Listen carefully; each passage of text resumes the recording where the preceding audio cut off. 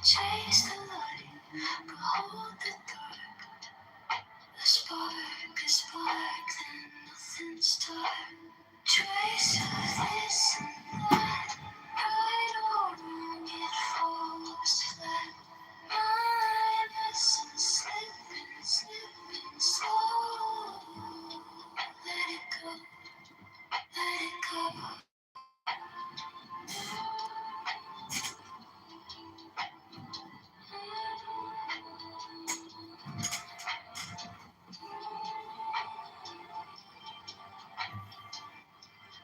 Opinions fall like paper cranes, fragile wings, they soak in rain. You hold too tight, it tears apart.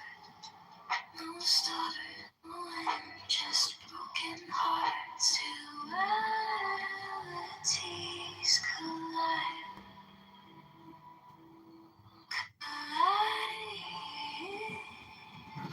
And it's like trace of this and that, right or wrong, it falls flat. My innocence slipping slow. Let it go, let it go.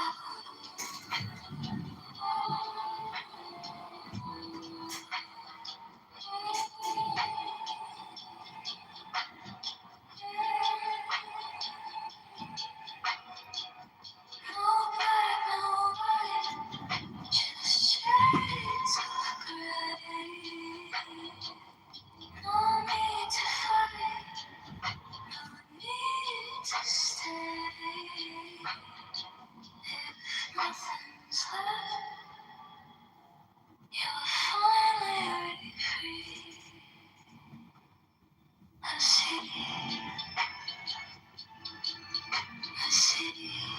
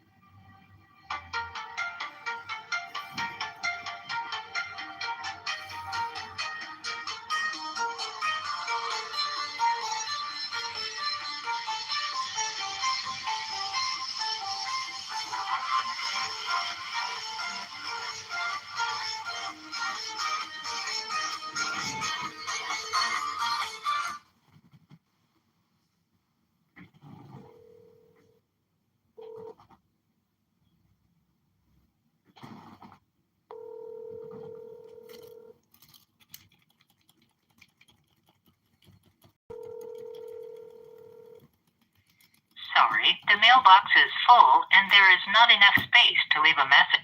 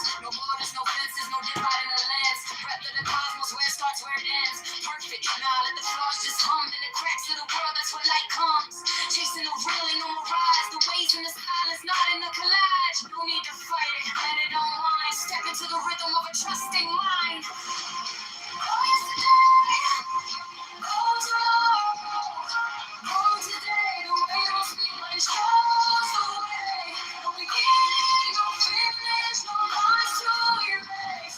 Just trust, just flow, let it fall into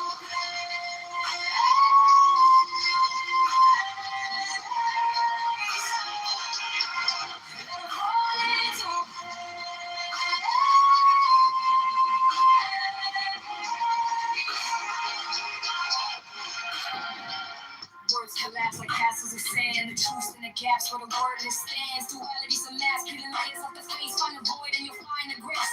Tied to nothing, the weight drifts off. Letting go of perfection, the chains unlock. Faith ain't a question, it's the absence of fear. When you lose the division, the path is clear. No yesterday, no tomorrow, no today. The way don't speak, but it shows the way. No beginning, no finish, no line to erase. Just trust, just flow, let it fall into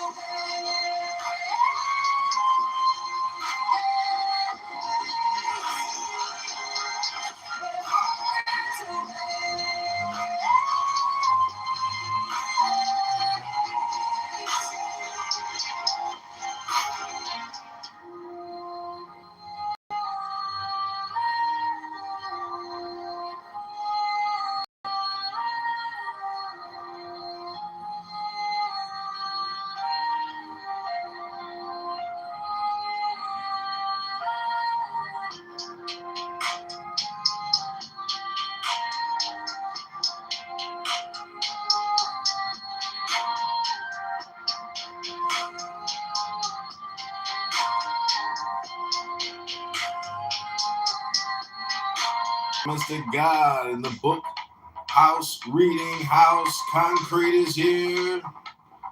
We're listening to a little Magic Thelema music. Rubono Shallow Lam. I changed the title. I pinned a link to the YouTube Live. Thank you for being here yet again, Rubono Shallow Lam. The time is now. And you only have 2.5 billion seconds. So let's get started because time is a second. 2.5 billion. I was thinking everybody's actually born a billionaire. It's just a question of how do they spend their 2.5 billion.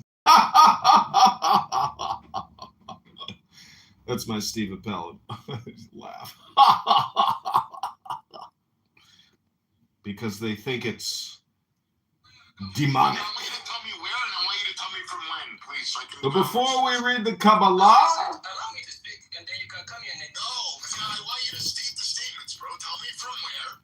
You said in Gaza, in Palestine, West Bank, and what year to what I'm going to get the book. Hey, my brother, if you don't want me to talk, just let me be. Okay, now you sound like you're Chinese too, man, brother. I don't know how to talk. You sound Vietnamese, African. I don't understand what's going on here. No, Bibi, you're not. 355,000 were killed from what year? Was it 2023, 2022? No, October 7th. Okay. What channel? Okay, so you're a fucking idiot, bro. So it's documented in 72,000, buddy. Yeah, but as I said, non-Jewish sources is 75,000.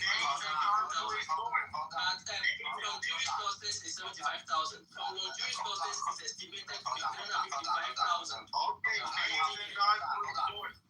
Ocean, hold on 1 second. First of all, it's a million, not 355 for non-Jewish sources. It's a million.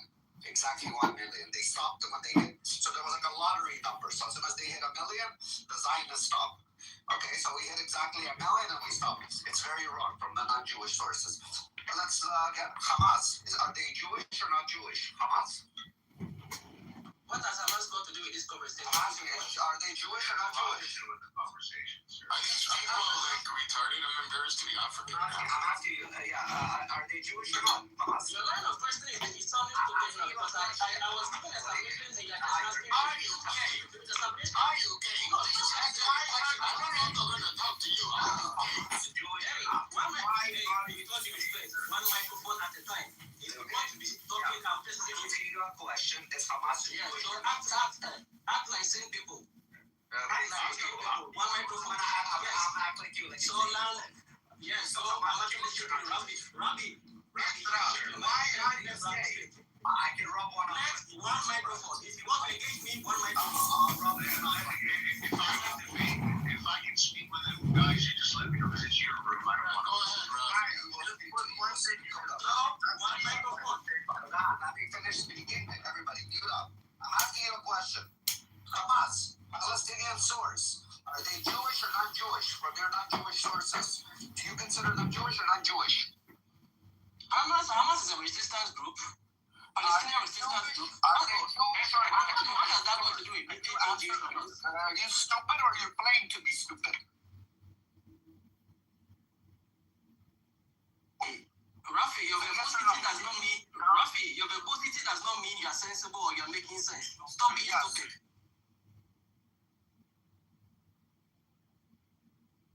Okay, so I've got 4 books queued up. We're going to go to favorite number pages and read 3 to 10 minutes with each book, just 4 books. That's what we're doing in the book club today, kids. If you want to donate to this campaign, go to chicagomayoral.com. I want to thank you all for coming to the John Kitover nonprofit book club for kids that don't read good books no more and stuff like that. For kids that can't read books because they're too poor. And, you know, we could go on about the R word, the F word, N word, the K word, or the Z word. All right, let's go to page 69 in The Wisdom of Insecurity by Alan Watts. A message for an age of anxiety. This is page 69. As a matter of fact, mental activities of this kind can now be done far more efficiently by machines than by men.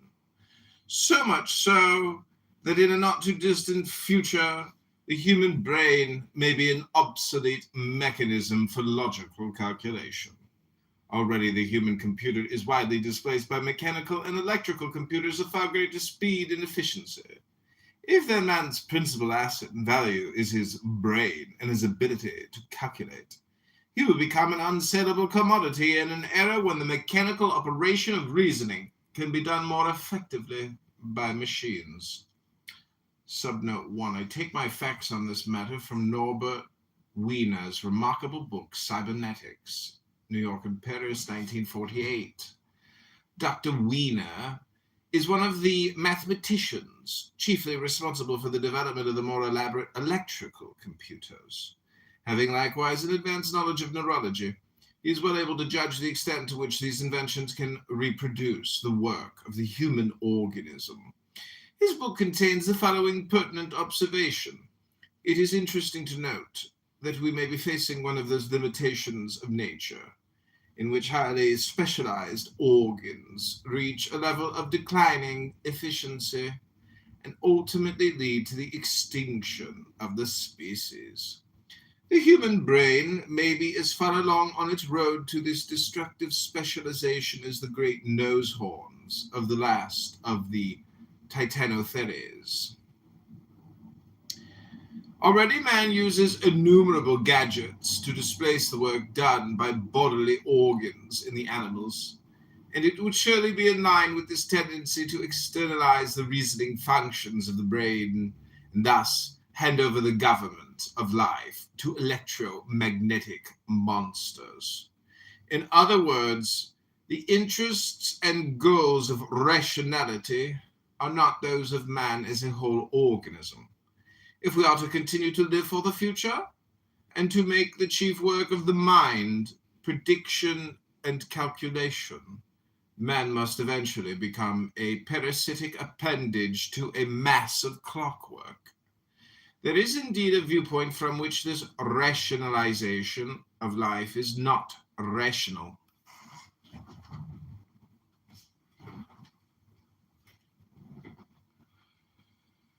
The brain is clever enough to see the vicious circle which it has made for itself, but it can do nothing about it.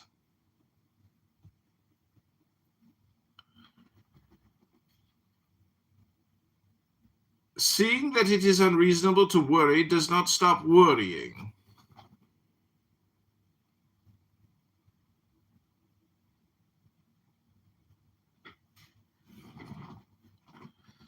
Rather, you worry the more at being unreasonable. It is unreasonable to wage a modern war in which everybody loses. Neither side actually wants a war. And yet, because we live in a vicious circle, we start the war to prevent the other side from starting first. We arm ourselves knowing that if we do not, the other side will, which is quite true. Because if we do not arm the other side, we'll do so to gain its advantage without actually fighting.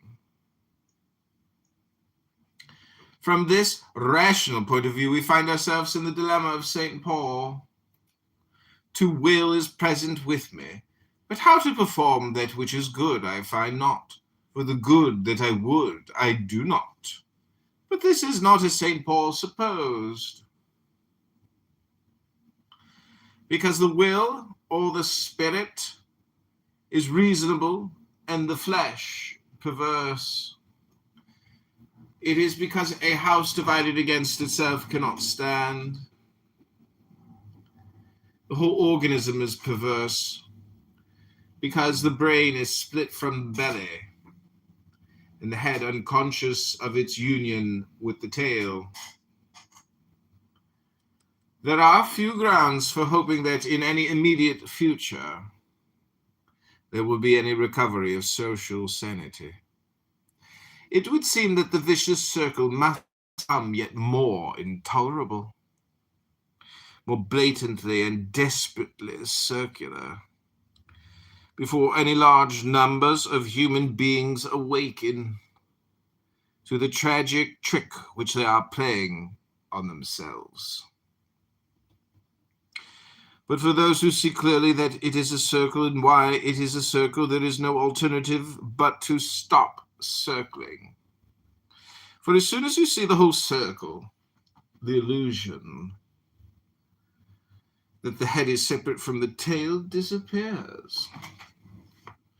And then, when experience stops oscillating and writhing, it can again become sensitive to the wisdom of the body, to the hidden depths of its substance. Because I speak of the wisdom of the body and of the necessity for recognizing that we are material, this is not to be taken as a philosophy of materialism in the accepted sense. I am not asserting that the ultimate reality is matter. Matter is a word, a noise, which refers to the forms and patterns taken by a process. We do not know what this process is, because it is not a what that is a thing definable by some fixed concept or measure. If we want to keep the old language, still using such terms as spiritual and material, the spiritual must mean the indefinable, that which, because it is living, must ever escape the framework of any fixed form. Matter is spirit named. After all this, the brain deserves a word for itself, for the brain, including its reasoning and calculating centers, is a part and product of the body. It is as natural as the heart and stomach, and rightly used is anything but an enemy of man. But to be used rightly, it must be put in its place. For the brain is made for man, not man for his brain. In other words, the function of the brain is to serve the present and the real, not to send man chasing wildly after the phantom of the future. Furthermore, in our habitual state of mental tension, the brain does not work properly, and this is one reason why its abstractions seem to have so great a reality. When the heart is out of order, we are clearly conscious of its beating. It becomes a distraction. Pounding within the breast, it seems most probable that our Will be any preoccupation recovery of with social thinking sanity. and planning together with the sense of mental fatigue is a sign of some disorder in the brain. The brain should, and in some cases does, calculate and reason with the unconscious ease of the other bodily organs. After all, the brain is not a muscle, and is thus not designated for effort and strain. But when people try to think or concentrate, they behave as if they were trying to push their brains around. They screw up their faces, knit their brows, and approach mental problems as if they were trying to push their brains around, as if they were something like heaving bricks. Yet, you do not have to grind and strain to digest food, and still less to see, hear, and receive other neural impressions. The lightning calculator, who can sum a long column of figures at a glance. The intellectual genius, who can comprehend a whole page of reading in a few seconds. And the musical prodigy, such as Mozart, who seems to grasp harmony and counterpoint from babyhood, are examples of the proper use of man's most marvelous instrument. Those of us who are not geniuses know something of the same ability. Take, for example, the anagram Poca tel dimk. You can work over these letters for hours trying system after system of rearrangement in order to discover the scrambled word. Try instead just looking at the anagram with a relaxed mind. And in a very short space of time, your brain will deliver the answer without the slightest effort. In order to discover the scrambled. Subnote 1, if you don't succeed within 1 minute, read on. Otherwise, you will begin to be annoyed either with yourself or with me. And the consequent strain will interfere with the process.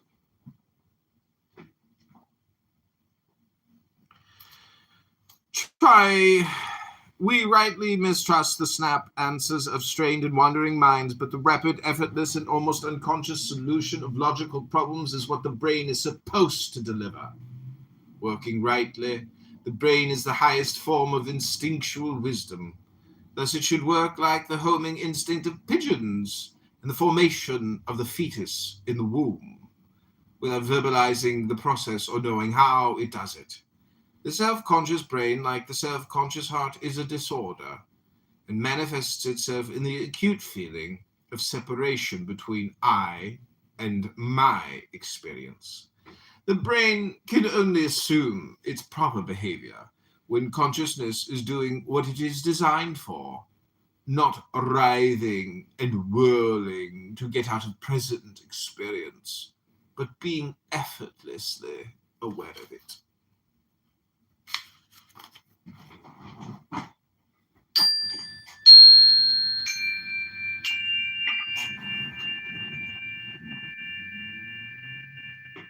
Okay, this is the John Kitover Chicago Book Club Poetry and Meditation Session. Rabbono Shalom.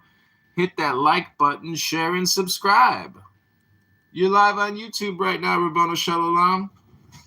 That was a reading from Alan Watts, page 69. From The Wisdom of Insecurity.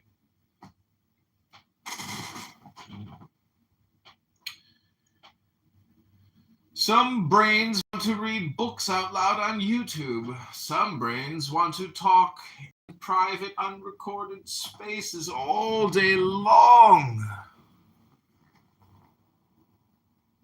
Hello?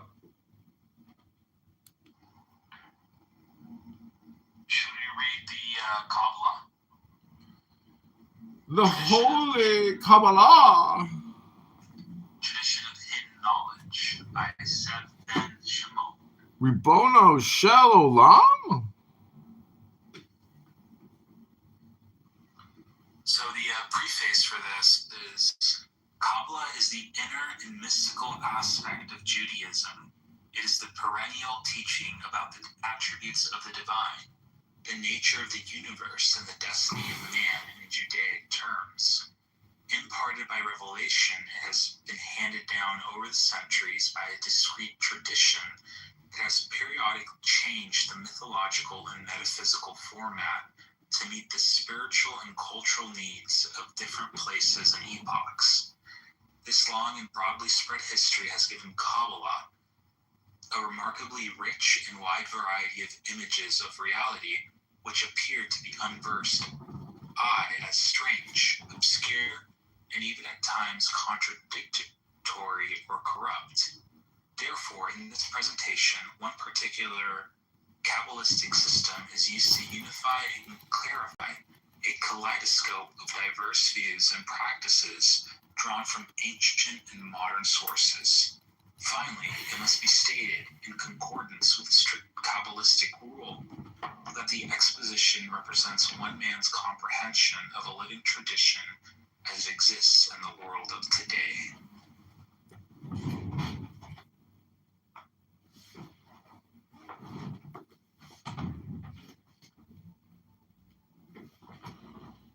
Okay, this is page 69 from Kabbalah, The Mystic Quest for Every Jew in Judaism by David Ariel. The Mystic Quest, page 69.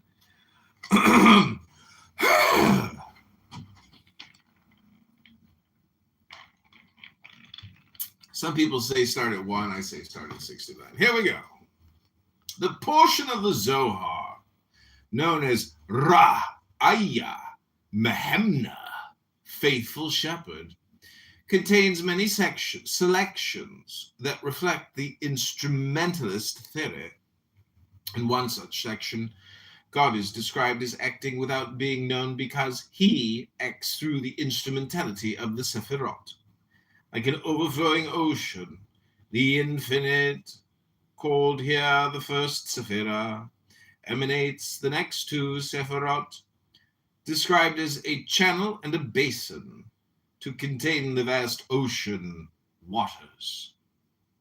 Woe to one who compares the infinite to any of the human characteristics, or even to one of his own attributes, or the more so to one who compares him to humans who are born and die.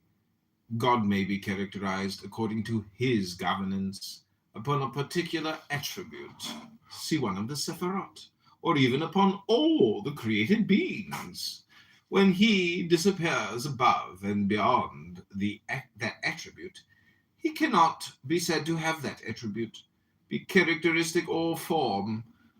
God is like the ocean, for the waters of the ocean cannot be grasped and have no shape except when they are channeled into a vessel, such as the land, and take on a shape. Then we are able to measure them. The source, the waters of the ocean are one. Then a tributary comes forth and is channeled into a round basin. The source is one, and the channel which comes from it is two. Next, a large vessel is formed, as if one dug a large basin, which becomes filled by the waters of the channel. This becomes three. Now, if the artificer would break these vessels which he created, the waters would return to the source, and only broken vessels would remain, dry and without water. Likewise, the cause of causes made 10 Sephirot, calling the crown source. There is no end to the fullness of the source's light, and therefore he called himself the Infinite. Everything is within his power. to withhold from the vessels or to replenish them with fullness.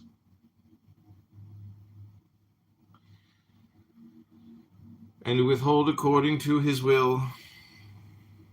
There is no other God above him who can add to him or diminish him. Moshe Kitover, a leading Kabbalist, proposed that one can even visualize the Sephirot as vessels in several ways. First, the divine essence flows through the Sephirot as water flows through vessels of different colors. Second, the infinite essence is like the sun when it shines through a prism.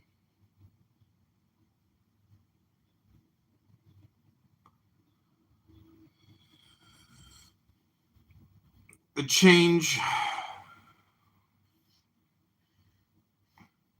of stained glass window, neither the water nor the sunlight changes except in the eyes of the beholder.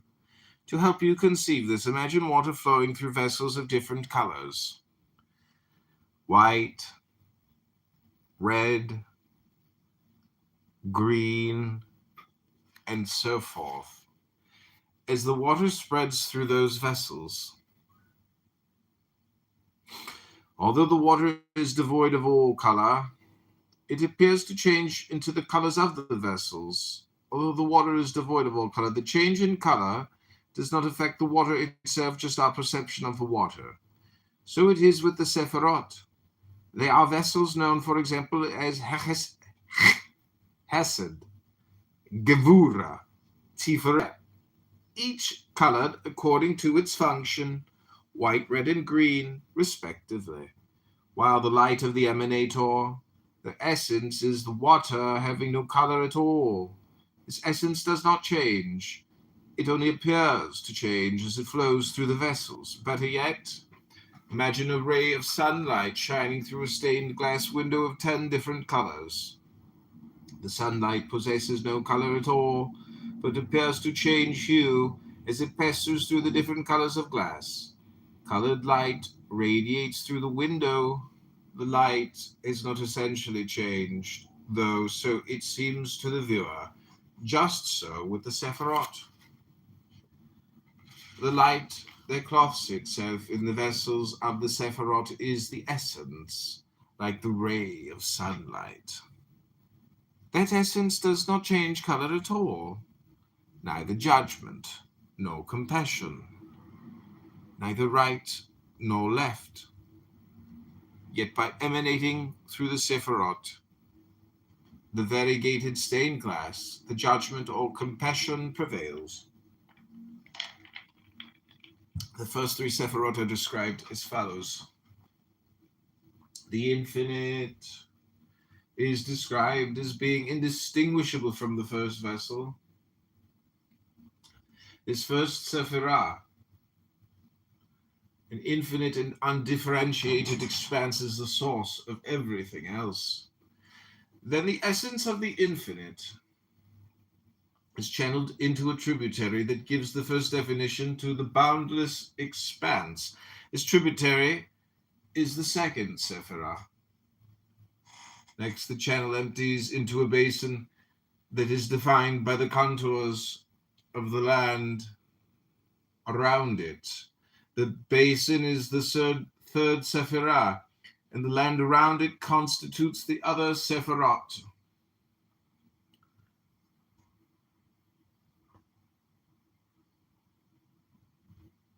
This analogy suggests that the Sephirot are vessels, or channels that limit the infinite and give finite definition to everything else. The description is also reminiscent of the creation narrative in Genesis and suggests a parallel between the creation of the Sephirot and the creation of the world. The instrumentalist conception of the infinite is profoundly impersonal. The infinite is thoroughly removed from everything and never reveals itself.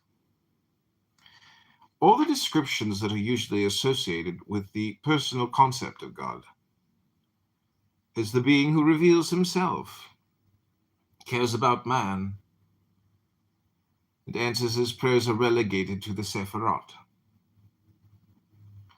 In order to consider the infinite as God, the mystic must be willing to engage in an unusual degree of remoteness and abstraction.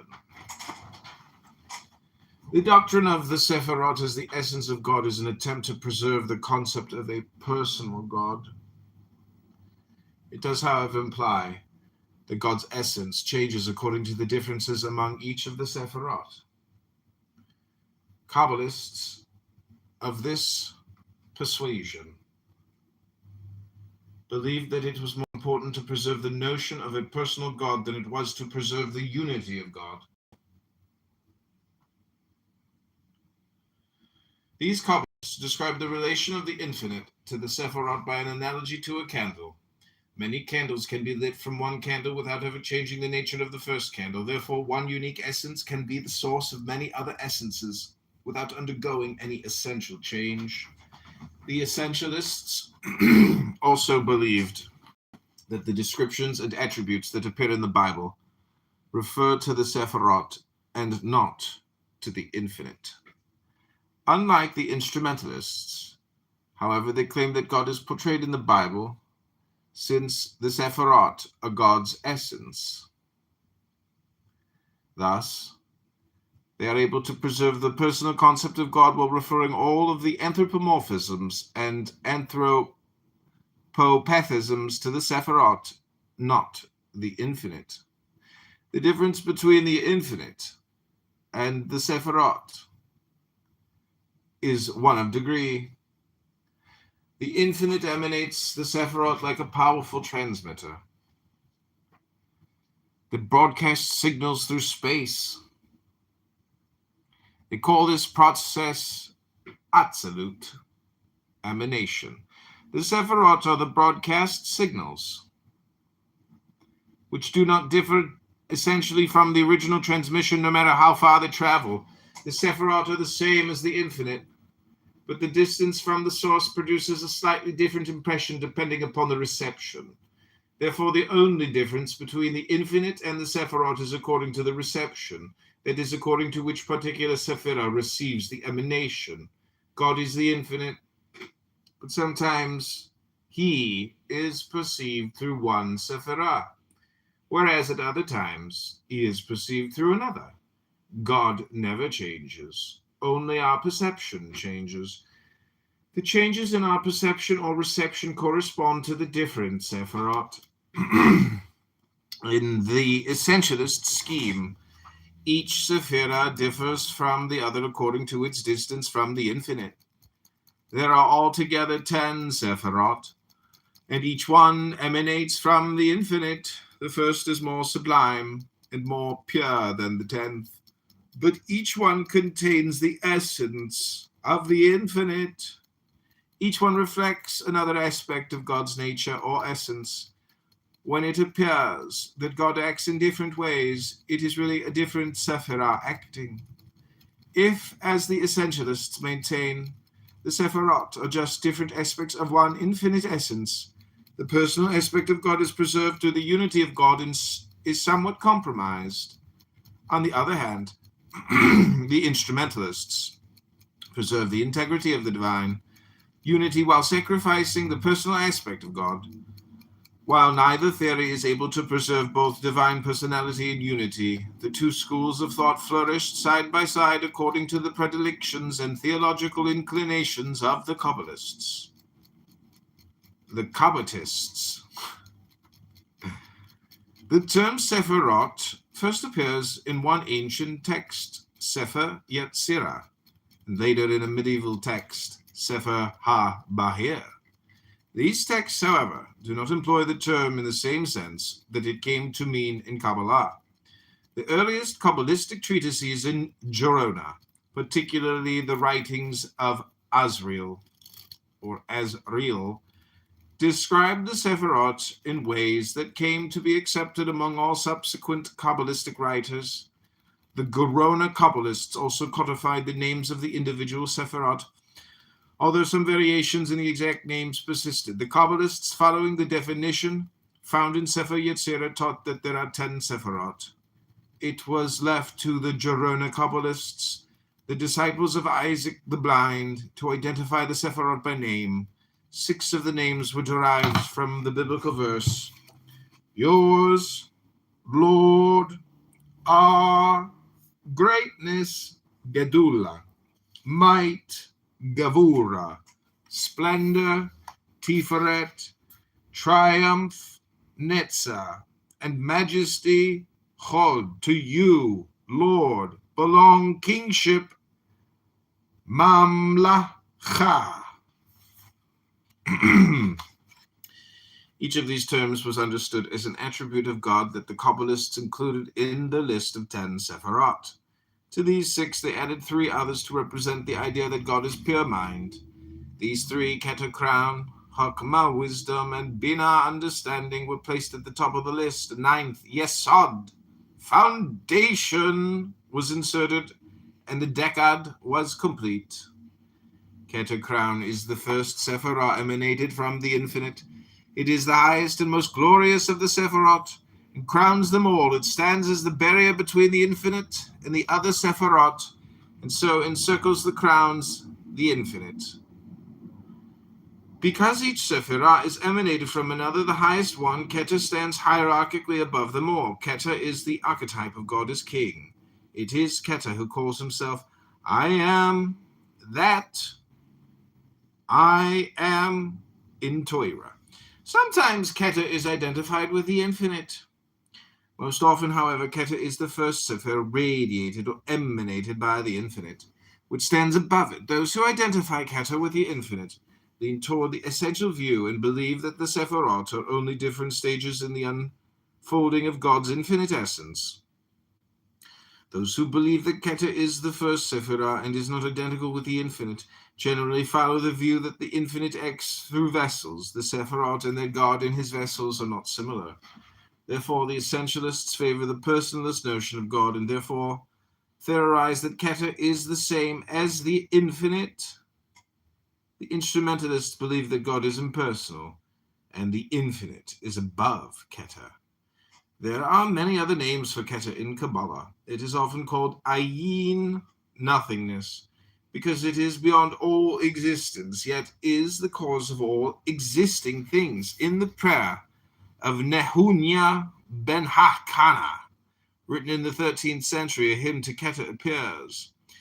Everything is in it, for the internal powers of the Sephirot are in it. The vitality and existence of everything stem from it. It is analogous to the soul. It gives life to the body and constitutes it.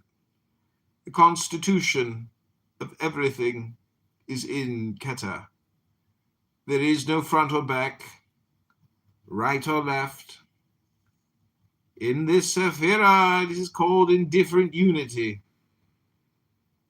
It is also called Hokmah Penimit,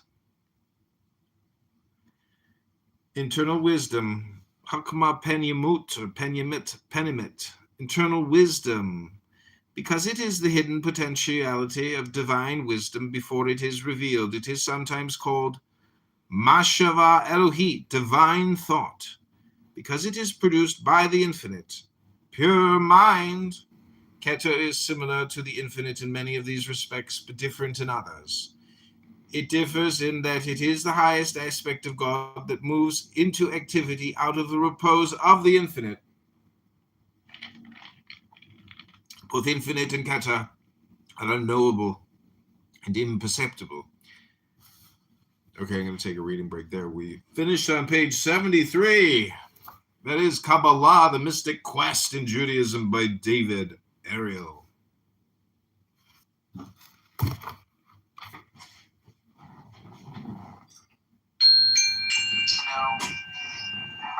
Kabbalah, the tradition of hidden knowledge. The first chapter is called Manifestation.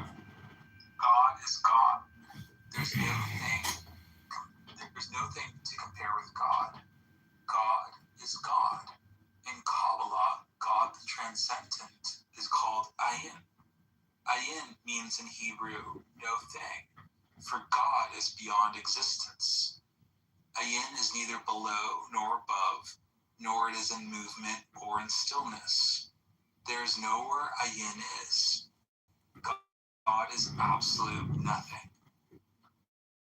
Ayin Sof means without end. This is the title of God who is everywhere. Ayin Sof is the 1 to the 0 of Ayin. This is the totality of what is and is not. Ayin Sof is God the eminent, the absolute all. Ayin Sof has no attributes because it can manifest only within existence, and existence is finite. The oral tradition of Kabbalah states that the reason for existence is that God wished to behold God. Thus, there is a previous non-existence in which, as the written tradition says, face did not gaze upon face. In an act of total free will, God withdrew the absolute all, the Ayin Sof, from one place to allow a void to appear, in which the mirror of existence could be manifested. This act of zimzum, contraction, lies behind the rabbinical saying, God's place is the world, but the world is not God's place. The divine act is visualized symbolically as follows. From Ein Sof Or, the endless light that surrounds the void, there emanated a beam of light which penetrated from the periphery towards the center. This, the Kav, or the beam of divine will, manifested in 10 distinct stages of emanation. This event is echoed in other rabbinical saying that the world was called into being by 10 divine utterances. Since the Middle Ages, these 10 stages have been known as the Sephirot. The word Sephirah, the singular form, has no simple equivalent in any language, although its root relates it to the words cipher, i.e. number, and sapphire. Some have seen the Sephirot as divine powers or vessels. Others regard them as the instruments or tools of divine governance. Mystics have pictured them as the 10 faces, hands, or even garments of God. All agree, however, that the Sephirot expresses divine attribute, which from the primal moment of emanation are eternally held in a set of relationships until God wills them to vanish with the void into nothingness again. The relationships between the Sephirot are governed by 3 unmanifest divine principles: the hidden splendors, the Zazahot of primordial will, mercy, and rigor for justice. Will holds the balance, while mercy expands and rigor constrains the flow of emanation. And so they organize the 10 divine attributes into a specific archetypal pattern. The pattern thus called forth is the model on which everything that is to come into manifestation is based. It has been named the image of God, but it is more generally known as the tree of life. Each Sephirah, in turn, manifests under the influence of one of the Sahot in particular. And for this reason, the flow, which manifests the 10 Sephirot, can be visualized as zigzagging in a lightning flash from a central position, balance, to the right, expansion, and across to the left, constraint. Thus, the Zazahot gives rise to the 3 vertical alignments in the tree of life diagram, known as the pillars of equilibrium, grace, will, and the center, that of mercy, active force, expansion on the right, and that of severity, passive form, constraint on the left. The relationships set forth in a tree underlie the whole of existence, and so the properties of the Sephirot may be seen in terms of any branch of knowledge. Thus, while their basic definition is as attributes of God, they can be defined in terms of human experience, because we too are cast in the image of God. This anthropomorphic method is common in Kabbalah as elsewhere, and is freely applied as a symbolic language in metaphysical areas, which pure abstractions cannot explain. The first Sephirah, at the edge of the void, is called in Hebrew Keter, the crown. This manifestation contains all that was, is, and will be. It is the place of the first emanation and the ultimate return. Its nature as a divine attribute is expressed by the name of God, which is traditionally attached to it. I am that I am. From this point of equilibrium, the beam of light expands under the influence of mercy, force, and expansion to manifest the second Sephirah, that of Chokmah, wisdom. This, in the divine and human minds, is the active inner intellect, experienced by human beings as the flash of genius, inspiration, or revelation. It is balanced on the side of severity, form, and contraction by the third Sephirah, Binah, understanding. This is intellect in its passive, receptive, and reflective capacity. In human terms, it manifests through reason and tradition. After the beam has left Binah, which heads to the pillar of severity, it touches the pillar of equilibrium below Keter, the crown. This point of balance on the tree is crucial. It is the place of Ruach HaKodesh, the Holy Spirit, which hovers as a veil below the three supernal Sephirot. It remains unmanifest, but it has a place within manifestation, marked on the tree by the non-Sephirah of Da'at, knowledge. This, we are told, is where the Absolute may enter at will to intervene directly in existence, which is now eternally held until divine will allows it to vanish like the image it is. In human terms, Da'at is the knowledge that emerges out of nowhere and comes direct from God. It is quite different from the revelation of wisdom, Chokmah. Da'at is not only seen but known. It is different, too, from what comes of understanding, Binah, or deep pondering. Da'at, the child of the supernal Sephirot, is not only observation, but becoming. Below Da'at flashes the pillar of mercy, expansion, and back to the pillar of severity, contraction. And a pair of Sephirah are defined which govern the level of emotion as distinct from supernal intellect. The attribute of active or inner emotion is hesed, mercy. That of passive or outer emotion is gevura, justice.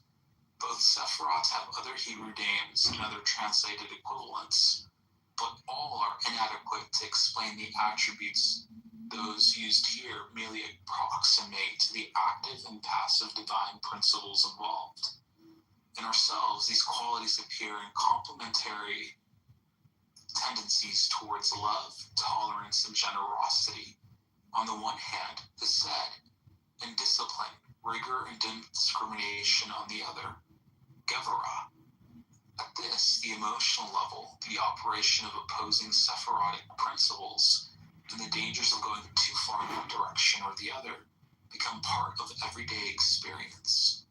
Justice and mercy underlie every human transaction, from a summit conference to the choice of a birthday present. The lightning flash, having passed from the expansive principle of hesed to the constrictive principle of gevura, now returns a stage lower to the pillar of equilibrium. Here is manifested the central Sephirah of Tiferet, beauty or adornment. This lies at the heart of the tree, relating directly to all the Sephirah of the pillars of severity and mercy.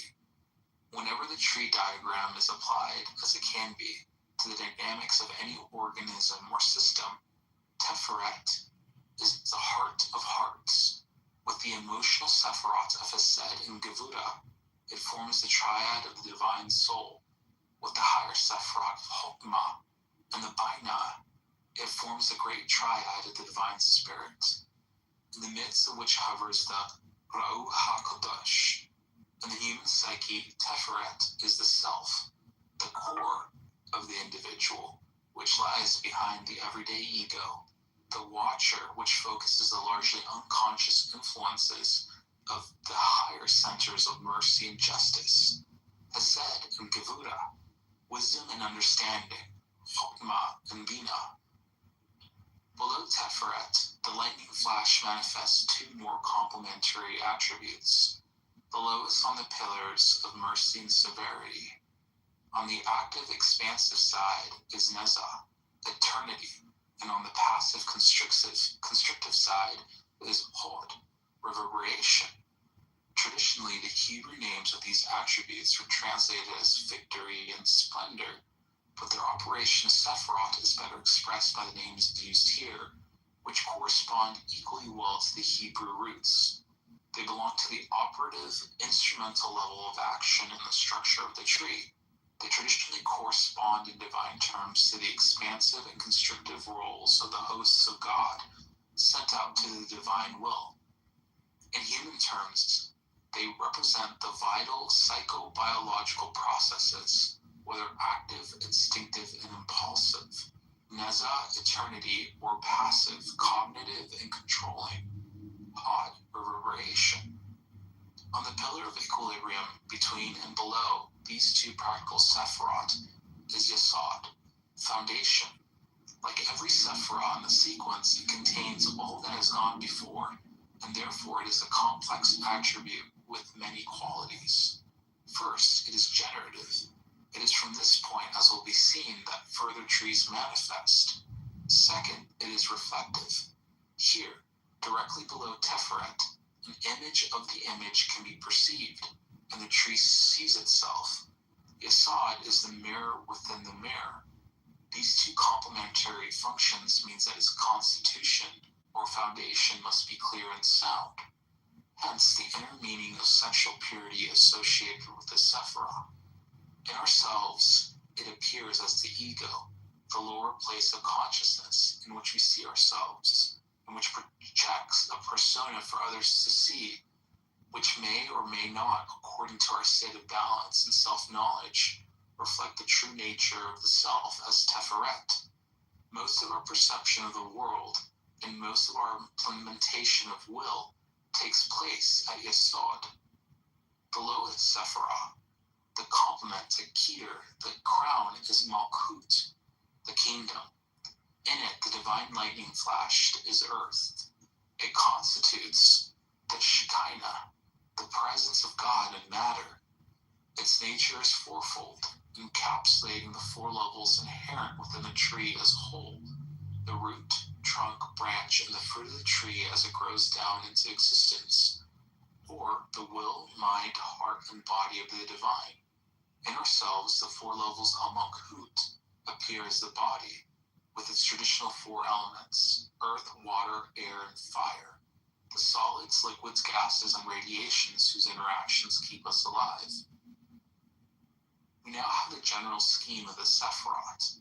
Three are aligned on the active right-hand pillar of mercy, three on the passive left-hand pillar of severity, and four, plus the non-Sephiroth Da'at, on the central pillar of equilibrium or grace. Their relationships established by the lightning flash are further realized by a total of 22 paths, which in turn form a system of triangular configurations or triads, active on the right and passive on the left. The horizontal and central triads linking all three pillars are concerned directly with consciousness. Out of all the foregoing comes a most subtle metaphysical and mythological configuration. It has been taken many stages further in the study of various constellations of Sephiroth, and the minute dynamics within each Sephiroth is mutually imparted and reflected, flows, move along the paths to act upon the miniature tree which constitutes each Sephiroth.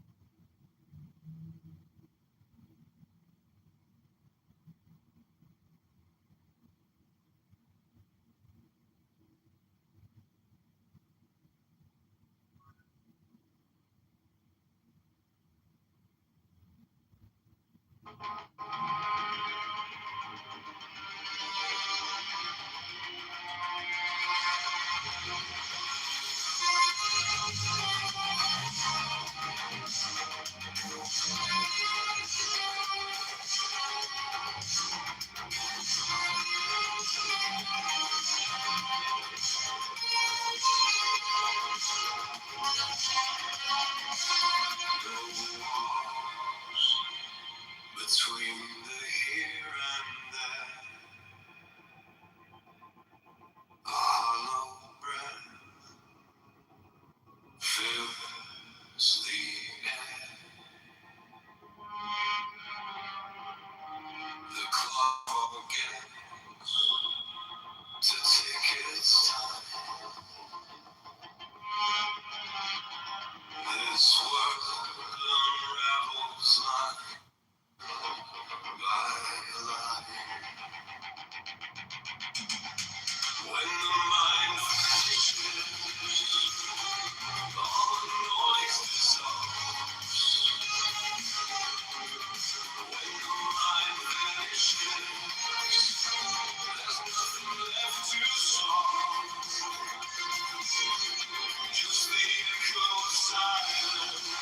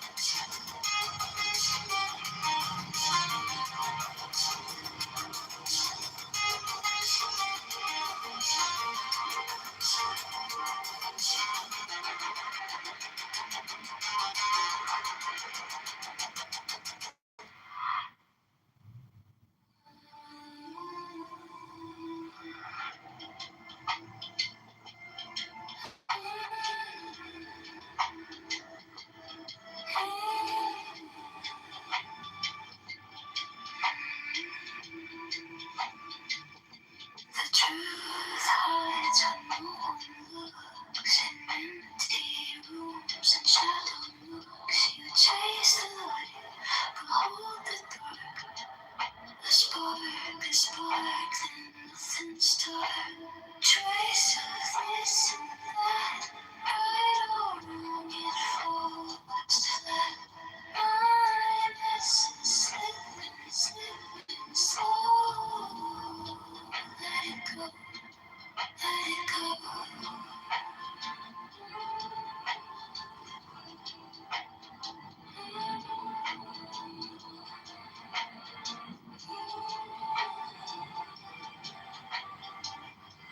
Opinions fall like paper cranes, fragile wings, they soak in rain. You hold too tight, it tears apart.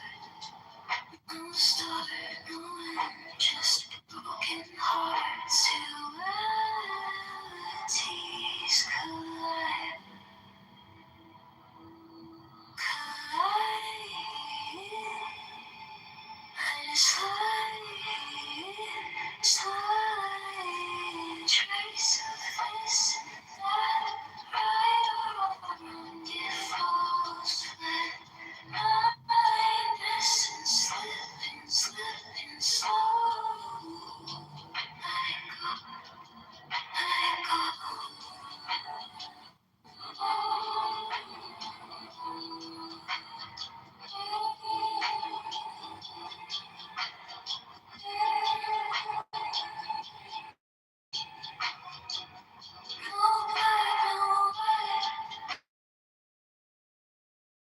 Just shades of gray. No need to fight, no need to stay. If nothing's left, you'll finally be free. I see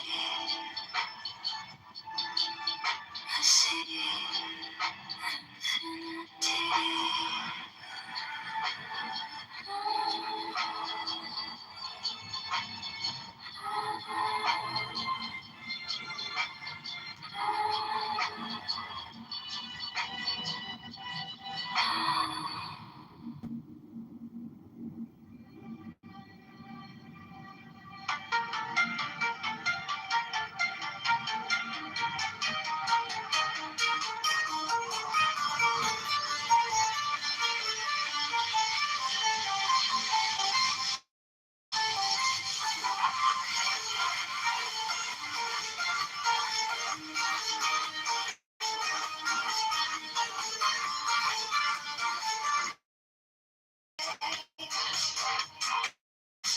Through the shroud, through the cloud, where secrets reside.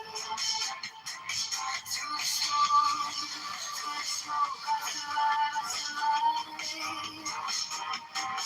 To the mountain,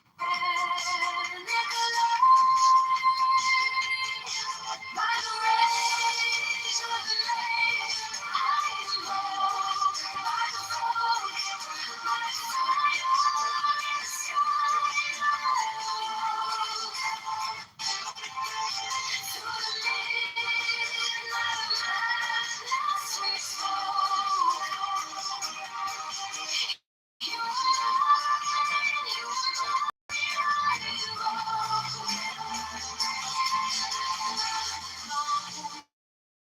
light sails slow to the shore. Your swoon lifts me like a spell, like a door. Tonight we can't quite stop. By the rage of the lake, I invoke, by the fire in the sky, I awoke. Through the midnight madness we spoke. You are mine,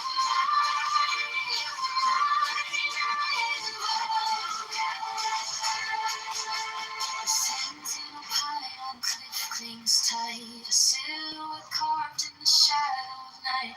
The stars overhead burn cold and bright, but they can't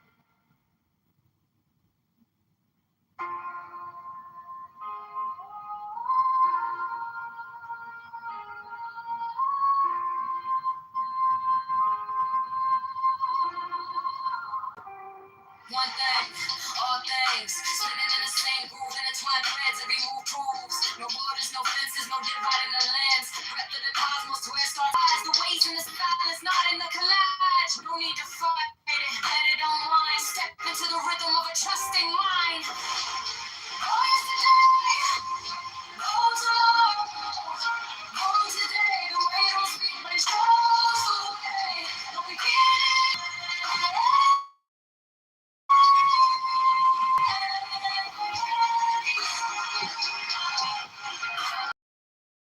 Collapse like castles of sand, the truth in the gaps where the word stands. Two masculine layers up the face, find the void, and you'll find the grace.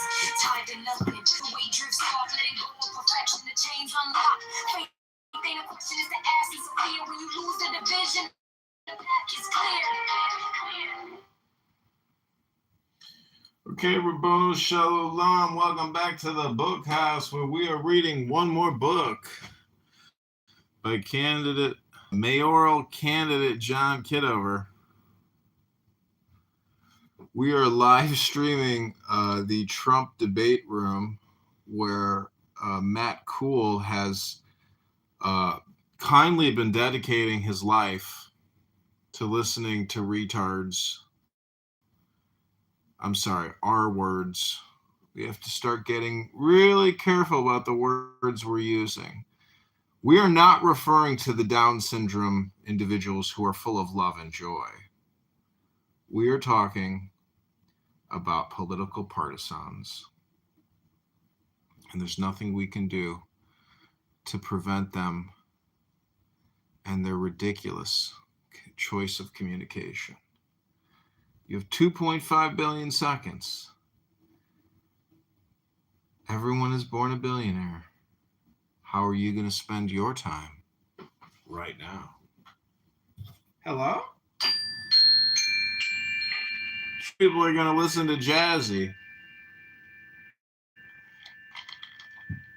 But you're never going to become Jazzy if you listen to Jazzy.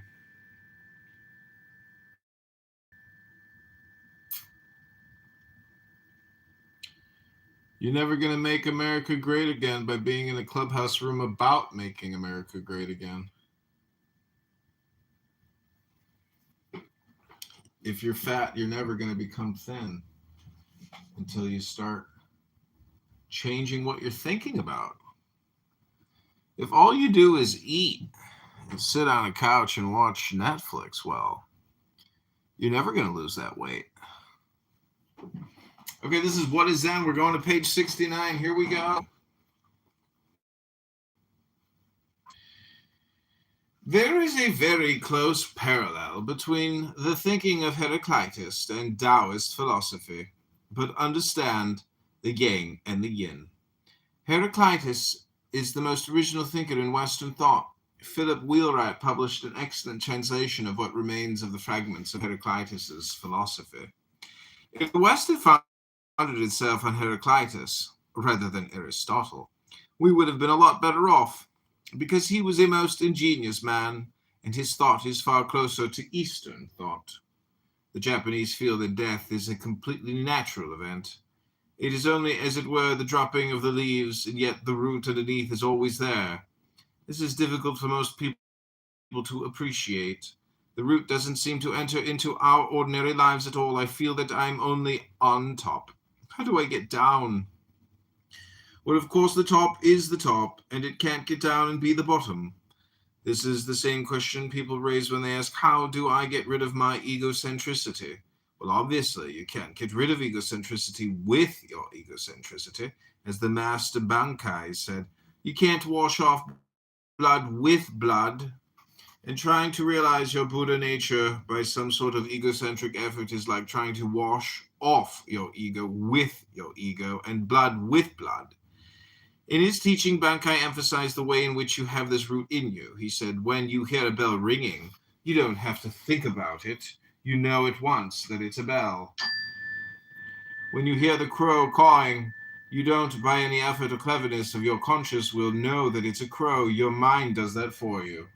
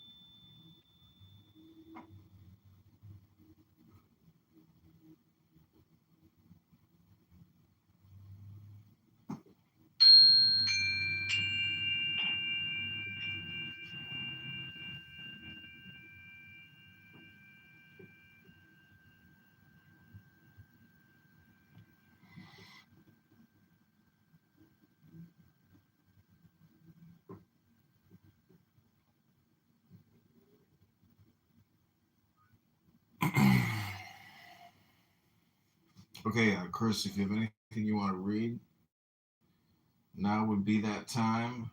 We're live in multiple rooms, fully live on multiple clown houses, streaming the President Trump room, where unfortunate individuals are trying to be heard and battling over a microphone in a forest.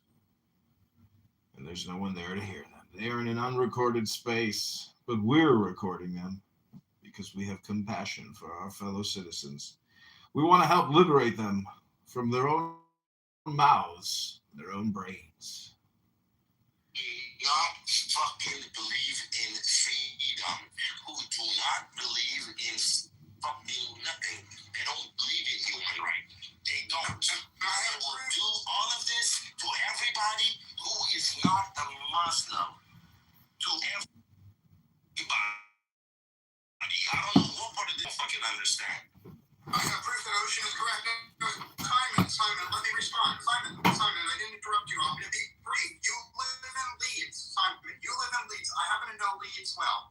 In Leeds, the Muslim community has been gang raping little Christian girls. I've never seen you mention that once. Not once, Simon. No, let me finish, Simon. I didn't interrupt Christian girls, and you don't give a shit. Your hatred of Jews is great. That you let Muslims into your own nation. You let Muslims into your own nation to rape Christian girls. You don't give a fuck. All you care about is something halfway across the world. Hey, dude, have I upset you somehow? Yeah, I can show you. What is that? What is the Just wait a second. Hold on, let me ask you a question. Yeah, go for it. Do you live in England? What do you want him to say? He doesn't have nothing to say. What I'm trying to say, this is my land. I want it back. You guys, it's in Iran. Well, who's taking it? I will come and take it.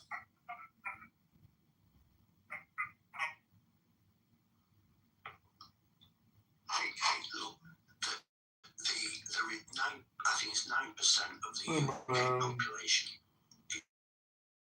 My story is I am a man. As well as a Muslim.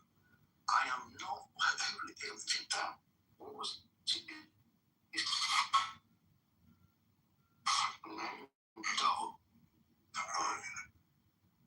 Yeah, it's not a question of what I let Muslim people come to the country. I to rape young Christian girls. They're extremists of all types. No, that's not true, dude. You want to talk about, for example, the top 50 terror organizations in the world? All of them. I'm sure they're all Islamic.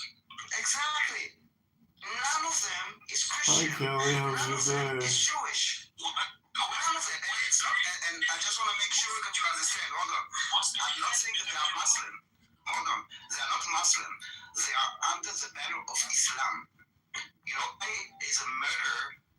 That is, you know, there are Jewish that are murderers, there are Christians that are murderers, but they are not doing it in the name of Judaism or Christianity. Those terror organizations, they are doing it under the banner of Islam. That is the difference. Hold on, let me ask why cover with extremeness. Because I will tell you why. Because it's not our position. I want to make this last point. In every single demonstration that has been since 7th of October against Israel, there were always like those Jews that were holding signs not in our name, okay? Out of 16 million, you will always find those Jews saying not in our name. And even the example that Doug gave you about this Jewish guy that is leading the most anti-Semitic party in the UK, leading marches in London that are glorifying terrorism and Nazism. But let me just finish this. 2 billion Muslims. When did you see a group of not 10,000, not 1,000, not 100, 10 Muslims going on the streets in New York or London or Paris holding a sign saying not in our name? Why do I need to say that it's only the radicals? Why don't they say this is not Islam? I agree with that. Daniel, you cannot label them as radical Islamists. Islam in general is radical. There's no fucking radical. You guys have to look at all of the Gulf leaders and what they're saying. They are condemning these radical Islamists, and they've been warning Europe about them for decades. The UAE have, We're talking about it's in the West. They enjoy freedom of speech and freedom of protest. Why don't they use those freedoms? But Daniel, hold on. What about the Gulf leaders that don't want to send right now their own students to England because they say England is too radicalized for them? How fucked up it has to be that a Muslim nation does not want to send their own people, and you can find this, Simon. Should be very fucking scary and a big fucking honor. Hey, I live here. You don't live here there because, sorry, you do live there, but you're a blind sheep because you live there. Okay, That's you're not very doing. comfy. Yes, and I'll tell you why. Because you're as much as fought for staying quiet and criticizing us like Jews or the state of Israel. Because let me ask you a question. I'm asking you, Simon, a question. Hold on. Are there Jews in your country? They're standing in corners and trying to convert Christians. The true population of your country. Are there people standing in the corners? Are there Muslims standing in corners? There are only two religions. I'm asking you a question. There's only two religions. Correct. No, let me ask you a question. Are there such thing as no-go zones in your country?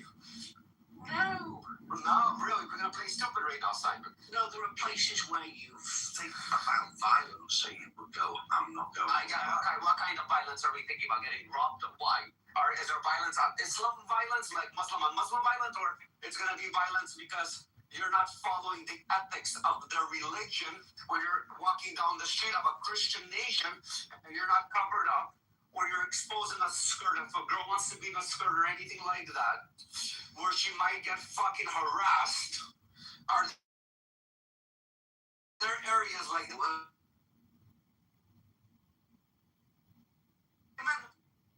I can play stupid too, but I'll bring it back. So I'm asking you a question before I start showing you facts. He is just playing stupid, Rafi. Are you arguing in good man. faith? No, I'm doing in good faith. No. I'm asking you a question. No, I don't agree with you. You don't agree with me. You know how little girls get harassed for walking around however they feel like getting in England? Because I've never seen a Jewish area harassed. Okay, 1 second. I'd like to interject. Or he just too old and he sit his ass home all day long. I would like to interject. Hey, look, Simon, you can insult me all you want, but all it I'm not here to insult you. of intelligence. No. I'm not trying to I'm not insulting you. I'm just saying you're just lying Lock me up. in front of all of us. That's what I'm saying. There's no insult. You're lying. You don't think you're insulting us by lying in our face? Lying. What's with this lying business? Why does everybody that doesn't agree with you have to be a liar? Whatever Rafi says, you said it doesn't exist, and you're lying. But why is it a lie? Why is it No, I'm not lying. I'm not Here, lying. hold on, everybody quiet. Now, hold on. Simon, go open up what I just put on YouTube. Do you want me to continue finding you these videos on YouTube? Because there's a lot of these videos on YouTube. Yeah, let Simon. Simon, Open up this YouTube. This is your country. These are your buildings. Simon, I spend a lot of time in the UK, Simon, and it is leftists like you who filled your country with Muslims, and that's why there's rape gangs. And I am shocked, Simon. I'm shocked. Hold on. 1 second. And Simon, I know it's a problem that you let these people in your country. They stepped all over you as a fucking natural born citizen in your fucking country. Now your government silences you from not speaking out against them. And now you're fucking a dog that's fucking muzzled. Do you understand? You became a fucking second-class citizen in your own fucking country. That's even more fucking second. Rafi, you're right. And what's even more disturbing, Simon, I see that you want a cause. You want a solution for the Palestinian people, right? You have a humanitarian look at it. You want to see a solution to the turmoil. Let's take a look. Yeah, let's take a look at British history, right? Let's take a look at all the trillions of dollars, trillions of pounds that have been put into the British economy by the Gulf nations, right? The Gulf nations saved England. That's why real estate is so high in central London, where my flat is, because they bought up all the real estate. They stimulated the economy with their money. And now, behind the Palestinian cause of so-called freedom and the IRGC push of the media campaign, they have now all of these people protesting who are pro-Palestinians in England. They're against the Gulf Arabs. They're against Saudi. They're against all of them. They call them traitors. Other, Muslim communities that have assimilated in Britain since centuries ago. I'll give you that. But now, with this new fight for so-called Palestine, they are brainwashed protesters in England who are destroying the country with this Free Palestine movement, but they don't want a free Palestine.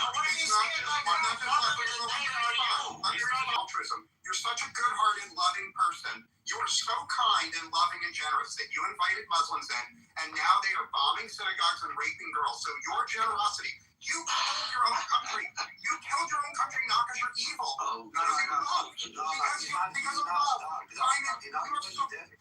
Because you were too soft. No, I didn't realize. No, let me finish, Simon. No, Rocky, I'm about to land my plane, Rocky. I'll tell you the problem is, dog. They hate for Israel. They hate for Jews. That's why they killed their own country by fucking siding with It's more than that. So you have to understand Rafi, why they fucking lost their country because of their own. Okay, Rafi, let me finish. I believe even if Israel didn't exist, even if there were no Jews in the world, Simon would still millions of rapists into his country. You know why? Simon has love and altruism towards criminals and rapists. Simon has such pity for the oppressed that if there is a group that he knows will rape his own daughters and granddaughters, he'll let them in anyway. Because Simon is so desperate to be seen as a moral, ethical person. You can tell from the quiver in his voice, Simon is so desperate to think of himself as a person. It's the most important thing. He has suicidal altruism. He is so woke. He feeds his own granddaughters to the rape machine. That's how woke he is. Now, if people think I'm exaggerating about who Simon is, I'll post many links that prove it. Simon will continue to let Muslim rapists The Labour Party ruined England. The Labour Party ruined England. The difference between you and I, dog, is Simon's my real name. So I'll explain. Listen, dog, cat, I don't care whose name and if your name is real or not. We're speaking facts right now. Your name doesn't mean that you're doing facts. Fucking courage. Listen, my name is my name. No, Mr. Simon. There's a lot of courage. What's the problem with that? Simon. You're a hate. Ocean is ocean. Hey, I don't care. I'm Christian. You're a Christian? Me, you're not Christian? I'm not. That's the bottom time. I don't care if you're atheist. Were you born a Christian? I don't care what you be. Okay, you're born again. So in the Bible it says, the one who blesses Israel will be blessed. The one who curses will be cursed. And your fucking nation is getting cursed because you guys cursed Israel. So you sided with the radicals. And you don't realize how you're getting cursed. But again, as your daughter and everything, you're punishing her by your hatred towards Israel. You're fucking the next generation. Because next generation, your fucking daughter and granddaughter is going to be fucking covered up and sold like a fucking gold. Because that's... Let's slow me. Yeah. Rafi. Hold on one second. Rafi, he has no idea what he has done to his country.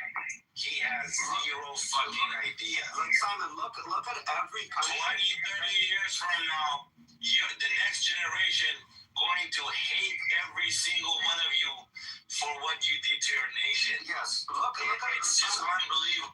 Simon, perfect example. Look at all these Arab nations that condemn Israel. They're all fucking cursed. They're all fucking living backwards. They're still wiping their ass with fucking... I know. Everybody understands that, but let's tame it down a little. Let's tone it down a little bit. Fucking country. Oh my God. Okay. Sorry, guys. I hate forgetting. The You guys need to be like quick on the show switches. Let's let Shlomi speak. He was trying to speak, and everybody dogpiled up past him. Shlomi. The problem of Simon is that he lost religion, and he lost also his nationality. He doesn't care about his nationality. He lost direction, that's it. And he finds his way in the Islam. Interesting. Don't you notice? Yeah, that's a big problem. Well, I think you not blame people like Simon. I mean, there are a lot of forces that are that they were infiltrated by this Palestinianism or the Islamic radicalism, including like once legitimate organizations like Amnesty, the UN, stuff like this, or like, I don't know, Sky News. So when they get the information and they get confirmation, they actually think that this is the world that is correct, that the right thing to do is support the Palestinians in their that they're being forever refugees and that Israel is bad, because they, like those organizations, using their legitimacy in order to whitewash all those crimes. And that is the problem. I cannot blame like people like Simon specifically. They just need to wake up. If I may interject here. So when I hear somebody like Simon talking about Palestinians, he doesn't really understand that Palestinians were also taken out by Hamas. So 20 years ago, when we were hearing a little kid talking Hamas ideology, we would be making fun of him, we would be laughing. But then they talk about in Gaza and destroyed the PLO, and little by little, their ideology, their way of thinking started to be so powerful that people forgot what Palestine means. Palestine doesn't mean Hamas. And the mere fact that we got to a point where Simon is speaking the way they do, man, this is just crazy. Well, I think in Western civilization, I'll be very brief, Western civilization succeeded partially because of altruism, partially because of kindness. So Simon's natural instinct to be loving and kind and altruistic, it's important. It's an important part of being European. It's an important part of Western civilization.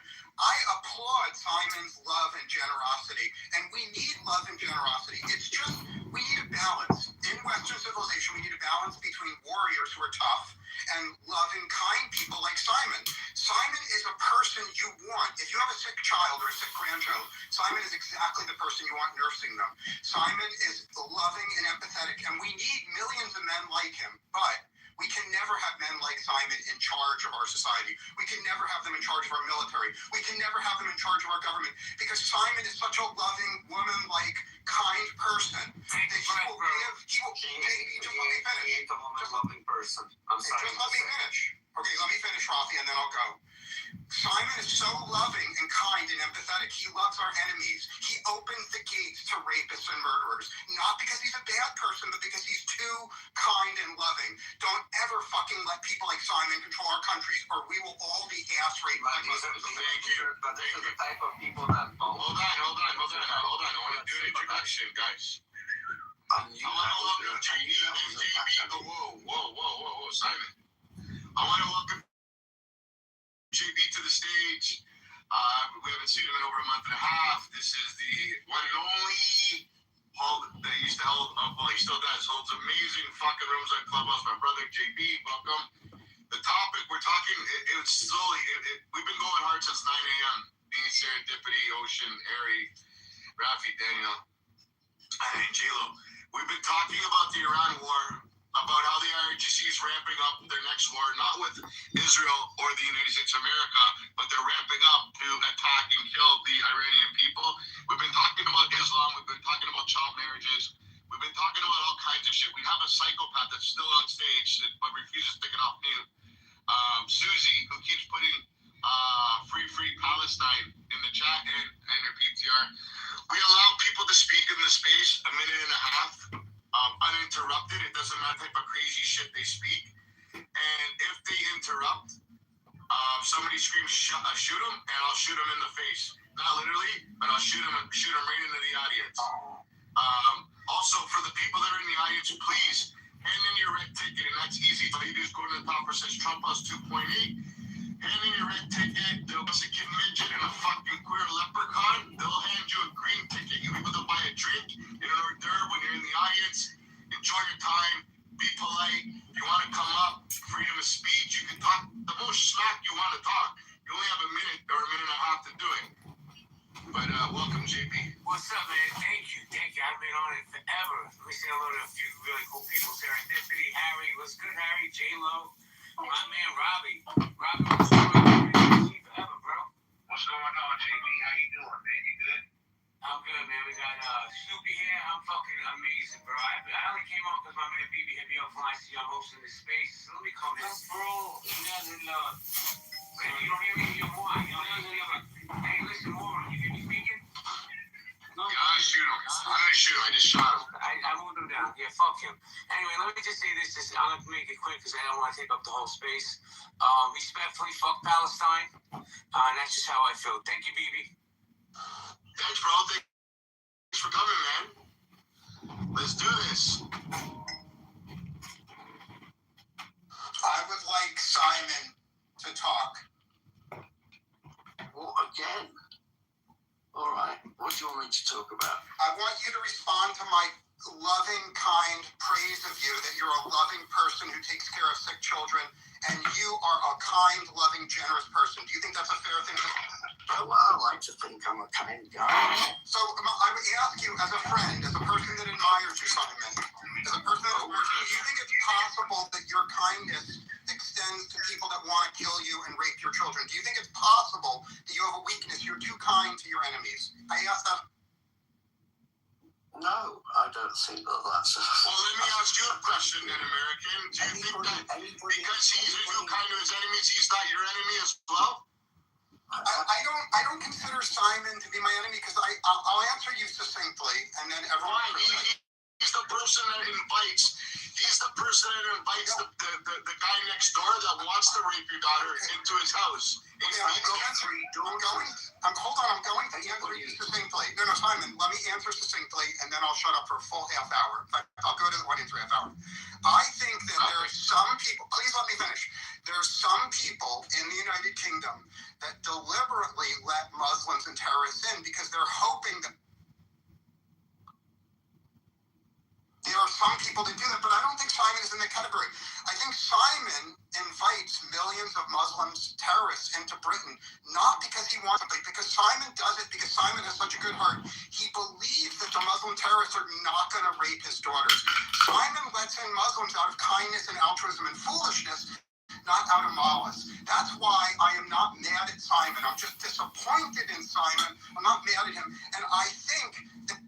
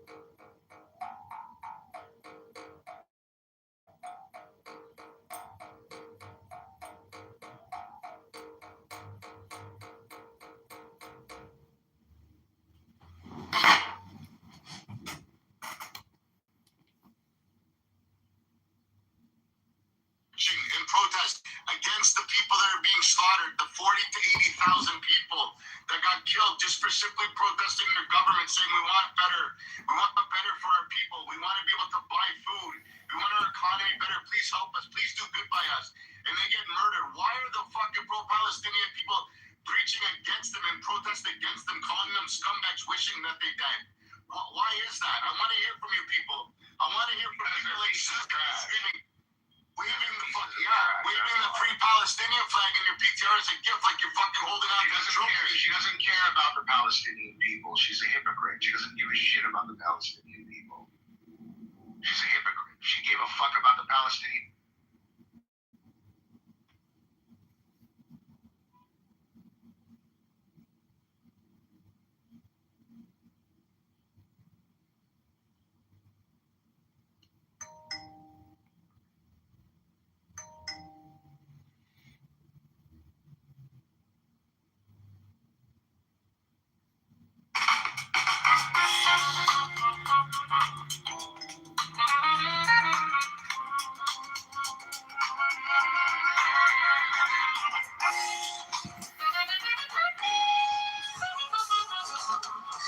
City lights are glowing amid dust.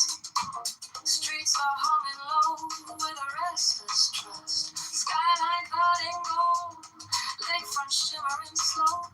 Dreaming of a better day, just letting it grow. Yeah, letting it grow. And the wind on my face, it feels like a spark. Talking about a future that can light this dark. Got my 2 feet on this land. Reaching out ahead. All this wind chase serenade. Playing through the streets. A hopeful song where every neighbor meets. Voices rising strong and bold. Stories of a city told. Yeah, the rhythm of our hearts. A promise we keep. This wind of change serenade. Rising so deep. Rising so deep. Lakefront shine, every skyline light in sight. Dreams of every block, stepping into the light.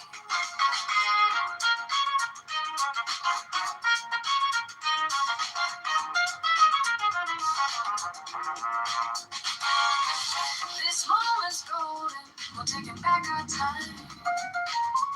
Every single voice, a powerfully placed line. And the wind on my face, it feels like a spark. Talking about a future that can light this dark. Got my 2 feet on this land. Reaching out ahead. All this love change serenade. Playing through the streets. A hopeful song where every neighbor moves.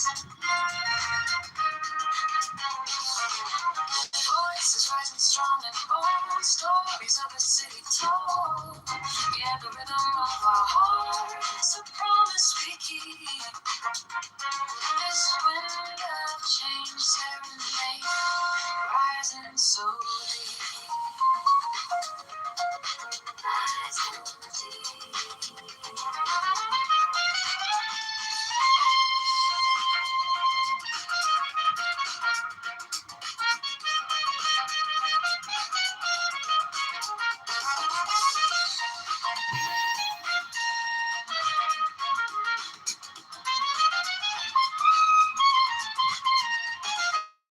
It's a slow shift in the breeze, put our worries at ease. Yeah, the sound of the city calling out to be free.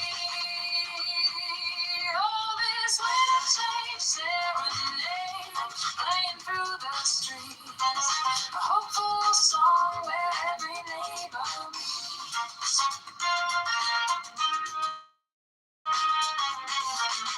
Voices rising strong and bold. Stories of a city told. Yeah, the rhythm of our hearts. A promise we keep. This wind of change serenade. Rising so deep.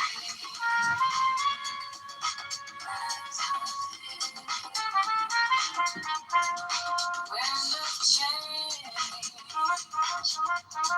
serenade.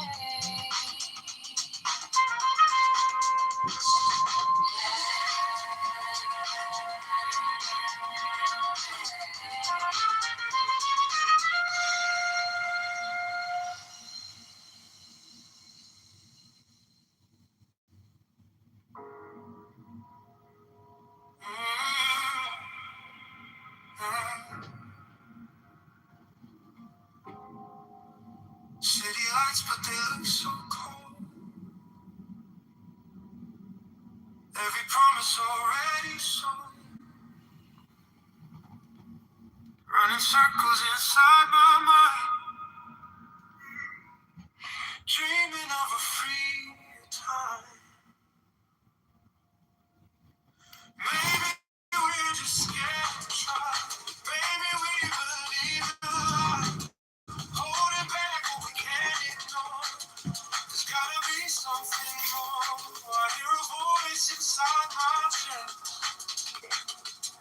saying don't settle for less. I'm craving change. I need to feel something real, something real. Not just talking. I wanna give more than all this empty spit. I'm craving nights with hope ignites, hearts that rise and take control.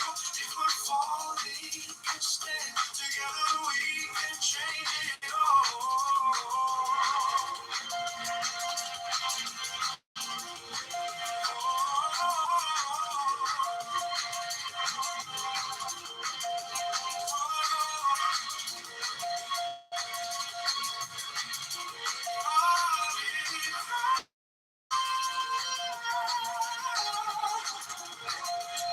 Break the silence, break the chain, raise a voice in every lane. Every vote can turn the tide. No more letting life pass by. Maybe we can shape the sky, choosing how we live and thrive. Building dreams we can't ignore. There's gotta be something more.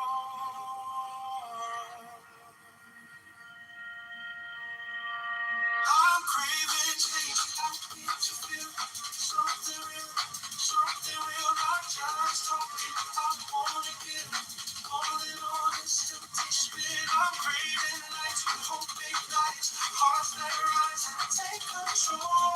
If we're falling, we can stand together. We can change it all.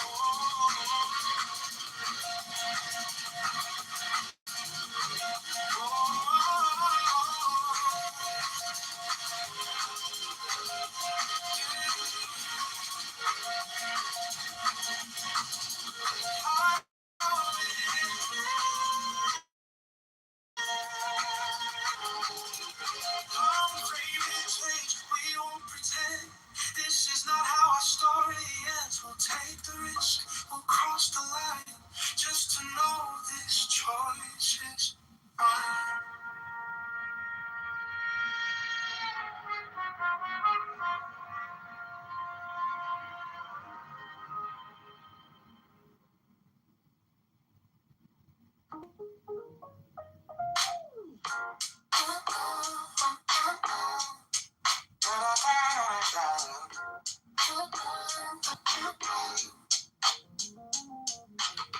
Check my phone, read the city news. All these headlines, we got more to lose. Talking about the neighborhoods that need some love. Dreaming about a video we can be proud of. On the south and the west, every single block. Time to build it up, time to talk that talk. We're trying to move on, trying to find our way. Lift the whole town up every day. The rhythm's here, the vibe is strong. Voice of the people gonna sing this song. Now we filling up the empty space. Every street and every place.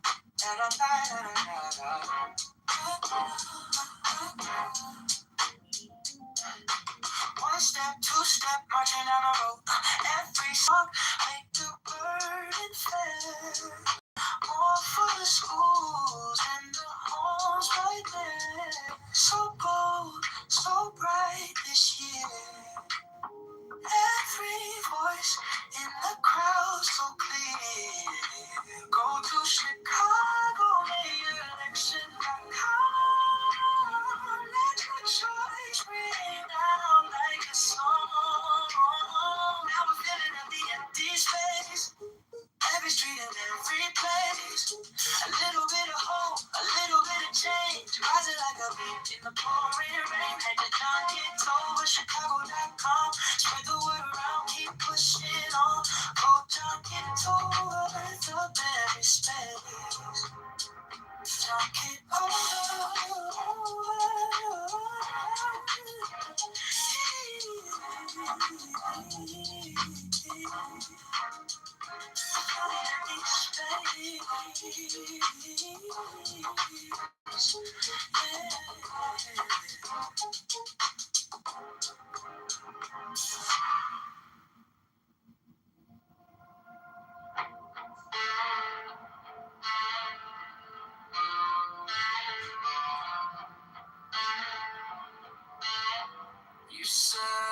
Elections coming Tuesday. By Thursday, signs are on. See the posters on my corner. Name in red and white strong.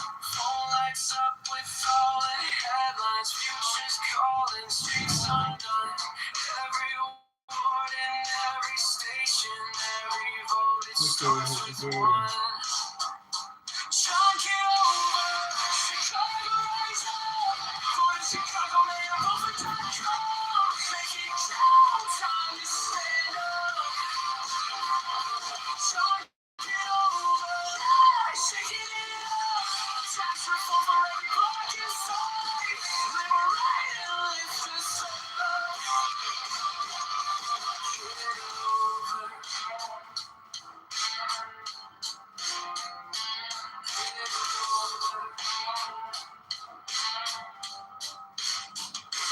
Friends all say that we need change now, less corruption, straighter plans. Take the power from the back rooms, give it back to working hands.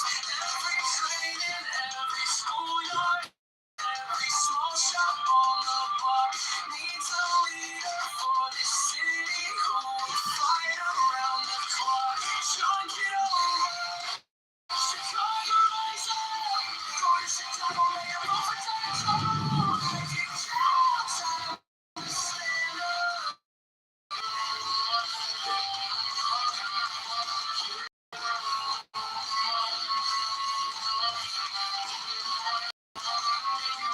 Ready for courage.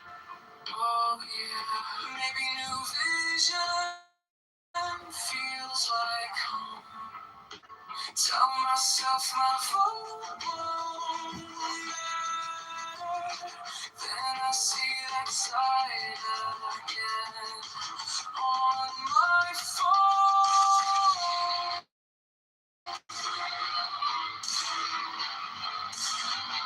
John, get over. Chicago, rise up. Chicago, man, I'm over.com. Make it count, time to stand up. John, get over. So get it on. Go to Chicago, man, I'm over.com.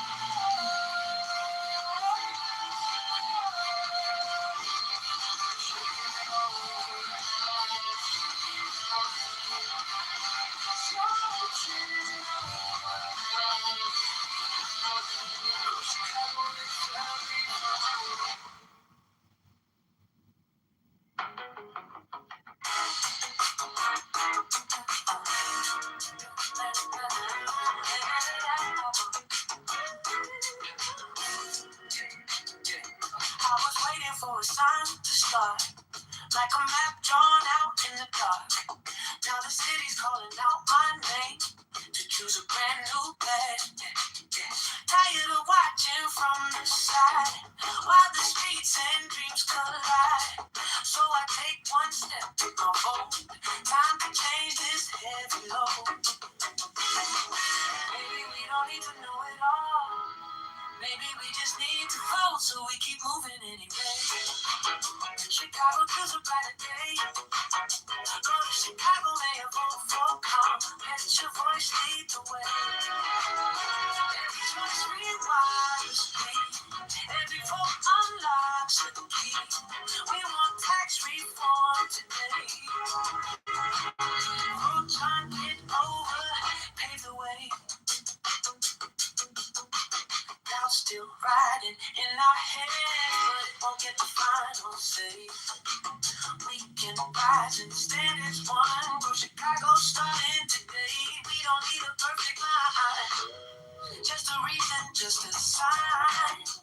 Every inch we claim is ours. Every step can raise the bar. Go slow, go fast, just don't go back. Trust the rhythm in this town. Time to lift our future now. So we keep moving anyway. Chicago, stand up, have your say. Go to Chicago, election.com. Vote John, get over today. Every choice rewires me. Every vote unlocks a key. We want tax reform right now.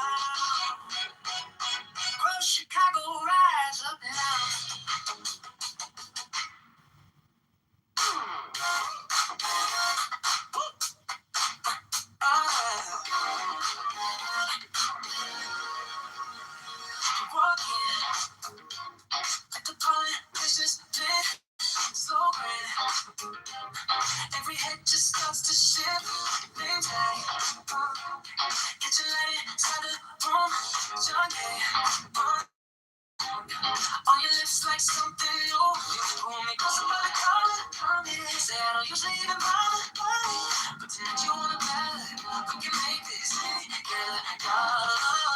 You got me doing at the midnight force. Yeah, right here. Innocent of a boo. Head in my head, future with plan. What after what? We're changing the rules. You got me doing at the midnight force, drinking like I'm stuck on you. If this is good, please wage it like gold. Let's save your drunk it over. Me in Chicago, do small talk, but your fingers crossed my head. Caught by the box, you had in mind. You left, all the promise that you think on. Tax-free phone for Chicago, make it rain. Let that give it to the drama, so sweet. But something louder than the sun. Go to ChicagoMailBoat.com. Come Kitover, that's the one I'm on. You got me doing at the midnight force. Right here, in the center of a boo. Pen in my hand, future with plan. What after what? We're changing the rules. You got me doing at the midnight force, thinking like I'm stuck on you. If this is hell wager, I just want to say that it overs. Vision rolling us through. Yeah. Lights are pretty, but we don't slow down. Don't slow. Street lights tracing, over this down. If this is just a campaign high, then stay locked in. Never ask why. You got me doing after midnight force.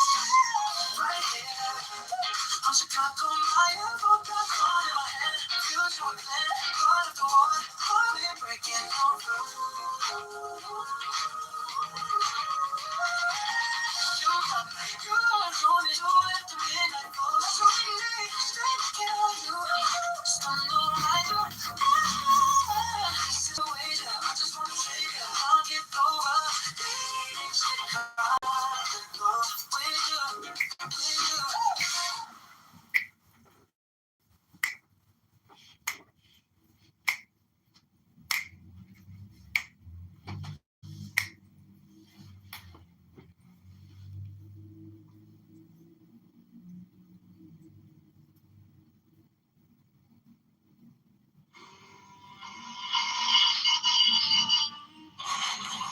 I forgot, maybe she was or a sergeant and some shit like that, right? I told her that she was way too hard on these men, and she was putting herself in danger. That's certain, yeah. A lot of these young men that are coming in that were off track. I made sure I presented an image of responsibility, of morals, and they would react to that and then project it in their life, not how I presented it, but in their own choices. Accountability, morals, discipline, respect, and those individuals. Still to this day, they still project it into their communities. Where you, as well, Edward, you project that image in your community and your engagement with others. I'm sure there's a lot of people here that, in their own way, but that's what society's lacking these days. Like, I'm 43 years old, sir. And so I had a lot of good images when I grew up. I grew up in a farm community, so we saw, work ethic, reliability. Your word is your word. It's a value to it. And so when we would leave our communities, you would continue to project. But we see that societies these days where it's not about moral compass. It's not about responsibility. It's not about projecting good leadership and entrepreneurship. It's about who got the best laugh, who can do the best troll, who can bash and slash, and that's what we're seeing in the newer generation. And sorry for rambling on. Great. I mean, you've made a lot of good points. But one thing I do want to ask you, you said you served how many years? I'm 23. I'm 43 years old. Thank you so much for your service. I want to take you back. Could you please explain to the House what motivated you to volunteer to serve this country? I was in the family. I come from a long line of service personnel. I mean, all the way down from, all the way down, we did our family lineage down to 1725, down to our lineage.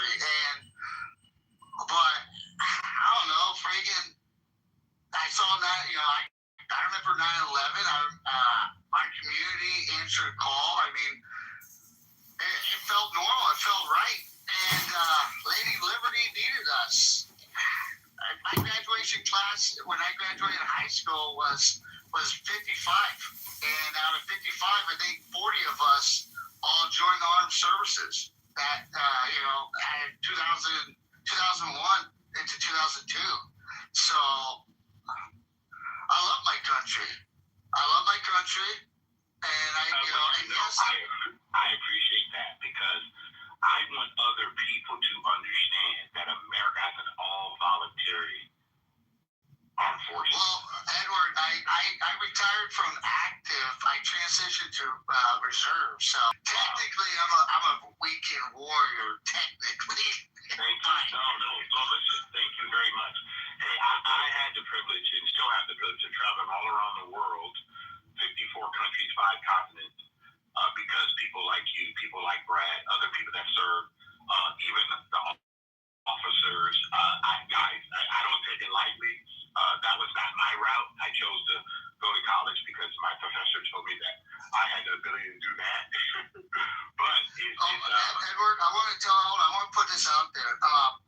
I have a lot of individuals that they get depressed because they didn't choose that route later in life. They didn't choose it. And I like to remind people, we all have a role in society.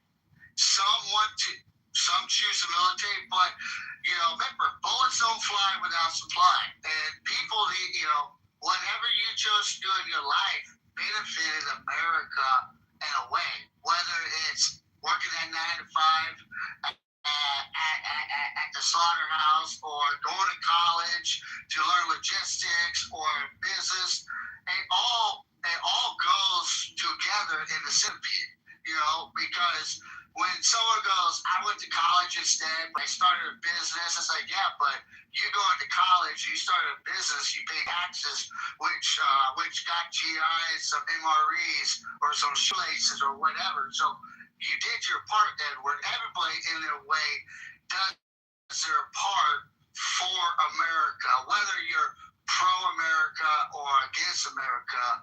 Like, I'm going to put this out there. There's a lot of people in the veterans community. When someone says, how do you feel about someone burning American flag? Hey, they're doing it the right way.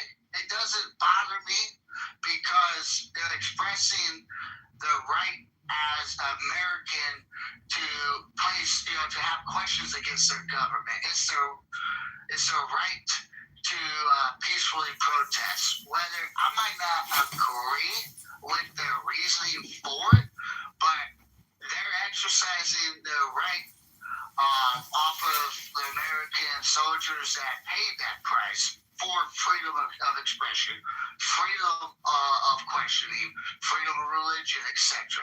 Sorry for interrupting you, Edward. No. You served 23 years, man. I'm not taking any light of that. I'm glad that you have a voice, man, because I deal with veterans every single week, man. I actually speak at veteran events here in Southern California and other places.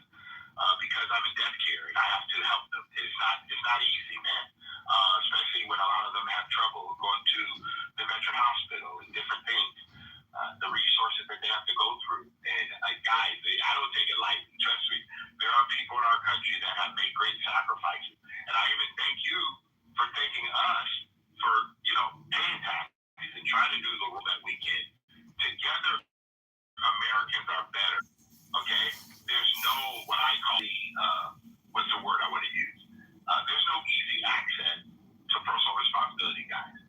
Self-government's very, very, very real. And unfortunately, my daughter's in the military too. She's a combat medic. My 20-year. Awesome. Tell her we thank her for volunteering and following in the what I would call the legacy of your family to want to protect our freedoms, our liberties, because there are really foreign and domestic enemy that would like to take away our way of life. And I don't know if us Americans really understand that in its entirety. We think it's just about people politicking and talking on these platforms. But guys, there are people on American soil that would love to see the ideal of America collapse. To me, that's dangerous. That's why we the people have to stand up, guys. We have to really stand up and say, nope, we're taking our country back so the individual can stand up tall. And again, July 4th, guys, 250 years, our Constitution, the supreme law of the land, we have the longest Constitution where we, the people, get the right to determine our own determination. Okay? There's no government that's going to do that for any of us. I know we like to hear it, but reality, it's not true, guys. And as a person who happened to be born on American soil, my wife and I always say, we are grateful that we are part of this experiment in the world, not other experiments.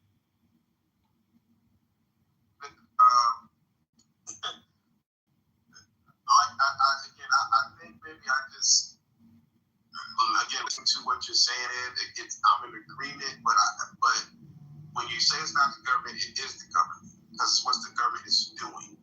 Right now, if we want to talk about what we can do to usurp that, all the stuff that the government is doing to inhibit the ability for look, even the stuff that you're saying, Edward, right? What you do in your business, right? The fact that I'm sure it might take a lot of money, a lot of certificates, a lot of things that is required in order to get into your business. That is something that the government has put in place that kind of gives you a protection, right? Same thing like with my business, right? I'm a party rental business, right? So either mine might be it's probably a lot more easier to get into. It's still a lot of like certificates, insurances, stuff like that you need. It's just not easy to get for the average person. And here's the point. When you say, well, if something happens or whatever, I think you talk about, or when somebody did, somebody having to change positions 8 times, or having 8 different jobs. I mean, that means you got to start all over. When you got to start all over, you start back from zero. I think about Michael Jordan. When Michael Jordan won his last championship, and the Bulls wanted to break up that team, Michael Jordan said, "No, I don't want to start all over again." Right? And I get it. Sometimes that happens, but again, I'm not disagreeing with you when you say that I think this country is great. I think it gives people opportunity to succeed. I also feel like at some point the government has overstepped its bounds and inhibited people from doing, from being really the best people that they can be. So, like I said, and it's the have and have-nots, and the law protects the haves from the have-nots. Because if we want to just really get grimy with it, and it's all, I don't care how you, because that's kind of like what I don't care how you think.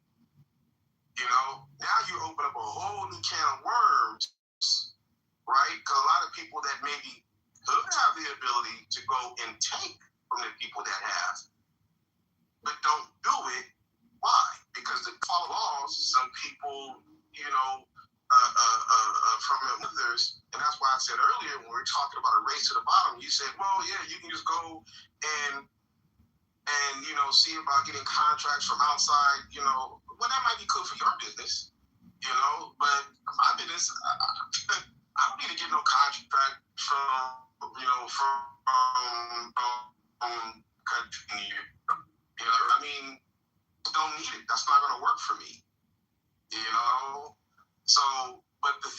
is that like my grandfather was a foreman. So let me ask you a question. Right. Let me ask you a question. Go ahead. This for anyone can answer this question. Okay. What do you think that you can do in your own power to increase your value to the marketplace? Go and learn more skills. Okay. Thank you, Sword. That's one. Anyone else? Get free and unbiased Medicare help. Yeah, I mean, you can marketing. You know, you could market yourself better. You know, that's always my thing. You know, Informed yeah, you know, you just with you know, put your name out there. Connect Americans have been conditioned. Hey, Jenny, your mic is open. You got a hot mic. Oh, I was about to answer what you're on.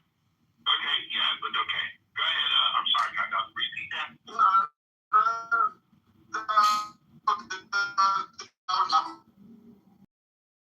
I'm just chiming in. If I still want to finish my point, though. But I'm just trying to get You're in the matrix again.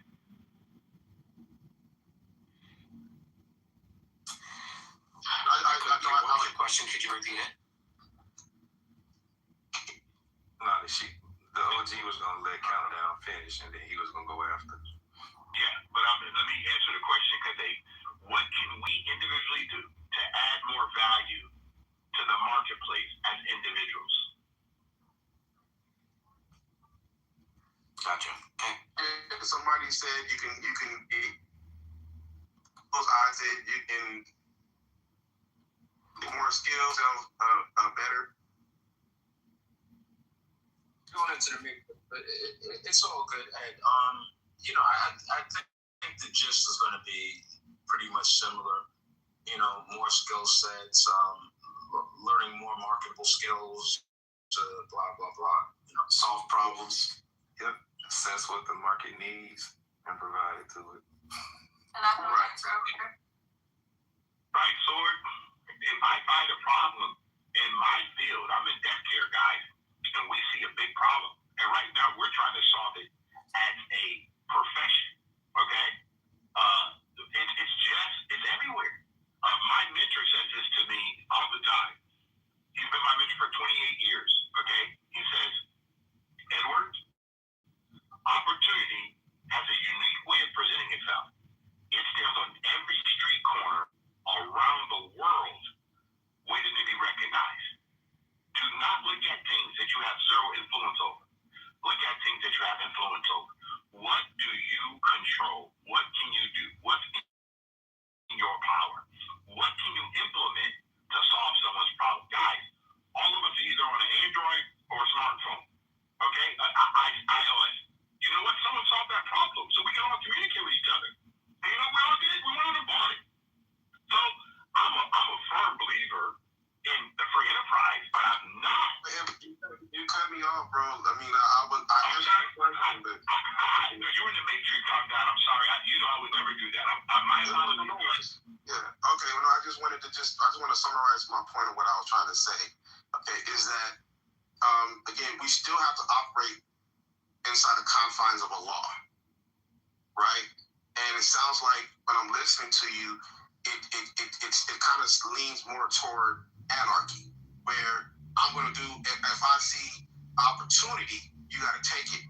That's true, but you still got to operate within the confines of laws that are set in place, which is protections to prevent from people that maybe you see an opportunity where you can take something from somebody else, you know, but you can't do it because the law is protecting that person. And that law is implemented by the government. But what would be the benefit of having that type of mindset? You can't build your own house. You got to go and take a brick from somebody else.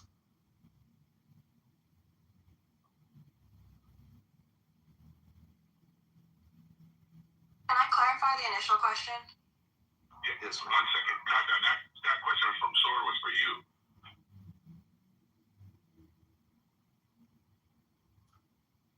Go ahead. Go ahead, Jenny. It's all good. Go ahead, Jenny. Okay, so when you're referring to how we can, as an individual or a business, contribute to the market, are you referring to the GDP or are you referring to just overall transaction? Wrong. Okay. By infusing our money into domestic entities as opposed to foreign entities, we're conditioned, really unfortunately, to buy cheap, maybe subpar products because it's easier and we're looking at our own cost of goods sold and we're looking at what's best for us as opposed to what's best for the collective.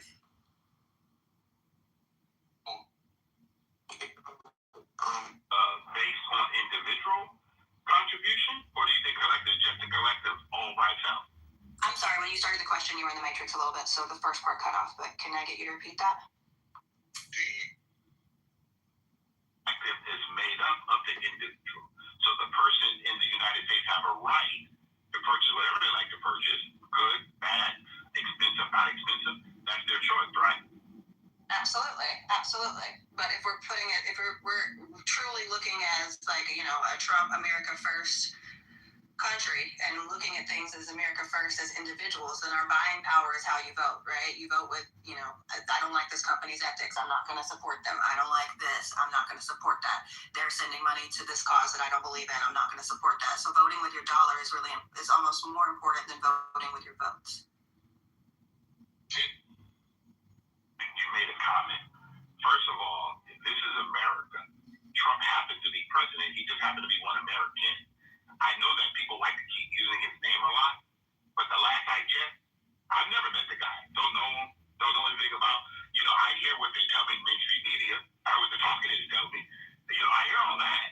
But at the end of the day, he doesn't do anything in my house. Okay? I just love how we started to. I like America because I'm American. That's how I hear it, guys. I'm not from Pakistan. I'm not from Egypt. I'm from the United States. I want America not excluding anyone else. I don't want to exclude anybody else. They can do what they want in their country. But when I hear someone who wants to be the leader of the United States say, I want America to be first, and you know what? When we make that statement, guys, you don't even know, we all don't even know what that looks like. It takes a lot to want to do that. So I believe when he says, I want America to be first, he talked about Edward being responsible for Edward. He's given me the truth to be self-evident. That's how I hear those words. I don't know how anybody else hear those words. But I hear the words, America, want to be great. Edward has to be great in his own stuff. Edward has to do his right thing. Edward can't cheat on his wife. Edward can't go out and do a bunch of substance abuse. Edward can't say, I'm going to go take a break. I'm going to take somebody else's stuff. A friend of mine asked me a couple of weeks ago, he said, well, Edward, if your family was hungry and, you know, you got to just feed your family, wouldn't you go and just steal? I said, no, I should have enough friends, enough of the people in my community that would want to assist Edward and his family in that time of need versus Edward having to be morally corrupt to go and take something from someone that's not mine. That's how I was taught. But I hear a lot of people not look at personal responsibility. They really want something from someone else. Well, and that's the exact opposite of what I'm saying. The only reason I mentioned Trump is because it's literally the name of the room and the house. So I thought that was kind of, you know, a like-minded situation. But no, I agree with you. I think that everybody has personal responsibility. But when we're talking about contributing to the overall market, the overall financial health of the, and I mean, that leads us into the tariffs conversation, right? So I think that it's an important thing. I agree with Trump's policies on the tariffs to try to drive economy and revenue back to America, and that's where I put in America first, right? Like, because we should be building our own GDP. If you think that other China and Iran and everywhere else is not preaching the same thing, I'm certain that they are. They don't want people spending outside of the country, and it's because they want to build a sovereign nation that is financially sustainable. This is just a business. So I don't think that, you know, Trump being president is the reason why we should spend in America. I think because we're American, we should want to support, you know, yes, we are all individuals, but we are also a collective, we're a country, and we have one thing in common, which is we are all Americans. So I think that we should all put the American people first. So Jenny, I know you were in here earlier and I talked about it. There was they did a study. Go ahead. Let me just answer her. So Jenny, do you think that you and I want to put America first, but if Americans don't put themselves first, how do we help people who don't put themselves first? I mean, you can't help somebody who doesn't want to be helped. But what we can do as people who are God-fearing people who believe in what's right and what's wrong, we can do the right thing as our own households, as our own independent purchasers, as our own business operators.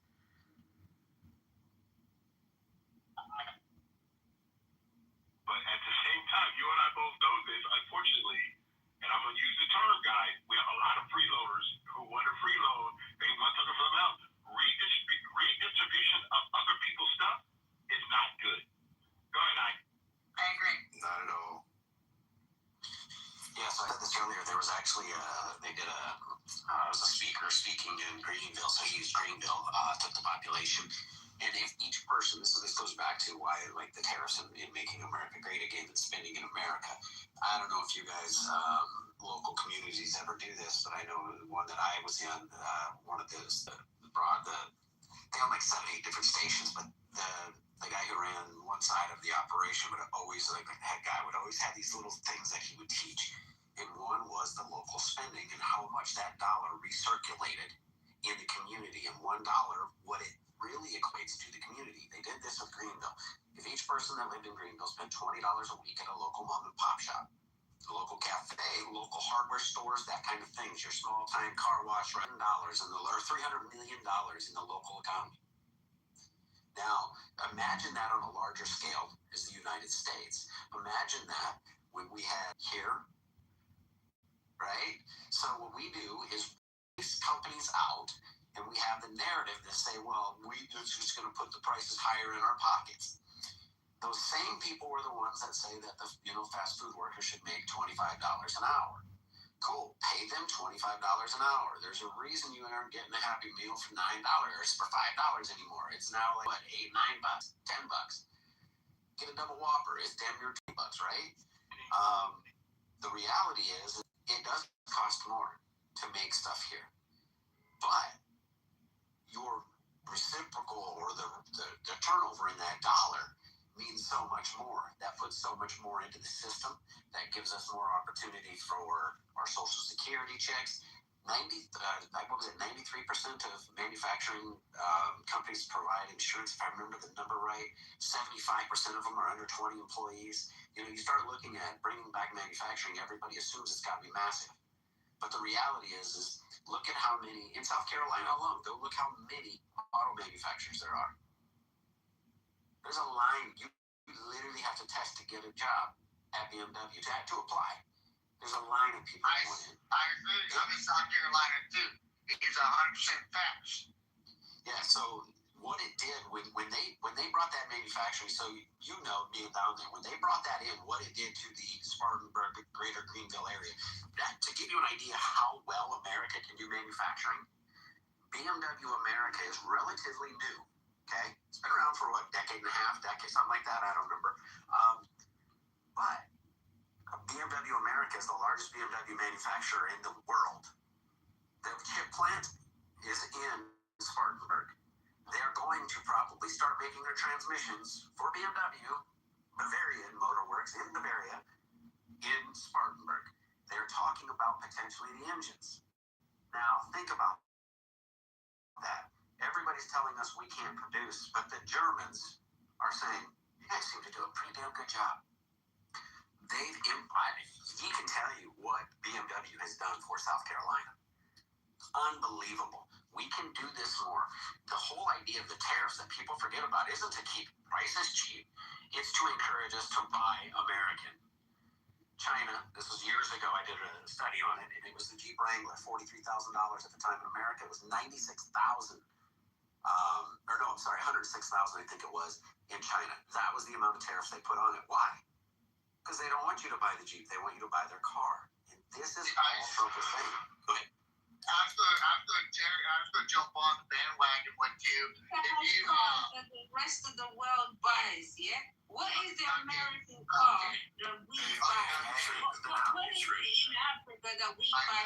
This British bitch doesn't know what it is. Hold on one second. So Ava, we actually have a queue, and this is what we want to do. When I'm a moderator, I like for us to actually hear people speak.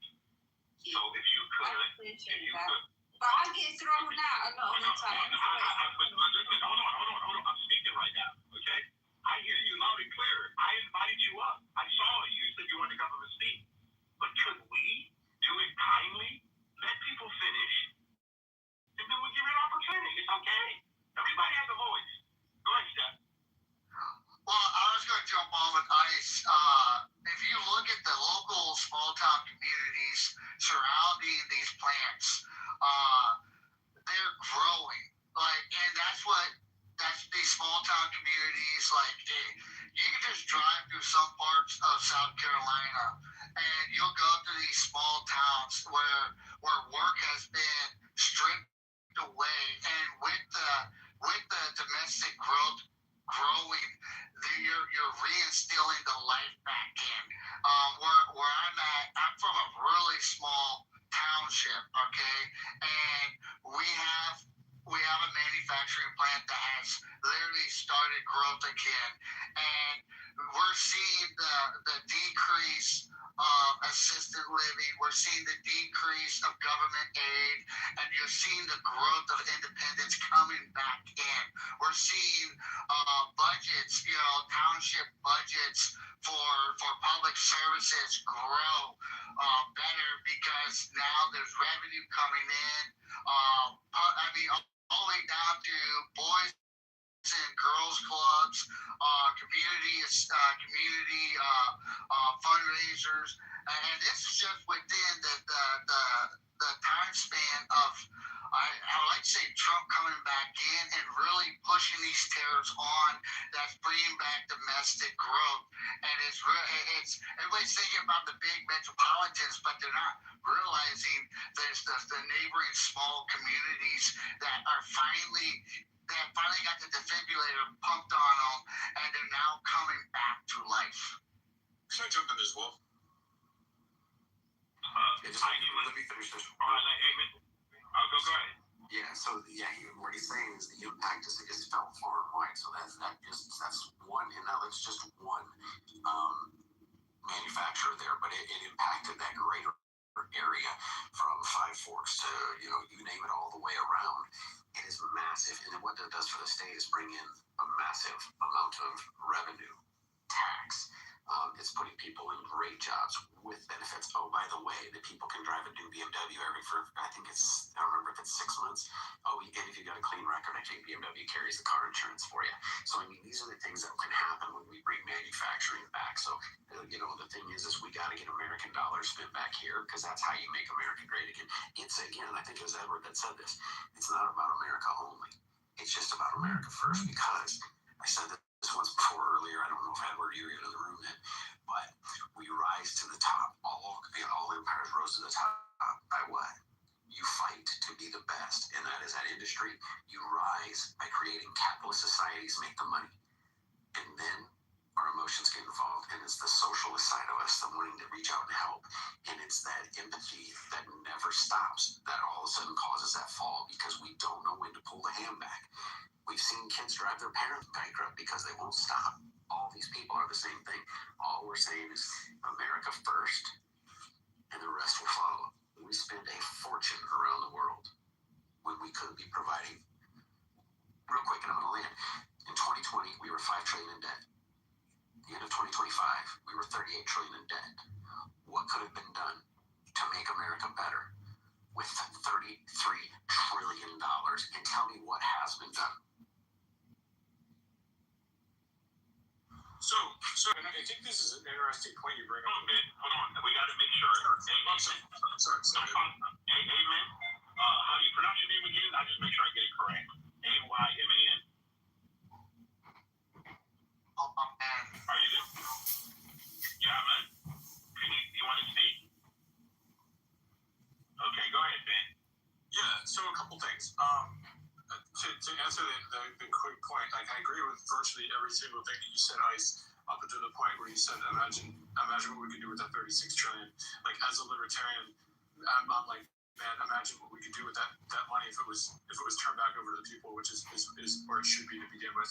Like, the government driving up the debt and all that, like, it's crazy to me. Like, Ed was talking earlier about Edward's talking earlier about, well, if my business goes under, that's my own fault. I need to figure out how to, like, and yet we have a government that does pretty much the opposite, where the government fails time after time after time, and yet still people continue to vote based on what can my government do for me? I'm sorry, if your approach when you go into the voting in your local voting place is to look at the politicians on that list and go, what can these people do for me, even on a local level?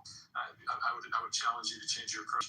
The reason I wanted to speak more, I agree with virtually everything that the last couple of people were saying. I think it also the United States is reaping the benefit of the last certainly 20 years plus of telling every single kid that they need to go to college. And so, like, I love the fact that we have people out there like Mike Rowe and these other type of celebrities who kind of made it cool to go to trade school again. And, this is something near and dear to my heart as somebody who grew up here in the great state of Maine. The largest employer in the state of Maine for the longest time. I think it's a healthcare company now, but the largest employer for the longest time was BIW. It's a General Dynamics company making destroyers for the U.S. military. And again, the trades are near and dear to my heart. So I can tell you straight up that the amount of kids that are going to college, getting these 4-year degrees, and then going, oh my gosh, what am I going to do with this degree? Is crazy to me, especially when, even it doesn't even necessarily have to be the trades. If you look at these fields on demand like nursing and family who walked onto a construction site and said, hey, do y'all got a job for me? And they said, do you know how to swing a hammer? They're like, not really. They're like, all right, cool, we'll teach you. Like, it sounds like it's that simple. It really is. Like, I understand that, like, if you're poor in America, I understand being poor in America, but if you're permanently poor in America, like, it doesn't mean it has to be a forever job or anything like that, but, like, for goodness sakes, there's so many people that are dying. Like, if you have a teachable spirit, if you know how to say yes and no, and, you're a decent human being, and like, you're not a complete asshole, I guess is my point, is like, people will walk through fire to hire you, and they're begging for it. So it isn't just the 4-year degree, it isn't just that. And look, there's obviously a wonderful place in this country for doctors and lawyers and everything else, but there's also this huge percentage of the workforce that I like to jump on this bandwagon. I love the bandwagon. So like I'm in the reserves now, and dude, I met a guy in the reserves. He makes over $600,000. Okay, and he still loves serving for his country in the uniform. And the guy's rolling bacon. He started off going, I think he spent like $8,000 learning how to weld. And he turned around and he went out to the oil fields, started his own business, and he has like 20 employees, and they're all welders, and they do DOD work. It's just amazing. It's just amazing. So I'm just giving you a prime example for the listeners. It's not about a college degree is beautiful. Don't get me wrong. Their society needs those in-depth thinkers, but you also need individuals that swagger and they want to go out there and be trades workers. Because I grew up in a time frame where they would beat you in at school saying you ain't going to accomplish nothing in life financially without a college degree. And then, there's kids coming out of a trade school and with a little swagger, a little boxy, they can turn around and, make over $800,000 in a couple of years by just thinking outside the box and with a trade. Sorry, Ben. You're good. I'll just finish, and I gotta have some dinner here shortly, but I'll just finish this by saying, like, half the shit you can learn online, and like, you see it, like, there's TikTok channels and Instagram channels and stuff like that are blowing up right now. And there's one that's like, I saw it advertised on TV, and I'd seen the guy on social media anyways, and it's literally like doing stuff like basic trades around the house. Like, a lot of this shit, like, if you learn how to do it, like, learn how to be practical, learn how to swing a hammer, learn how to use basic power tools and stuff like that. It's like, this is something pile of money. Learn how to troubleshoot when your washer or dryer breaks, that way you don't have to hire a technician to come in for $400. Like, I know what those technicians get paid, and I'm telling you, like, you want to have somebody come into your house to fix a hole in the wall in your drywall, it's going to cost you a couple $100 up front, like, just to get them to walk through the door. right? Like that's a trip to Home Depot and $50 tops, like that, and that's if you're doing it wrong. Like you can do it for $20 or less. Like for goodness sakes, like we live in the golden age of everybody's here on their phones. Like you can look this shit up super easy. This is like bring back working with your hands. Bring back destigmatizing getting a job that involves working with your hands. Let's see, so BlackRock is introducing, I think they're actually putting in $100 million into the trades industry to try to help build a movement in the trades. I think Wells Fargo is dumping in a ton. And the reason is because BlackRock knows what their development is going to be just theirs alone. And they know what the government is or not the government, but the U.S. is going to need. And they see a massive shortfall. So they have been donating tons of money. Mike Rose got a fund for that too, for kids to go into trade schools, stuff like that. There is a desperate need for it. And to give you an idea, I did it once. I just looked online. My washer was giving me a code. It was $250 to get him to show up. And then they told me, they said, we know what it's going to be. It's going to be this, and that's going to be $500, then another $150 for labor. So it's almost going to be $1,000. I got online, I read the code, pop the top off, unplug it, pull these 2 wires, let it set for 30 seconds, plug the 2 wires back in, put the top back in, and plug the dryer or washer back in. And you know where the dryer back in was washer. And you know what? It took me about 10-15 minutes, and it worked. Never had a problem again. I could have paid $1,000. Instead, I fixed it for nothing. Or go to school and learn how to be that guy, and then realize the fact there's plenty of people that are more than happy to pay that money to get you to come out. Because again, that person, like the reason that they're charging what they're charging to come out is because they got a laundry list of clients that are lined up around the block who are willing to pay that amount. So bear in mind that like you may be in the boat that the gentleman that just spoke is about. But if you're sitting there and you've got the time to do that because you don't have a job or you've got stuff going on in your life, like you don't have enough going on in your life, I guarantee you there's somebody out there that's willing to train you, take a 3-week, 6-week, 10-week course to learn how to do that. Yeah, subcontract. You're making that money right away. Like it's crazy, man. Like there's so many opportunities out there. Oh yeah, So you don't remember learn how to. Okay, hold on. Let me just share. Simon, I'm gonna let you go after me here. So Ben, Ice, and Steph, I appreciate the dialogue that you guys have, and I think that we're proving a point. My wife has a saying: just because you have a degree doesn't mean you're the right temperature. So you still got to be able to talk to people. You got to be able to handle yourself. You got to be able to do certain things. Okay. So just because you decide to go get a degree doesn't mean you know how to interview well, how you work with others, how you get along. Maybe I'm a supervisor. There's a lot of stuff, guys, that makes an individual work. That's why I asked the question at the beginning. What can you do? What are you capable of? What are your skill sets? And if you don't have them, Ben clearly said it. There are people out there that will train you now. Just when you guys get a chance, just look up all of the trades, plumbing, electricians, all of the military right now. How short are we on all these things? Guys, I live in California, right? You guys heard about the fires at the beginning of 2025, right? Sir. Do you know who they did not call? They did not call people with degrees. They call linesmen, people going to the ground postmen, they call fire departments. Why? Because they need laborers, man. They need people who can come and swing a hammer, cut a saw, how to use power drill. There's people that come from all over the country to California just to work because there was so much work. Why? Because they had the skill set. And you know what these companies did? They put all these people up and they paid them. You know why? Because these were not people with degrees. They were contractors from around the country. What I'm saying to you guys, and we all know this, I'm going to tell you, every year there's going to be tornadoes. Do you guys know America's the only country, the only guy that's had tornado alley? It happens every year, guys. It's fires happen.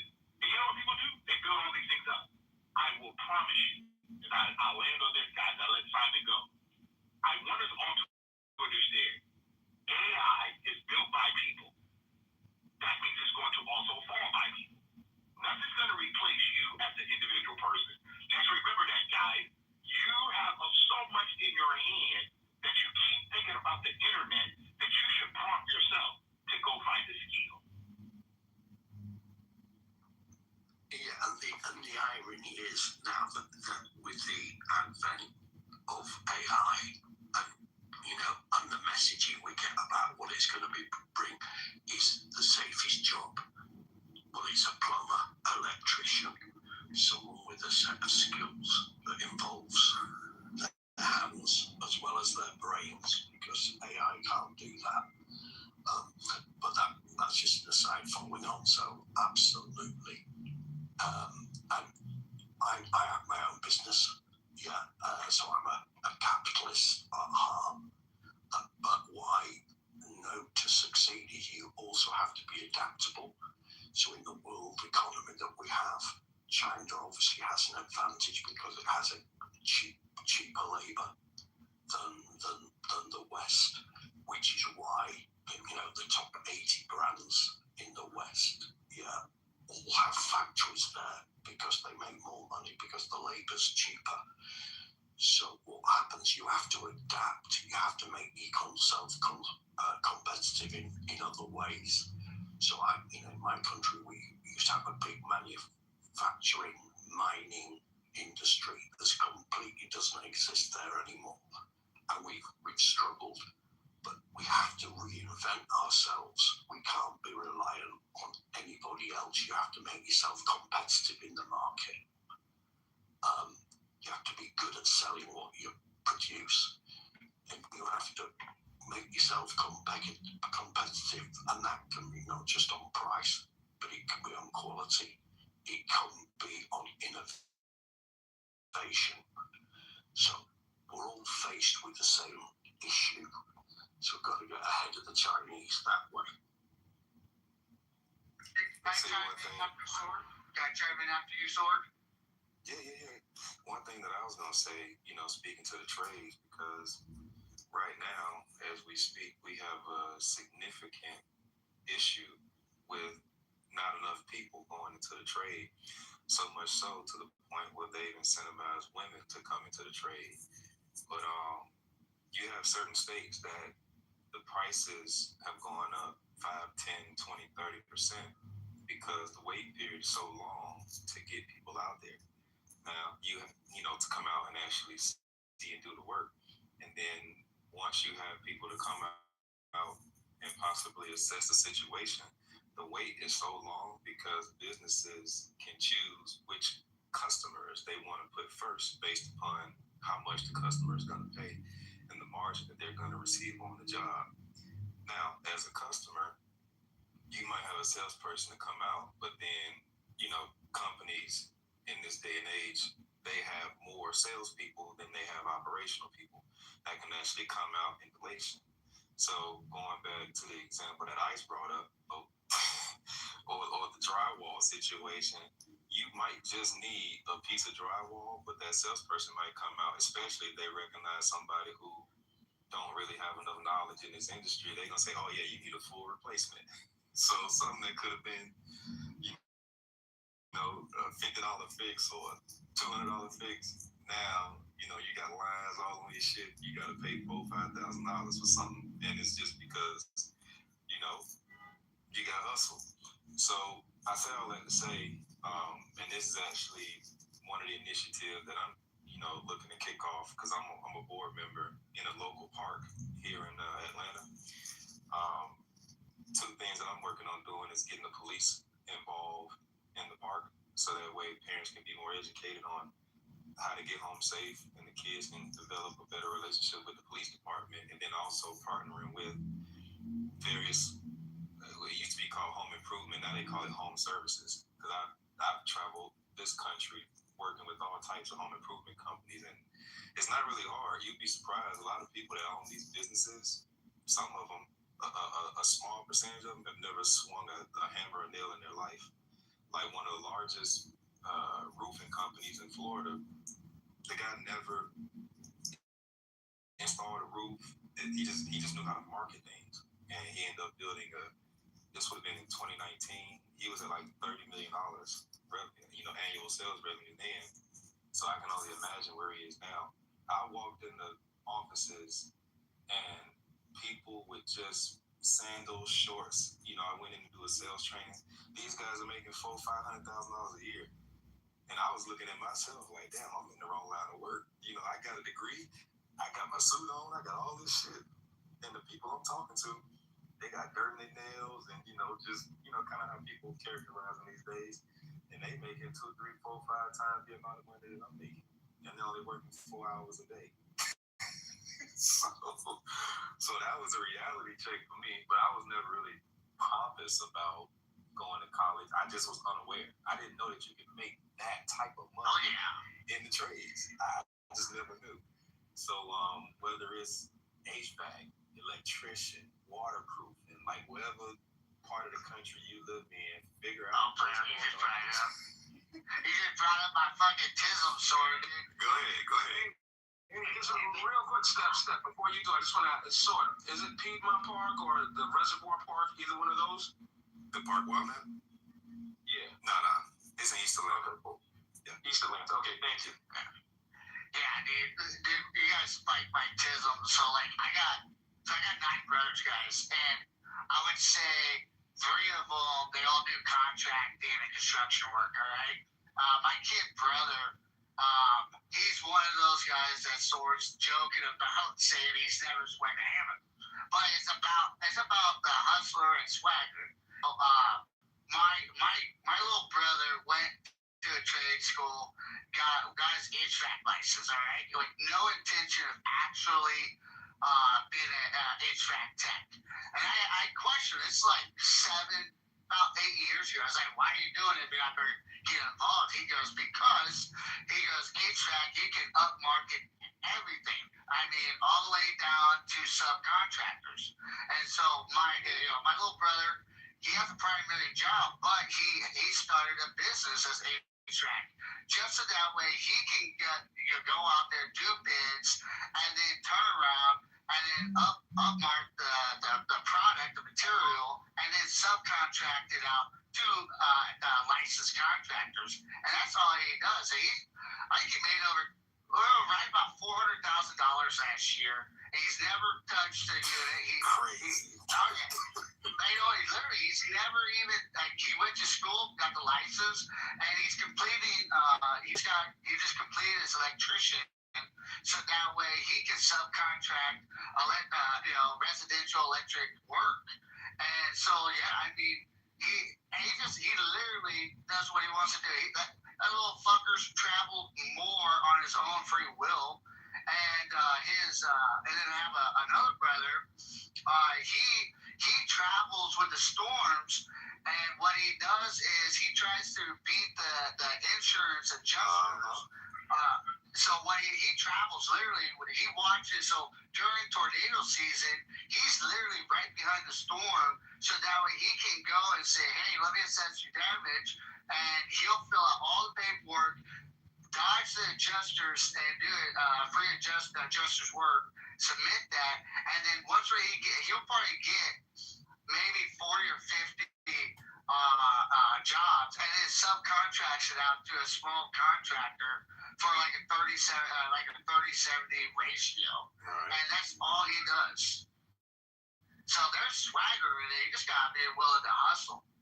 I went down to the just so that way. So when I was consulting and I was helping out the improvement companies, for me to get like some real world experience, when Panama City happened down in Florida back in like 2018, 2019, somewhere around there, I went down there to actually, see if I could sell and, kind of get involved, just so that way I can know firsthand. What I ended up learning was that when these storms happen, you'll have people in these home services, they don't work at all until a storm happens. So if a storm happens, let's say twice a year or once a year, they may make $300,000 to $500,000 just in the 2 months that they actually went to the storm. I said, "Oh shit, this is crazy to make that much money." That right there is what really like opened my mind to. Now here I am in a corporate office, dealing with corporate bullshit, and you got people out here that's living like that, So part of it is being unaware. Part of it, you got to go out there and figure out what's needed out there. What are people doing? You got to talk to people and figure out what's going on out there. And I'm so thankful and grateful that I went down to Panama City and see it for myself. It was sad to see people going through those types of things, because I walked into a lady's house and you can literally look up and look into the sky. So, people are going through trying times, but even in those trying times, there's massive amounts of opportunity for anyone who just take some time and learn about it first. You got companies like, I think it was called Service Master. I think that's like one of the largest ones, where they built the business, literally the whole business model is around chasing storms. Whatever services are needed, that's all they do is chase storms, and they make millions. Well, Sword, my assumption is, listen, I hate to be rude about it, but when a motherfucker's hungry, has ambition, once, it gives himself a goal and say, hey, I want to be at this point in my life, I'm trying to get settled, like I got friends of mine, acquaintances, and people I've met in life that are doing really good, but they said, this is where I want to be, and they didn't let nothing drag them down. And then you got individuals that be like, yeah, but I'm not trying to be on the road for 3 to 6 months. I'm sorry, dude. Excuses are excuses. If you're hungry, you're gonna go find food to eat. If you're not hungry, you're gonna bitch that you don't got a steak at your plate. Yeah. And I love dealing with home services people. That's about as real as you get. And being young at the time, it was just if I was 18, if I wasn't playing football and I decided that I didn't want to go to college, if I had to do it all over again, I would have went right into the trades. Because by the time I turned 22, 23, 24, I would have been making 6 figures. And, probably would have started my own home services company. You got in California, because that was one of my territories, you got one shop that might sell everything. And so the culture of home services on the East Coast is different than the West Coast. On the East Coast, you might see someone who does HVAC. They may do plumbing or electrical. $40 million operations, $80 million operations, and they're constantly trying to figure out, how can I get better? How can you help me grow, and things of that nature. So it's just, I love home improvement, and I wish more people would get involved. I'm actually working on getting involved with it as well. Is Andy? Hey, Stuart, I wanted to touch bases with you on your project. Check the police budget, especially when it comes to like parks and recreation or any programs they do with children community. I was volunteering with one of my local communities for like a boys and girls program for our lower project communities. And when we started digging into it, dude, you have to go to the police, because I wasn't aware of this. I'm sure you are. Maybe I'm just preaching nonsense, but we found out that like a lot of your community finances or additional funds is delegated through the police department for additional community programs for youth, anything in regards to youth community. And so with Atlanta, check your section's police budget, and you might have to go through them if you're trying to get grants. Yeah, absolutely. I appreciate that. I was actually gonna head down there, because that's down the north side now. So, but my heart is on the east side, so I was just gonna walk up in the police station and tell them who I am and what I was looking to do. But I think your route will kind of help me out as well. I'm gonna start looking online, seeing if I can find some budget. Yeah, it's about find out what the budget is. So get a FOIA. So I would say hit them up with a FOIA first, because when you go in there, they're gonna bullshit. They're gonna send you to like the liaison or the servant that's good at saying get, politely she's saying get fucked, but she's not going to use that word. So I would go in there. I would submit a FOIA first for that area, so that you actually have the digits, and then when they submit you to their liaison, I'm speaking on what we had to do. Because we got that polite go fuck yourself mentality, and so we hit it for you, and we said, hey, this is the margin that we need for the community program. This is what you submitted for your digits for the community. We're going to submit to our city senator, our house as well, and also to our governor, and that we're not able to utilize these funds delegated to, because it's all delegated to the police department, because for some fucking reason, I don't know why. Is it delegated to Erica Cut? Amen. But yeah, delegate. So here, point first, when you go in. Is she cracking or not cracking? What's happening with her? Like, does that make? So that's what I would say. That way you can present the data and be like, hey, this is our community, this is the margin that we're looking for. And they usually backtrack really quick. That's how we was able to progress forward in our community after 7 attempts. Just so you know, short. Okay, thank you. So, amen. What country are you from? No, not cracking. What, you're not talking? It's cracking or not cracking. Like Erica Cut. Like, is that possible? Okay, hold on. No, it's all right. No, hold on. My question to you is, what country are you from? I'm from Britain.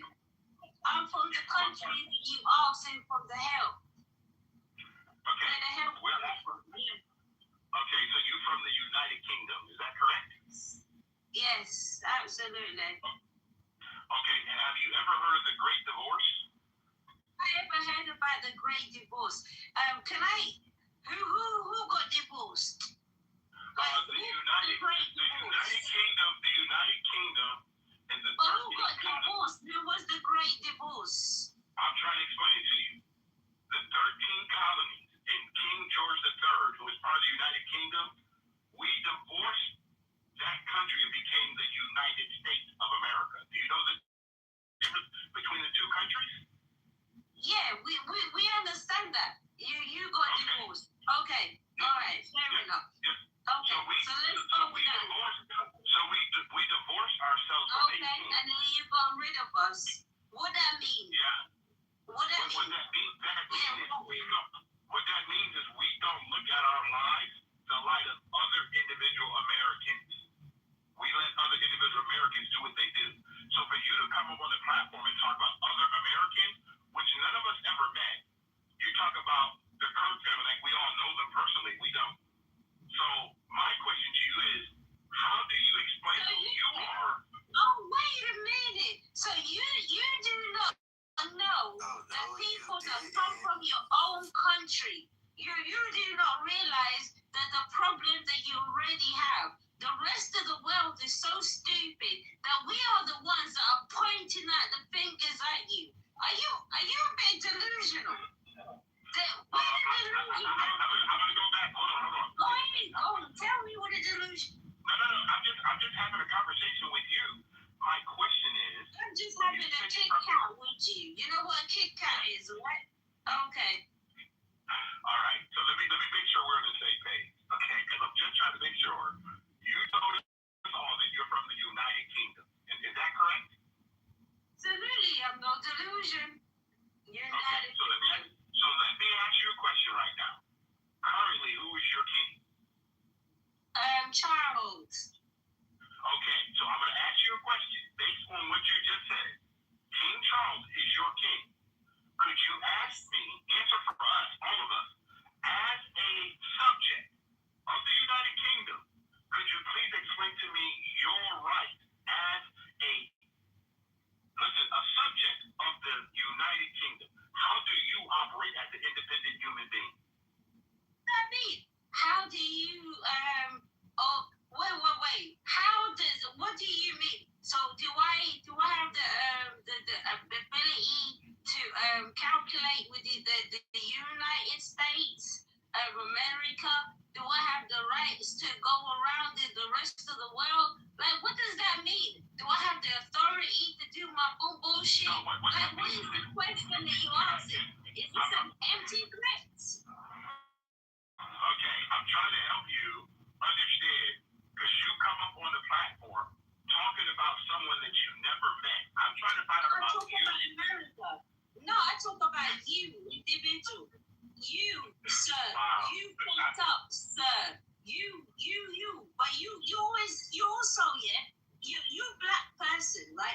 whole black person. I know I'm not calculating you, but for some odd reason, you want that red, blue, and white, and whatever, right? That's your flag, right? Somehow, that is your thing. That is your personality. Yeah, that's our flag, and we're proud of A it. flag is your personality. Americans, and we're fucking proud of it. Proud to be an American. We're in the Wow, guys, did you hear her talk about our flag that way? Am I busy? Yeah, because I thought our flag was the same color. So you can fly our flag in our country. You can't even hoist it on means that you're fearful of it being offended. We're talking about the rest of the world. Hey man, what's the color of your flag? You can't even fly your English flag or your jack in public places because it's a law not to offend fucking immigrants in your own country because they find it offensive. It comes from all the other flags too. It also comes from another flag. Another flag calculating for another This flag. smart English person here. Stupidity. I think, hey man, stopped by the pub on the way home. That's what it was.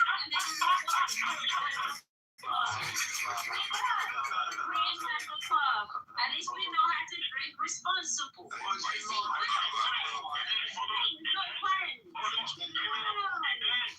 Parliamentary government with a figurehead of the crown who has no real power in terms of its domestic issues. You don't have responsibilities. In fact, you didn't have a choice. And now you're kowtowing to immigration status because you're afraid of actual terrorist attacks in there, rather than take a political stance and actually protect your own interests. So again, you should just sit down and shut up because America's been protecting your sorry asses since World War II. We rebuilt you. We helped you to fucking establish a foothold. And again, you haven't actually presented anything significant to the world outside of this. You've been a fourth world, third world country on and off since the fucking 60s. Like you haven't been anything useful except cause us problems in which we have to clean up the messes. Amen. What third world country did you? Hold on a second. Hold on, Edward, for you to give some like lecture to her. Like this is a drunk fucking Brit. She's British. But what third world country are you from originally, Amen? Great Britain. No, but I think she's from somewhere else beforehand. So she's from a fifth world country and migrated to a third world country. So I'm guessing she's like Somalian or something. Americans. Hey, Exactly the white. hold on. Shut your slut pipe, you fucking shut your slut pipe. She's from the West End. Her accent gives West End vibes. So are you from Somalia originally? It's okay, Victor. All right, well, I'm just gonna until the liquor wears off, you just go ahead and stay in the audience. Amazing. I've been listening. 27. I've been listening off and on, in spurts, but then I hear this bitch yelling, and it's like, oh wow. I feel like I was on an episode of Monty Python. But I don't understand the people from England. They're not even a second world nation anymore. Like China and Russia fill that vacuum. England, you're a third to fourth world nation.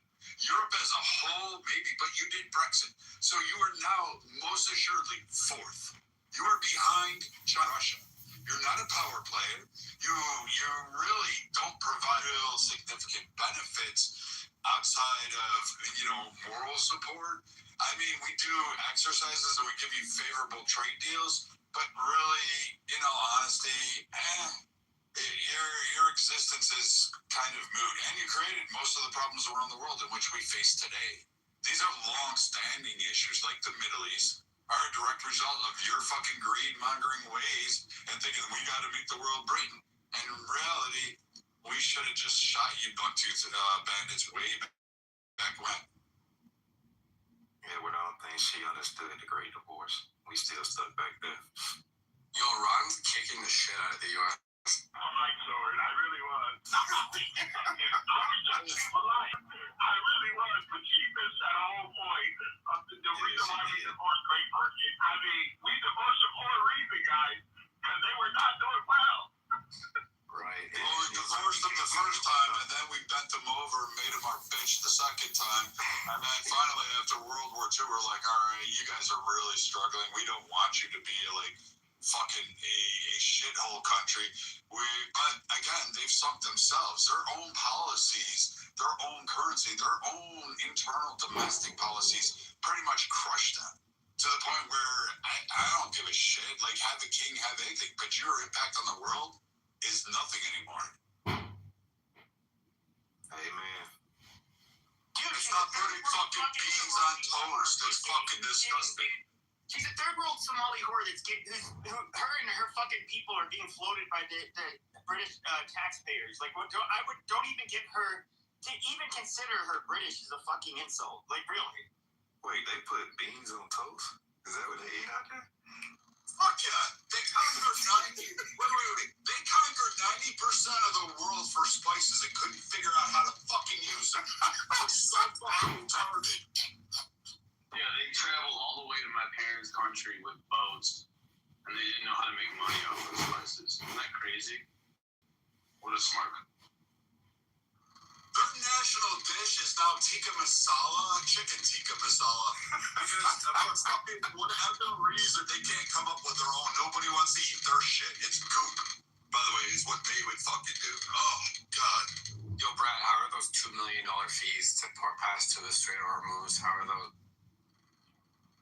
Fucking great. You said $2 million fees? Yeah, IRGC's a toll booth now. Yeah, like the IRGC's going to see that $2 million. They are. Who paying what they Everybody already? that wants to run oil through the Hormuz is paying $2 million. No, they're not. It should actually look a little deeper instead of going through TikTok headlines because, again, it's already been debunked. You're fucking somebody, Rico. You saying they charging people to come? Provide the link. Provide the source and the link. There's many. You can Google it. Just type it into Google. I knew it. All right, what should I type in? Type it into Google. What should I type in? Fucking retard. Think about how much you don't have to actually be retarded. I know I'm higher than you, and you think going XRP is going to win at the end of the day. But you're really, nobody's paying the IRGC. IRGC. Rico, what do I need? I just Googled it real quick. Just ask Grab who controls Hormuz. What should I type in, Rico? I can Google it. Just ask Grok who controls Hormuz. It's really that simple. Who is Brock? You don't know Grok? Come on now, really? He's using an AI out of Twitter to tell him his answers instead of actually. Oh, okay. Use all these These guys don't think for themselves. some interesting answers. I told you Instagram news station. Guys, that's all they do. They just take the Reddit post and say, "Oh look, we're losing." Grok's not Reddit. Wait. So what is the claim that's being made that we're losing money? That Hormuz, IRGC runs Hormuz, and they're charging $2 million a tank to get through. Yeah. Actually, Grok is Reddit because it has a built-in Reddit API, so it actually reads off of Twitter. I thought for the time being, the problem is that they basically with the drones and other shit they make it too risky for people to travel through, and so they're only giving pass to No, but ships that pay in yuan are getting through. when they pay, or I think they're letting Chinese ships pass. Yeah, they are. But I think for the most part, everybody else is steering clear because they don't want to risk. Yeah.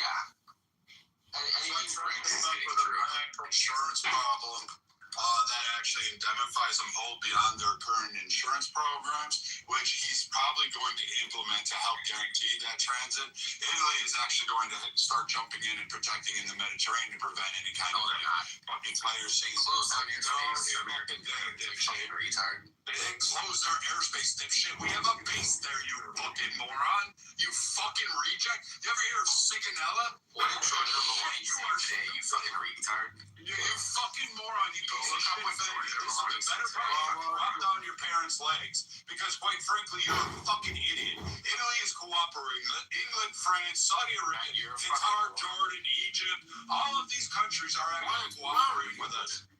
But you guys are fucking retarded. You act like you're like a fucking weird nuance. You act like you're like a defense secretary, but you're really just like a shit fucking trying to go off of. So again, you're just a fucking idiot incel. Go back to sitting there saying black people are dumb, and that's about the biggest contribution you'll ever make to prove how stupid you are. But Italy did say that I know obviously we have bases there, like we have the naval base in near Naples, and we have army base near the fuck is that?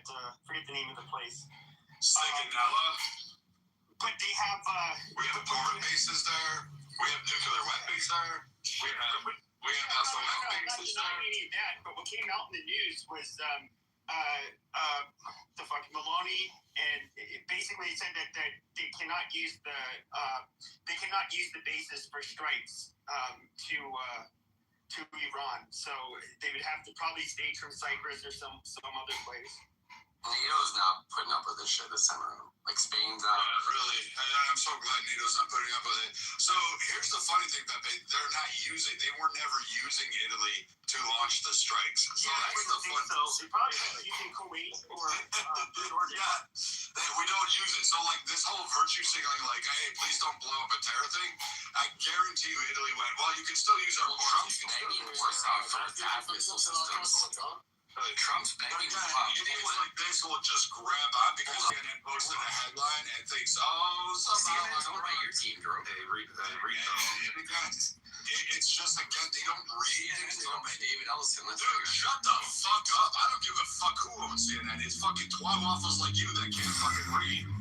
But again, these idiots grab on, and they don't realize we weren't even formulating battle plans off of Italy. We weren't utilized. Trump asked Poland for a missile system because our SAD got knocked out day 2. Like, we're getting our shit.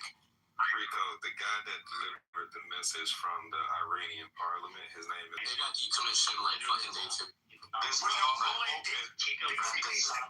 what happened is to a guy who wants America to lose. He's literally, that's what he wants. Because the intelligence, if you read intelligence reports, watch a little bit of European news rather than just the stupid shit here in America, and they will talk about things that they know. And they're saying that America is being very pinpoint accurate. And boy, it's hard to be accurate if all your systems are fucking taken out and you're begging Poland for. Okay, so why are no, they weren't asking Poland for assistance. Here's the deal.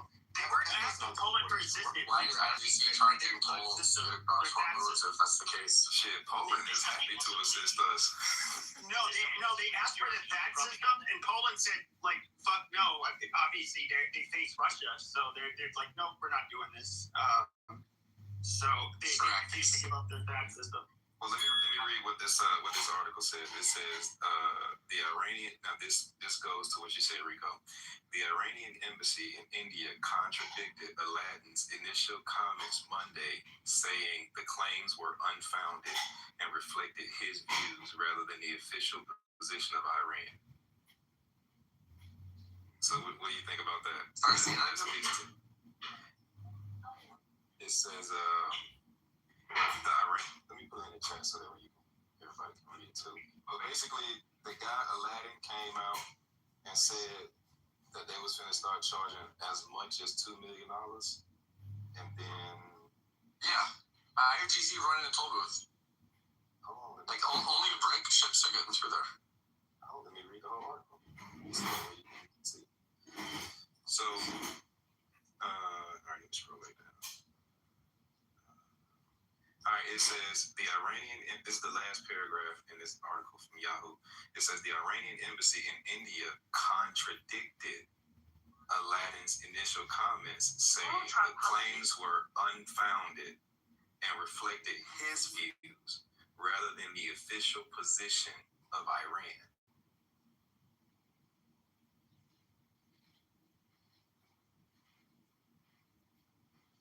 That's not the lipstick on the paper. Well, we'll see you in Brent and WTA. We'll see. Guys, we'll see if it's reflected in Brent prices. Here's the deal, Brad. Literally, the open source satellite imagery company it's been instructed to restrict and delay its imagery, and you can go look at the Daily Mail and any other outlets that have actually looked at this open source, right? Not controlled by the governments, but the governments have committed to restrict it. because they're saying it's for operational security reasons, right? For opinion provision, but really it's embarrassing because they're showing all these, THAAD or whatever type of other radar installations and fucking missiles and aircraft that are being fucking hit, that the Iranians are doing and doing with precision and accuracy. And they're probably doing it with like a 50 grand drone and taking out a $1 billion weapon system, right? Which is going to take years to replace. There's a finite amount. So how many weapon targets have they hit? How many targets have they hit? You guys all fucking cheered on Diego Garcia, and that fucking guy shot this fucking wannabe IRA guy coming on here. Tim fucking guy who got fucking booted 8 million times. He's a British man. He's from Northern Ireland. Oh, yeah, that's right. He's the British Irishman. A British man living in Ireland. His neighbor doesn't even know he's talking. He's Northern Ireland. Guys, like you guys love Those that are the shit. people the IRA wanted to kill. Yeah, these are the guys who tried to get the car. Here's back to the topic. Yeah, so again, these guys hit like one fucking apartment building, and then all of a sudden it's like the failure of it, but they don't talk about the 21 that were fucking shot down. What does it taste like? I don't know. What is your mama's? I can tell you what your mama's vagina tastes like. I'm sorry I didn't leave you a sister. I'm sorry I didn't do that. I guess maybe I should have probably not did anal with her. But you're not. Again, that's fucking hey. Yeah, really? What are you gonna do, bitch? What are you gonna do?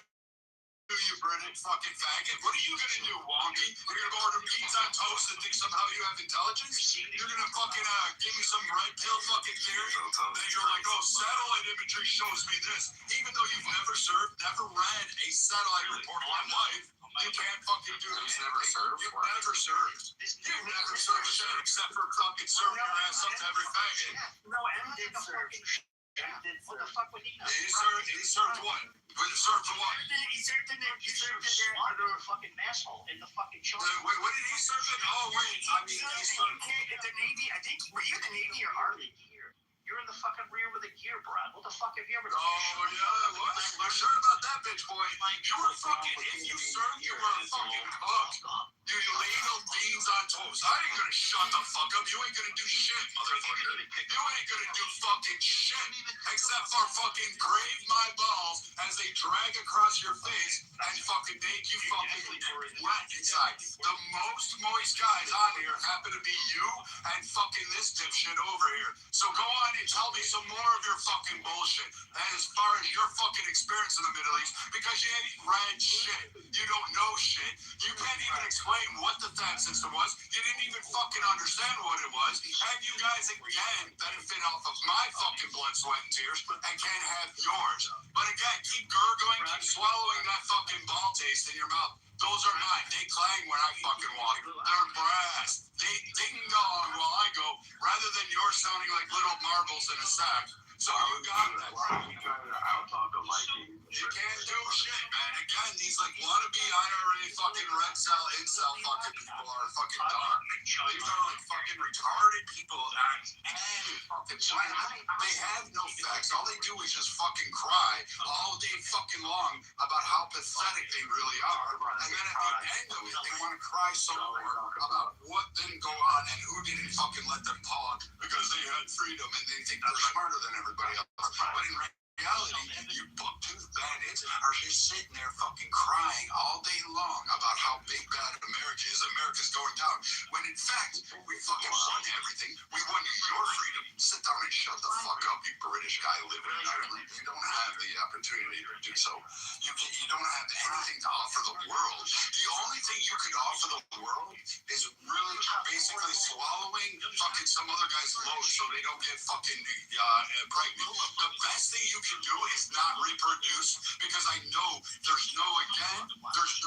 I'm pro-abortion in this day and age because I want these guys, every woman should just be like using Drano and a plunger to flush them out with Roto-Rooter as a backup. That's how bad these guys need to die out. They're fucking retarded. They're fucking dumb. Like, how stupid are you? You have no facts. In your ass, boy. That's right. So are you done? You ain't fucking shit, man. You guys are fucking beat the day you were born. The day you oozed out of your mother like a fucking cream pie was the day you fucking actually became the highest you will ever be.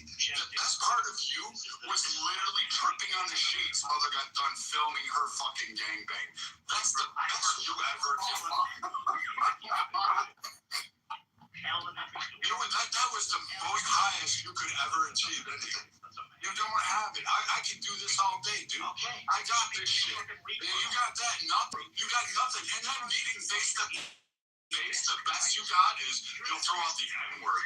The best you got, N-word. That's the only thing you think you guys can say online. Oh, I'm going to say it and think somehow I matter and I have intelligence. Shut up, N-word. Shut up, N-word. What these guys don't know is that you're a fucking weak, feckless little online warrior. You've never fucking met face to face. You never fought in your life. You lied about shit. You got exposed on this app. You were called bullshit time and time again. You got fucking played out, even by the Irish, even by people in Britain, where you got fucking packed up. In fact, I believe that occurred in Jason Mewes' room. And you still fucking can't live that shit down. And then you came back under a different fucking character, and every time you do, you come back under a different character. Every time you're trying to actually think you have something intelligent to contribute and tell Americans what they ought to do. But you don't have anything to offer because you can't fucking do it. And like I said again, the best part of you, the highest you'll ever rise, is again a wet stain on the fucking mattress after your daddy fucking pulled out and went for milk.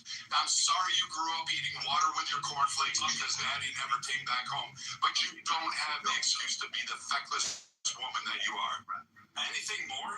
Anything more you want to try to do? Anything else you want to try to do? Because you can't fucking beat me. You can't fucking top me. You can't do shit, motherfucker. Because you know what? I'm bigger, I'm tougher, I'm stronger, I'm faster, I'm fucking richer than you. And I have all that. And the best you can come up with is calling me a fucking nigger. That's the only thing you can ever fucking do.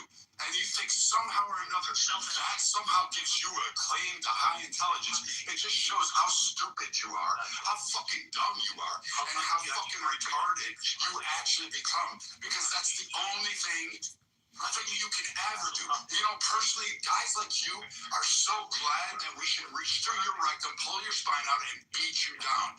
I swear to God, your mama should have been skull fucked until she was dropped on the carpet, and then she could have fucking went. Dude, you don't have fucking shit. You're a fucking wannabe rapist. You're a fucking pedo or some other shit. Because that's what fucking Jason Mewes fucking exposed, was you're full of shit and you're full of bullshit every fucking time. So again, you little fucking incel fucking pedo rings that always seem to get couched in Christian nationalism seem to popping up as pedos all the time I turn around. And it's usually you two bandits that are fucking over there wanting to put your little bean on some fucking, and that's all you guys ever fucking do. All you ever do. You don't have a fucking, you're never going to talk, dude. I'm not going to let you talk. I'm not going to do anything out there that's going to allow you to talk to Americans, because I quite frankly think you're probably the dumbest fucking idiot on here. So go back to chasing little kids in fucking Ireland or Scotland or Wales or wherever the fuck it is you're hiding these days, and go fucking keep going there until you get caught, because we know that you guys are nothing more than child rapists and fucking little wonky little fucking creepy fucks all the fucking time. You have been, you always will be. You guys were too stupid to even control an empire. You lost to a fucking guy who went on a hunger strike and managed to turn around and say, get the fuck out of my country. Why would we listen to any fucking idiot that came from Britain ever? You lost to a guy who did a peaceful fucking hunger strike, and you couldn't even beat him. The guy was 100 pounds. You expect me to sit down there and back down to some English fucking person? Get the fuck out of here. Get the fuck out of this nation. Shut the fuck up. Go. Here's a good one. Go start your own room. Go start your own conspiracy room. Go start that whole bullshit again and see how long you last. You know what?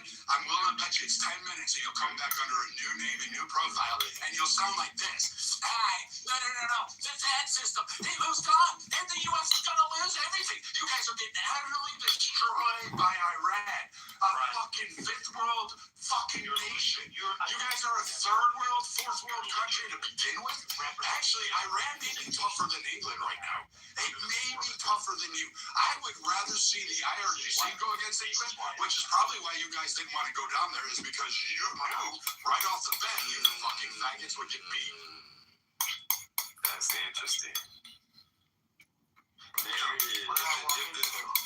If the U.S. decided that they wouldn't protect Europe, would y'all be able to do it on your own? We've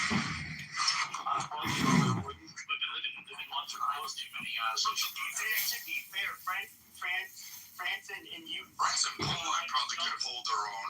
The rest of the nation, England, could hold shit. That's right. Didn't they get Trump to fuck off by stationing troops in NATO, in Greenland, rather? Nope. How could Poland tell Trump to fuck off on Greenland? They put NATO troops in Greenland and then he fucks off. No, that's not how it works. And Poland doesn't own Greenland. Dumbasses don't even know who owns fucking Greenland. It's Denmark. Yeah, probably not a NATO country. So again, we still have troops there. We have bases there. Did you know that? We pull in ports there. Negotiating in Poland. No, he's not. You're not doing shit, dude. Again, you're not going to have any prominence. I'm going to keep backing you up. Because the only thing you said is the N-word, and you think somehow, yeah, I told you, that's all you guys got. That's your shock value. Open source intelligence. That's all you guys got. I'm going to say the N-word. I'm going to keep saying it. I'm going to keep saying it. I'm going to keep saying it because Okay, look, the potato nigger and the half potato nigger keep on arguing and screaming over each other. We cannot understand what's going on. I tried to let it go, but you guys are just keeping up all the days. Oh, dude, I'm happy I'm not letting him speak. I don't give a fuck. Shut the fuck up. I don't give a fuck. You ain't gonna get shit. Yeah, well, I'm not Yeah, you ain't going anywhere, dude. Except down to the goo. I can promise that shit. And off the app, I know that much. I know that account split. I know that. I know that. I'm not reporting, but I guarantee all those people in the audience already did. Alright, I moved them down. It's just too much. We gotta keep going here. Unless you still want to play with them. No, I don't. Pause on that, by the way. I'm gonna just play with this mama tonight. Hey, didn't NATO send like 13 soldiers to Greenland? Oh, that's big. 14. But you know, the thing is, if you were, I know you served, right? If you heard America was coming to Greenland, and you were in another country, and somebody said to you, "Hey, Steffi, we're sending you and 13 other troops over there. Y'all are going to stop America." What do you think your value is to that country? They're gonna suck my dick or something? Yeah. But I'm just saying, dude, Greenland, dude, we've had troops there. When they said, oh, there's 30,000 troops, hello, we've had 30,000 troops in Greenland and on bases for like, what, the last 20 plus years? Maybe longer? For Brad, I'm sorry, Senior Chief, don't beat me up too much, but I think well over 20 years, we've had troops stationed in Greenland. Shit, we prevented the invasion in World War II. We deflected multiple attempts by Russia during the Cold War to have basically footholds in that area. So, I mean, I'm confused. We do training out there all the time. Don't tell me, Senior Chief. I was just a little unaware. These guys act like there's something there. I know we do training because I was fucking there training. It sucks. But you guys apparently, all these incels who play Call of Duty all day seem to know, or some fucking British guy overseas who's on my Reddit forum or my Discord channel tells me otherwise. But yeah, we don't fucking do work in Greenland. Hey, Brad, can I say something to the Evan literally serves in the Royal Navy, didn't he? Hey, I just want to let you guys know, this is the way Brad is in the military. We dread the day you gotta have a conversation with a senior chief, because when you bring stupid shit up, senior chief puts belt to ass. So guys, understand how he talks. That's what a senior chief is. So sorry, Brad, I had to put that out there. A lot of people think you're just being an asshole, but no, Brad's a great guy. That's you bring bullshit up, you're gonna get a belt to hat. And it's always amazing, Steppy, that a lot of these guys, and I don't knock like the Mats for not serving or anything like that, but it's always amazing that you got these guys on here saying the U.S. is losing. Look at you lost Gulf War, you lost Afghanistan, and all these stuff. And I'm sitting there going, did we? Are you sure about that? And they're like, oh yeah. Where's weapons of mass destruction? They don't realize that they were already fucking there. We took care of them. We knew they were there. It was a nice little play on words for fucking CNN and MSNBC. But again, these news networks don't even bother to follow through. And then when they sit there and tell us, oh yeah, you guys got your asses beat, America's on the way down, they don't look at our kill ratios. They don't look at how many of the fucking people we fucking decimate and send to Davy Jones. No. Well, they're doing the outbreaks on MSNBC. They don't look at the KVR. Like when they bring up, like the one I hate the most when they bring up Vietnam, they say we lost Vietnam. I was like, bro, we did militarily, and we did not lose Vietnam. And they go, yes, we did. I said, bro, we had literally 12 days of fucking bombing. They literally 12 days of Christmas, some people will call it, and then at the end of it, they came to the table and said, okay, we're done. And then 3 years later, communists came back. And it's like the dumbest fucking thing when people say we lost Vietnam. We did not lose Afghanistan. We maintained a presence there, and we were basically subtracting a massive footprint. So Senior Chief, I agree with you on that.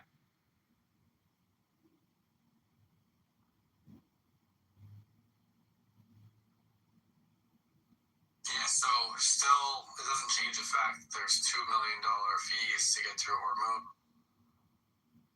And the IRGC told those.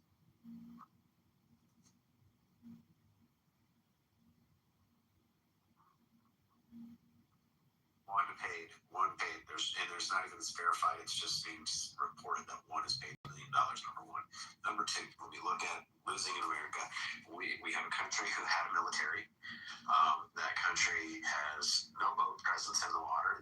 If you came to America, anybody, I would like to know who's parking their boats in the Gulf of America, who's parking their boats just off Miami Beach, who's parking boats in the Hudson River, who's parking. Nobody is. Okay, but we've got our boats surrounding them. Their boats are not controlling the water. The reason the missiles we used to shoot down, we were producing 6 to 7 a month. So guess what? You guys that say we should have gone in don't realize that everybody going since they took office said we need to go in. They all said they were a problem. Every president. Shit, the Secretary of State Hillary Clinton said it. She said she'd go and bomb their asses.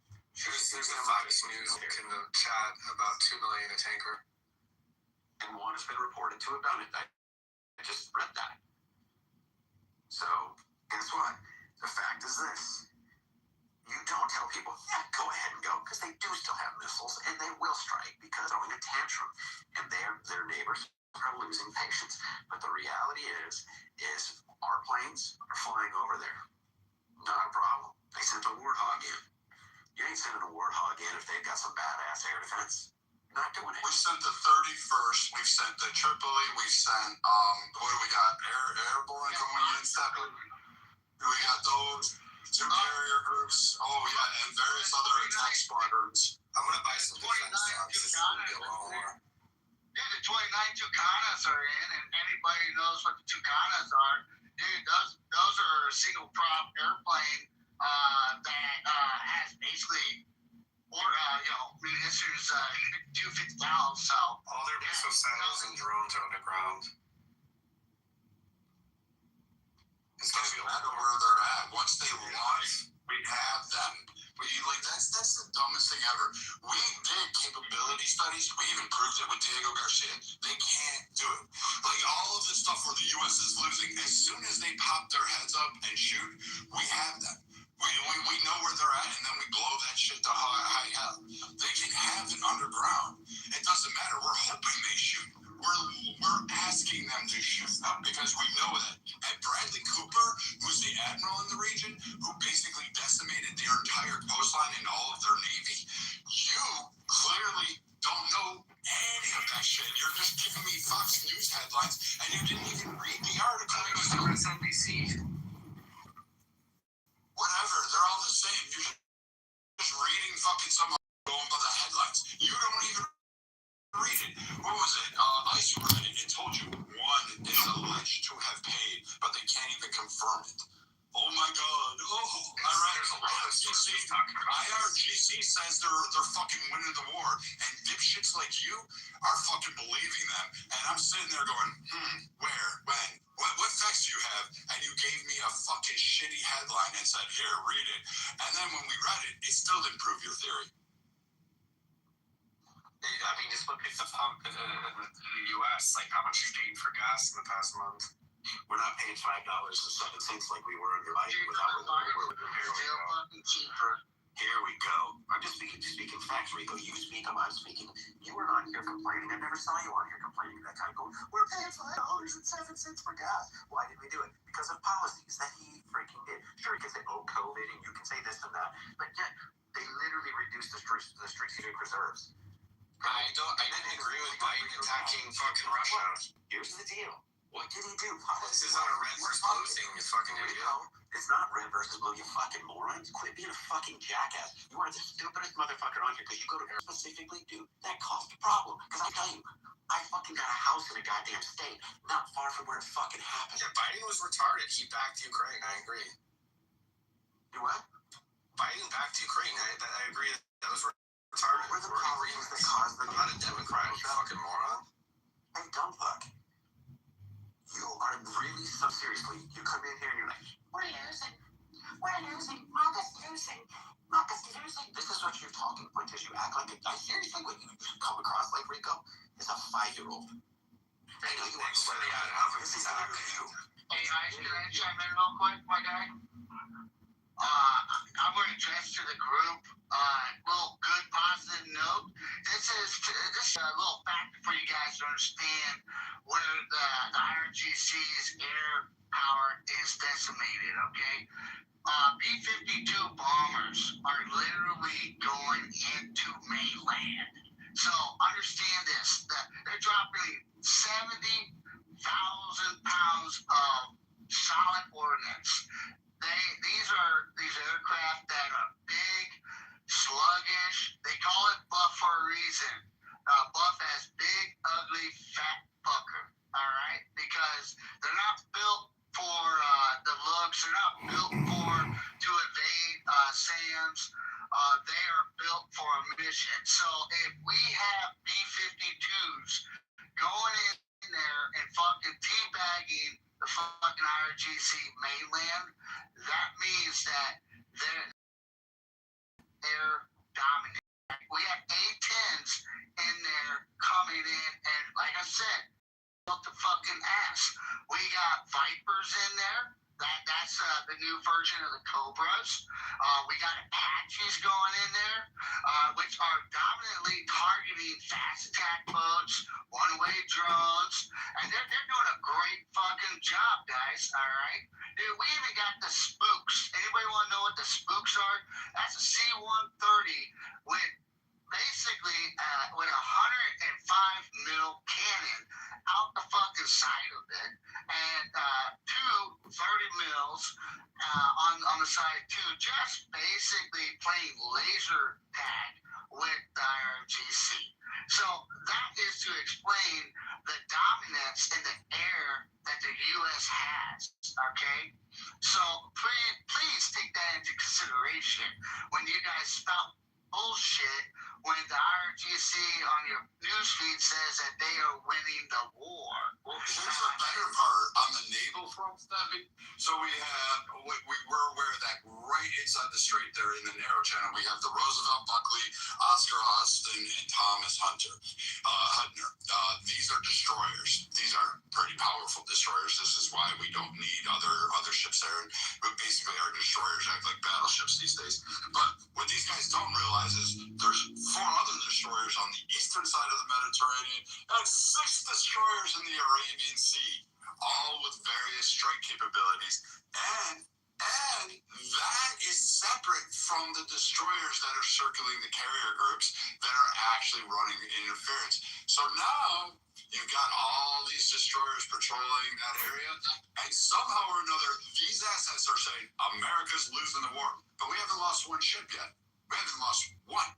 So these guys really don't know how warfare is. They've never been in the fight, and they, like, again, it just goes to show that these guys don't know either land or nautical warfare nor air outside of a fucking video game. Yeah, I'll make this easy. I just looked it up. The U.S. has struck between 11,000 and 13,000 targets of the IRGC. And that's contrasted with the IRGC has only hit 1,238 of their targets. 1,200, 1,200 compared to, well, we'll round it off to 12,000. And we're going, the U.S. wants to hit 16,000. So there's no way that Iran, just by the numbers alone, can claim they are winning anything. In a war, if your enemy is hitting you hard, you hit back hard. And if you can't, that's called losing. Alan, how many missiles did they fire in the first day? Because I just want to kind of look at they fired thousands of missiles, right? And they sent in 30 like days. 4,000 total. Yeah. I think it's 4,000. How many, what was the percentage of those that hit?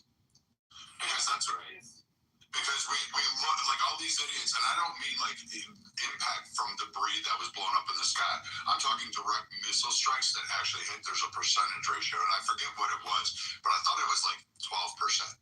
Because I thought that was significantly low, considering the amount of power that Iran was claiming to have. But I know that they can't do anything against it, and their guidance systems are weak at best. Brad, I want to throw something out there. You agree with me? So if all of a sudden, because there's threats now, they now say they have an intercontinental ballistic missile, right? So let's just say that they have that. So they lied, said they only had a missile that could go 1,250 miles. They showed that they could go 2,500 miles. They lied, right? Proven lie. Then they say, well, we're just weeks away from getting a nuclear weapon. Then they make threats about saying, we're going to have a strike that'll shock the world. Nobody's ever seen anything like it. That seems like a nuclear weapon, probably, right? But every president said we can't let them. The neighbor said we can't let them. The UN says we can't let them get one. Everybody says it, right? But now they're making threats saying that they could hit America. But I want to throw this out there. If they did fire a nuke on an ICBM and fired it at America, do you think these people would be like, holy shit, we should have gone in sooner? Or do you think they'd be like, ha ha, way to go, Iran? I think most of these people, like Rico and everybody else, would be like, ha ha, way to go, Iran, way to show America. I think Space Force will catch it before it even got to the atmosphere. I'm sorry to be naive, but Space Force would fucking take care of it before it even became a... No, that's not necessarily true. Yes, we have interceptors, but the stuff Space Force deals with, like satellites and movements around the Earth next 37B, right? Like we don't, I'm aware of, we don't have a Star Wars SDI-like system around the Earth like Ronald Reagan proposed. We actually have it on our ships, Marshall. We have a way to interfere with guidance systems, and we have a way to interfere from satellites on there.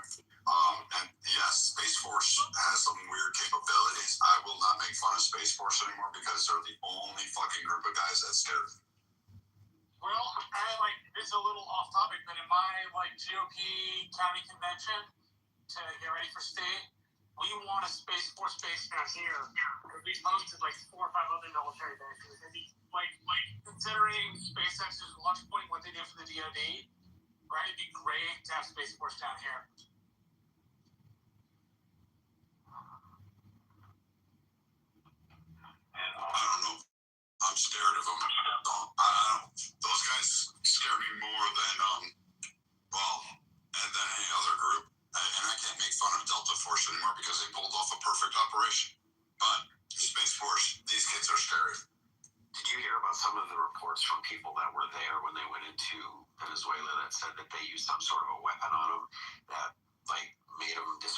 they were vomiting and stuff, and they said it seemed like the Americans weren't affected by it. And the nose was bleeding. Yeah, the nose was bleeding out of the ear, everything. Yeah, we heard about it.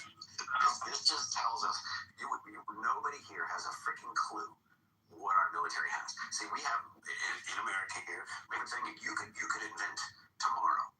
Rico, you could have something that free energy, so better than anything, 50% efficient solar panel, right? Guess what? U.S. government says, thank you, we're taking that. You don't get to put it on the market. Guess why? They look at it as a national security thing. So there's things out there that have been done that we don't know about, that they've got. There's technology as hell. You can watch the show Future Weapons from back when, and it's amazing what's out there. And they're not letting you see what we've got. Listen to what some of the pilots have said they've seen in the air. Marshall, sorry you missed it. We had like two wannabe KKK light graper, guys who like to play tummy sticks. They basically were telling us how the U.S. is cooked and Iran is like defeating us militarily, and they're just like taking our ass. And so we're coming off of that argument.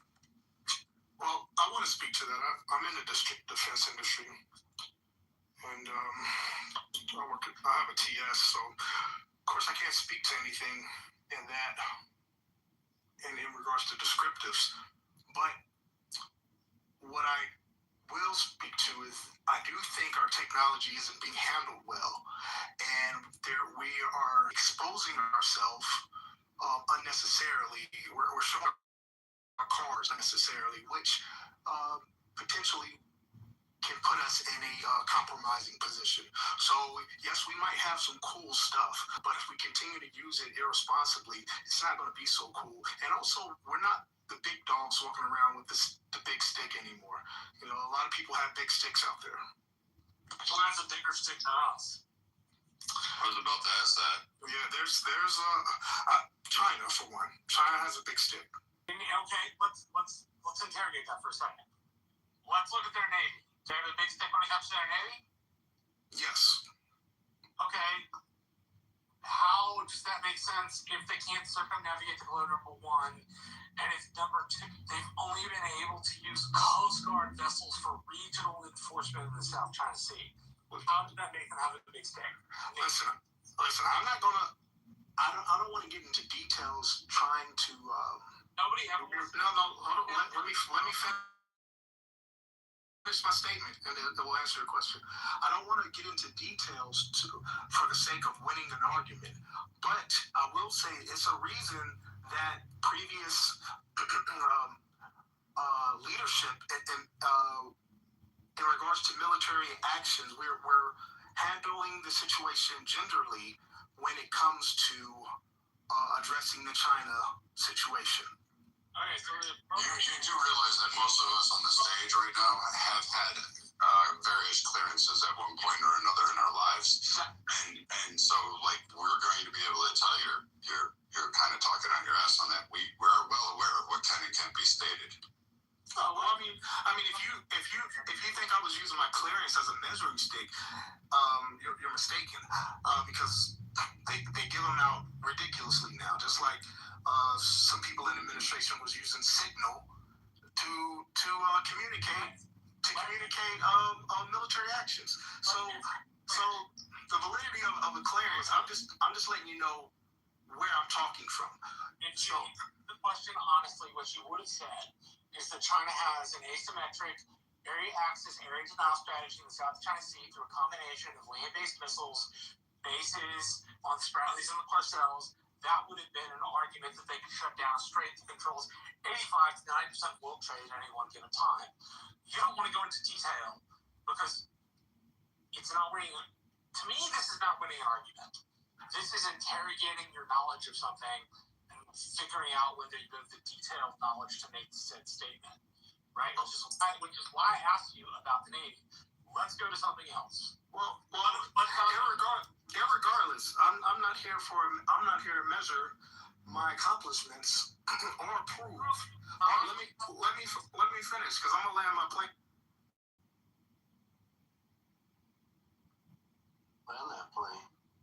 Yeah, I have no military clearance, and even I know that the Chinese Navy is no match for the U.S. government's for our Navy, and has no ability to travel throughout the world, otherwise called deep water abilities. So,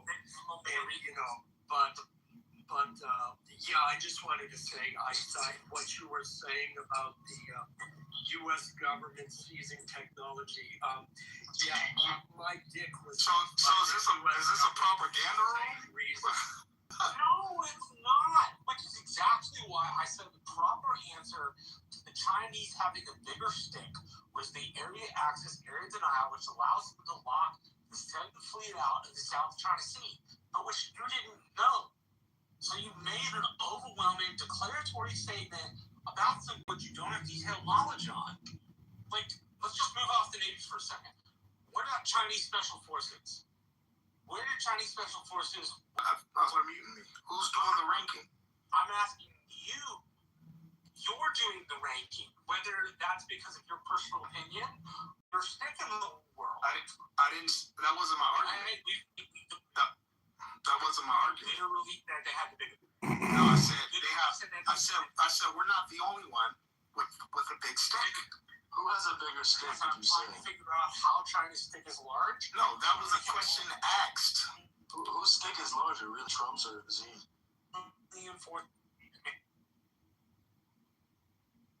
You're breaking up. My question is, why would you enter a room and say I work in DOD? Every person I've ever met in my life that does any type of civilian DOD interactions, they do not openly jump onto a public platform that has global access to broadcast of their DOD or have any affiliation. That's a red flag to me. I mean, like I said, I'm not trying to prove or fuck. No, we're just trying to determine if we can have a good faith conversation with you, sir. That's just it. There's no hostility. Well, it seems like there's a lot of hostility, and to have a good faith conversation is simple. Yeah, just have good faith. All right. Just have good faith. Just admit that your first statement was full crap. Like, I didn't ask you because I wanted to hear myself talk or because I wanted to attack you.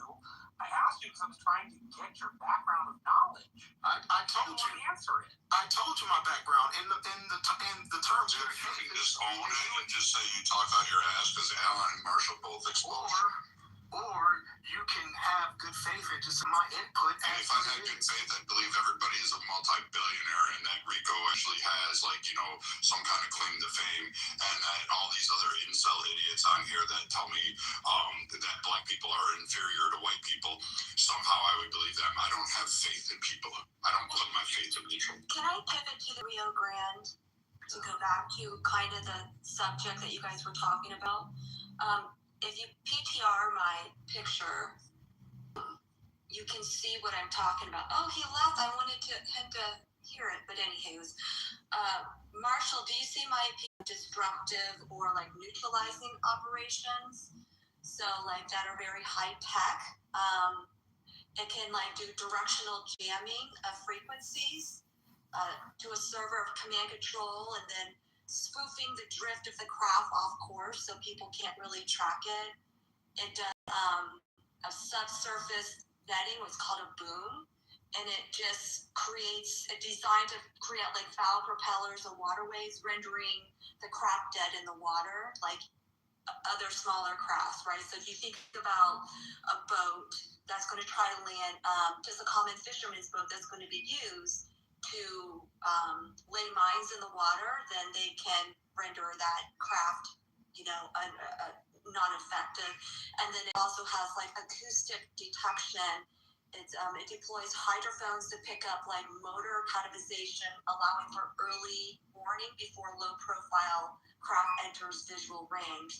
So that gives an automatic eyes and ears of seeing what actual threats can come around, not only beach or waterfronts, but also to help escort said let's say larger ships in and out of waterways. So that one came across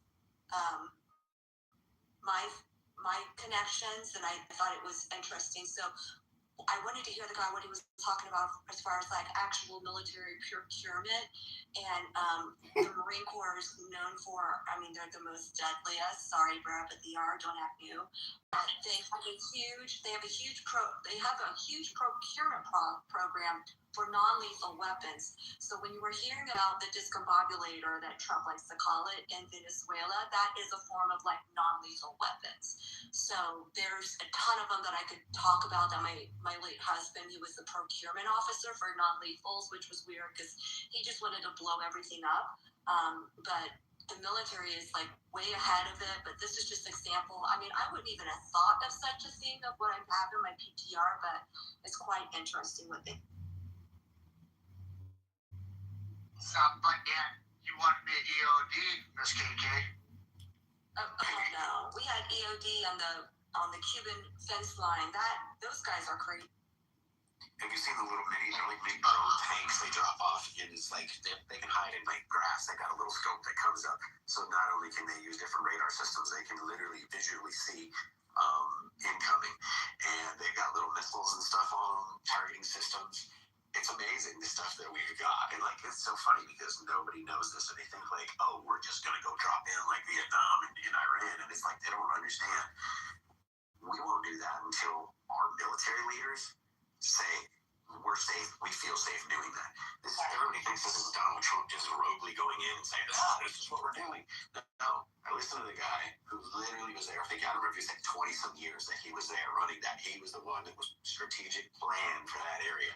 I think it was on CNN or MSNBC. He was talking. He's talking about the boots on the ground, and he's a big supporter of it. And he explained why. And there's many reasons why. But he says you take out these targets right now. What they're doing is they're still flying over. Every time they fire missiles, they give us new targets because it opens us up to new intelligence because our drones pick up those firings. But right now, what people don't like, and I wanted to ask him, the one guy said he had the DoD clearances. And those guys, there's a bunch of people. There's hundreds of thousands of people that work for the DoD and get clearances for different things, from hospitals to administration. So it's like, okay, we can take it all with a grain of salt. You might have that. I can tell you, I know for a fact that there's an outfit here. I will not say who is flying drones in the Ukraine Russia war. That it's and I was like, interesting. We talked about it a bit. Hold on. No, so I was going to say, when he wants to talk about the big sticks, the biggest stick of all is our Ohio class subs. And that's what we know of. Okay? They can hold 27 tridents. Oh, but our rules say we can only carry 22. So we do. Where the rest of them waiting on board our freaking ships to replenish them, right? 22. Inside of each one of those 22 are 8 warheads that are 40 times the size of what we dropped on Hiroshima. So one nuclear sub can literally devastate. Now, do we want to go there? No. But when we talk about the size of somebody's stick, that Ohio class sub is carrying the biggest damn stick of all. Well, I mean, think about what we were able to accomplish just last night or today, which was we flew B-52s, refueled them in the air, dropped the munitions, and did a ring around the rosy to drop more. Inland, don't forget inland, Miss KK. Deep inland. Just south of Tehran. So they're not going to put a B-52 in that type of potential, harm and liability to get shot down if there wasn't complete control with it. But what started it first? Along the coastline, and then they creeped in further in and further in, and the reason why is like we're revealing their munitions of what they have or what they lack thereof. So it's I don't. If anyone is like ever have access to go to Marine Corps East, Marine Corps West, you'll be blown away.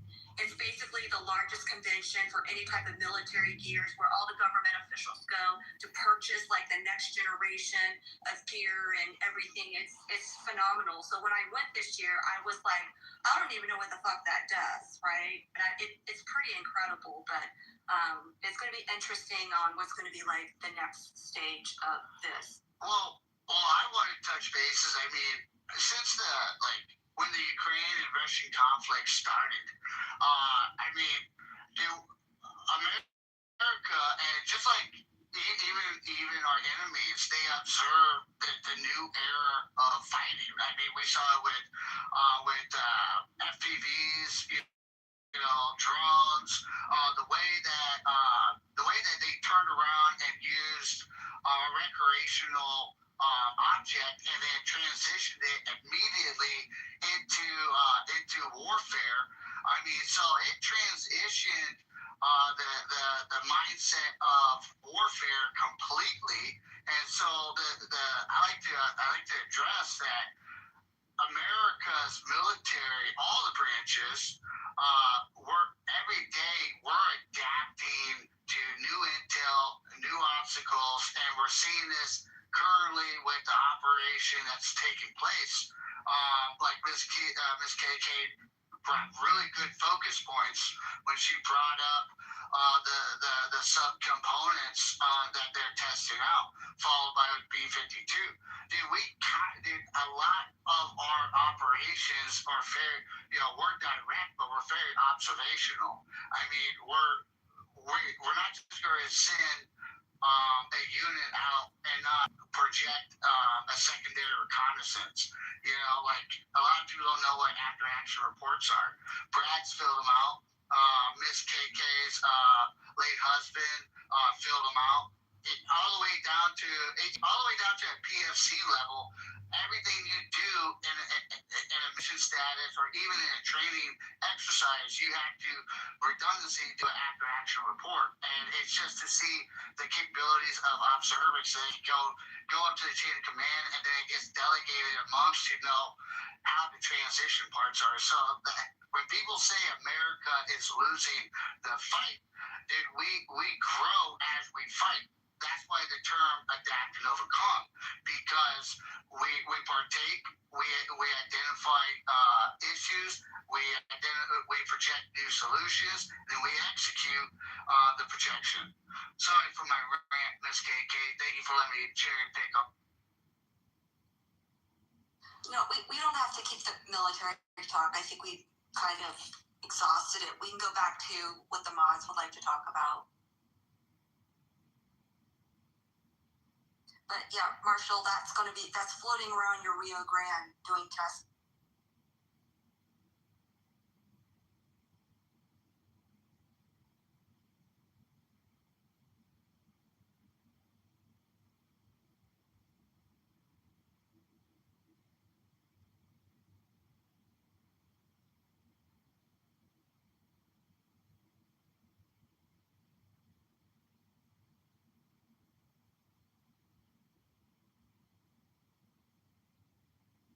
I haven't heard Leroy come on.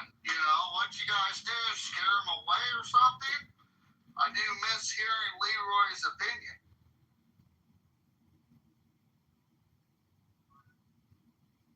Who's Leroy? Last week, maybe the week before, he was contradicting everything that was brought up factual. Oh, that's his game.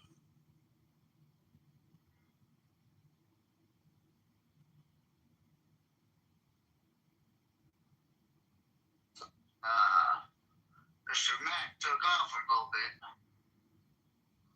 So does anyone know the results of the poll?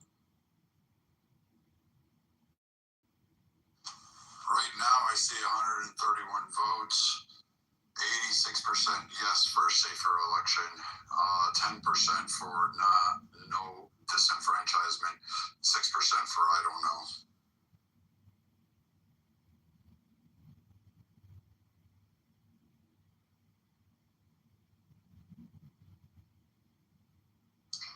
SCOTUS says going to argue birthright citizenship tomorrow. That's going to be a compelling case. It's going to be interesting to see where it lands and what it pertains to, because I can't make a guess on it. The Supreme Court, as much as liberals say it's all Trump's Supreme Court, they don't always side with him, and sometimes they do. Which case differences? The birthright citizenship.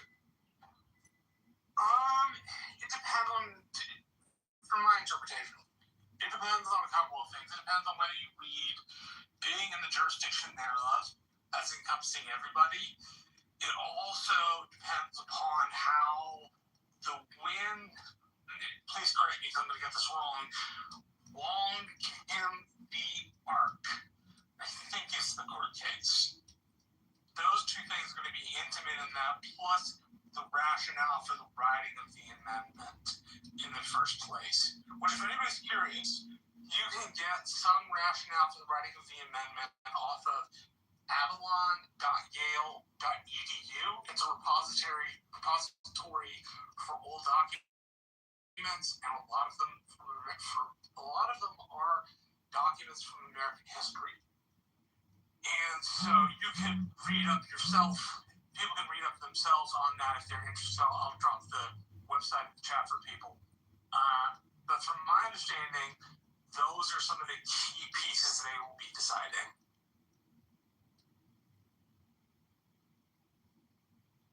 How do you think the outcome will be? I think Gorsuch, Barrett, and Roberts are all in the pro-14th Amendment camp. I think Alito, Kavanaugh, and Thomas are in the 14th Amendment does not protect everybody, or the birthright citizenship clause does not grant everybody citizenship. I would be surprised if Amy Coney Barrett was a little bit different, although she's not as much of what they call a textualist as Neil Gorsuch is. All that really means is, like, you can be a originalist and a textualist. The textualist means you read the document and what the document says it means. And so you then take the originalist part of that, which is like reflecting on what they meant at the time, and you combine together. So I think it'll be interesting no matter which way it comes. But that's at least what they're arguing over. So if people are curious about reading not just the 14th Amendment, but some of its rationale, avalon.yale.edu is a good place to start looking. It may not give you all the documents that you need, but it'll give you a start.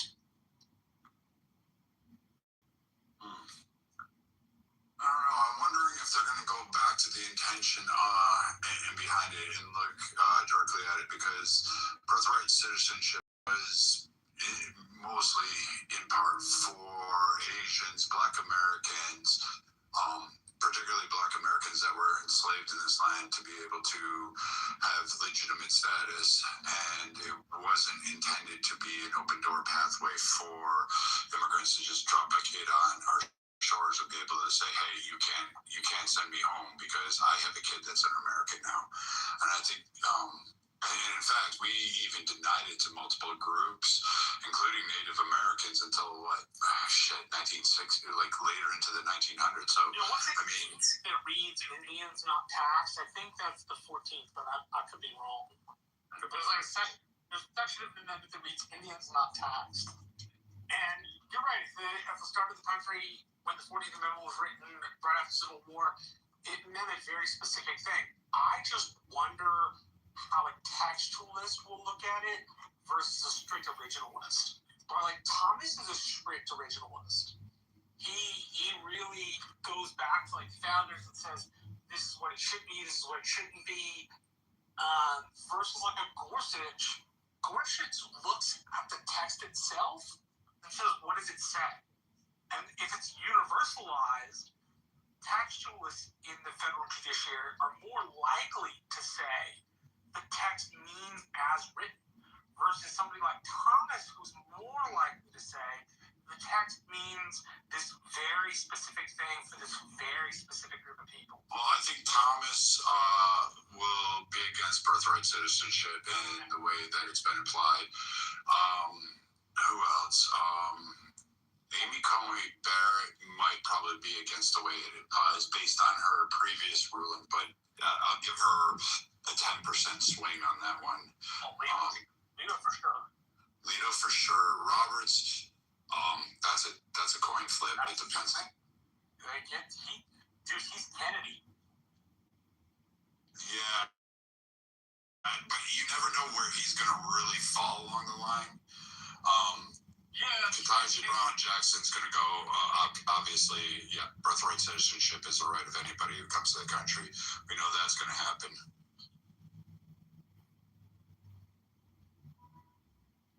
That's going to be interesting no matter which way it's decided. It'll piss a lot of people off one way or the other. Correct me if I'm wrong, but isn't it also, and isn't the main thing, whether or not he even has the authority to do this? I could be wrong about that. So that while the issues of whether or not birthright citizenship was intended, I think there's also going to be arguments about, well, can the president his decision in the first place. What? There's a question about constitutionality of his imposition on an amendment in the first place.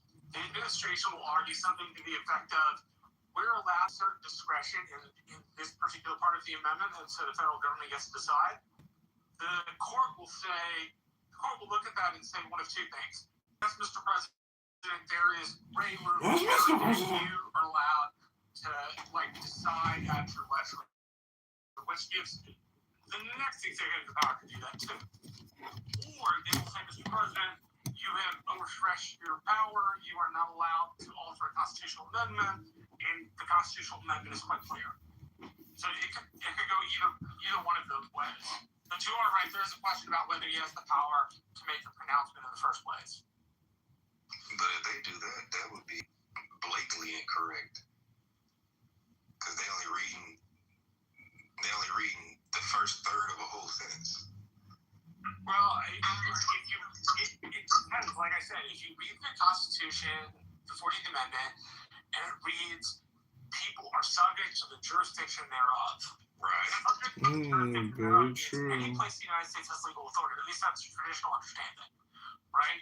The administration is arguing, in the jurisdiction thereof, does not apply to those people who are not here legally.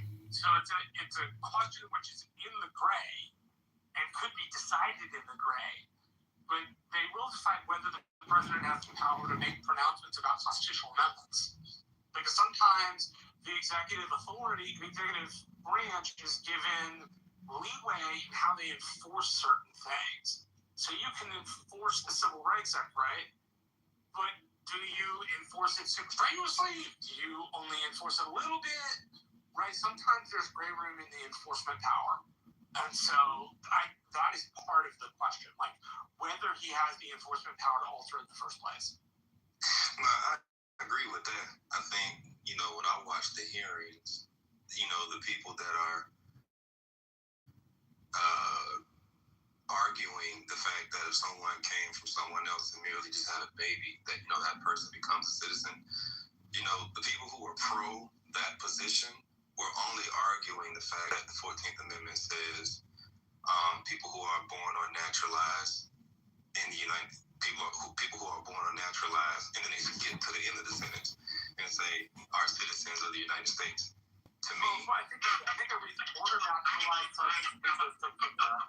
no, I know that's what it says. Oh, I just but the people that are defending, the people who are opposed against Trump, they're only trying to cite the first third of the sentence, and then they skip to the end to say are citizens of the United States. The problem with that I see is that, number one, the word "and" is in the first sentence twice. So at the end of the sentence, it denotes the two citizenship statuses that every American has. You have a United States citizenship, and you have a state citizenship.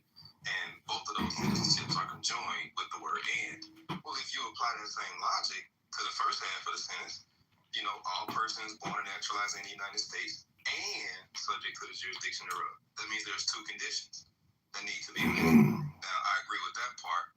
When I read the 39th congressional notes, the way they spoke about what that phrase meant was subject to the complete and full political jurisdiction. And they were talking about the slaves. So it would make it hard for one to reason that the further you Well, that's one thing, and then I'll land here. Number two, I read the brief that Solicitor General Bauer put forward, and he listed quite a few books in there, a few of them that I had already read, but I'm glad I read his brief because now I found a whole bunch more. And one of the things that they highlighted was the last word in that first sentence is reside. And what he's putting forth is that the term reside does not mean what we think it means today. They use the term reside to speak to the law of domicile. And in the one of his sources is actually what I'm reading right now, the law of domicile. And that's like a whole thing as well that talks about Sorry, the legal. put that in the chat so I can look at it.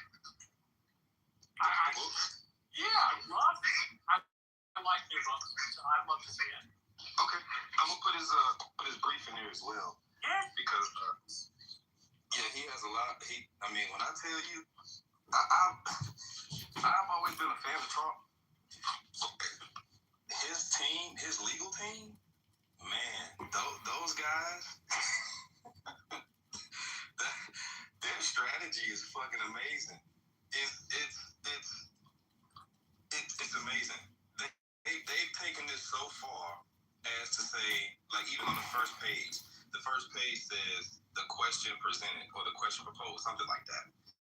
And one thing that I ended up discovering that they highlighted is when it comes to birthright citizenship, have a statute that already speaks to how Americans define birthright citizenship. And it has nothing to do with people born here.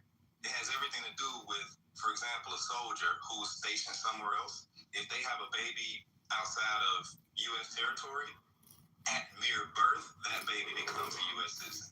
Or if it's someone who stayed here, who lived here for 10 years, and like there's like some numerical qualification, like the person has to be 21 years old or something like that.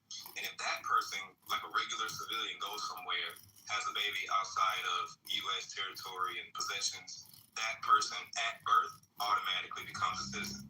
So how the opposers are talking about birthright citizenship does not coincide with, I think it's 8 USC 1401A or something like that. That's the statute that they cited. I don't look the statute up real quick. I know exactly where to go. Yeah.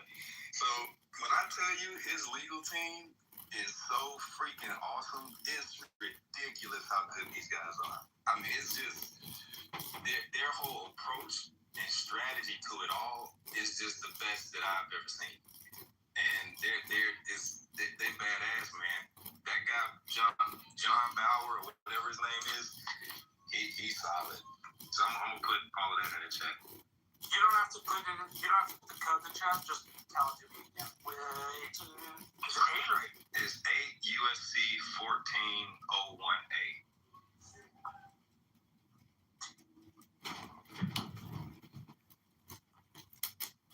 Let's see. Birth abroad before 1952 to serve as parent. I'll drop this in the chat so you can post it to the top. Okay. This comes from Cornell Law School. They have a repository for federal code, which makes it really easy to look up. And that way everybody knows what we're all talking about. Okay. Then I'm going to put his brief in that, the law of domicile book. I'm going to put that in the chat as well.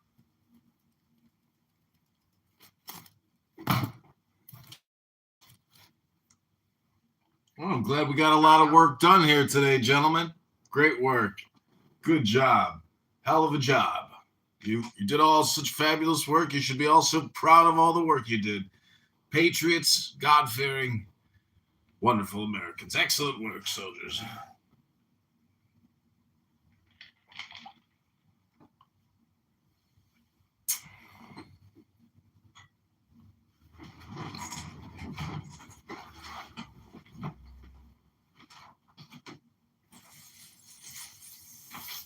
It's up at the top. Sweet, thanks.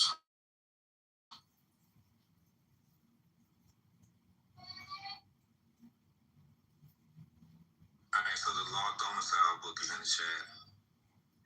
And basically, I grabbed it. Thank you. Okay.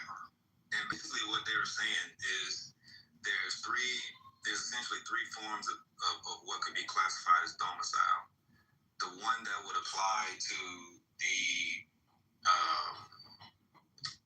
just people in general, which has generally been accepted. It all goes back to Roman civil law, where the domicile of the kid is predicated on the domicile of the parent. So whatever nation the parent pledges allegiance to, the domicile is rendered down to the kid. Now, one thing that Bauer highlighted in the brief was that I can't remember who he said, but whatever lawyer. So one of the strategies that the opposers are taking is that just solely applies here in America, but one thing that I can't remember who he said rejected it, but there was a lawyer that rejected the concept of just solely, and they took the position of if the United States decided to accept you at that point in time, that's when you can become a citizen. So in order for a parent, let's say from Mexico, to come to America and drop a baby, no, they have to go through the process and sever their ties with their foreign nation, be accepted by America and they mentioned Great Britain as well. And at that point, once you go through the whole naturalization process, then now you legally have a domicile here. So they went deep into the weeds, and they actually cleared up a lot of things that I had questions about, because I've been following this ever since it first came out. But it wasn't until I read his brief and I saw all of the books, and I was like, holy shit. I mean, the first 7 pages are just all court cases, treaty and constitutional stuff, old books from like the 1600s, 1800s, and just, yeah, his legal team. Hey, people excite me when I talk about old hundreds. I love his always good. Yeah, I absolutely love it as well.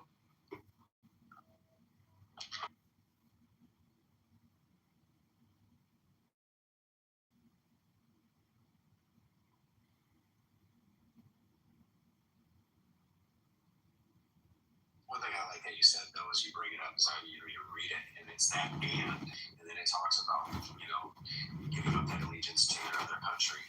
The allegiance is all here, and that's the one thing I think that so needs to be looked at, is that, first of all, that and that allegiance,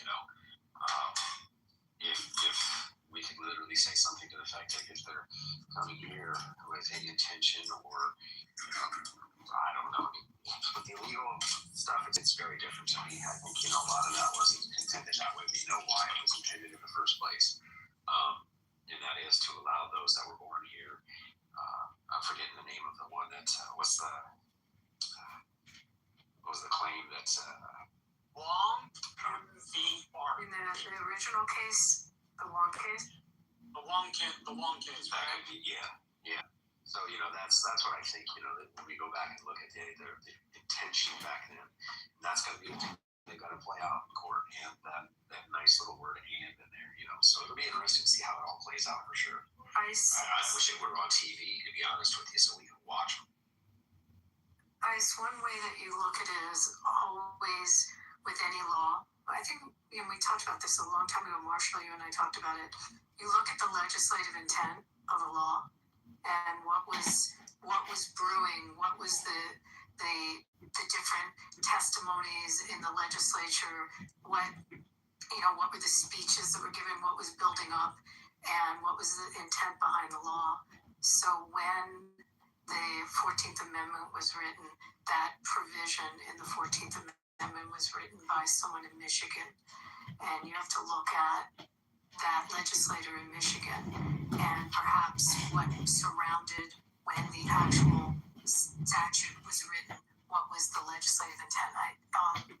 And it's all the surrounding circumstances and not circumstances, surrounding documentation and how he presented that law at the time. With any statute, you do that. With any law, you look at the legislative intent. So there's been argument as to what the intention was of that provision of the 14th Amendment. I did want to say something that's interesting in the alternative of what you just said.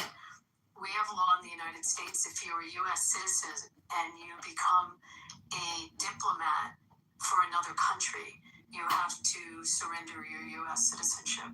So we also determine at what point, using the word domicile is interesting, at what point are you representing another nation and you have to surrender. So just a flip of it, looking at how we look at people that are U.S. citizens and we denaturalize them when they not just domicile, but they represent through government other countries. Just a side note. Omar, I know she represents in Minnesota, but no, but if she was representing Somalia in don't use her as example. Someone who's a U.S. citizen loses their citizenship. They have to surrender their passport, their citizenship, when they represent another country, and that country's government to the U.S. That's our law. It's just the flip of it. So just put in the chat the word. I just sent it to your back channel. This comes from Digital Commons WCL American.edu. It's called the Citizenship Clause Legislative History, American University Law Review. And who's the guy in Michigan that was the scrivener of that part of the 14th Amendment? Do you remember, Martin? You must say. Was it Trumbull? I wanted to call it Bingham, but I'm not entirely sure. It was either Bingham or Trumbull. I think Bingham was out of Ohio. This guy was Michigan. Oh, let me look it up. I gotta see something.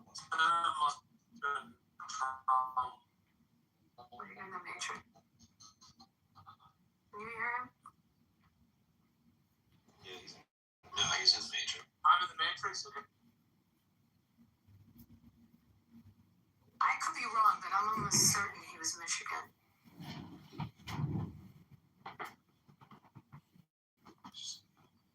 Picking your nose, what was he doing at that time? How did he present that? When he was presenting this proposed law?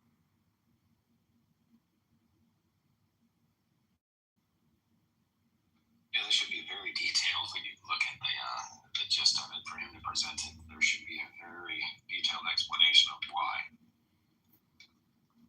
One would think anyway. Yeah, I'm sure there is.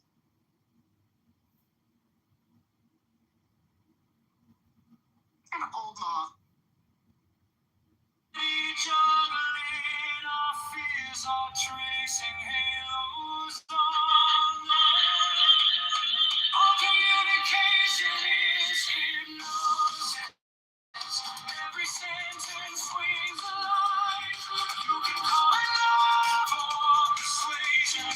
Both are reaching in the night. Our communication is hypnosis. From a whisper to a shout, I'm just choosing brighter colors for the picture in your doubt.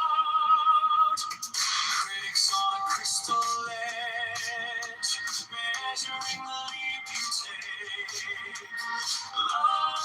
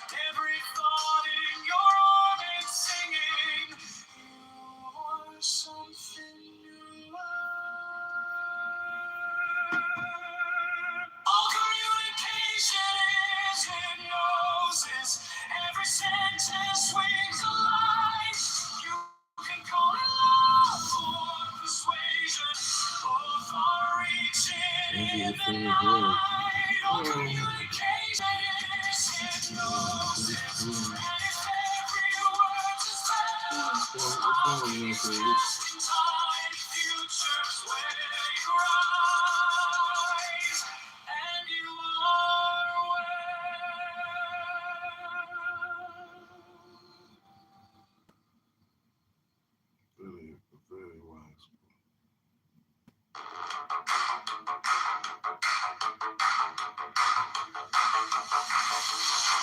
Watermelon, rainbow, watermelon, rainbow, watermelon, rainbow, watermelon, rainbows, watermelon, rainbows, watermelon, rainbows, little orange.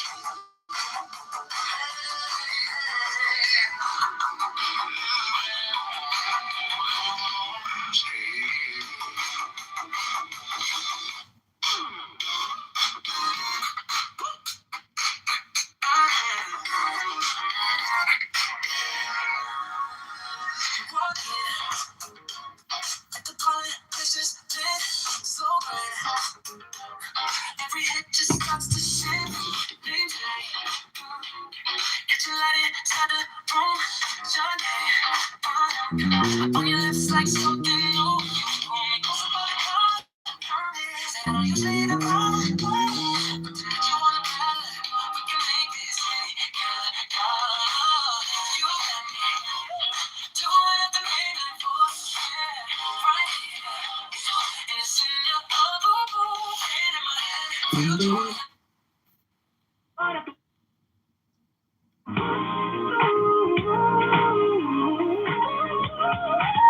You got me doing up the midnight for looking like I'm stuck on you.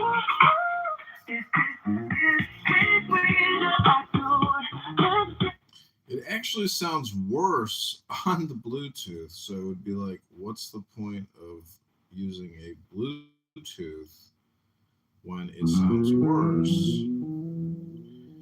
It's just my opinion.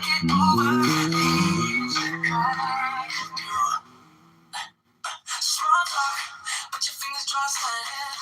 Rock by the box, you had in mind. You had all the promise that you make. On tax reform, but Chicago make you stay. Let that get feel the color, so sweet. Whisper something louder in the summer.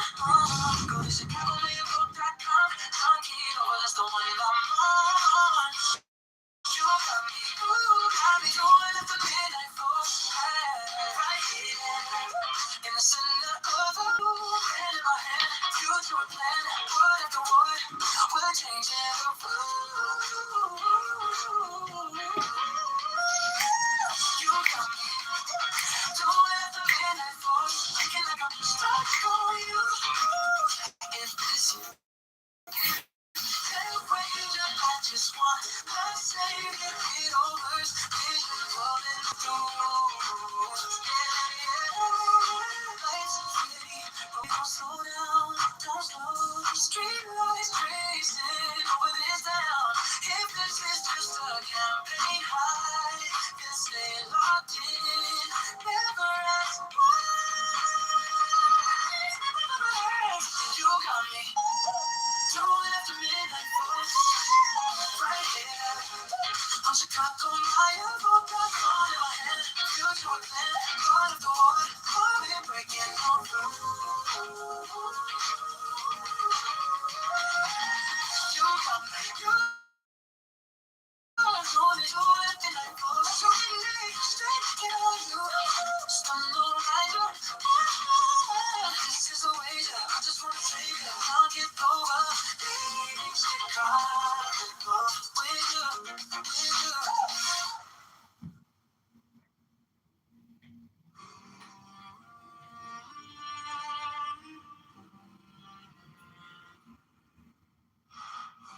On the top of my head, voices waving flags. Every word a tiny mirror asking, who are you? Really? Spanish.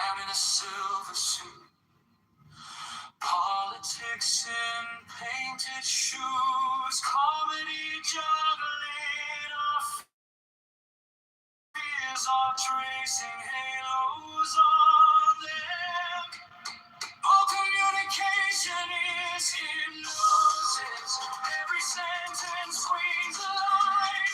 You can call it love or persuasion. Both are reaching in the night. All communication is hypnosis.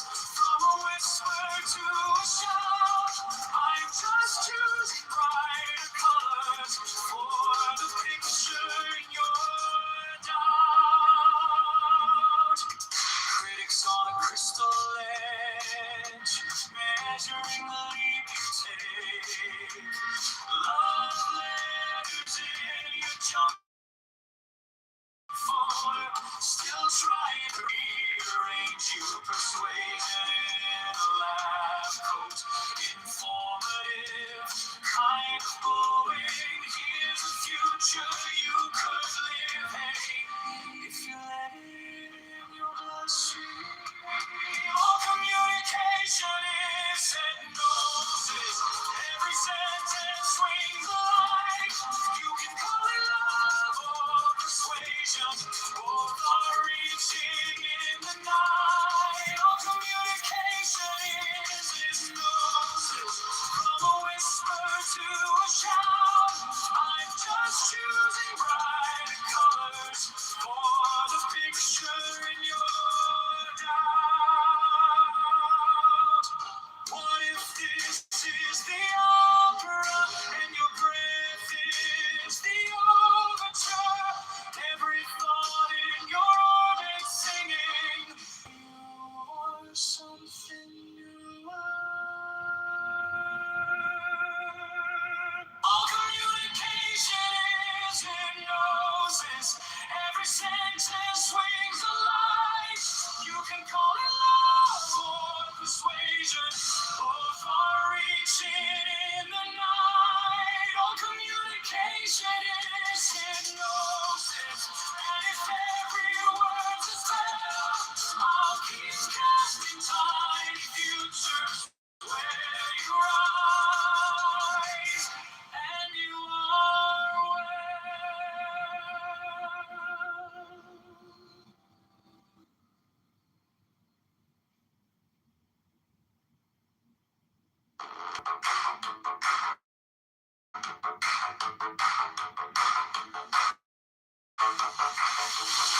Watermelon, rainbow, watermelon, rainbow,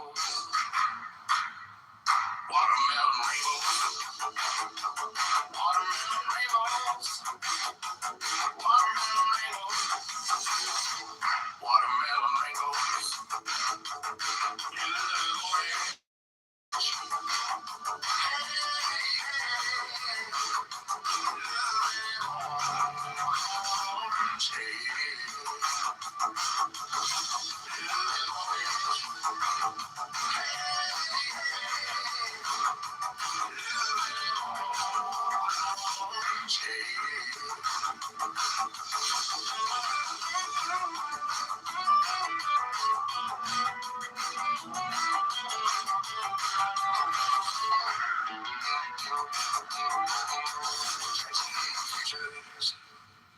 catching neon futures, catching neon futures, catching neon futures. Little and orange, little and orange, little and orange.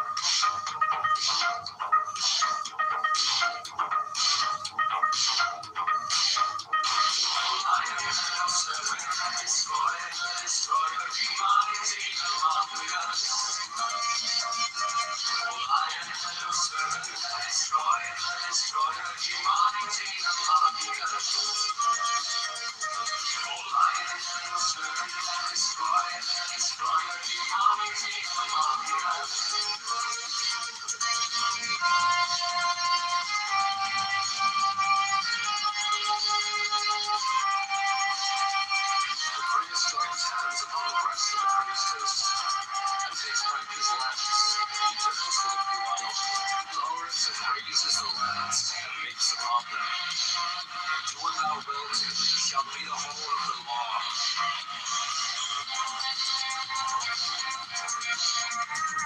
Love is the law. Love on your will. He lowers the lamps and turns to east the graceless. Takes the lamps in her right hand and her left hand, and left hand she offers the grace wheels.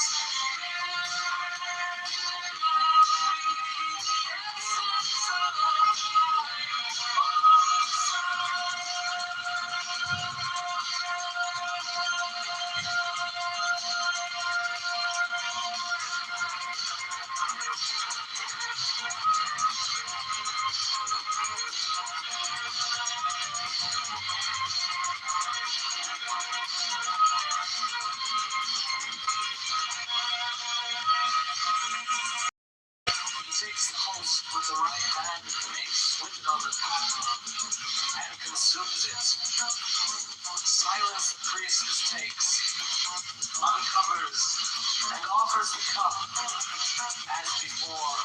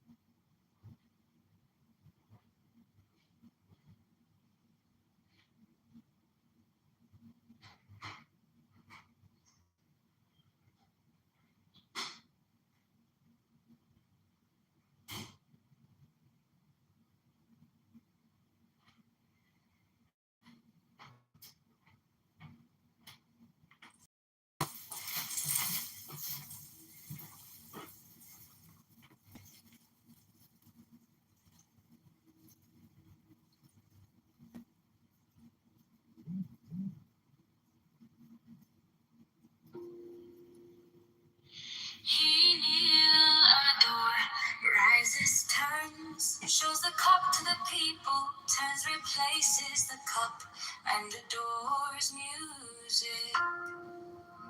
For this is the covenant of resurrection. He makes the 5 crosses on the priestess. Accept, O Lord, this sacrifice of life and joy. Towards the covenant of resurrection. Oh, they banned my Clubhouse account. Damn, they kicked my Clubhouse account. Whoa. Who kisses it? He then touches her between the breasts and upon the body. He then flings out his arms upward as comprehending the whole shrine.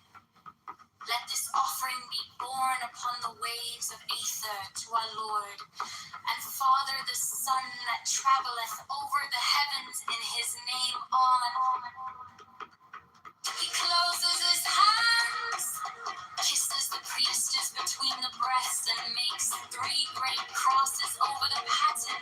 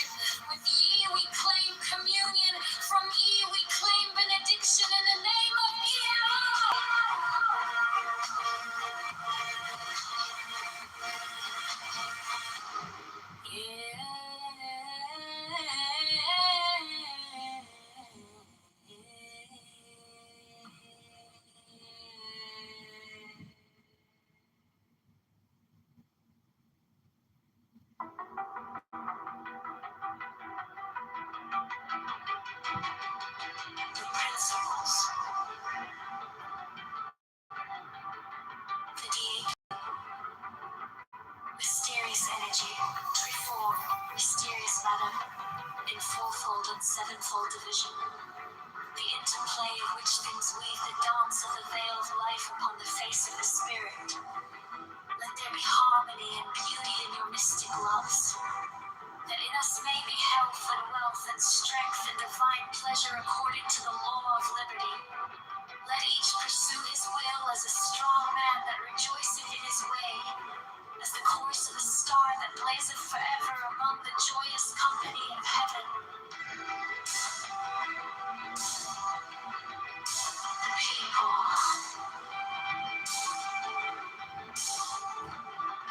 So won't it be?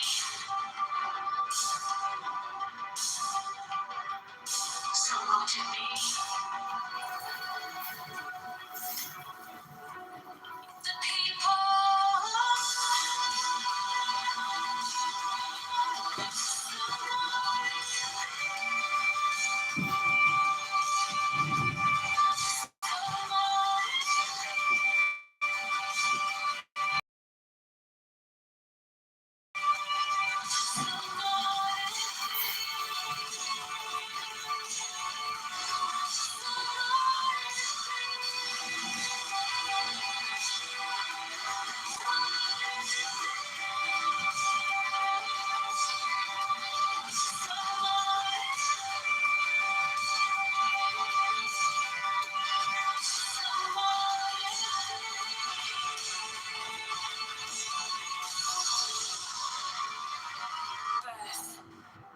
The deacon, be the hour auspicious and the gate of life open in peace and in well-being, so that she that beareth children may rejoice, and the babe catch life with both hands.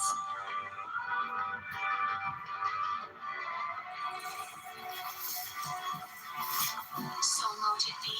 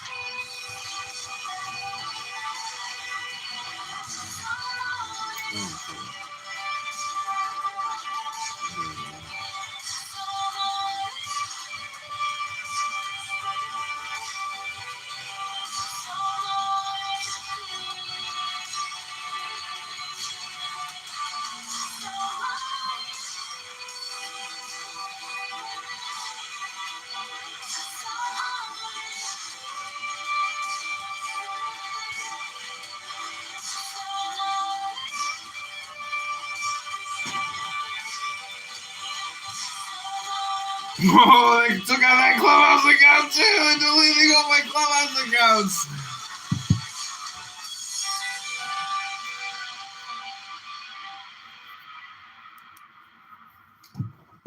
Damn, 2 of my Clubhouse accounts get deleted. Methods we y'all use to get there. Then. All right, this is Universe. They just clipped 2 of my Clubhouse accounts. I'm shocked. Like, why am I still being targeted by Clubhouse? Or Clubhouse users? Oh my God, they took out another one. They deleted 3 of my Clubhouse accounts today. I can't believe it. Can't believe it. This is unbelievable. It's targeted. This is a targeted assassination. Oh, can't believe I got hit. I'm being assassinated by the Clubhouse police. What a tragedy. This is such a tragedy. Let's see, what about this one? No, they took out that one too. I can't believe it. They've deleted all my accounts. All of them. No!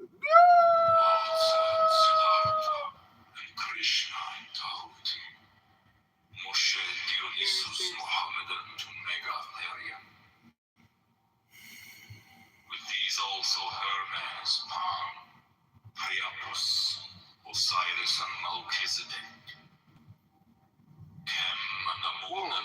But what really pissed him off is I wouldn't be classified. Virgilius, Catullus Martialis, Rabelais, Swinburne, and many holy bard, Apollonius Tianius, Simon Magus, Mames, Pythagoras, Basilides, Valentinus, Bardesigns, and with Merlin, Arthur, Cameron, Parsifal, and many another.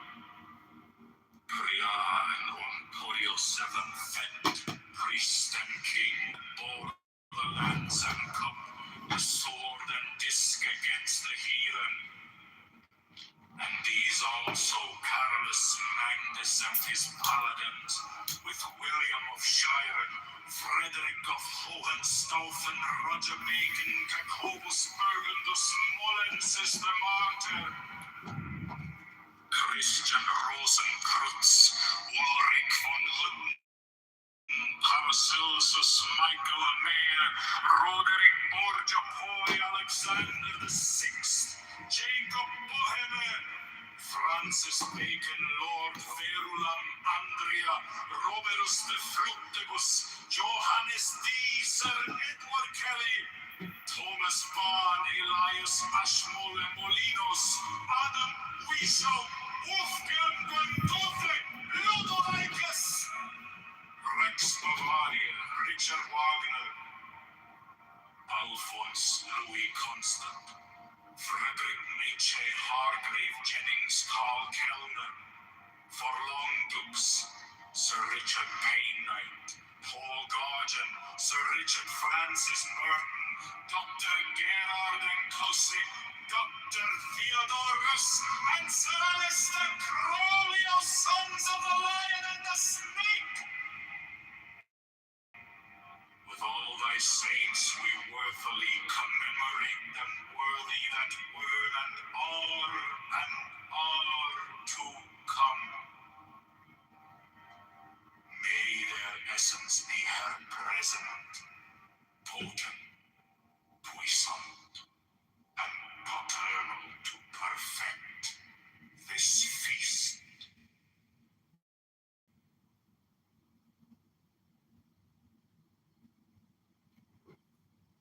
But to love me is better than all things. If under the night stars in the desert thou presently burnest mine incense before me, invoking me with a pure heart, and a serpent flame therein, thou shalt come a little to lie in my bosom. For one kiss wilt thou then be willing to give all. But whoso gives one particle of dust shall lose all in If that. you're a small closet, Ye shall gather goods and store of women and spices. Ye shall wear rich jewels. Ye shall exceed the nations of the earth in splendor and pride. Always in love of me, and so shall ye come to my joy. Ye shall come to me in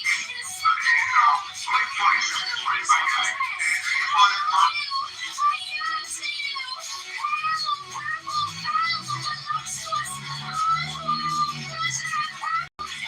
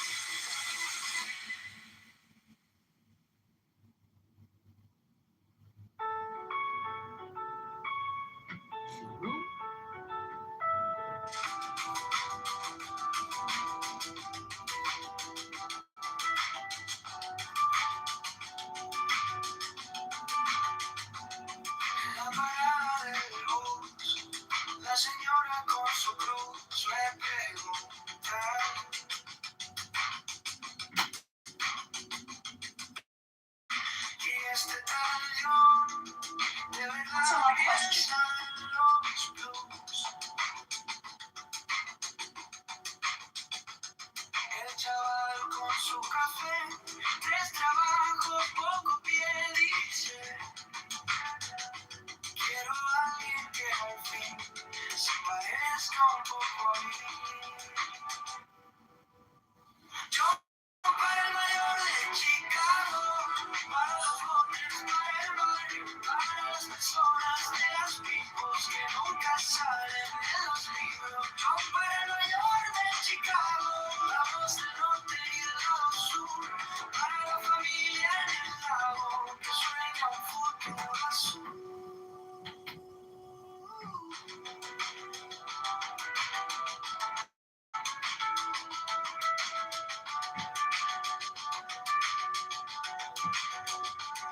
En la esquina del tianguis, la abuelita haciendo tamis dice: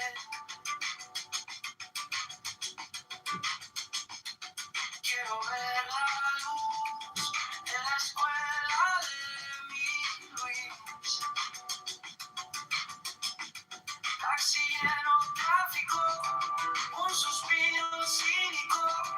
Si votamos esta vez, cambiará lo que se ve. Pero yo para el mayor de Chicago, para los hombres, para el barrio, para las personas de las pipos, pagando cuentas con sus ritmos. Yo para el mayor de Chicago, la voz del norte y del lado sur, para la familia en el lago que sueña un futuro azul.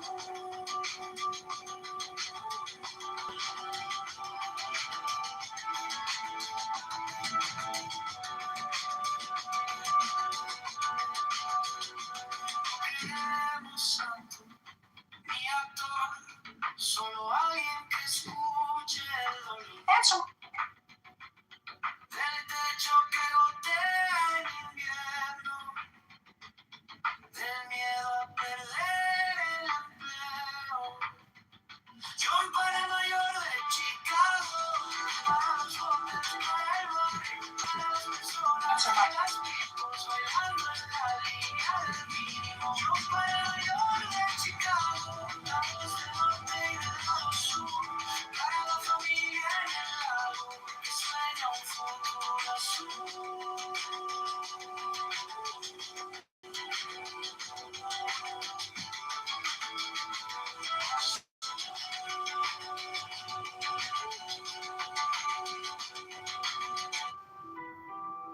What happens if you throw this hand grenade on a apple?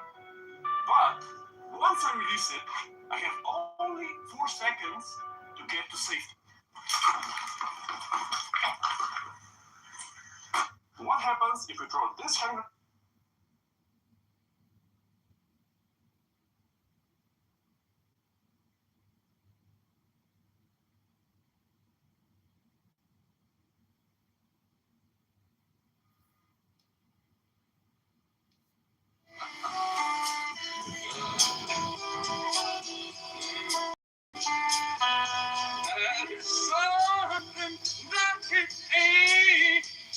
Chilly with my baby, oh she's quaint.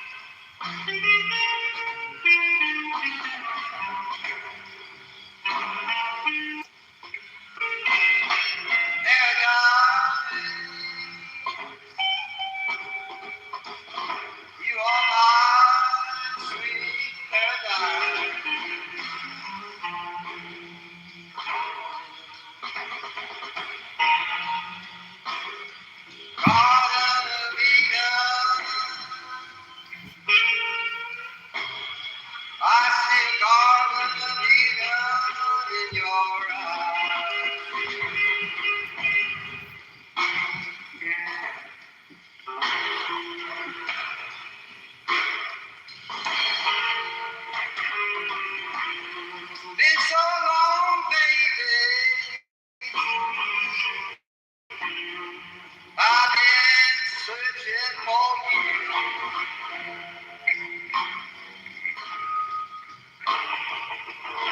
It's so long gone. Your sweet dream come true. And heaven is in your eyes.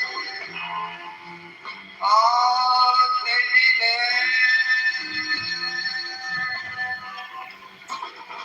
my sweet Eden.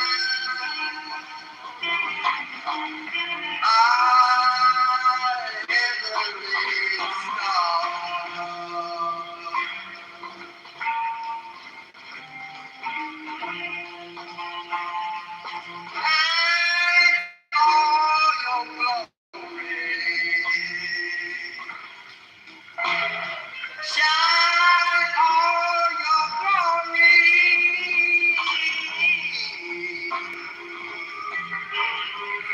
You know it's gonna be a different story this time.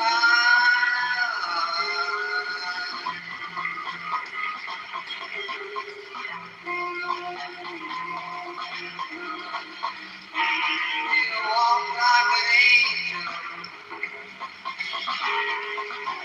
but you're a goddess to me.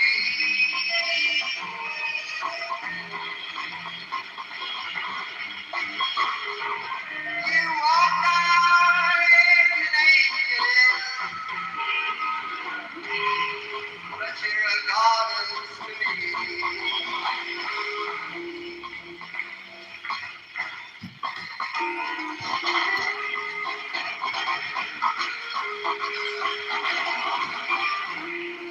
Taste of the sweet nectar.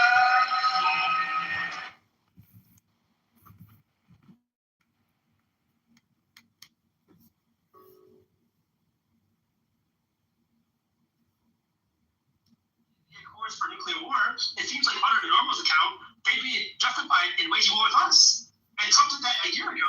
Right. Well, the problem is that if you're the bigger power, if they attack you, they're going to get their asses kicked. So wait, the normativity isn't based around like behaviors in regards to agreements. It's about who has more power. It's about power in the pursuit of our values. And those values...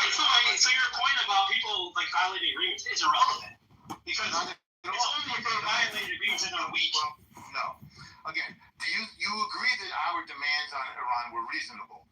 No, I don't think no ballistic missiles is like irrational given the kind of geopolitical sphere we have now. Well, what they have shown their willingness to attack their neighbors. No, so is Israel.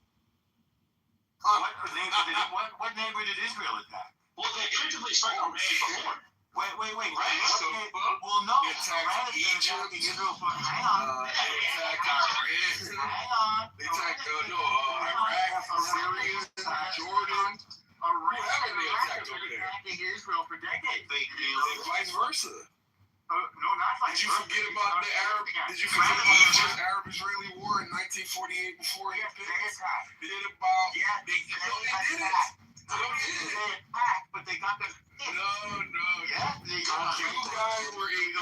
You guys were engaged in terroristic acts against the British to get them out of there. You were taking over land, which they had to knock off. They were taking over land, which is why they had to knock off.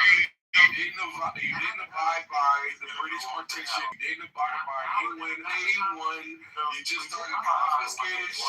No, you didn't. You took land and you used the context of the Arab-Israeli war to expel 700,000 Palestinians from their land. You've been attacking your neighbors since your inception, my brother. You attacked the British. You killed British people. Which one?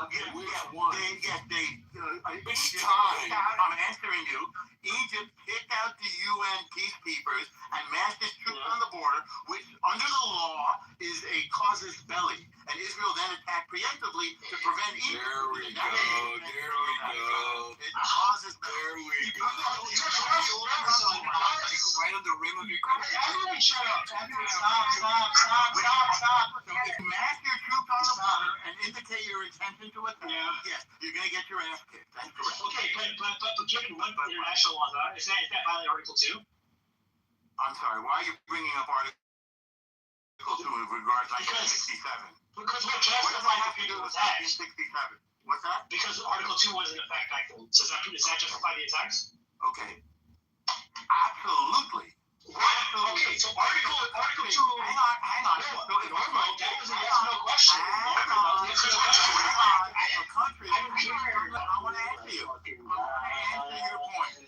I want to answer your point. So if my point is just the rationalization of action is Article 2. Let me make my point and then you can respond. So if a country masses its troops on your border and then ejects the UN peacekeepers and announces its intention to attack you, it is absolutely justified to. No, I agree with you. It's because they throw announced they were going to attack. Stop. We're being very linear here. Okay, but is that because they've exhausted diplomatic solutions? Yes, we wanted a peace deal with Egypt, and when they finally made one in 1978, we've kept that peace ever since. And we gave So what about the invasion of Iran has exhausted diplomatic solutions? I'm not done. Because my point's very specific. My point's very specific. The whole time. Let me finish. Let me finish. We're agreeing on Egypt. I'm giving you that. I'll take it, but I haven't justified. I accept your concession, but I haven't finished. So here's an addition. The position, number one, the Palestinians did not accept the partition plan. They could have had a country at that do you know why they didn't accept it? They didn't accept it because they only got 44% of the land with 2/3 of the population. And they didn't give them choice pieces of the land. That's why they didn't take it. No, so we don't have history books now. We don't have history books about the divide. Consider the divide.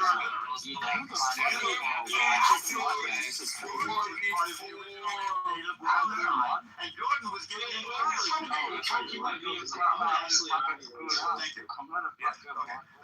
He's lying about what you're showing. He's not talking about the details of why he was rejected. The Arabs rejected the partition plan. And by the way, what you've forgotten is that we all know that the British were working on your behalf from the beginning. So when the British developed the partition plan, it was with your benefit. Anybody can go look at the partition plan close, right? You can see how it was a hodgepodge of locations, right? But he's denying that. Because you're illiterate, because you were dropped on your head, you did not know that Jordan was part of the original mandate of Palestine. And it was taken off. You mean Transjordan? You mean Transjordan? No, I mean Jordan. It was called Transjordan back then. It was called Transjordan back then, dum dum. Let's go back. Yes, I'm talking about what is Jordan today. It went entirely to the Arabs. There's somebody who's not from there, who's from Saudi Arabia, Abdullah. But let's go back to what does that have to do about the part blowing you away on that matter? Because the partition plan included that.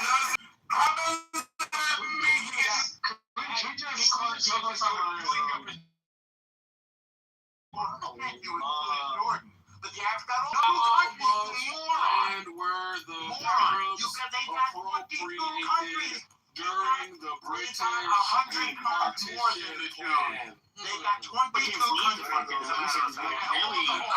The 1947 UN partition plan allocated approximately 42 to 45%. What did I say? 44? My bad. 42 to 45%. Covers all by percent of historical Palestine for Arab states, totaling about 11,500 square kilometers. Okay, great. So you got 45%. It was still 2/3 of the population that only got 45% of the land. I said Jordan was part of Palestine. You have got all of it.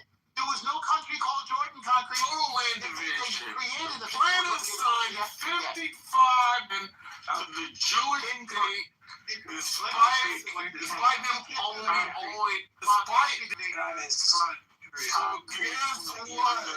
to that. Get your brain away from 1% of the land. And then somebody says, here's a cartoon conference. congratulations. And you don't think that the Arabs should be complaining about that.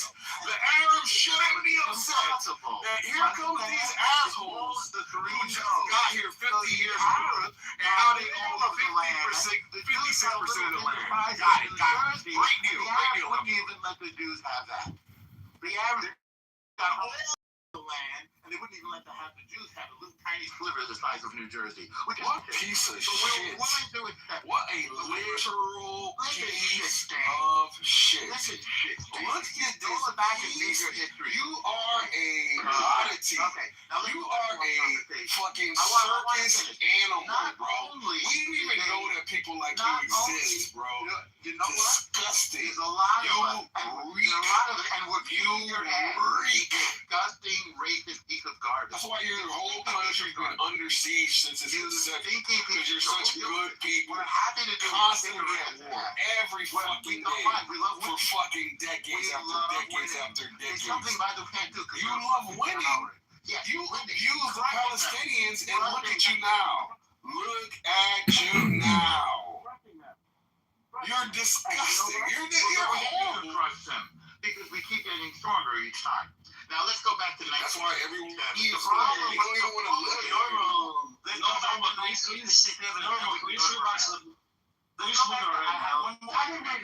I've been waiting a long time. Go ahead. I had one point to make about 19. Go ahead. You can go to Iran.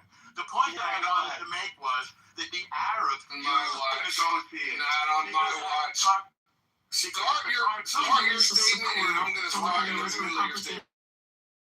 Go ahead, decide that they want to support impeachment. No, you're going to cry today. Today you're going to cry. Today you're going to cry. Much as obviously they decided to convict. But what if they impeach him and Vance and go after both of them and charges against both? The next in line to run the country is the Speaker of the House, which would be a Democrat at that point. Am I wrong on that? Joey? Yeah. Matt, just how that would fly? Yeah, it's Hakeem Jeffries in line. He would be our president, correct? Yeah, I don't think you're going to have the Republicans do that now with how extreme Jeffries is. So. Well, but what if which would be so? I mean, it would be a question. There's only a few Republicans that will push back against Trump, and I don't even think dumb enough to do that. Do you understand? Is this basically what I just laid out? There's a potential that something like that could happen. It could, but I mean, I can't help it if Trump does unpopular shit. I mean, that's like, what can I do about that? How do you impeach Vance though? Like you do the same procedure. I guess it would be the same procedure, right? I don't know. Back impeachment. Agnew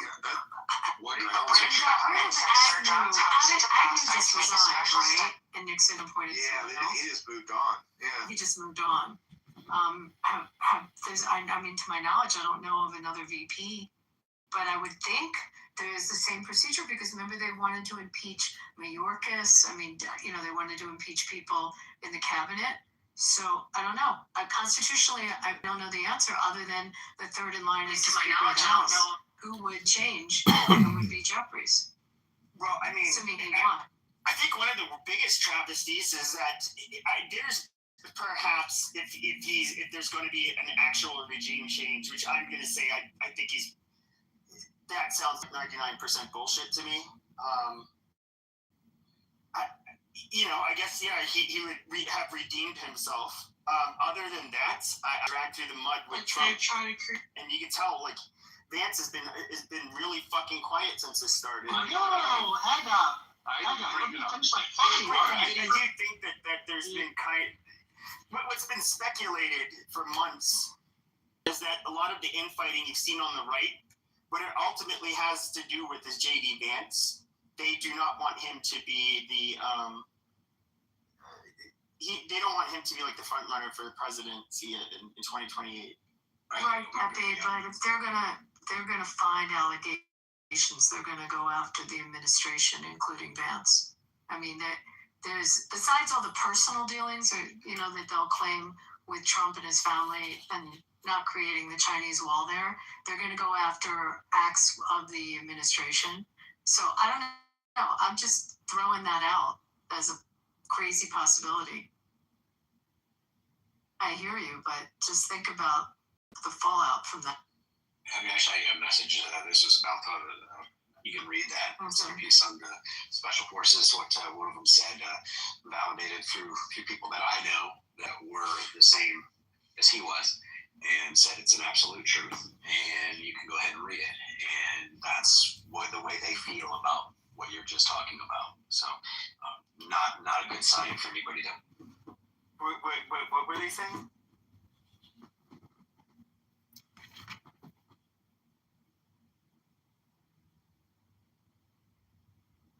He's saying that Vance is gonna lose because he speaks like a loser edge lord.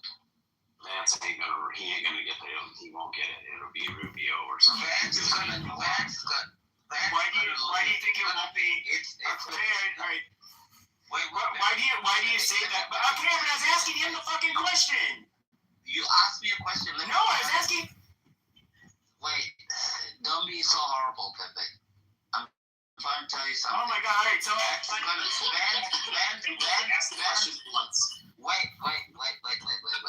Vance is gonna lose because he's a loser edgelord like you, and a fag.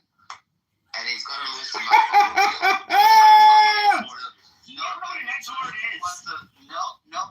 Nobody wants to listen to insults like Tucker Carlson types and everything other than that.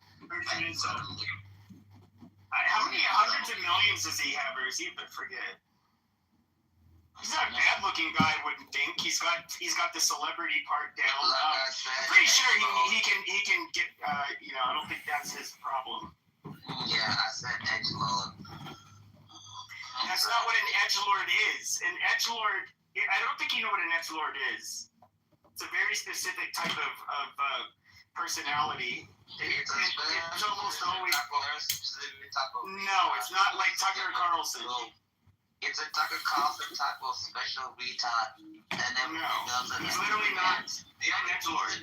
Have you noticed Vance is going down in the polls because his special relationship with Tucker Carlson and the fact that he has Tucker Carlson's son in his administration, all the things. That's not why he's down in the polls. Pacific reason. You watch when it comes to 2028. Vance is going to lose to Rubio. Nobody wants Vance because facts like you support him for retardation. That's it. All right. Thank you for wasting several minutes of my time. But I was asking Ice, what is this information you were hearing about Vance? No, it's not about Vance. It's about what would happen if they impeach the president and a certain section of people that would take exception to that end of their oath, basically. So if they feel that it was done basically for partisan politics, there would be action taken. So I don't even want them to impeach him. And I despise the guy. I don't want them to impeach him because I think it's going to look like fucking charade. They've done it the first time, the second time, doing it the third time. It's just going to look stupid. So they should just let him do his 4 years. And my biggest fear is impeaching him and having this idiot Vance go in there. I'd rather, even though I totally despise Trump, I don't want Vance to go. I don't. So Trump, he can keep fucking up for the next 2.5 years, I think. Yeah, we'll figure out a way to deal with it and cope with it, but yeah, let him stay. No Vance. I think it's just gotten too extreme. Like I just wouldn't want. I wouldn't want this to become the new normal. Politics has become way too divisive. The left and the right are crying, they're begging for a more moderate party to come along right in the middle right now. Both sides. When they do the pollings, it's very heavy on the left. I forget, it was overwhelming. They wanted the party to come back to and it's the same on the right. And most people don't want a far right. And I would love to see people that can sit down and really negotiate and try to solve problems again, because right now they don't. We got a bad Affordable Care Act. Let's just leave it because we're both going to act like children and not want to talk and try to resolve something and make something better because everybody's going to claim we did that. Our side did that. Now, how about we sat down together as adults and figure out a way to make it work? There's nothing that the government gets involved with that goes well. From healthcare to jails to hell, freaking political laws they feel about all the hundreds of millions of dollars that Trump's family is making? I mean, he's been in the presidency for about a year and a few months, and his family has already made over close to $2 billion. What are your thoughts about that? First of all, do you have proof that the income's been made? I mean, it's interesting. I think it's across the board, Ben. I think that you look at people like Elon Omar, and then all of a sudden it's worth $30 million. Or, some of the squad members like AOC. Look at Schumer. Look at Pelosi and her net worth. I mean, I think it's both sides have increased their net worth while they're in government. I don't think it's a good thing, but I think it's on both sides, and you have to call it out on both sides. Are you okay to do that? Oh yeah, of course I will. But I think, of course I'll call it out on both sides. Yeah, I mean, like, there's some rotten apples. How did Pelosi get as rich as she got? You have to call it out from insider trading. How did Schumer get these people? How did Biden? So Joe Biden was a prosecutor. He didn't come from wealth. He lived in a house in Hockessin, Delaware, and during his years in the Senate, okay, all of a sudden amasses like money, wealth, and then becomes a VP. So he's in public office and becomes a multi-millionaire. Explain. Where's that money come from? How's that happen?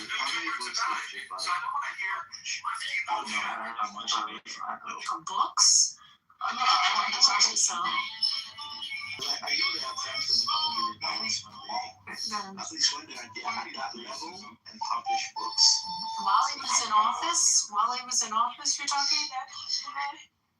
I don't know. I haven't done it. Yeah, I mean, it's just like I'm saying. I don't mind you calling it out, but you gotta call it. It's like a virus throughout government, and definitely on the legislative side.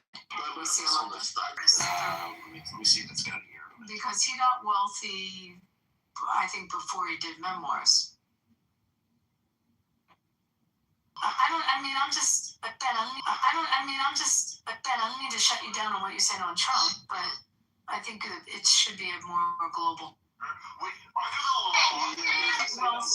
They came in with wealth and businesses. Elon Omar came in with what?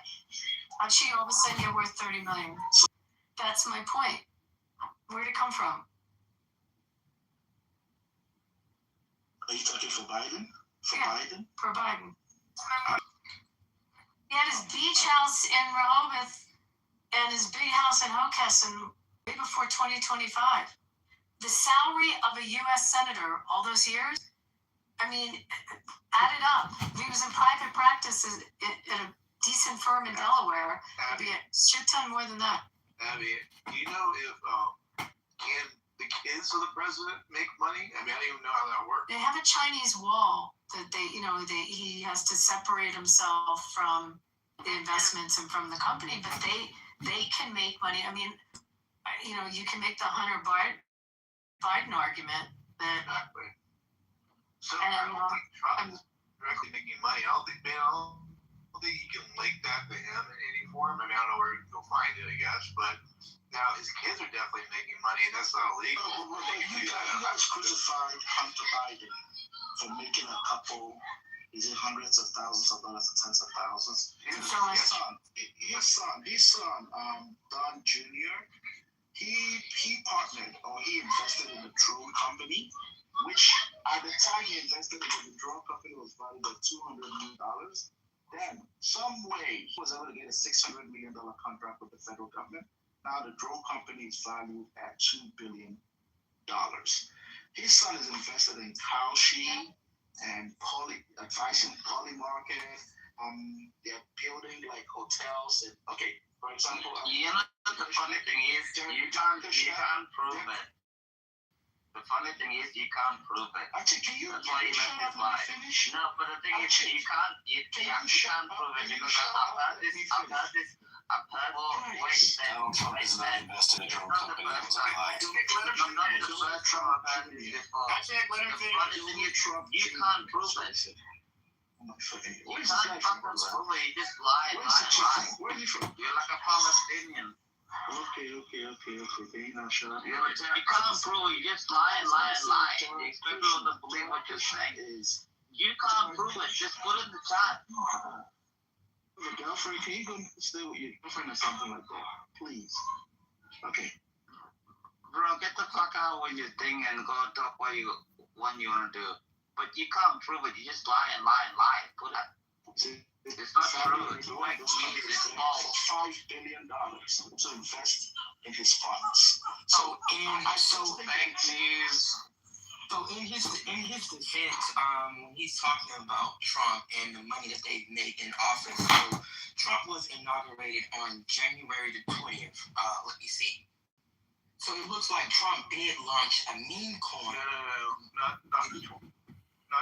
He's talking about not 2020. He said the 20th of January. January 20th, 21st. Also, so what he's saying about as far as Trump family making like a shitload of money. So Trump did launch a meme coin a few days right before he took office, and most of that money went to, I think he may have some stake, or his family may own the World Liberty Financial Group. So that meme sold over 550 tokens. So when you're looking at those similarities and you're looking at all of this shit as like, and it's totally fine for them to make money, but if Joe Biden got in office, if that's owned by the UAE, by the way. Jesus, Mom, can you guys have this guy just keep quiet? No, because you guys just keep lying, bro. You just keep lying. So if Obama or if Joe Biden would have got in office and promoted a meme coin or a Bitcoin that was sold through their financial group, it would have been a problem. But Trump didn't do that. Trump never advertised it. Trump never, not one time ever did anything with it. That's the difference. We're saying other people can do it, other people on his behalf. That's the point. Otherwise, you're right. You'd be probably in big trouble. You can't just sit there going, "Oh, I got this meme coin." Everybody buy it at the like a press conference. We can't be doing that, So on the drone thing that he was talking about, his son bought in late 2024. He does sit on the board. They had defense contracts prior, and afterwards he had to remove himself from negotiations for procurements of any contracts with the defense companies. So that's where it's at. So they had to go in and bid and try to get it with negotiations without Donald Trump Jr. being involved. And people can say, well, he still gets the influence because he's there. Well, okay, let's see it. Hey, I'm all with everybody. I didn't think Christine should have been paying herself to be in the damn DHS. I get it. People pay themselves all the time for being in stuff like that. But in my opinion, there was things she did I didn't agree with. You don't give it to somebody just because you worked with them. If you're helping to start a company that you worked with before because you worked with them in South Dakota, you say, okay, well, I'd love to, but you got to beat their, I'm not going to give you their price, but you got to be cheaper than them. Then I would have been fine with it. But the fact that she paid more to a company that she worked with, I was completely against that. Some of it. If this company did that, then so be it. Some has to be put in perspective too. Like some of the resort developments, in Saudi, there's 35 hotels going in one like of their master plan cities alone, and there's like every major hotel chain and developers going in doing golf courses and doing different resort developments from Ritz-Carlton and Hilton and like some of the companies out of big European hotel chains, the Four Seasons Peninsula, and just go through them.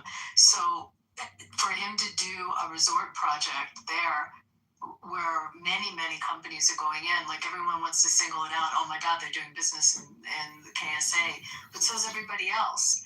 So, at what point does his hotel company that his kids run have to not do business around the world because every country they work in could be construed that he has a relationship with them? I mean, it's just. Yeah. I mean, in an ideal world, I agree be. I don't think any family should be profiting at this point. They're there to serve at the pleasure of the people, really, at this point. They call it a day. I agree, but the whole family isn't there to serve. But I don't think that they should be allowed to invest into certain things. Once you're in, once they're there, let's just say once Donald Trump is elected, they should. This goes back for me. This is I've held this line for decades. If you're elected, you, your immediate family, and people who are close to you, which they can monitor all that, should not be making suspicious investments in defense companies. Sorry, it's a no. You have a relationship with this person, you could have inside information. Sorry, it sucks to be you, but you can't invest in these deals because they're your friend, your brother, your son, your daughter, your uncle is voting on a contract for NVIDIA to get government grants or whatever it is, So to me, no, they shouldn't be allowed. He shouldn't be. Nobody in Congress, nobody in politics should be. Anybody that has inside information, hell, Martha Stewart went to freaking jail for it. Let's be real. And then you have politicians who we should hold to a higher standard in that regard. But instead, if you look at their path too, they've always made money. But if you look in the last decade, the level of money they made has gone up just astronomically. Through COVID was ridiculous.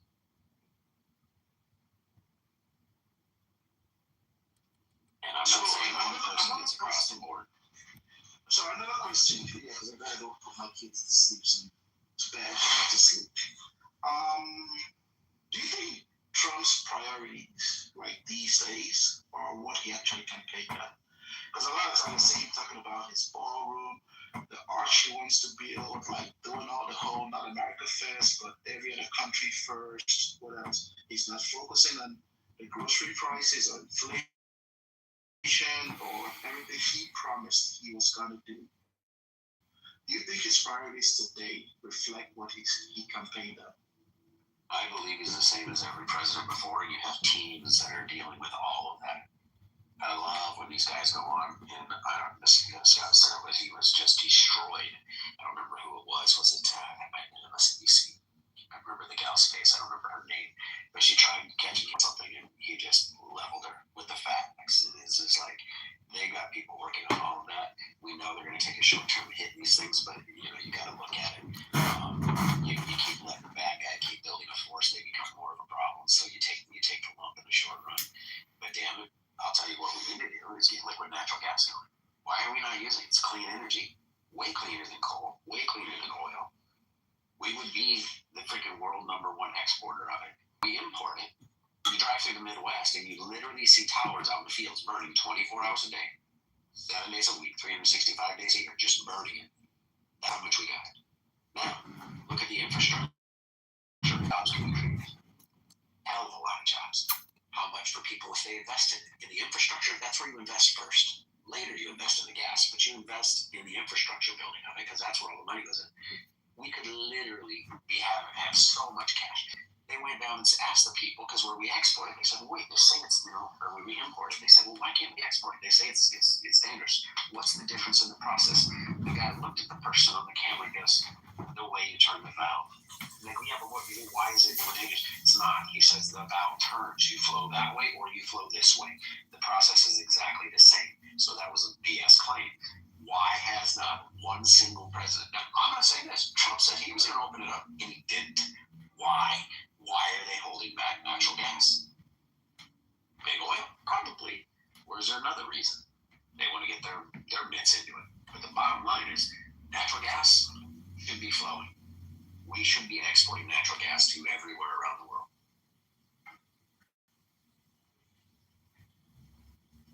Point being, where do you think prices would be if we had stuff like that to help?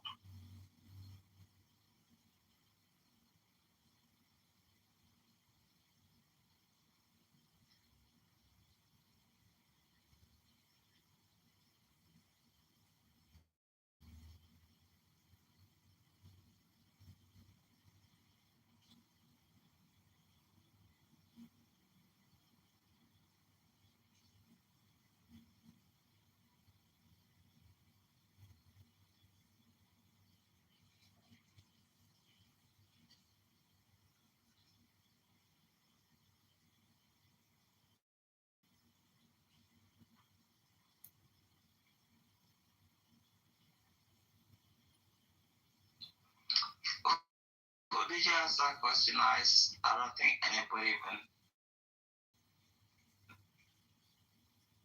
Sorry, what was that? I didn't even know who you asked that question. My biggest concern is I just want this Iranian regime to go. It's been here for 47 years. It's terrible. I mean, I can look like people, my friends in the United States are like, oh, gas prices are like $4 in like, California. But it's in Brisbane, in Australia at the moment, it's like $9 US. It's double. You know what I mean? So people in California are bitching about $4 and it's $9 here. So it's like, what the fuck? You know what I mean? Yeah, like in Europe, they pay by the liter. It's expensive. Yeah. Yeah, like a gallon. A gallon in Brisbane, Australia at the moment, it's $9. Tomorrow it's gonna be $9.80 US a gallon. So it's like, oh well, yeah, so terrible. Everything is just so fucked up and everything else like that. But we're just like, bro, you gotta get rid of these terrible terrorist people. These people are sick people. They've been there for so long. So it's like when people are just like, they're just like, $4 a gallon is so bad. And I just look at my phone like crying. I'm just like, I wish mine was $4 fucking dollars a gallon. You know what I mean? But it's like $9 a gallon. So what the fuck am I supposed to do? Tell me. So like these people, they don't even know what they're talking about, man. You know. And the wages are not so different between the US and Australia. It's not so much different. So they're horrible. And I'm like, I'm at $9, soon I'm going to be at $10 a gallon.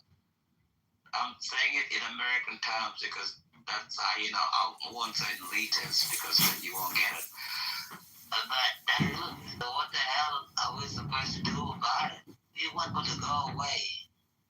I don't give a shit. If I have to pay $13 a gallon to get rid of the Islamic Republic, I'm going to pay $13, $14, $15. I don't give a fuck. These modern day Stasi, they have to go. These are sick people. They gotta go. I don't care if I don't even give a fuck if the fuel goes to $20 a gallon. These sons of bitches, they've gotta go. That's my opinion. You can disagree with me or not, but that's the way I feel. I'm in agreement. I think we got to get tyrannical. I have zero friends that are Muslims, and they're not in any way extremists. They're very cool, down to earth people, no different than me. You're right. They're not going to be. They don't get down on their. But that right there is a driving force of it. That's where a lot of resources come from for them. That's where a lot of the explosives, the technology that they use, all of that comes from there. And so to get rid of them, it's worth it at all costs, because here's the deal. The last administration raised our domestic terrorism alert to the highest level ever because they knew what was inside the country. Now, you don't just raise it because you just think it's a fun thing. You raise it because you have intelligence that says, where you type a bunch of schools, where does your emergency services go? There's not enough fire department to go to all the different schools. There's just not. Right? These people have said it for 47 years. You said this, AJ. 47 years. They've said death to America. Number one is death to America. Number two is death to Israel. They've said it. When people say it, they want it. Look at it in boxing. When somebody keeps saying, I want to kick Mike Tyson's ass, Mike Tyson finally says, let's go. Right? Eventually, you have to try to pop the bully in the mouth, and you do it before he can pop you in your mouth. I couldn't be agree with you more. I mean, I only wish that U.S. citizens could, have a deeper understanding of this regime. If they knew that what kind of radically maniac lunatics they deal with, I'm sure they were all rooting for the war, and they were asking to end this regime ASAP. But the problem is that these guys never lived under their, rulership, and they never lived in Iran, and they don't understand that what is ideological regime is saying death to America. It's, it's not just saying it. That's their wish for the last few decades. They've been preparing for this. They put a clock on the, each in the main square of Tehran, a countdown clock for the day that Israel gonna be wiped off the map.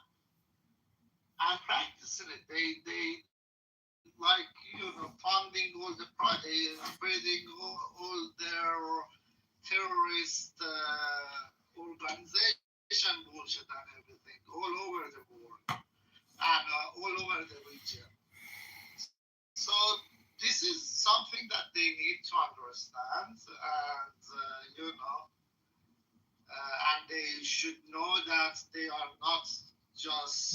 Yes. They should know that they have a lot of oil money and they spend it all for. I mean, the majority of the oil money goes to their ideology, goes toward restaurants, fighting with the U.S. and Israel. That's why people in my country, there is a the poverty, and there are a lot of poor people right now, especially in Sistan, Balochistan, Kurdistan, in the border cities. We have a lot of poor people in those areas. And we're talking about a country which is has like the third reserve oil in the world, which is like second or first in terms of the gas, and it's one of they have a lot of mines, they have a lot of gold and lithium and everything. I mean, the country is very rich. But all that money, where does it go? It goes for the good of Iranian people. It all goes to what they dream is. What is this radical, lunatic IRGC and regime ideology? That's where all the money goes to. Ideology, not care about their own people. They are recruiting kids right now. They're recruiting 12 years old for IRGCs to be in the streets, and if there was a boots on the ground or a ground invasion, they can, use them to fight against US, or even if there was like a call for Iranian people to come to the streets, they can use those kids to shoot people. This is what the world is giving. But unfortunately, what I see is that a lot of Americans have no idea.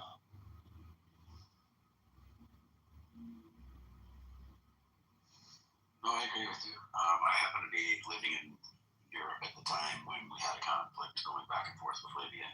I literally had to run from my home because of a bomb threat. And I'll tell you, that's something that I've always feared coming to our soil here. People have lived over in the Middle East and lived through chaos it's just almost normal. I'm not saying it's not scary, but it's different when it happens the very first time. It's damn scary, and I don't want it here. The ideology is very scary, and it's here. And sad thing is, you can't sit and dwell on it. You gotta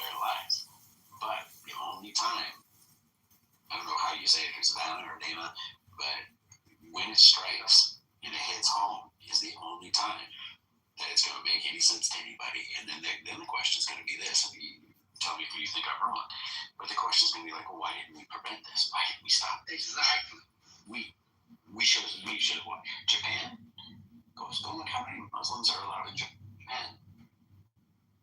And when they are, they're watched very, very closely. They won't do it because people are fucking cowards. The politicians care. Like, if you look in Europe, right. They care more about not being considered Islamophobic and, they care more about the votes of a bunch of, terrorist, baby makers. And it's fucking disgusting, really. And people are too comfortable, too, in general. I mean, if there was, like, this scarcity of resources, then, people behave way differently. But there is a scarcity of resources. This is why rents skyrocketed. Down here, I know what. Oh, when I say... No, I get what you're saying, but in other words, people would have to be made to feel very uncomfortable. In other words, it hurts. That's like the level, having to have roommates and deal with a bunch of other shit, not being able to own a home, all of that sucks, but it's not something that's going to make you like hurt, like in day to day. That is that kind of shit where people really, fighting to start. Yeah.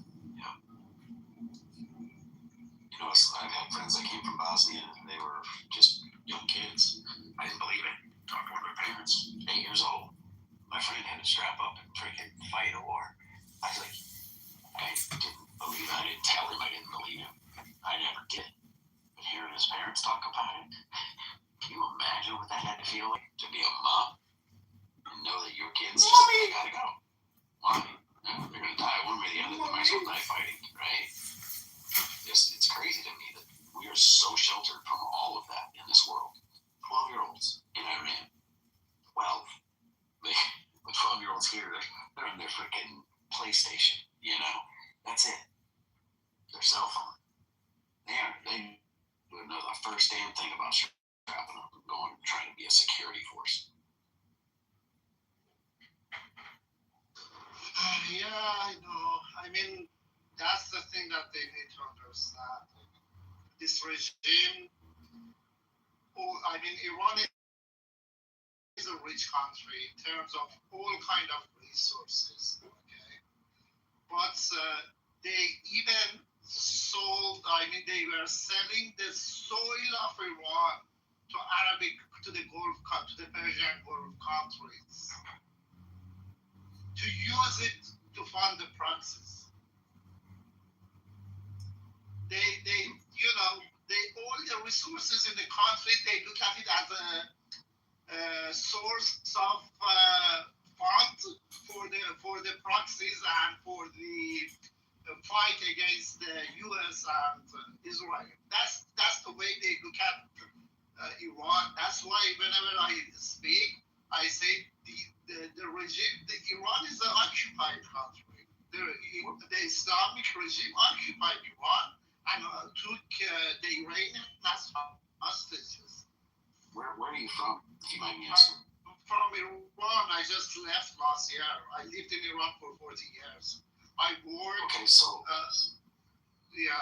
for more than a decade in Iran. I worked with the government and in different institutes, but then I was like, the system was so corrupted, I couldn't take it anymore. Yeah. So now I was watching, and I don't remember if it was cycling back and forth between multiple stations, but I believe it was on CNN. They had somebody that was hit from a bomb in a hospital that they were talking to over there in Iranian, and they were saying that it was worth it if they can gain their freedom, right? And that they didn't want to see America stop. They wanted to see the regime change. Now, is that a one-off, or do you believe that that's a more common approach? I saw another one where they talked to a gentleman in his car, and they blacked him out and changed his voice for obvious reasons because he was there. And like out his window, you could see where they were striking, and so you know it wasn't like BS. He's like, no, I'm right. But one-off, or is that that's brutal. I mean, my own brother is in Iran, and he told me that every time that we hear the bombs and stuff, it's very scary at first, but then after a few seconds, we start like cheering, like, oh, thanks God, one more motherfucker is gone. You know, that's the way they look at it, because they're attacking IRGC bases and the checkpoints and stuff like that. So when they hear those sounds and stuff, they you know, at first, of course, it's a natural, you know, human behavior that, you know, be scared. They are the same as well. But then after like a few seconds, he told me like every single time after a few seconds, we are chanting, we are cheering, and we are happy that, okay, thanks God, the war is not stopped, and they still hitting these bastards. That's the thing. I mean, my wife's brother also, he lives in Tehran. He says the same thing. I spoke with a couple of friends back home. They have the same, you know, idea as well. They also have the same thing. So most of the people that I speak to in Iran, they are, you know, cheering for the war, and they are hoping that this war will, you know, have a. I mean, at the end, they're hoping that it will result in toppling the regime, and they don't have to be dealing with this IRGC and the Islamic regime anymore. So that's their hope. That's everyone. That's the majority of Iranian people's hope right now.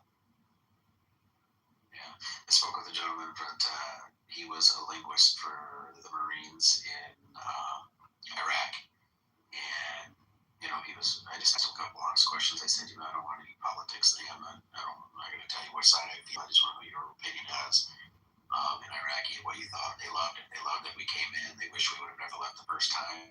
They had family members that got killed because they came out and celebrated.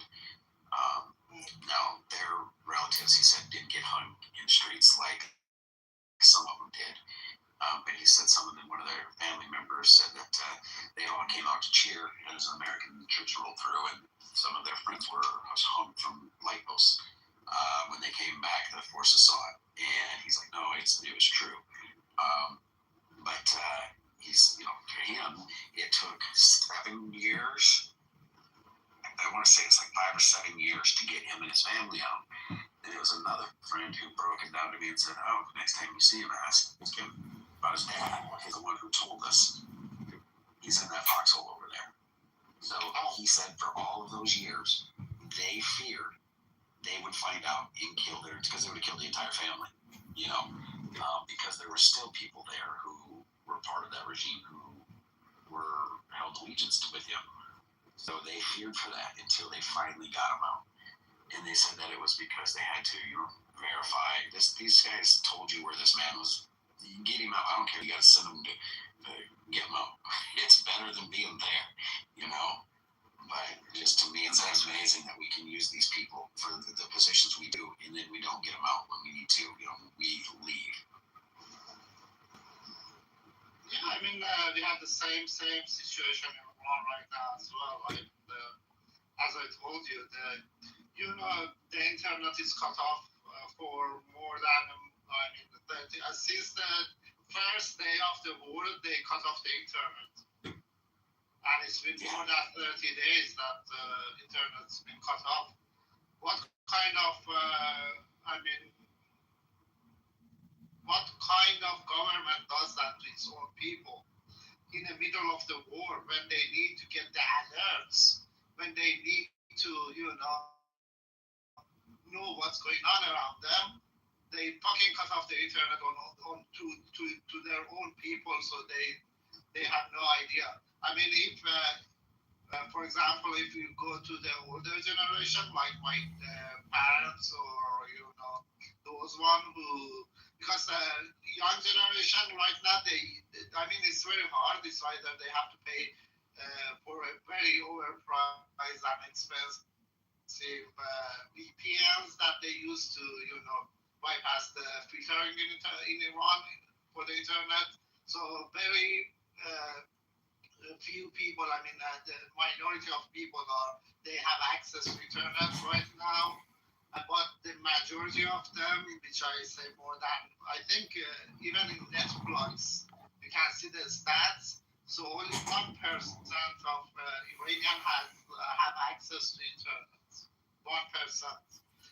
So the majority of people who don't have access to the internet, and they don't have satellite dishes and stuff like that, they have to hear the news from the Iranian state TV, which is all lie.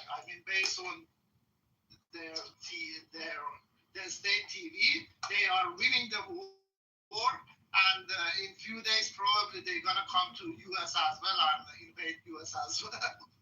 That's the propaganda in the TV that they selling to their supporters, and the people. Just yesterday they massacre to I think Kuwait or one of the US bases, because between 400 US soldiers, including more than dozens commanders. This is what was announced in the Iranian TV. Oh, jeez. I know.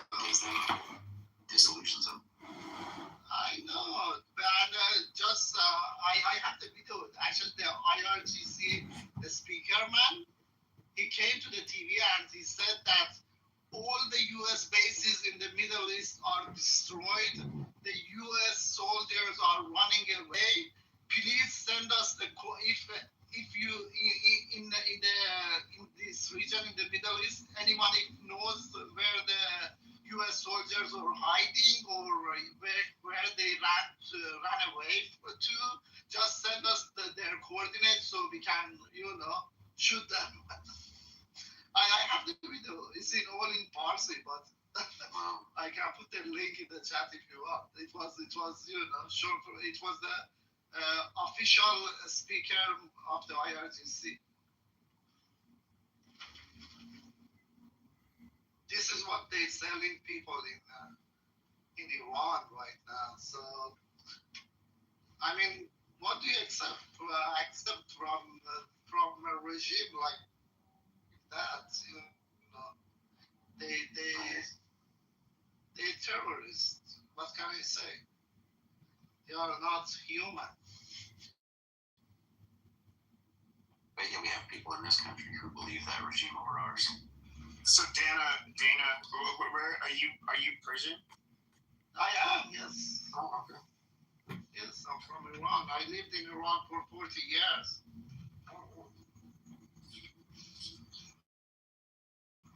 Cool. During the Mahsa movement, like a couple of years ago, it was like 3-4 years ago. With the hijab? Yeah, for the woman life freedom movement. I remember. Yeah, I was in the streets for every call that was made with my wife. We were there, we saw them, we saw how they shoot at people. They are brutal.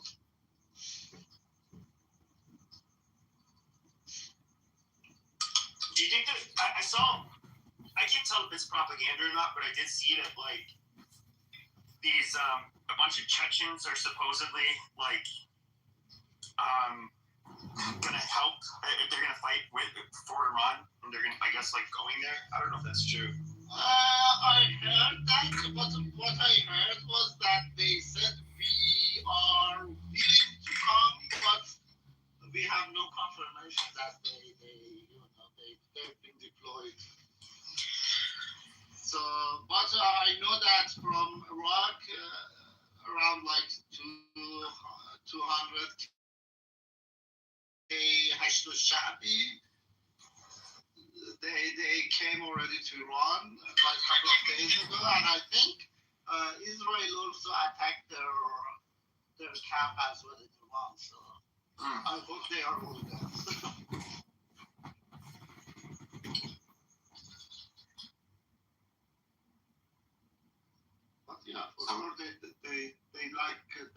They are calling for their proxies, and they don't have.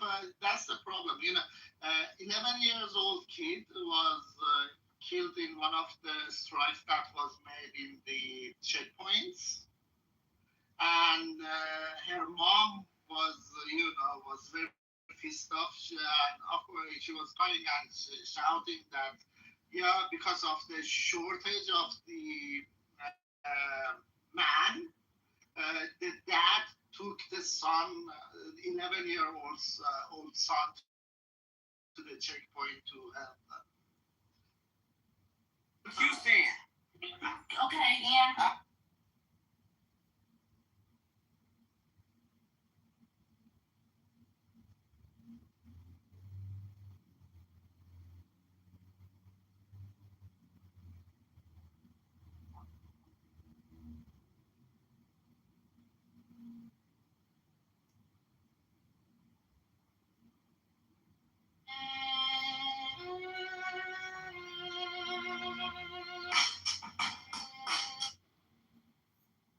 They said it's in the books on the hidden in the codes of the stars. You said, I'm in America. Chased every tree, every shortcut. Still feel like I was stuck in the mud. And then my granddad laughed, said, boy, lean in. You keep asking what, but not who you've been. Secret wisdom of success ain't a mansion, ain't a check. Showing up when you feel small, making promises, then giving all, standing steady in the middle. That's the secret wisdom of success. I learned to shake hands, look 'em straight on. Say I don't know yet, and still stay strong. Turn a late night long to a listening care. Count my blessings more than the money I give. 'Cause every heavy door needs $1,000. Every overnight took a lifetime's cost. Secret wisdom of success is a word that no one checks. Before you scroll along, it's nothing harder when there's that's the secret wisdom of success. It's the early ride, tired eye. Help your friends before you ride. Keep your faith when plans fall through. Not quitting on the truth in you. Secret wisdom of success. More than trophies, more than flicks. It's quiet courage in your chest. Doing daily what you do the best. When your heart's the one you impress. That's the secret wisdom of success.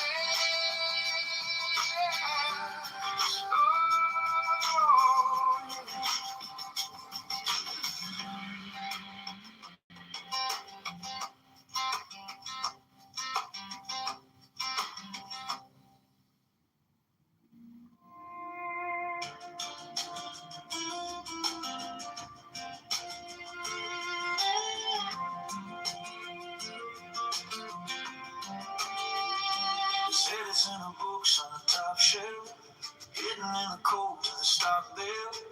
I chased every tree, every shortcut, still felt like I was stuck in the mud. Then my granddad laughed, said, boy, you keep asking what, but not who you've been. Really? Maybe you should put a conversation for your brilliant strangers. Showing up when you feel small, making promises, then giving it all. Standing steady in the race.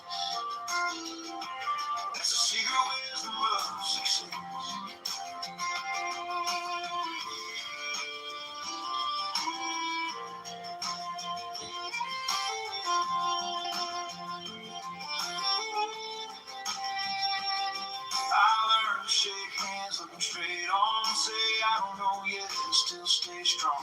Eternally not lost to a lesson kept. Count my blessings more than the money I get. 'Cause every heavy door needs 1,000 knocks. And every overnight took a lifetime's call. Secret wisdom of success is the word that no one checks. It's saying sorry when you're wrong. Calling home before you stroll along. It's loving harder than less. That's the secret wisdom of success. It's the early rise, the tide. Helping friends before you rise. It's sad to see Jewish rabbi.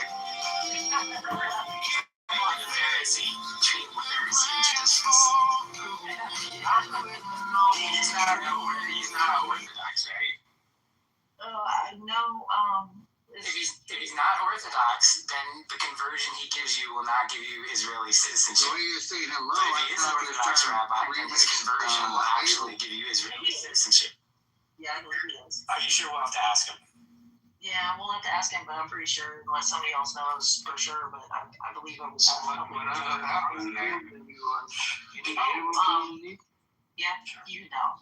Yeah, I was just saying, in Isaiah, it mentions Cyrus 140 years at least before he was born by name. And God specifically says, I'm mentioning you by name, even though you don't know me, blah, blah, blah, Cyrus.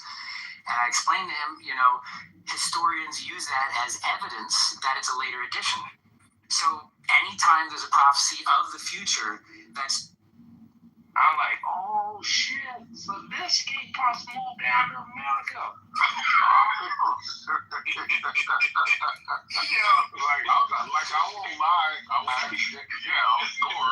a lot of the Nigerians who came over did become like gangster disciples. Yeah, be in the game, bro. Yeah, a lot of them. But it wasn't like, because anybody who knows. All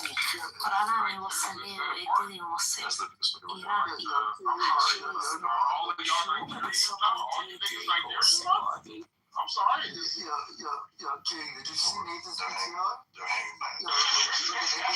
I saw it. Bro, you gotta click on it. That shit.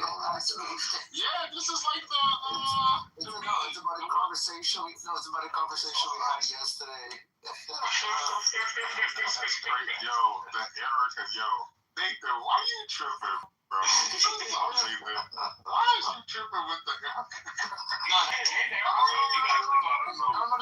gotta look at his PTR, the new one. He has ready to say. I see the one with the guy with the flowers in the back. So what's on their socks, though? Have you seen the original? Yeah, I know the original. No, but we're talking about what running the train means. It's all right, because he did it to Lion. Nathan, Louis, myself, to Lion. Right, Nathan? That's what you were referring to, right? No. We had a whole separate conversation. Yeah. To say I ran a train, it means it's like. Who the fuck ran a train?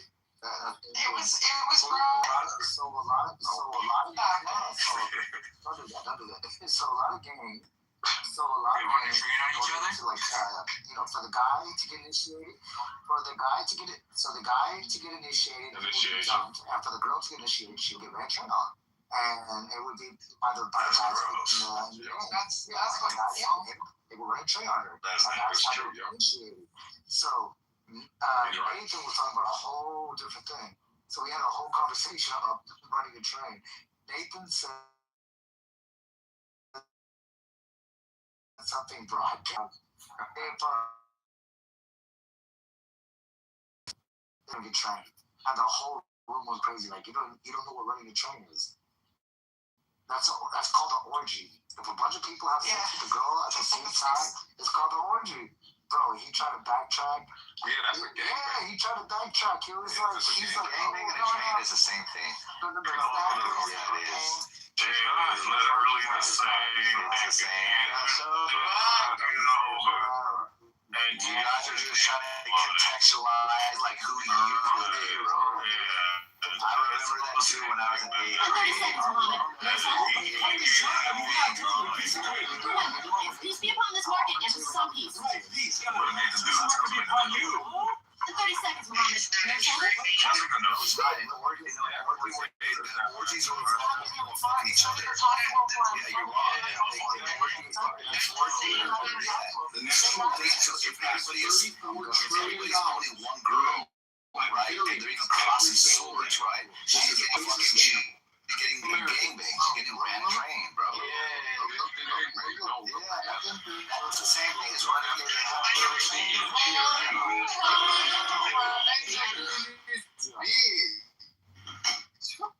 I still need to speak to your. So the reason why.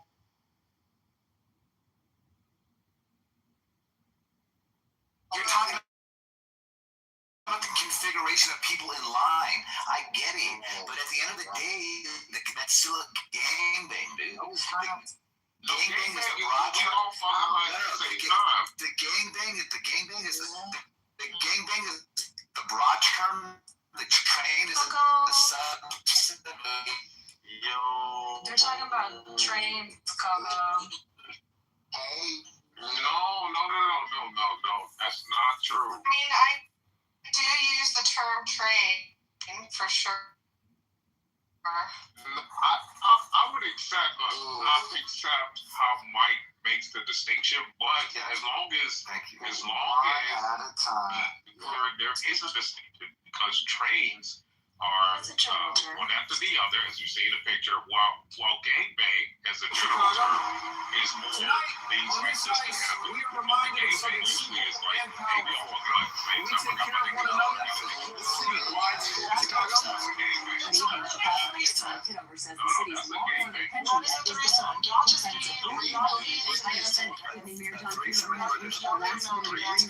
is down. Basically, like. All right, let's get started. How you want to go, Coach? I mean, trust me, I'm like,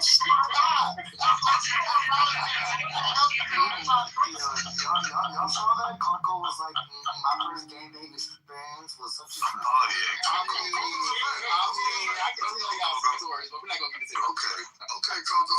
Oh, that laugh at the end says it all. You already know. Yeah, fine. But yeah, it's just distinction all that. None of them, but anyways, so the whole thing was. So which one did you participate in? The difference was that we decided that running the train was one at a time versus an orgy, which is multiple people at the same time. And Nathan couldn't understand the difference. Really? That's what made. Because he's a virgin. Oh, That is bad. It was bad. I mean, in high school, I don't know what high school y'all went to, but I'm not trying to. It's not like boasting about it. I never went to high school. It's not right, but yeah, it happened a lot in high school. So a lot. There's girls on my Facebook right now. I'm like, I remember what you used to do. We all remember what the fuck you used to do. So yeah, it happened a lot in high school, like a fucking lot. Like it was bad. So I don't know how y'all was. I got my wife since she was 16. So Yeah, God bless you. And I told you that was God bless, because that's a blessing. Because there's a lot of people who don't know they woman's been fucking niggas since that time period. So they have no clue, zero clue. My first experience with that was on this girl. This girl got jumped into a gang in the 7th grade. I was like, God damn. Yeah. That was fucked up. And I think we were the last generation, Donnie, where that type of initiation happened in Chicago. After my generation, it happened a lot less. Like, it was more about what neighborhood you were from, and then you just were part of that gang. So you didn't have to get initiated, in that way. But it did happen, though. I think we were like the last generation of that still being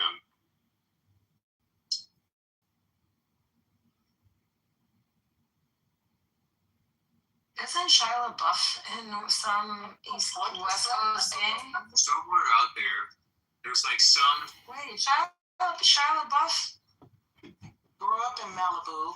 He's like somewhat. He grew up kind of rich in Malibu with money, so no, he absolutely was not a part of any fucking gang. Even though our school was in South Central, that motherfucker is from Malibu, and he was not in no damn gang. No, so he did a movie, and he did a movie, and in the interview, he talked about how he was inducted into some. I gotta pull it up. He joined Mexican gang at 36, and there's an actual interview of it. It's interview. He said at a later age, just something like. He said it in an interview. Some Mexican gang at 36. So I should do it all. He's so crazy. I just sent you DMs. It's called Rob Chappie. Don't talk to knowledge, bro. No, knowledge is I don't DM women. I don't DM. Literally, listen. Go ahead. Yeah, I just sent you DM. Yo, you ever heard that song? Rob.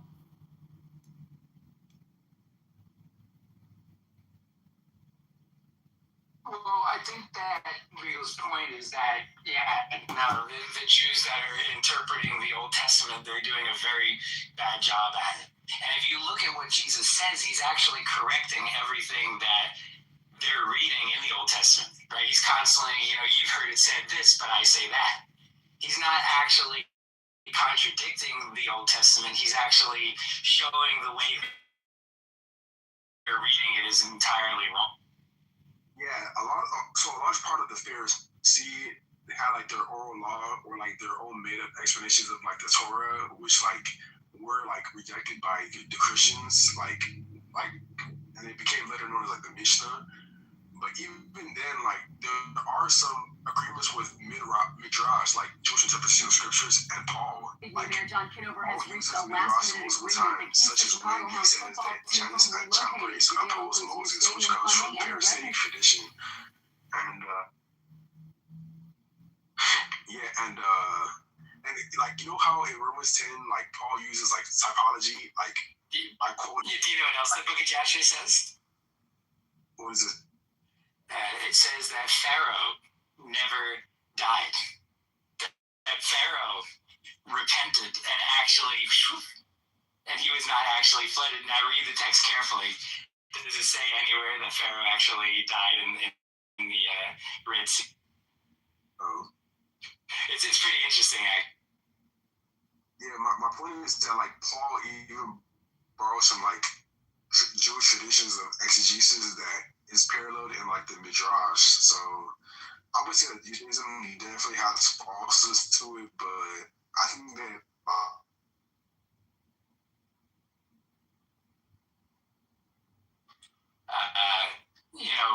if he recovers that, he's your money, oh well. If you knock out his eye or his hand or something, then you gotta let him go free. The counter verse I give for that, though, is the verse where it says, if a slave actually runs away, you're not allowed to return him to his master.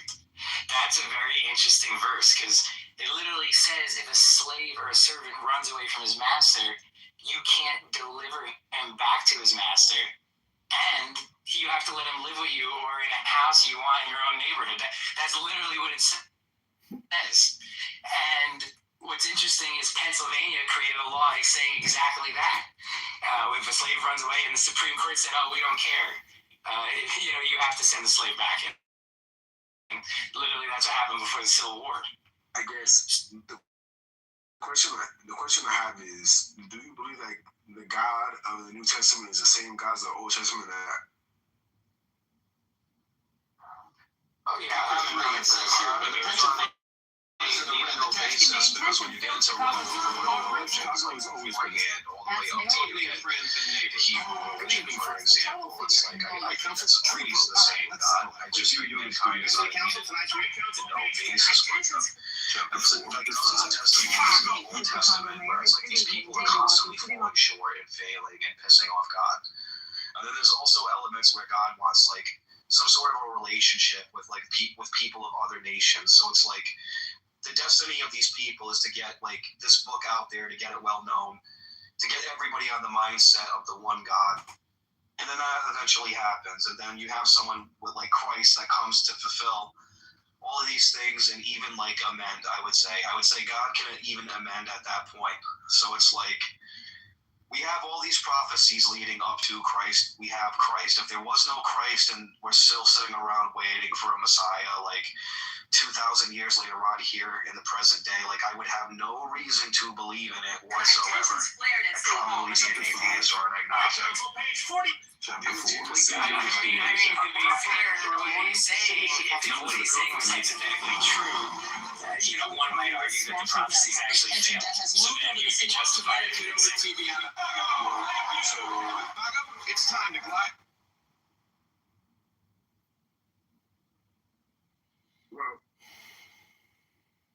Well, real quick, right? Didn't Jesus say, I was only sent but to the lost sheep of Israel? Like, I understand that the message of salvation was supposed to be offered to the ends of the world, but God has specific time periods according to the scripture. So would the scripture be right in terms of Jesus starting his ministry with mainly Jews? They had like a whole basis in like the Old Testament where I'm pretty sure like the 600 laws you're supposed to follow them as closely as you can as a Jewish person, but there are like 7 Noahide laws for like Gentiles. And it's like that's the relationship, that's the need to know basis right then and there. Like some of my favorite laws in the Old Testament, I noticed that all my favorite laws in the Old Testament, the Jews have created convoluted ways to get rid of it. Like the 7-year release in a biblical, actually it's very fascinating, from a biblical economy. Every 7 years, all debts should be wiped away, which means that every 7th year, you could get a 7-year mortgage. But in let's say the 3rd year, you can only get a 4-year mortgage. At the 6th year, you basically can only get a 1-year mortgage. Essentially, debts in this society would cycle every 7 years, and all debts have to be forgiven. If one would run there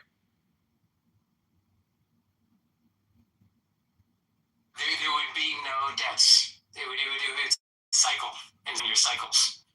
And so what the Jews do is they actually go to the synagogue and they say, oh, Regal over here owes me $1,000. I'm going to give it to you, Rabbi. He owes God $1,000. And then after the 7th year, they take it back and now you owe me $1,000 again. They create all sorts of laws to literally go around this. On that note, I have to go, but I just like to lastly say that, like, I personally believe that the New Testament has, like, the ultimate truth, which the Old Testament didn't fully reveal. But I think it would be nice to say that the Old Testament is epistemically flawed. Mayor John Kitover has reached a last-minute agreement that keeps the Chicago Hounds football team from relocating. The deal includes new stadium funding and a revenue-sharing plan with France. Which I think is dangerous. Well, how do you see, like, and no offense, dude, but, like, the Jews were kicked out of every known country in the world, like, over time. That's why they didn't have a home to go to. So, I mean, like, how do you think the Western civilization would evolve without Christianity? Like, how do you see that happen? Well, there is no West without Christianity. Okay. So, problem solved. But I'm saying, I think you're making a necessary dichotomy between the Old and New Testament, but I have to go, so it's not really like a yes or no, true or false. It's just like I just, if we didn't have the New Testament, if we didn't have Christ, I really don't see the influence there in the world without Christ. That's the point.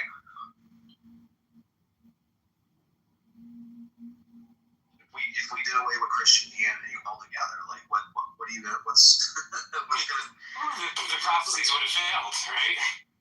That's what I'm saying. Like, I think a trickier thing would be, what if you were alive 2,100 years ago? That would be a trickier question.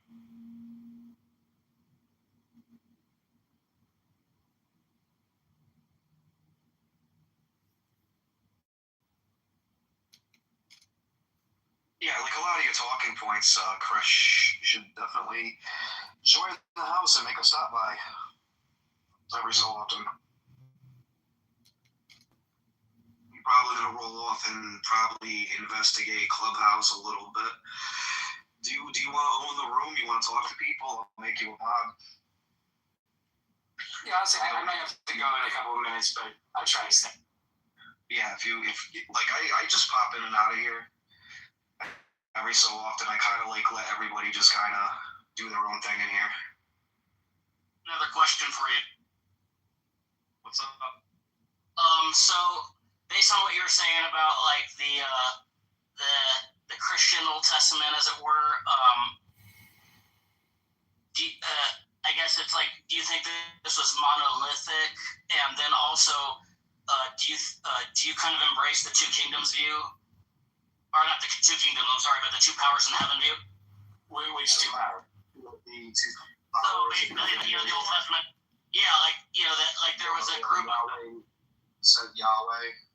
Yeah, there was an ancient sect of Christians that have maybe been scrubbed out, or like proto-Christians that actually held to the two powers, like Yahweh and the angel of the Lord both being God.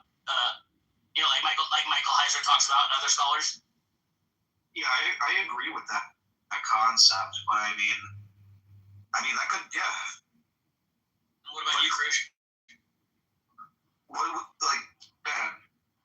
Yeah, I mean, I got the first part. The second part, I would have to kind of dig into exactly what you mean by that. But did you want me to comment on the monolithic referring to was if you thought there was a monolithic Christian sect that embraced this idea or concept of the two powers. But it sounds like you might not be that familiar with the two powers, as in, I'm not exactly sure what it is. Basically, they were like proto-Trinitarians, or at the very least, they believed that there was two persons who were God, right? Because as you see in at the destruction of Sodom and Gomorrah, Yahweh rained down fire from Yahweh or whatever. So you have the two mentions of Yahweh. You kind of have the two mentions in Psalm 82 and also the Divine Council. Like there's Yahweh and I think El that are mentioned there. So they say, there's this idea that there's an early sect of proto-Christians held to the concept of God being maybe not triune, but there was two persons that were God. Michael, I don't know if you know about Michael Heiser, but he goes into it a lot. He's got a video even on YouTube if you want to check it out called The Unseen Realm. Yeah. I mean, there's definitely, obviously there was groups that started with 1, 2, the concept of 2, 3. I wouldn't deny that. I think more common, though, would be the Gnostic groups just denying the Old Testament altogether, in terms of groups that wanted to fracture off. I think those were the most common ones. And Regal, I guess you're open to that concept of the two powers in heaven? Yeah. I don't have an issue with that at all, no. Research into the topic, or just in principle, you don't have any? If you go deeper into this topic, do you know what henotheism is? So, at the earlier beginnings, it's speculated that they took two kinds of gods and combined them in one. I think it was Eshra or Ishtar or something like that. And that becomes the Hebrew god Yahweh.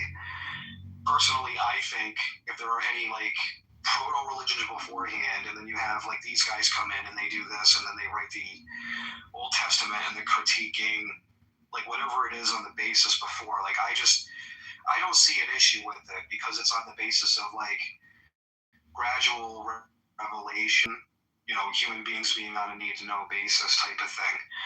And that's all going on with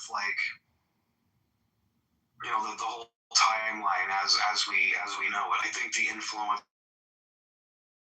of God has been there on mankind from the very beginning. And I think the other thing with that, which makes this seem somewhat palatable to me, is just that the Christians in like the first century, like that became Trinitarians, it wouldn't have been that much jarring for them, right? Because there was already a sect of Jews or proto-Christians that had this idea or aspects or elements of this idea even before Trinitarianism. Well, that's kind of the idea I'm getting at here with the whole henotheistic thing.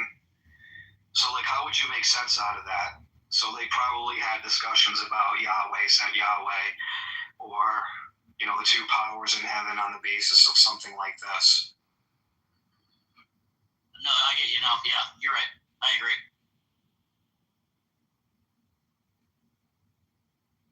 I mean, isn't the logos or the word, isn't there already discussion of that? I mean, it was a pre-Socratic concept as well, right? I think with like Heraclitus, he said all things were because of the logos. But then what is the Hebrew? What the heck is the Hebrew word for word? But yeah, they had that concept as well. Yeah, so it makes you wonder, if you're looking only through Christianity, if the Jews back in the first century, if they were, or let's say John, if John's referring to the Hebraic word, then is he thinking through that Yahweh was in a house of gods and he had brothers and sisters? Because this is what all the like one-sided scholars do. Francis Stavropoulos, Joshua Bowman, who else? Myth Vision, all these individuals that are like notorious on YouTube with this stuff. They're reading in scripture from their own lens, and they contrast similarities with that's not monotheism, but if that's where it kind of lost, because it's like, well, if Christianity has always held to this monotheism, and the disciples did follow this, and they didn't hold to this multiplicity of gods, but divine persons, then it's either they didn't see that at all, or it was never known to them. That's why these theories are like less than 200 years old with this. It's like, and if it makes it harder for them, like it's harder to adopt, right? Because it would be a lot more jarring, because it's almost like shattering a worldview that they had. Yeah, and if Christ, let's try to steelman the atheist, or whoever uses this argument. Let's say Christ was real and he claimed to be the Son of God. Well, if that was true, and there's historical evidence for that, then is Christ referring to him being the son of El? Because he's claiming to be Yahweh in the Old Testament, but at the same time, if he's the Son of God in the sense of the anthropomorphic Yahweh that has a dad that's El, then that wouldn't make any sense. Because that's saying he's the son of Yahweh and El. Because we believe that El and Yahweh are the same deity. The liberal scholars don't see that though. But I understand where they derive it from, because it really is true. It's either they didn't know it, or they never believed it. It says here, when the pension fund is in the red, the taxpayers turn red. The Israelites, a remolding of this ancient religion where they slowly morphed all these different faces, or this different mold, and they turned it into one mold. There's all these different molds, and they turned it into one mold. That scares the hell out of me. In the Middle East. Why do they think that Trump and the American army singular deity with Christianity and with Judaism think this is Hold on, he asked me. Stop. He's taking over your role. So I would say this. Look, here's the problem. So you've seen certain problems, like whether it was Vietnam. Like, could we defeat Iran if we wanted to? Obviously, but that would send in a lot of Americans. There'll be some casualties. It'll cost a lot of money. Is that going to be popular whatsoever? No. What we've done so far is very unpopular in America, and so we are not going to. Are we going to go there? Are we going to go in there and stomp them full force? No, we can't. Hey, squiggly lines, are you rooting for America? Actually, it's because the Americans themselves, they don't want. Did I say Emilio? What the fuck? Squiggly lines, are you rooting for America? Or? I have the right to. No, I was asking the guy who was just speaking. It was his turn. We were asking squiggly Arabic line guy. Give me. If he's rooting for America. Man, give me a moderator. I will. Oh yeah, you'll kick me and then I'll be gone forever, right, Matt? Okay, hold on. I will stop you too. Ilya hasn't spoken yet. Yeah, let him talk. Go ahead. Yeah, like I didn't say anything, and he's talking. Oh my God, your mother's Muta. What the fuck? Like he's cursing me. His mom is a dirty Sharuta.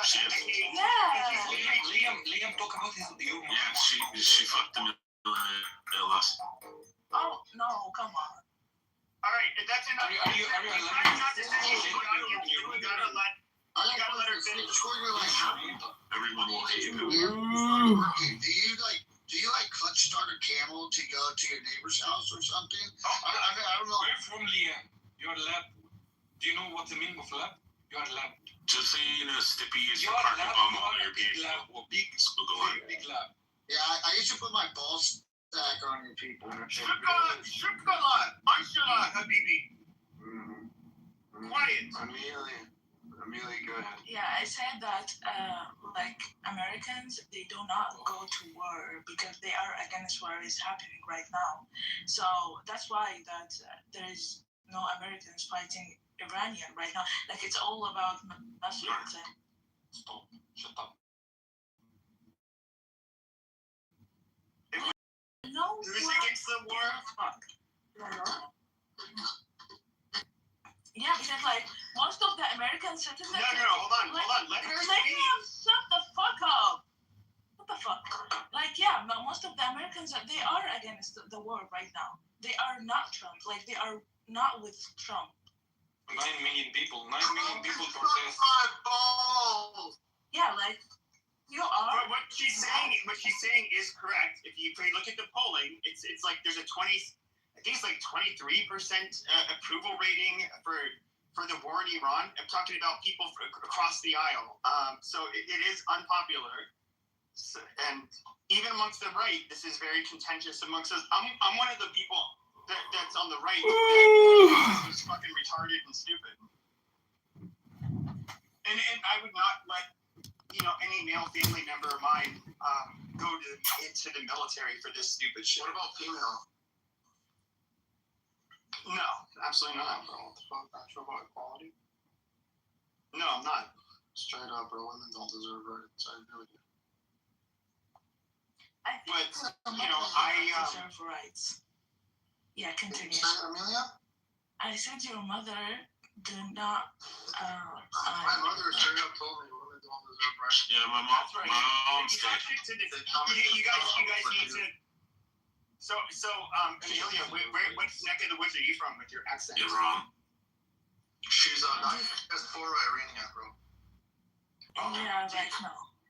I'm Egyptian. You're Egyptian, and you live. Where do you live? Where do you live? I live in Egypt. Oh, you don't. That's the Coptic language that they try to destroy and eliminate. Who is Liam? I would like to know. Okay, Liam. Yeah, like you have where are you from, Liam? You asked her, and she. I do want to let the Muslims in the room know that I am. I personally am a crusader. I do think we should take back all of the lands, whether that includes our holy lands, which lands? Israel. Google lands is all of the lands. So all of shut up. Okay, now you gotta go to the audience. You gotta let them talk, bruh.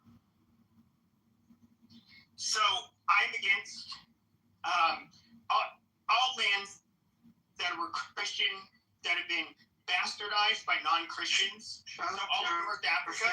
That was Jewish land first. Over. If we get I want to take over. Hold on, guys. Chill out. So I personally. Enough.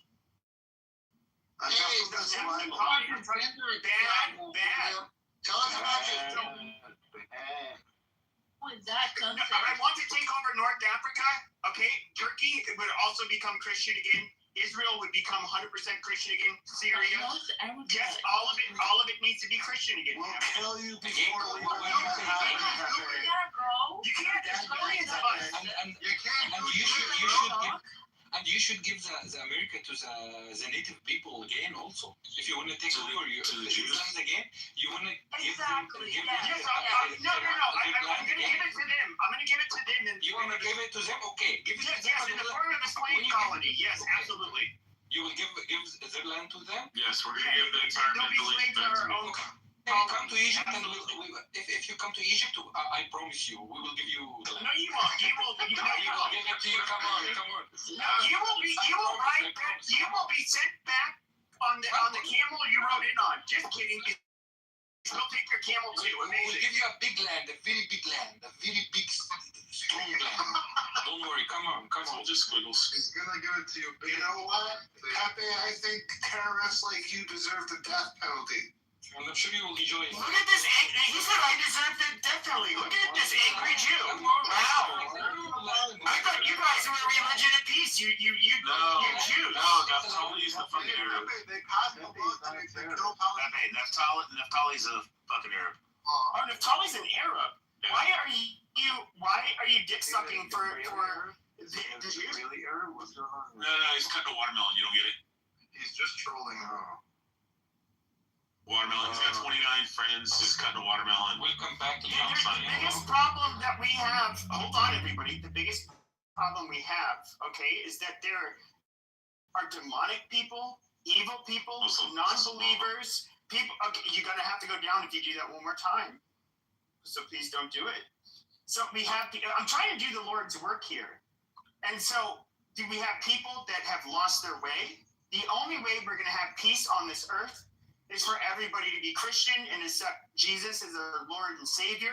If you're unwilling to do that, well then I cannot save your sorry ass whatsoever. And so I'm sorry. How about Jewish people? Jewish people need to be saved. Under your feet, or where? No, they can become Christians and be one of us.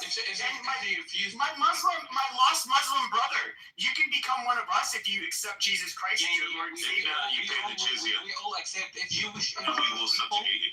Shut up. If Jewish people refuse to be Christian, what will you do with them? Well, I can't, unfortunately I can't answer that right now. You should answer. You are the Lord now. You said you are the Lord. I'm not the Lord. How dare you? How dare you? That is blasphemy. Like, how dare you? No, I'm just like joking. If you have the control of the land and you take over the land and you have all the people, it's not some Jewish people, shut up. The RGC is falling to some Jewish people. Jews will need to accept Jesus Christ. We will put a church. Jewish people, some Jewish. No, all of them need to accept Jesus Christ. Okay, if you had to choose one or the other, Muslims or the Jews? Well, hold on. And look, what I want to do is I want to go to Iran. All of those mullahs. I volunteer to do this. I'm going to shave all of their beards. I'm going to make them nice, well-groomed Christian men, and we are going to. We're going to make them. Also, like Christian have beards. Some of them do. Some of them do. You're nuns. They have beards. Okay, you are welcome. Come to the Egypt. And we're going to do the same thing to the Syrians. Welcome. Just take like. It needs to be a Coptic empire. Book a ticket and come and do whatever you want. We're gonna welcome you, baby. Habibi, come to Egypt. Yeah. Christian, this is proof that Jesus Christ is King and that our religion is the true religion. Since the time of Jesus, we have dominated every other group of people because what we do is holy. We have dominated the Muslims. We dominated the Jews. We dominated everybody. The Jews dominate you, Pepe. We will welcome you, and you can do whatever you want. Christians all day. You know, Christian people in Egypt will welcome you so much. Oh, of course they would. So much. Unfortunately, the Jews of Israel, when we turn that Star of David into a nice cross, they're not going to be happy with it, but we're saving them. We're going to have them accept our Lord and Savior, Jesus Christ. People will be happy with you. You know, Pepe, have you ever watched the Arabs there's a guy drink the camel pee and bathe in it? Because they need to find Jesus Christ. It's the only reason they drink camel piss. Pepe, the camel starts pissing, and they put their hands together like they're cupped in water, and then they pour it all over their hair and stuff like that. That's very unholy. Very. Maybe they need an exorcism. Maybe they need to take a trip to the Vatican. I don't know, but we will cure them. Something about camels. Wait, guys, I want You guys drink camel piss. Like, You guys reasonable girls last team out. wait, what the fuck? Says in your soda they drink camel. Really want to talk shit. Yes, Liam, if you're Yeah, but she's a it's whore. like Everything on the camels, service is when it why comes do to the Arabs so much? those have one I love the Arabs. Jesus taught us, unlike you animals. Oh, Jesus, bro. Jesus. Okay, unlike all of you animals. Hush. Unlike you hush. How much? Unlike all of you. Okay, I gotta mute everybody because you animals. Look at this. This is what happened when you don't have Jesus in your life. You don't have control. You can't stop. Now, Jesus, we are all God's children. Jesus wants us to love each other. And I love you people, even though you backwards camel jockey diaper heads don't love us, and even though you tiny hat wearing conniving keebs don't like us, we're trying to save you. That's all we're trying to do. We're trying to do. Just come to Egypt. Yes, absolutely. Israel could slaughter you guys for us, so it's not really a big deal. Well, they're gonna slaughter you soon. Don't worry about it. Try to go there and try to speak. Oh, Israel can slaughter us. Israel loves Pepe because Do you think they're gonna care if you're a Christian or not? They're fucking Americans. They're gonna No, the Israelis love Pepe because Pepe hates Muslims. What about you, Rama? Did you take your wife to Sunday club before? You mean he is a little I'm sure you did before, right? tiny, angry racist? Let me take him out.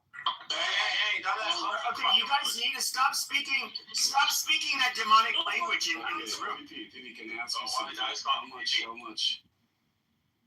How much can I pay you and you become? You want to suck his Yeah, dick? you cannot pay me. I'm a child of God. You have a price. No, I do not. Unlike you Arabs. You dirty Arabs have a price. Most of Americans, they sell their soul. You ungodly Arabs. You still to this day chop each other's heads off out on the fucking street. You guys have ungodly consumerism. You buy flashy brand label shit. Yeah, you like to show off your sports cars.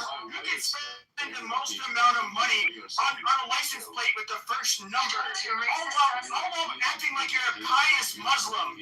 But what you end up doing at the same time is you have exceptions for yourselves where you guys get to do booze, you get to do hookers, you get to shit on the faces of OnlyFans whores. That you guys are the biggest hypocrites in the world. You have a tiny cock, I'm sure of it. That's why you're so angry. I have a much bigger cock than you people.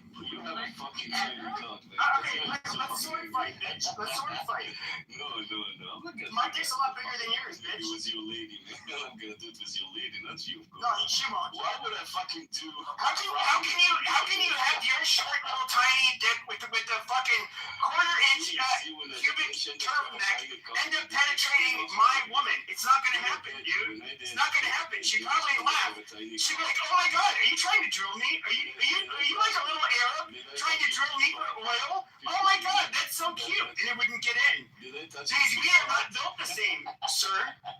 Did I touch your G-spot up there, PP? We're not built the same. Just relax. You look like very angry. You look like have a weak. Just remember, the male G-spot is the prostrate, guys.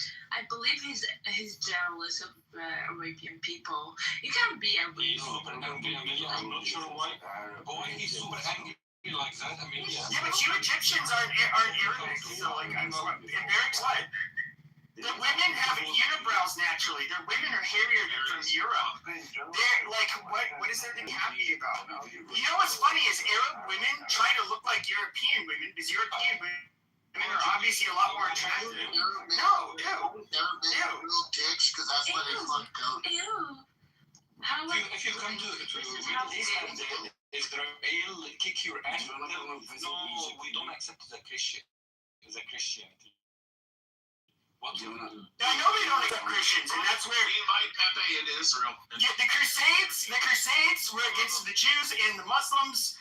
Okay, I'm not naive enough to think that the Jews are our allies, because at the end of the day, you cannot be a true ally of mine if you do not accept Jesus Christ as your Lord and Savior. Well, that's your choice. You choose whatever the fuck you want. No, you don't, you stupid dirty Arab. No, you're a fucking idiot. You fucking. Why do you have a false prophet? Why do you have a false prophet? That is so demonic. That is so disgusting. I'm gonna pay the fucking jizya. You're gonna be so. You need to accept Jesus Christ. Let me come suck my cock. Accept Jesus Christ as your Lord and Savior, faggot. Pepe's gonna jizz all over you. You're gonna love it. You're gonna love He wants to fucking go, guys. See, look at this Muslim. He's saying gay stuff. He's talking about how a man will like the taste of his cum because he is.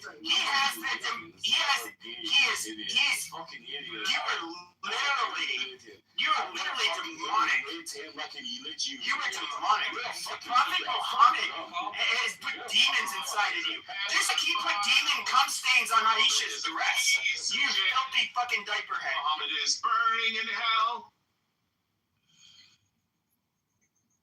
PB, where are you Why from? do Arabics fuck I'm from goats? Arizona. Why do Arabics fuck goats? So now, being gonna say marrow. Well, I mean, a goat is about just as hairy as an Arab woman, but slightly more attractive. Wouldn't they fuck The overheat in Arizona affected your head so much, PB. They love fucking little Where boys. you live, Phoenix or what? And little Yeah, I'm in Phoenix. What's up? Well, fuck Phoenix. Oh, you want to fight, bitch? What's up? Fuck Phoenix. What's up, pussy? You gonna come here? You gonna pull up? Fuck you, fake. Oh, you really? Oh, wow. Oh, no, you're gonna fuck me up? Amazing. Send me your address. I'd love to see you pull up, Give me your address. tough guy. Give me your address. What is your address? What is your address, foreigner? 6139. Calling people foreigner and different. I live in Washington State, you idiot. Nobody fucking afraid of you. Nobody's afraid of you. Yeah, Well, that's funny, because I don't threaten people on the internet. You just pull into their house like a fucking retard. I started doing Arizona because of like you. If all the Arizona's residents are just like you, people, then fuck Arizona, man. I fucking hate racism. Fuck you. People like you. No, Arizona's largely a lot of Mexicans here, and they're also Catholic. They also take part in the crusade. When did Arabs become a race? How is he racist? Tienen tax, ¿qué Yeah, when did Arabs become a race? Yeah, his ass. When did Arabs become a race, you faggot? How's he a racist? He doesn't wash his ass after he shit. Yeah, he doesn't. You guys don't wipe your asses after you shit because Allah forbids it. What the fuck are you talking about? And you know what's really disgusting is that you people. Okay, hold on, diaperhead. What I'm trying to say is that you guys just imagine this. I'm trying to put a picture in people's mind because most of us are we don't have these gross, dirty Arab genes. And so imagine they take a nasty, steamy shit. It smells like, of course they were eating hummus. Yeah, lots of all of this gross shit, falafel, all of that shit, right? They take these steamy shits, and of course it sticks all over their ass hairs because these people are hairy as fuck. That's why they smell. Their breath stinks. Okay, and imagine all of this shit is like caked on their ass hairs. Like these people are disgusting. These people are so unholy. They need to go into a church. They need to wipe their ass with toilet paper, and they need to get on a pew, and they need to accept Jesus Christ as their Lord and Savior. You filthy fucking Muslims. You people are dirty. You people are dirty. You're backwards. You need to find Jesus Christ. No, shut up, you dirty fucking you Mohammedan. Shut your goddamn mouth. Shut your fucking mouth, you dirty Mohammedan. Your last shower clearly was 2 months ago, right? Your last shower was 2 months ago.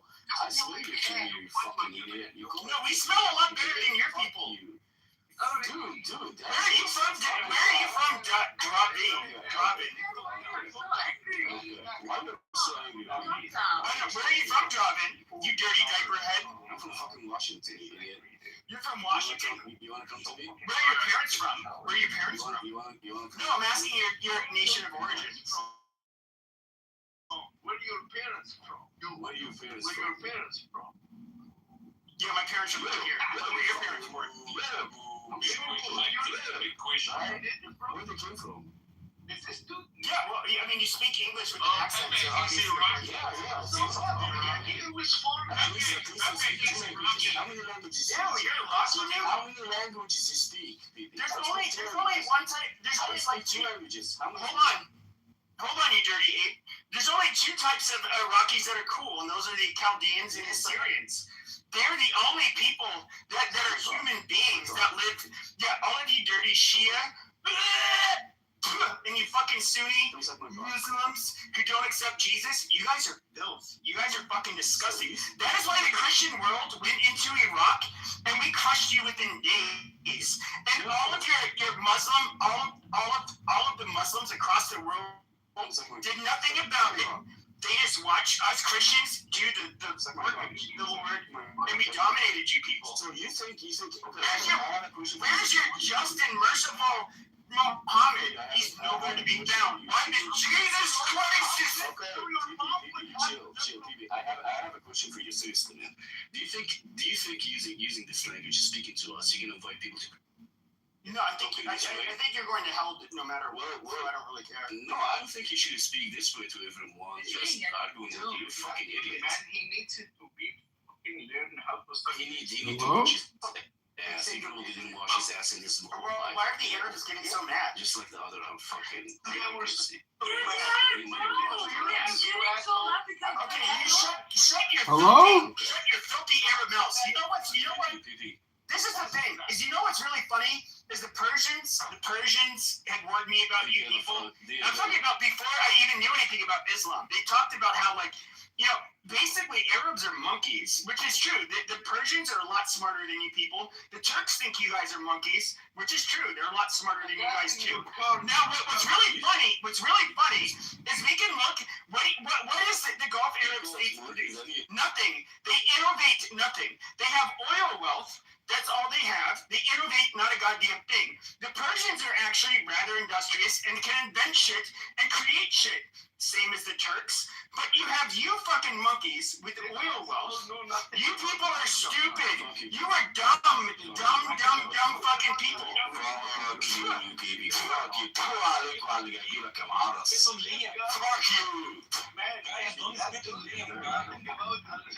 Holy shit. Have you studied math, bro? No, Iraqi soldiers are pussies. What Iraqi? No, I'm an idiot. Who's you talking to? You have to Roma Who's Iraqi? I'm pretty sure his mom would have a different opinion. Do you support the war that's happening in Iraq? No, I'm absolutely against it. I'm not for this Jewish war. Let's go. Then we're agreed on something, man. Let's speak. You know what, bro? Fuck you and your eyebrow. If we are agreed on something, that's something that's is gonna make us speak about something, Happy, how much do you love Egypt? I love the Coptic Egyptians. Everybody else can go to hell. What about the Muslims? You love what? Bro, I can lay down to the pyramids. What about the Sunni Muslims and their pedophiles? Shut up, bitch. Who you love? Who you love again? Say again. How do you feel? I said I love the Coptic Christians in Egypt. No, I'm saying, how do you feel about Prophet Muhammad? Do you have any Egyptian, any Christian Egyptian friends? I've talked to Draven is Egyptian. I just looked at his shit. Have you ever visited Egypt before? I would never go to such a dirty shithole. Well, you still love. You just said that you love. Yeah, because they're Christians. Bro, have your mom right? They're my brothers in Christ. Why would you know? Do you know that we have one of the oldest? Do you know that we have one of the oldest churches in the world? Yeah. Yeah, but then the Muslims ended up taking over the Holy Family. They ended up colonizing and taking over the civilization. Like 200 years ago, and you don't know about Egypt. Come on. What were the options you gave the Christians there? They can either leave, pay jizya, or they can have a duel.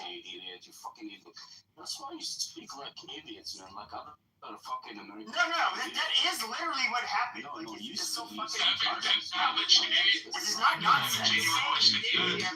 This is something that's actually been litigated. I've been in rooms with the Egyptians, including cops. They absolutely they agree that, like, yes, they're under Islam. They were given three primary options. Jizya converter guy.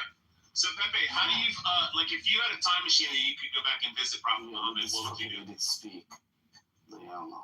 What would you do, Pepe, if you were face to face with Prophet? It would be like fucking. I would call an exorcist. He's fucking afraid to give me his address. This idiot, he is afraid to give me his address, and now he's speaking against Muhammad. That's what you're looking at. I'll give you my address. He's a fucking coward like you, man. He's a fucking coward like you. That's from the same channel. You can sign. I will give you my address. My address is 1600 Pennsylvania Avenue, Washington, D.C. It doesn't sound like Show up at my house right now, bitch. 1600 Pennsylvania Avenue. And I live in Washington, D.C. Your mother is with you? Yeah, she's there right now at 1600 Pennsylvania Avenue. Fly there right now. Fly there and come fight me, you faggot. It doesn't sound like when you show up, stand there with a knife for a gun and scream Allahu Akbar. Is your mom married, Liam? Okay, I want to say prayer, guys. Dear Lord Jesus, I'm sorry for making fun of God's fellow children.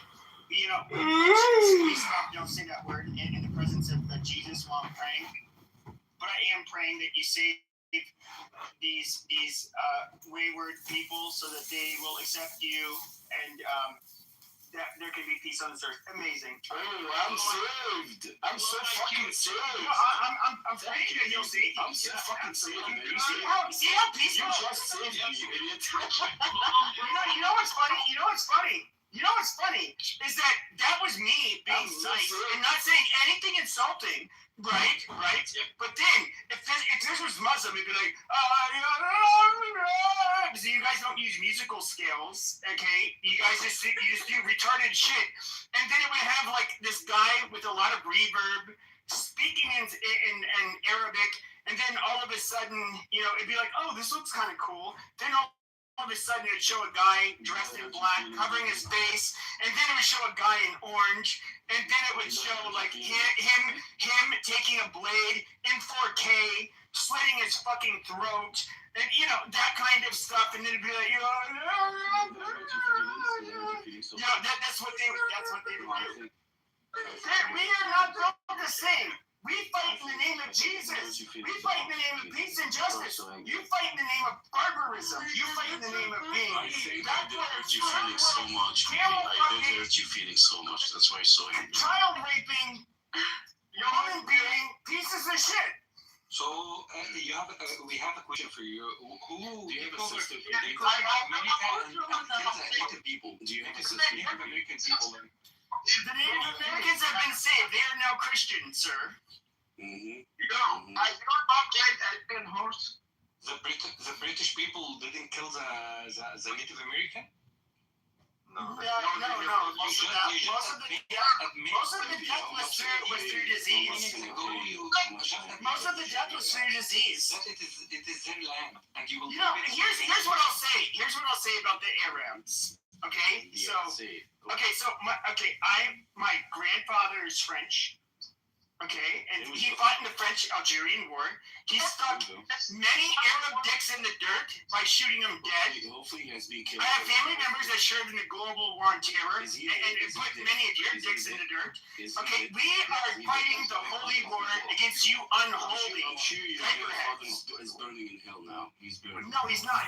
Because he doesn't believe in the Prophet Muhammad. He killed people. Like in a word, dumbass. Yeah. yes, against infidels that did not that are apostates that believe in this false prophet. He's not fucking hell, you fucking idiot. No, you guys are literally infidels, and you like to call everybody else. That is you. You are apostate. You are dirty. He is fucking. He is in heaven. Yes. Unlike anybody in your family, because you're a dirty Muslim. So you say to say, hold on, let Steppy speak. Let Steppy speak. Let Steppy speak. No, we don't blame more of you people, you fucking faggot. Shut up and let Steppy speak.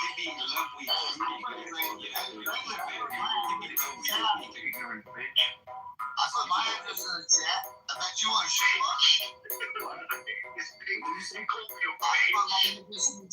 I put my address in the chat. Somebody was in the military for many years. No, that's fine. I'm gonna fuck you up.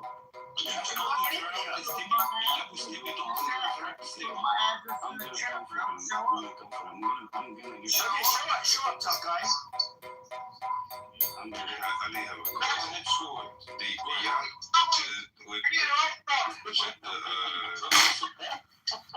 With the we see what, you know, I hate to say this way, but the Islamic courts are trying to do. Do y'all think they gonna take over America? Who said that? So no, I'm asking. You asking who? I'm asking you. You asking me what? Are the people who practice, I guess, what would be considered radical Islam? Do y'all think they're gonna take over the United States? Who's about radical Islam? Who talks about radical Islam now? I'm asking.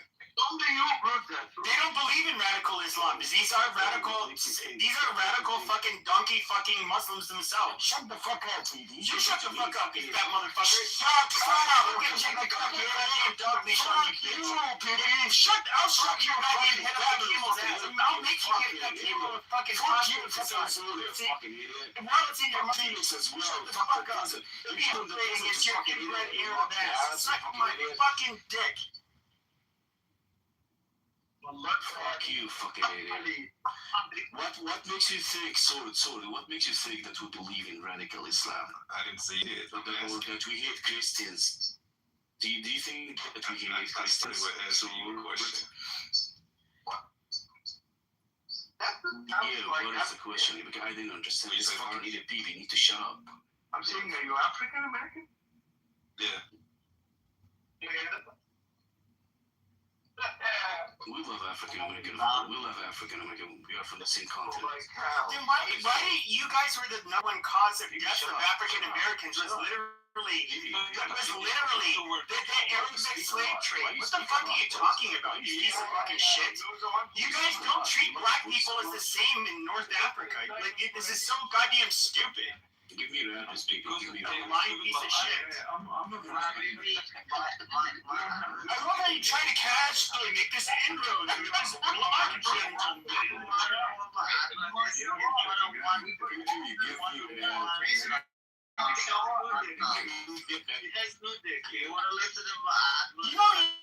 You know what's funny? Here, I'm gonna make an observation. You know how I said earlier how like the Persians, I've heard Persians and Turks and other people talk about how the Arabs are monkeys. They're literally, no, you guys are literally subhuman in comparison to them, which I do think is absolutely true. It's absolutely true. I mean, the Persians are much more successful than you guys, much more. They're much older than you guys. But you know what's funny is for like the last week or two, we've been having nothing but like mainly Persians in our rooms. And the Persians are so much more eloquent, well-behaved, nice. They're a lot less violent.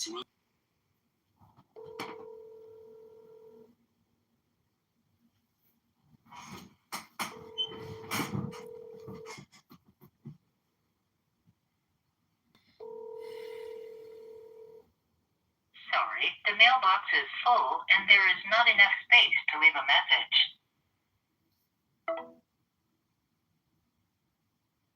Yo, it's John. I'm listening to Clubhouse Retards, but if you're up and you want to chat, I'm around. Bye. is the only way to say Rate yourself. The church make you guys look like a bunch of retards. From 1 to 10, rate yourself, baby. From 1 to 10, rate yourself. Come on. Rate myself in terms of what? You keep calling everyone monkeys and everything. And you, but I am still better than you. Do you think that you're I just want to say I'm not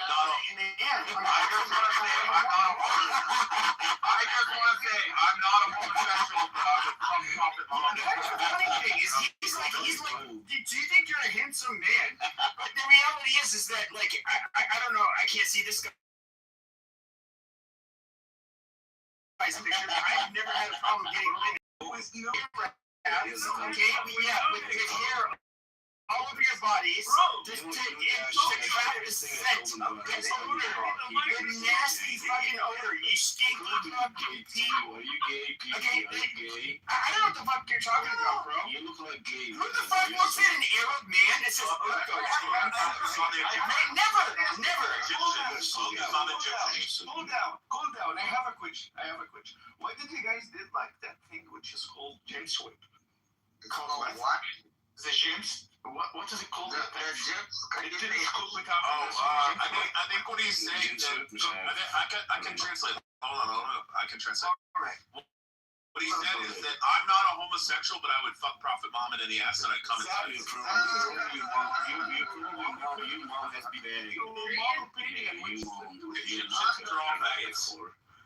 How many type person fucked you on there? I'm gonna Prophet Muhammad in the ass. Who were the biggest bunch of faggots? Was it Alexander the Great or was it the ancient Egyptians? I don't know. Did you mom visit? Just kidding. It was the ancient Egyptians. They were the biggest faggots in the world. He actually thinks that everybody gives a fuck about it. He's like, Who's letting this Indian man talk? Are you calm now? you don't think anybody cares. You know, Draven, it's past Ramadan. Why don't you go blow yourself up for Allah? He's a sub-Saharan African from Sudan. He doesn't speak for us Christian, even though he's a brother in Christ. So I pick him over any of you savages, you savage Mohammedans. You guys are demonic people. Do not like you people. I think an Arab guy raped you while you were No, Arabs here, Arabs are a lot smaller than us. They can't fight us. We dominate Arabs. We've always dominated Arabs. Yeah, you're fine. Even the gas in your mom car. No, that gas is God given in land. Arabs did not invent gas. Arabs did not invent gas. That is a problem with Arabs, is that they have a God-given natural resource, despite being the most retarded, least innovative people, and they have money because of that. You guys are not like the Persians. You're actually smart. Oh my God. Baby, I have a question for you. Can I ask you a question, please? Go ahead. Yes. You said that Persian and Turk are stronger than Arabs. My question is why or how Arabs have beaten Turk and Persian and turned them to Muslims. Okay, you guys did that. You guys did do that to an extent, but at the end of the day, they're their own identity. Much like how it's like asking the Christian, how did we turn people into Christians? Okay, it's much like asking how did we turn people into Christians. However, if we were to look at the Western European Christians in particular that have dominated the globe for the last 500 years, nobody denies that. Yes, there's a specific groups of Christians, unlike, let's say, the Filipinos, which are not very powerful Christians, or Mexicans, which are not very powerful Christians, but Western European Christians can clean everybody's clock. And the Turks are Muslims, as well as the Persians that are Muslims that are much smarter and much better than you Arab monkeys, for sure. He never studied math. He know nothing about algebra. A good question because they look good. But he's right, PB. You have an inferiority complex than the Turks and the Persians. It's not my fucking fault, asshole. Go cry to somebody else. And they are even stronger than Christians in Egypt because they turned them to Muslims as well in Egypt and North Africa. Okay, Pepe, 1 second. That's why you're a piece of shit. 1 second, guys. He's still alive. Hello. I wash my feet. I don't know why you're still alive, people, until now. 1 second. Yet only Asians was a fucking pregnant. You have 104 million people.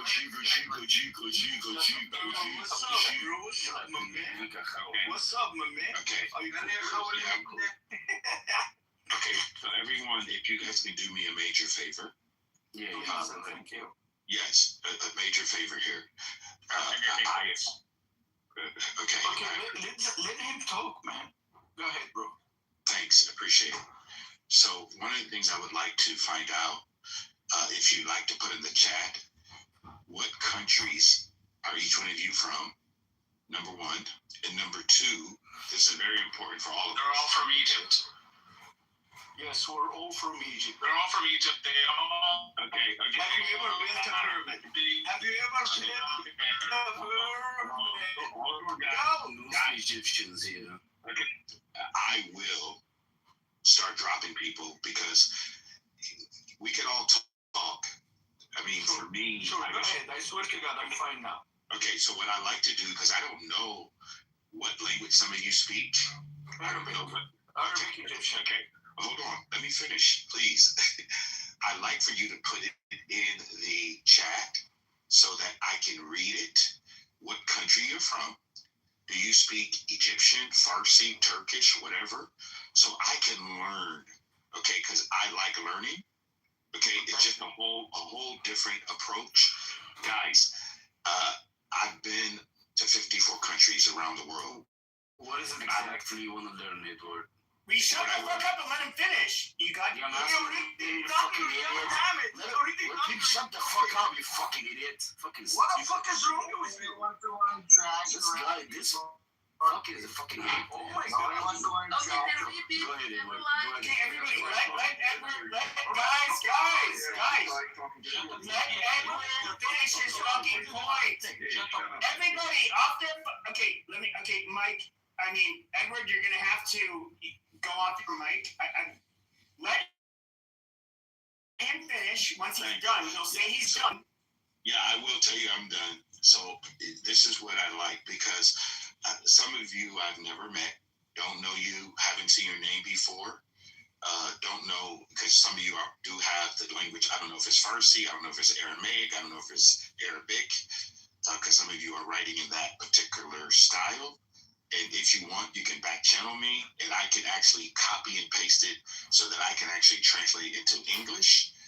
Because again, what I want to learn, okay, is how do I dwell on planet Earth with people that are not like me. They don't have my same morality. They don't have my same government. I just want to learn that if it's possible. But if you don't want to do that, that's okay too. And if you want to just DM me, that's all right. And I am not. I think I'm fine with it. I'm fine with it. Hey, I'm talking. We're gonna start with the major words for Egypt. Guys, hold on. Let one of the Arabs. Okay, done, man. Darsh, shut the fuck up. I'm trying to moderate the room. Darsh, you can speak.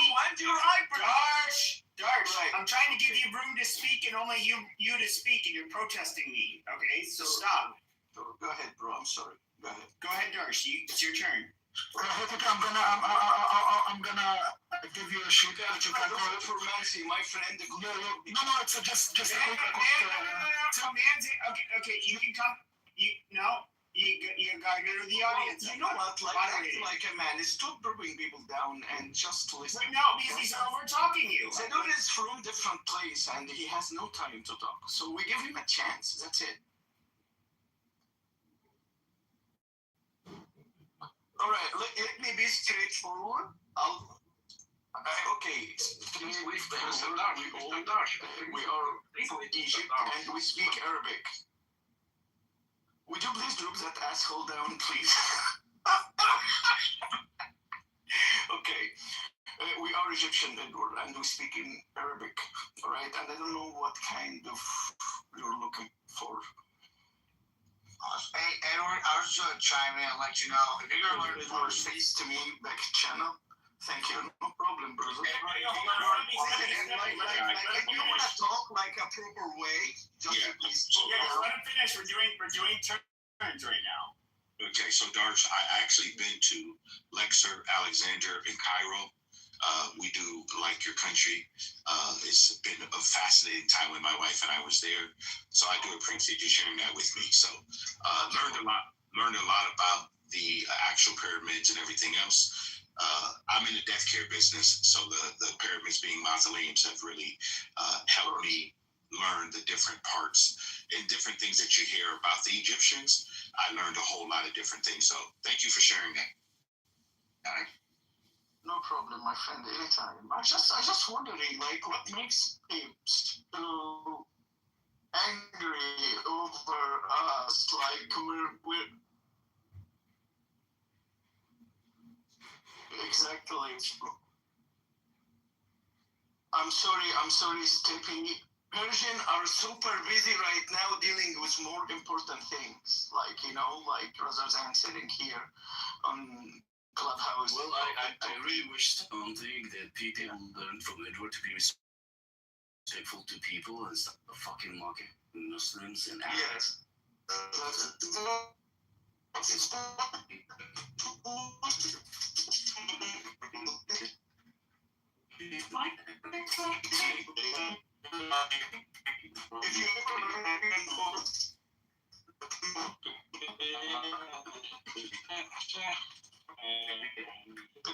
So did you see to us? Can you let would you please accept the mic for Manzi, please? He's a friend of us. He didn't mean to interrupt, Pepe. Okay, raise your hand, Manzi. Raise your hand. Okay, thank you. Raise your hand, I have a question please. for Edward. Edward, you said you wanna know if we are matching with molarity. I would like to ask you, what's your polarity? Oh, it's a good one. In brief. You say it again? Not having sex with a 9-year-old. Okay, actually, guys, to go down. That's not We're trying to have a serious conversation. When you talk with us, you said you want to know from which country, what language we talk, and you want to know if we are matching with your language. I'm married to one woman. Our children are both married. I believe, this is me personally, again, just my own opinion. I believe in no substance, no abuse. So if I don't take the substance, it can't abuse me. So at 62 years old, I've never tasted alcohol, I've never smoked a cigarette, never done a drug. I'm not going to come on here and use it's killing the children and the innocent people. Is matching with your morality? Guys, bring Many up. Okay, hold on. Would you please give him a chance? Hold on, guys. I don't know why you decide to ask me a question that was different than the question I was answering. So he's trying to get you on a gotcha when it comes to Israel. That's what he's trying to do. If you don't want to answer, it's up to you. I don't push you to answer, but I just ask you a question. You can answer. I don't push you. I want to ask you. And if you want to ask me a question, I should be fucking gay Somalian. Shut up. You guys are funny, man. I go on mute and I let you guys answer the question. I mean, you don't want to hear from a gay Somalian, so please. Killing people, civilian people and children is matching with your morality? Yes or no? First of all, war is ugly. I don't talk about war. I talk about something. Excuse me. You can't answer for me. Okay, and I'm not going to answer the way you think you want me to answer. You're right, Edward. Please, give him a chance. Okay. At least so for me, I think anyone, anyway, losing a child or their homeland or their country is not good. Okay. At the same time, because I am a believer, there's a scripture that says there is a time for war. Why is there a time for war? Because there are evil people on planet Earth that do some evil things. Now, whether I like that or not, because I'm only 62, When I arrived here, everything was already here. So I got to go with the laws of nature and nature's God. And unfortunately, sometimes men need to be removed from the planet because their deeds are evil. So you're called what a God act. You're called that like God act. So like Sharia law, when So what do you think? One second, you know, when the man can make a false claim about adultery, Sharia law was coming out and question for the other question for when it comes to warfare, like there are aspects.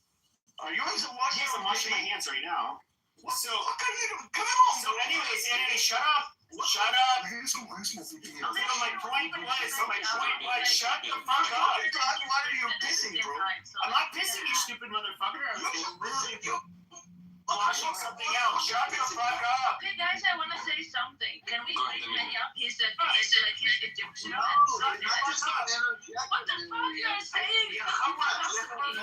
Amelia. Look, there are. You can talk about warfare and the religious differences. Stealing a man's wife, or I guess you would say it's the merciful thing to do, or it's the booty of war, and to me that is, and I own her now, and you can basically it would be rape because you own her, because if she doesn't consent or doesn't want to be with you, you can do whatever you want with her. And I have to sit here and listen to you guys talk about like what is just, but under your fucking religion, what is just? When it comes to warfare, I mean, why is it so common that Muslims say that Islam will enter every fucking home? And by the way, I was trolling you fucking retards earlier, okay? Because it was funny to get a rise out of you, but with that being, which I'm not a crusader, by the way, I'm not even religious. Oh, I was raised Catholic. But amazing. Shut up. Amazing. Shut your fucking mouth. Okay. Shut the fuck up. Now, we get to hear how you fucking retards. You want Islam to come into every home. Jihad is basically. I understand it. Justice. It's a struggle against justice. Is whatever. No, but it's also jihad until basically Sharia law is everywhere, and Islam is everywhere. Okay, there's going to be Sharia. So just spare me your fucking normal Muslim babble bullshit. Okay, like most people, honest people are not going. They're going to tell you your face. It's bullshit. But no, okay. How do you guys fight war?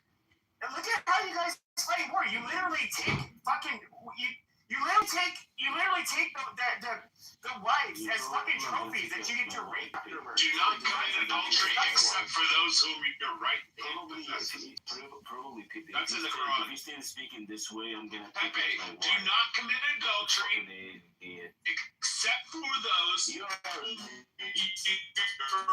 right hand possesses. The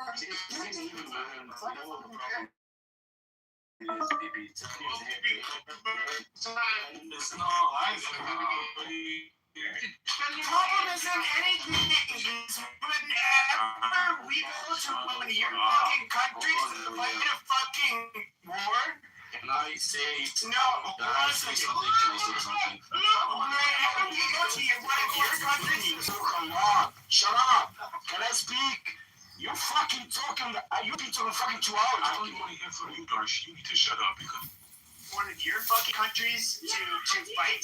You guys don't stand a fucking chance between your fucking clocks, left and right. Like, to even sit here and pretend like there's any kind of equilibrium between the Muslim world and the Christian world is like you are. Talking like that. I'm gonna let you strong to your mind, people. Hold on, everyone. Hold on. Shut the white guy. Hold on. Shut the fuck up, Edward. Speaking. Shut up, you fucking monkeys. Okay, hold on a second. Okay, Edward, unmute after this. You monkeys need to shut the fuck up while he's speaking. Okay, just one at a time. It's not me. Okay, you're going to the audience, Mikkel. Okay, going to the audience. Monkey's your mom, baby. Okay, let Edward speak. Okay, guys. I would like to hear what you guys are attempting to say, but can we do it one at a time? I mean, I know everybody wants to speak. Yes, you can, but can I finish? Yeah. I'll let you go next.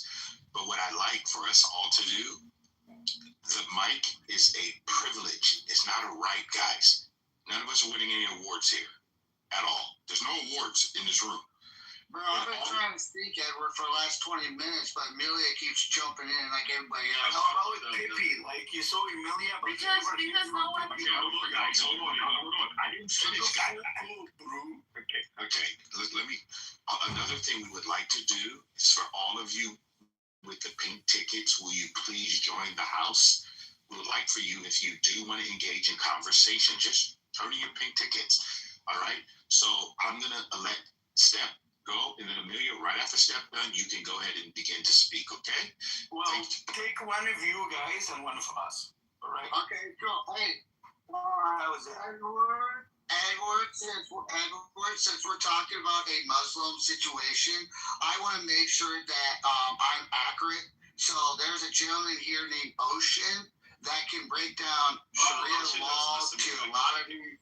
No, I haven't do with No, I want Ocean. I yield my time to you, Ocean. Let me I yield my time to you, Ocean. So that Yeah, because I was telling you. I got a very big news. Okay. I gotta shut the monkeys up. They're mostly different. Hey, shut your goddamn mouth. Okay, we have these Arab monkeys that came into this room. I told them, I wish you guys behaved, because we spent the last I don't know, couple of weeks speaking with Persians, and they're very The monkey is your fucking. they're very normal. It's almost like us in the civilized world, we're used to speaking to people like them. But then you Arabs come in, and you guys end up coming, basically behaving like the goat fucking diaper head. Have you guys ever think that you guys are the same as pagans? Because Same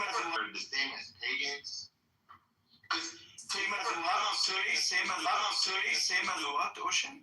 Pagans. Because pagans To prove it's from Earth, and it wasn't. I'm so sorry to break your heart. And you're talking about us. Like, how about you guys? What do you guys do? I have a question for Rick. Do you have a mirror? Do you have a mirror at home? You faggots, you I'm returning back the question. Shut up, you. Rick, what would you do if you had a time machine? One second before he answers. Could you?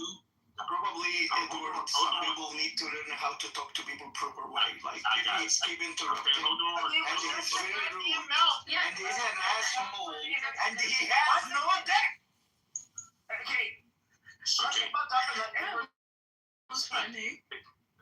Yeah, so, Amelia, if you want to go ahead, guys, let's just be patient. Go ahead, Amelia. Okay, first of all, I want to say something. Not all of us are Muslims. There are Christian too. So can you please bring Manny up? He's Christian and he's Egyptian, so you can see another point of view. And second thing, we are civilized, Pepe, but the thing is you are shouting and you are hurting our ears. So please stop shouting. Thank you so much. Yeah, so please bring Manny up. See Manny in the audience. Anybody see Manny? Because I can't see him. Yeah, he's down there. I don't see him. Is he on the top? Is he member? No. Yeah, Manny, raise your hand. What the fuck? Yeah, raise your hand, Manny, because I can't see him. He might have it read. Yeah, he's down there. We can't read. I can't read it. It is in English. So, Lord, thank you. So, It's in English. English. English. Hello. He's in the chat. Yes, thank you, KK. Thank you, guys. You guys got to write English because most of this is English. Hey, hold on, Amelia. Hold on, Amelia. Yeah, Hold on. oh my God. Yeah, what? Screenshot of it. So It's okay. Yeah, but BKK, don't worry about it. He doesn't even know what a slave is. So it's okay. It's guys, I don't get no fucking black. You are the real slave. I can be.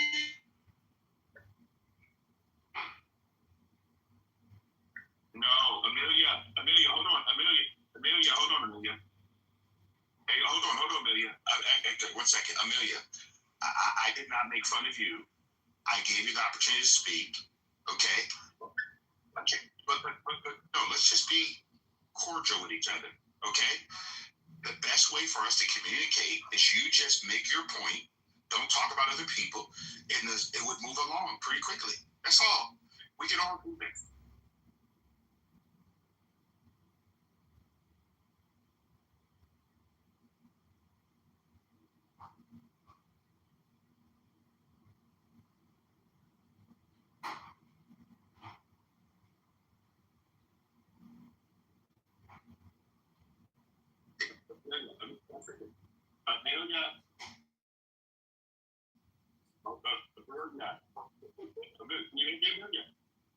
Amelia. Good. There's a leave button. There's a leave button. Yeah, exactly. Amelia, I want you to hear yourself. I asked you a question. I said, will you please make your point and don't talk about other people? What point? What point? The point you made, to my knowledge, was that everyone in here are Muslim. Some people are Christian. I heard you. Did you not say that? Yes, correct. And you said bring Manny up because Manny would give us a different point of view. Did you not say that? Yeah. Okay. So if we could stop talking about other people, it would be great. Don't worry about what people will say. Number one, Amelia. No. He cursed at me. He cursed at my own. Okay, Amelia, listen. I'm gonna give you a tip. Will you receive a tip from me? Yeah, go ahead. Okay. Do not give oxygen to things that have no value. Yeah, you mean Pepe has no value? No. Hold on. Did you hear what I just said to you? You're doing it to yourself again.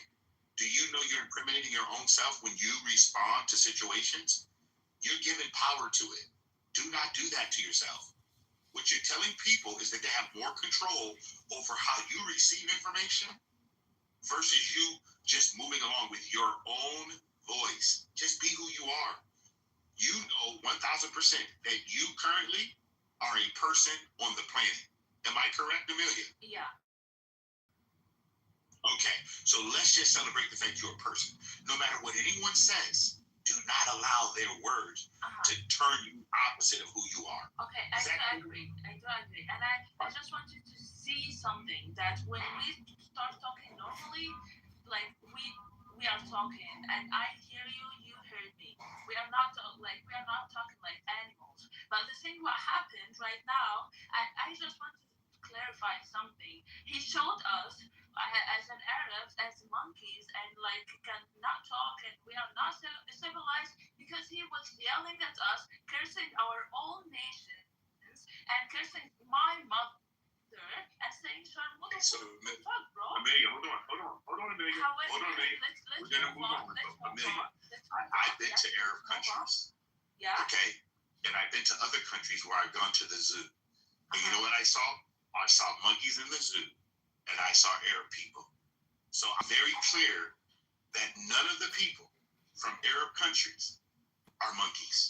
So what I want you to do is stop complaining and let's move forward. Yeah, see, listen, I'm going to say, exactly. I'm going to say this again to everyone. If you give power to things that have no value, or you put your wood, hear me, your wood on a fire that's already burning out, you are now giving the people that are calling you names, you're giving them more access to power. Let's just move forward. Bring Lil Mama up.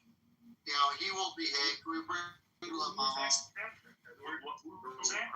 something to say. Okay, hold on one second. Come on. Hey, Mama.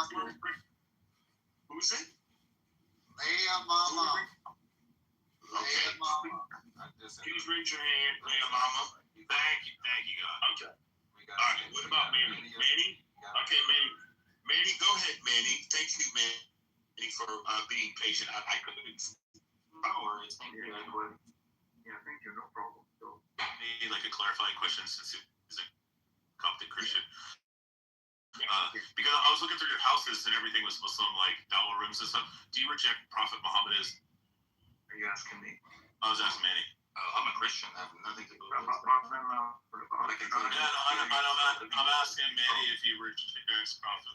Hold on. Let's just let people speak. We don't want to interject. Well, it seems like he might be LARPing. There's a reason people have been getting moved down. So, like, if you speak while somebody else is speaking, I've been quiet. Like, I was talking a lot. I've been quiet. There's a reason that we're having dialogue right now. And so, forget what I've said and what other people said. There's dialogue going on. Let them have it. No sniping or making your little cheerleading comment from the side. So, Great. Thank you, Sword, for bringing me up. Thank you, Edward, for the nice things you've said. You guys are managing and moderating the room. It was amazing. My name is Manny Hakim. I'm a Egyptian Christian Coptic. Excuse me, from Egypt. I've lived my whole life in Egypt, and then I came to the United States 15 years ago.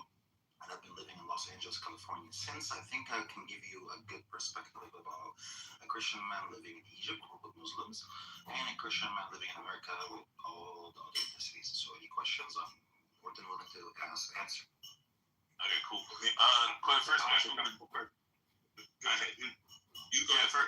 First question would be: do you claim that Jesus is the anointed Son of God, and you reject Muhammad? I am a Christian man. It comes by default. No. I'm just asking, like, would you be willing to say yes? I mean, he's any a Christian. Jesus Come Christ. on! Every fucking house he has is fucking dawah. There's no Coptic Christians. There's no Christian rooms. None of that stuff. That's why I'm asking for clarification. Any Christian would say, I reject Muhammad as a prophet. No. Any Christian would say that Jesus is my king. I don't reject other religions. Muslims can claim that too. No, sir. Muslims can claim that, yes, because he's back in the end times and he comes back and then he's going to die. We will all hear Quran, your Hadith, your Okay, Manny, this is bullshit. Are you going to tell me my religion? Are you going to tell me that you believe? Hold on. Is there any denomination of Christianity that would think that the Prophet Muhammad, as the Muslims would refer to him, is somebody that we have any reverence for or believe whatsoever? I mean, the answer is obviously no. Right. So what I'm saying is, why is it so hard to say? Let him answer the fucking question. It's called coexisting, Mr. Ali. Oh God, thank you. Thank you. I appreciate you, Mama. Very respectful. So, because I coexisted in a country where it was originally Christian, and then recently, after 644, the year 644, it became Muslim. Majority of Muslims. Manny, one second, Manny. So, guy, I am going to start moving people down when you start calling people names, and I'm not going to bring you back up. Guys, whether you agree with someone or not, it's okay. I believe in clarity over agreement. We're clear. We all believe. You don't have to agree with anyone, but let's stop criticizing people because you don't know what they believe and why they believe it. It's okay, guys. No worries, sir. Which is what's happening right now. We're categorizing and criticizing people based on their religions. Religions doesn't really matter in 2026, I think. Honestly, I think most atheists would to have a religious identity. Right. Like, what's that? Right. What the hell is that, to be honest? Let me answer this way. So Bandy, I'm going to ask you a question, Bandy. So then you and I are on the same page. So, Bandy, what is your belief system? My belief system? Yes. What do you believe? I don't have one. You don't have a belief system at all? I'm agnostic, bro. Okay, so you're agnostic. Okay, so let me ask you a question. Since you are agnostic, how did I come to the conclusion of being agnostic? Science, philosophy, facts, everything that's happening in the world. I think it's quite simple. Okay, so I appreciate you sharing that you're agnostic and you believe it's quite simple. I do not think, it's just me, I do not think that everyone thinks it's that simple.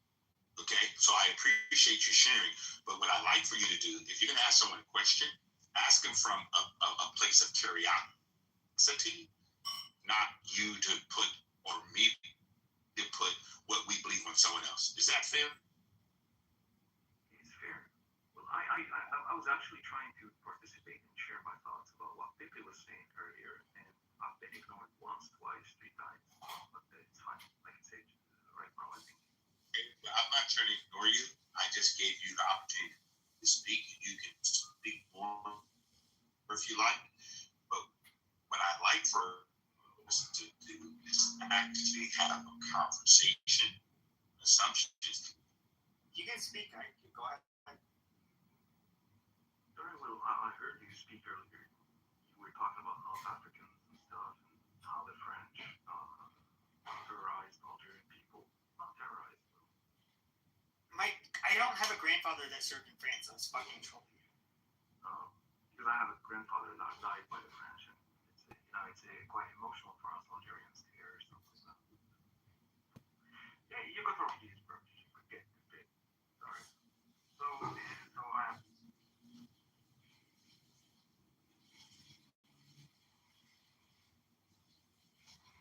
Anyone else would like to share? Hey guys, one of the things I like to do, especially if I have a podcast, I like to hear speak the law. But one thing I've learned is that we only have one opportunity together. In this time that we have, I'd like to actually hear other people share. That's all. So if we can do that together, I think it'd be a much more productive way that we can all speak. French descent. I did have a grandfather that fought. I would say fought. He was in the U.S. Air Force during World War II. He was in Algeria. He never told me he killed anybody, anything like that. The only thing he told me is that he was Acadian French, which they have a dialect that was quite a bit different from Metropolitan French, in mainland France, and that for whatever reason it was a lot easier for him to comprehend the French speakers of Algeria than the French people in France, and that's literally like the only thing he's told me about Algerian. All right, because we had 130, I think, years war with the French, so we got them out of our country. So I don't know. And another thing, we actually have black people, brown people, white people. We've never had to talk about it. We've never had to say, oh, we're equal, or nobody felt like they are pushed away or because of their color. None of that never happened here. Yeah. I'm replying to you as well, Pepe. You said something about that too. So my question, and KK sent me this.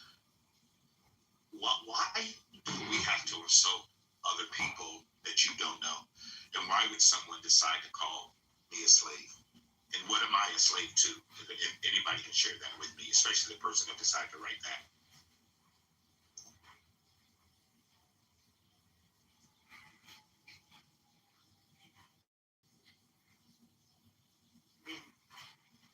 If they're not going to answer, I feel like that's been a reactionary comeback.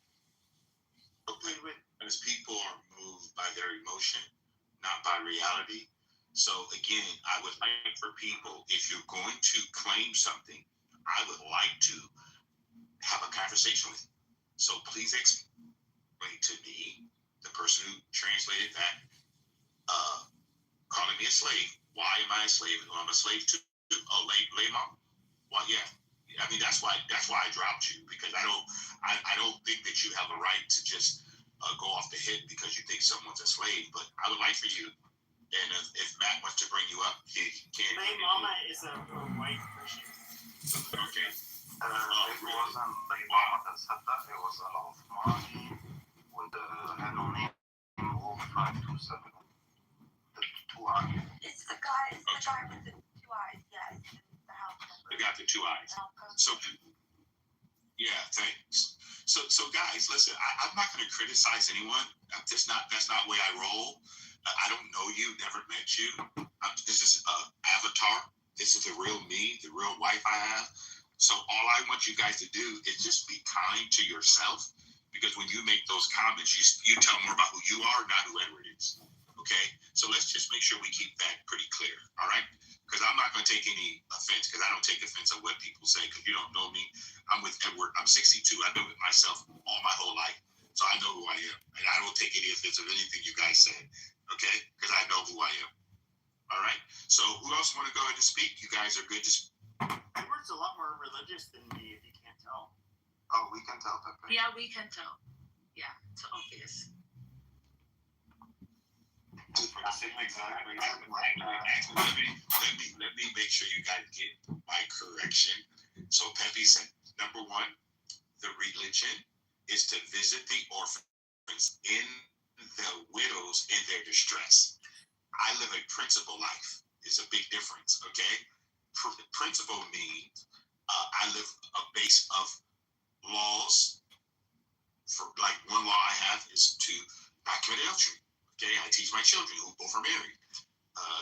There's just certain things I look at as principles versus me just saying religious. Because today the word religion has so many different connotations.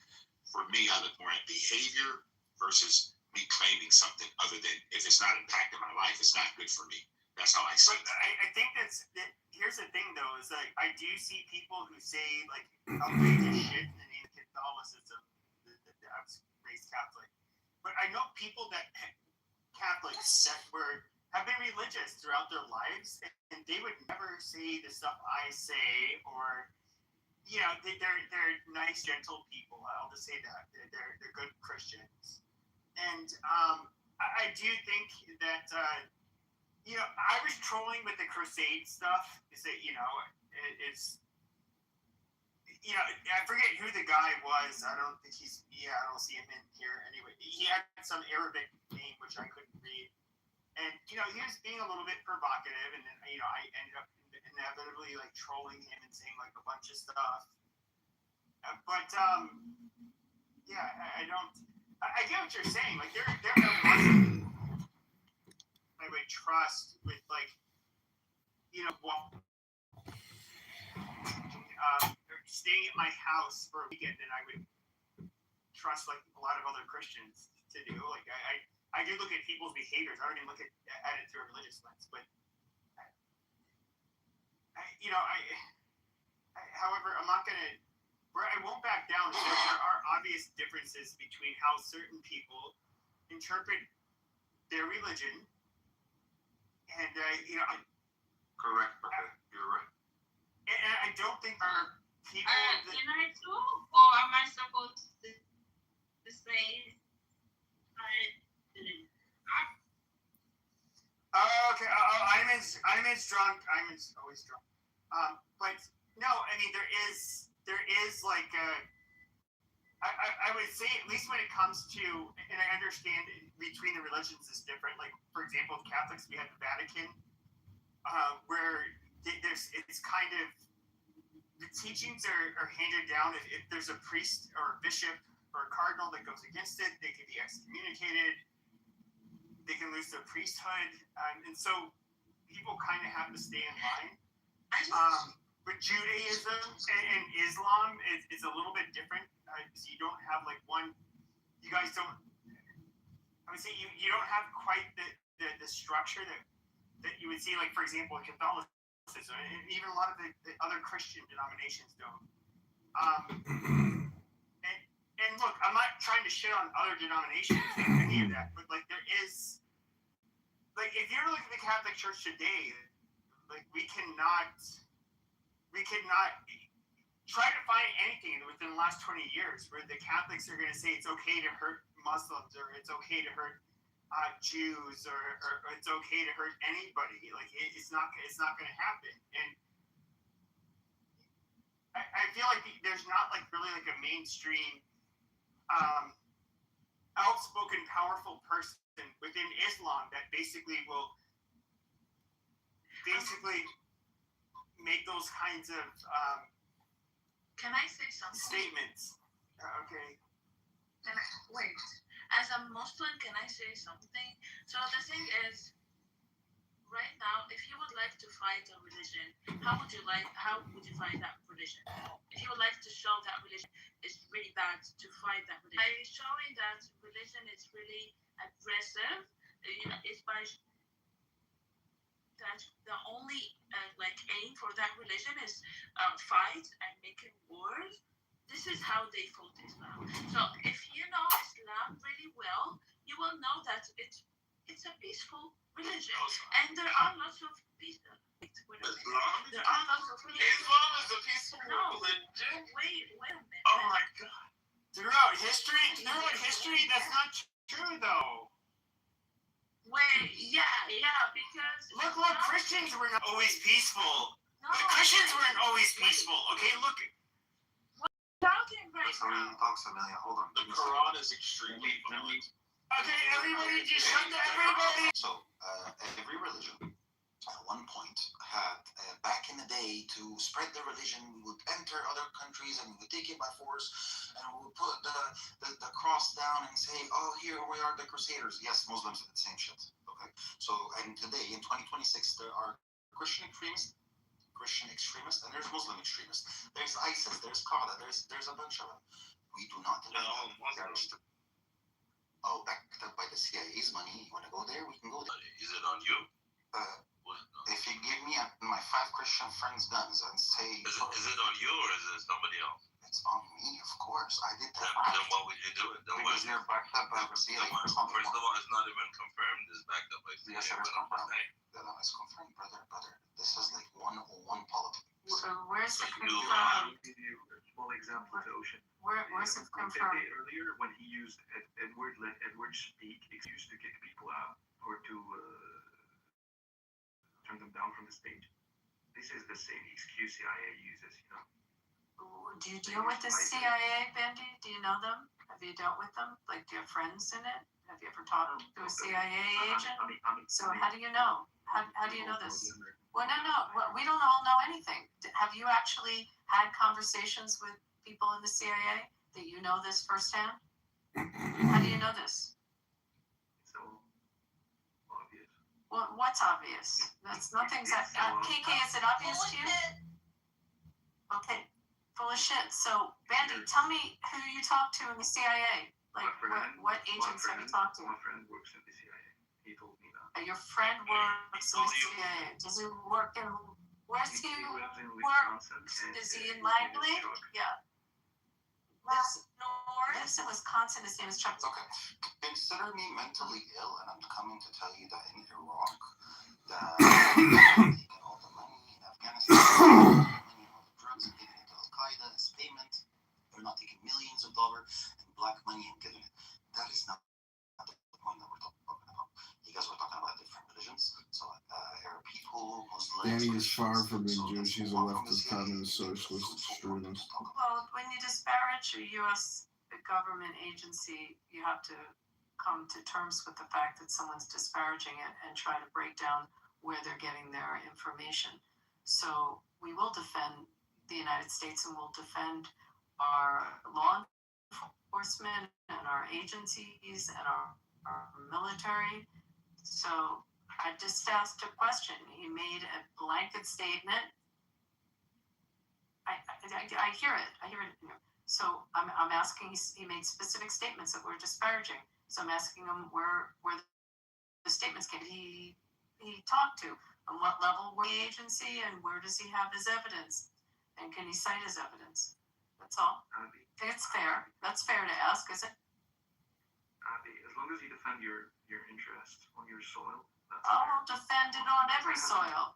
I mean, I would be happy to make an argument with you sitting in Paris or sitting in in Riyadh, wherever you want to have that argument. But what do you? You disparaged the United States, and I want to know where your facts are from. That's a fair question, isn't it? You made a specific statement. I'm talking about the physical military presence of the American army in other places, other soils. For no obvious reasons? I can give you hundreds of obvious reasons. Can I have my co-counsel chime in on that? The only reason, apparently, as we've all noticed recently, what's happening in Iran, for example, what happened in Iraq in the past, what happened in Libya.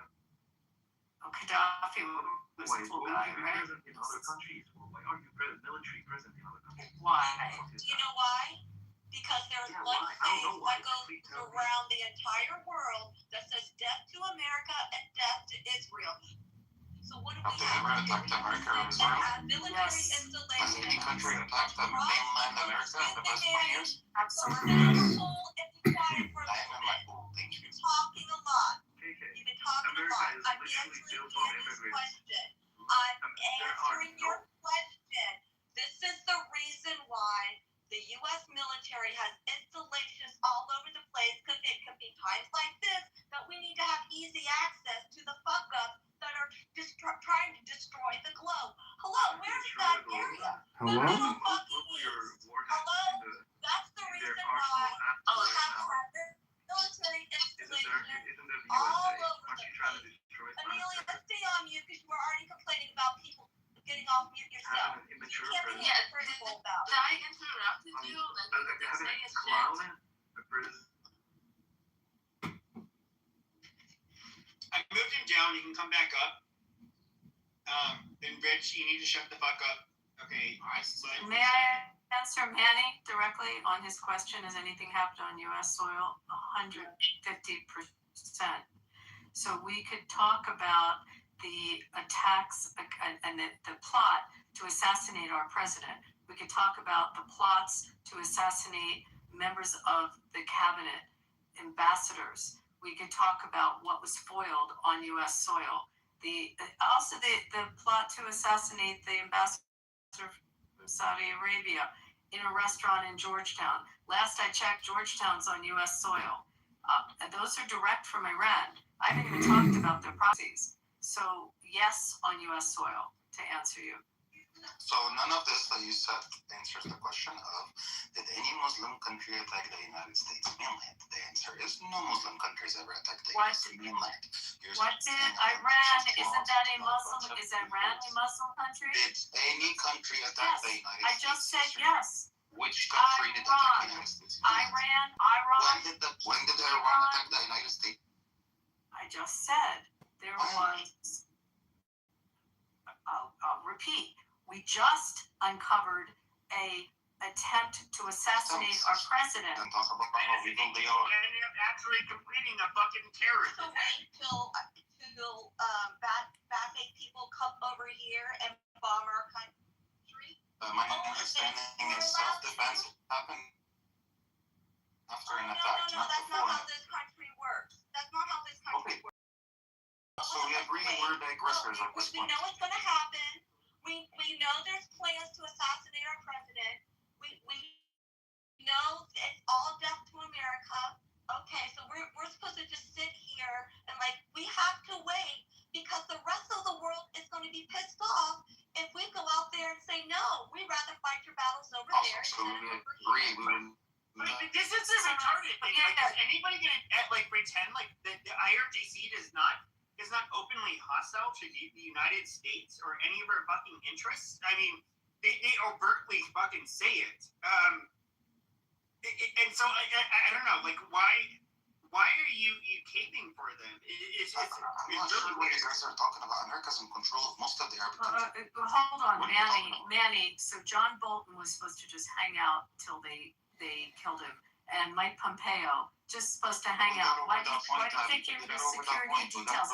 So the fact that our CIA and our intelligence agencies are fucking smarter than the IRGC and they foiled the attempts doesn't stop. Last I checked, and I studied this one in law school, an attempt to murder is still a crime. You go to jail for an attempt of a crime. Last I checked, It is, if nobody ever last I checked, you still shouldn't be a fucking aggressive. crime.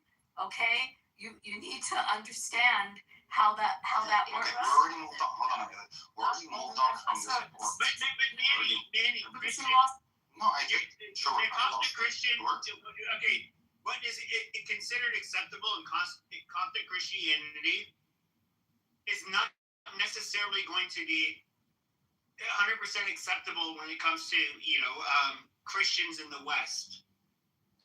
And so, if you're making a religious argument, that's fine, but we don't have our argument for what is justified in terms of committing or defending yourself or going to war. It's not going to be quite in line with maybe a lot of Christian denominations. And I don't think he's Christian. but going to war is always bad. I'm confused. Is this guy saying he's Coptic? Because Coptics don't normally speak like this.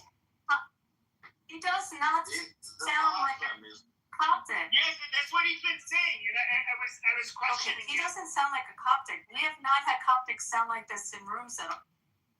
And I've been questioning him this whole time. Great, ask me questions. And there's no way I can prove that he is or he isn't. But tell me about how many times you've been to Holy Sepulchre.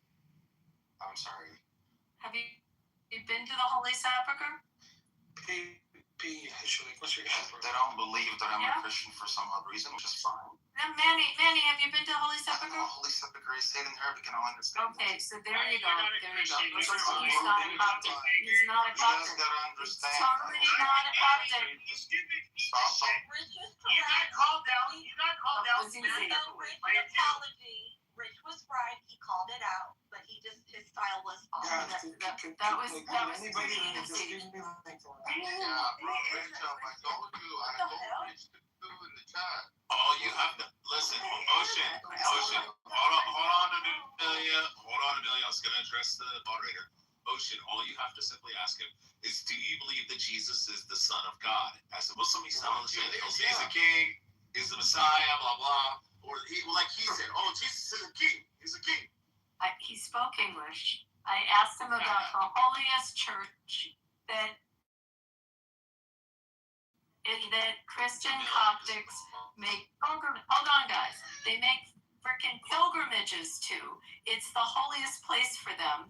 And I asked him what it is, if he's been there, and he didn't even know what it was. Okay, there you go. That one didn't take long.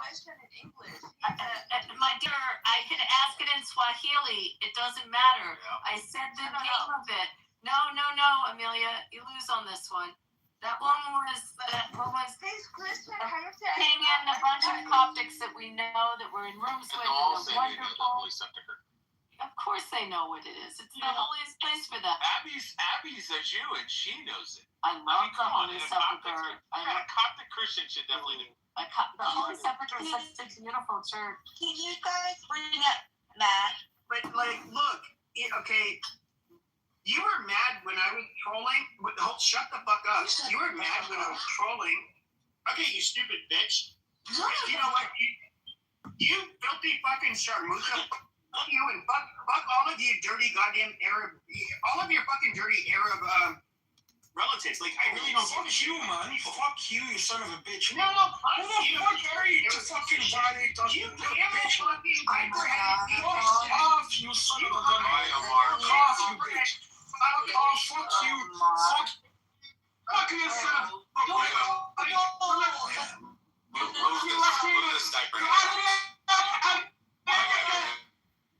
I'm fucking What's wrong, Mr. Squiggle Man? Are you offended?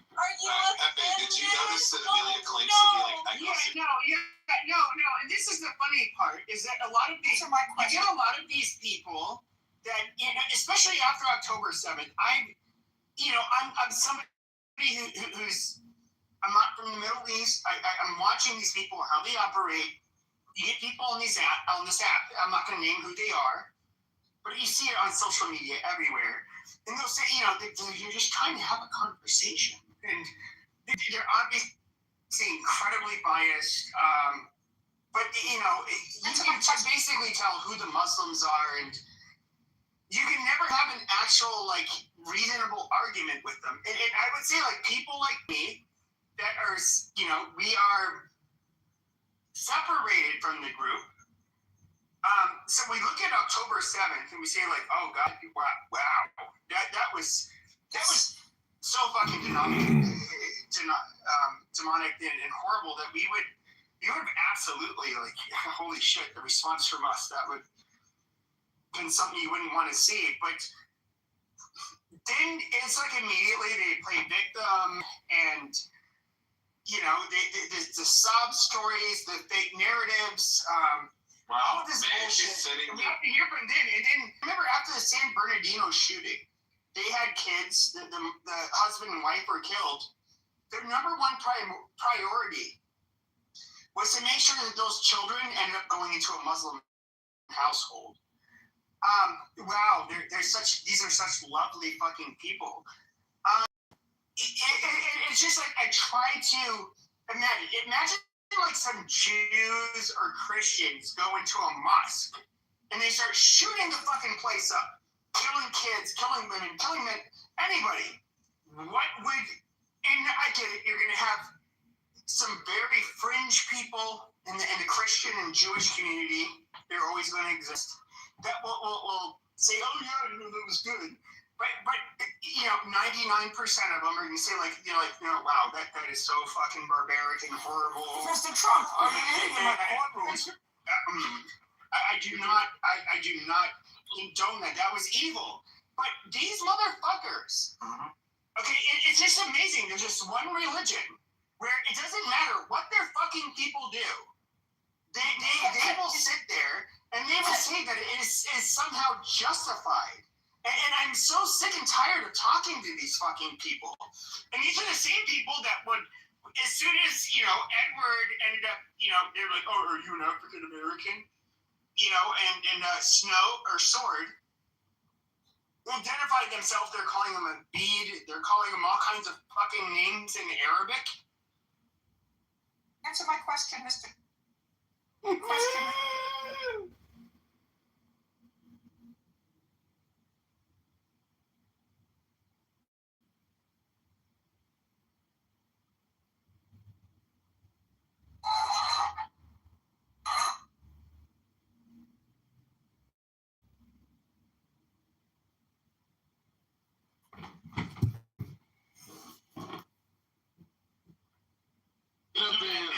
I got gagged.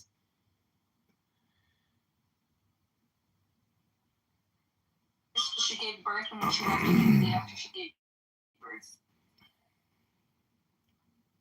Oh yeah, and I can't remember what the guy's name was. Thank you for coming on stage. Universe Earth. Hello, I am Universe Earth. I have come to explain what is the G0D. She's just Republican. Republican, go easy on me today. I've had a really bad couple of days. Go easy on me, please. Go easy on them. What do you mean? Bloodthirsty for free to come on stage. I'd love to have conversations. Go easy on them. Only with like noise and singing and stuff like that. I've had the worst headache in the world for the last 2 days. Huckleberry, thank you for coming to the room. Feel free to come on stage. Well, you know what they say, when you got a really bad migraine, they say come to Clubhouse, because Clubhouse is the greatest migraine cure modern technology has ever invented. So if you're suffering from a migraine or a headache, just download an app called Clubhouse. It's a medical device technology company to get people to say hello. Hello? This is decidedly not a migraine. Well, here's, let's see, what's his name? Universe. Here's what I've come to find about Clubhouse. I believe that a plastic bag has more brain cells than most people on this Answer my question, Mr. Answer my... like to give people the benefit of the doubt. They're ignorant rather than stupid. Well, here's the beautiful part. You couldn't have said it better, Donald. I love the word ignorant. There's a definite distinction between ignorance and stupidity. Yes, there is. I mean, ignorance, that is probably, in my opinion, one of the most beautiful words in the whole entire. It's beautiful. It's a gorgeous word. Well, you can be stupid. You can be stupid and not ignorant, and you can be ignorant and not stupid. No.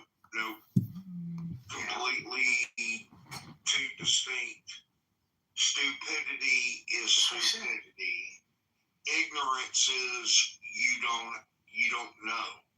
You've not been educated. Absolutely. You haven't been educated. Stupidity is when you've been educated and then you don't realize. Yeah. No, stupidity is generally just a lower than average IQ. Nah, yeah. Look up the. Okay, let's do that. Oh, ignorant. I love the word ignorance. Yeah.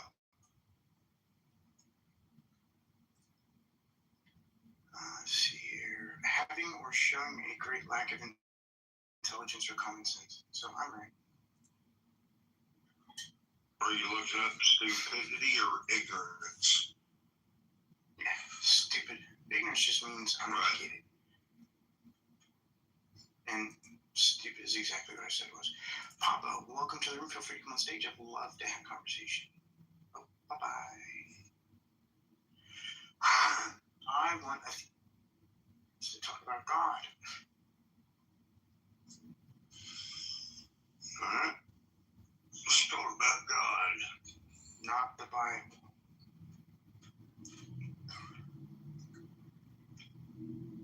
Kids have read the Bible. It's fucking awful.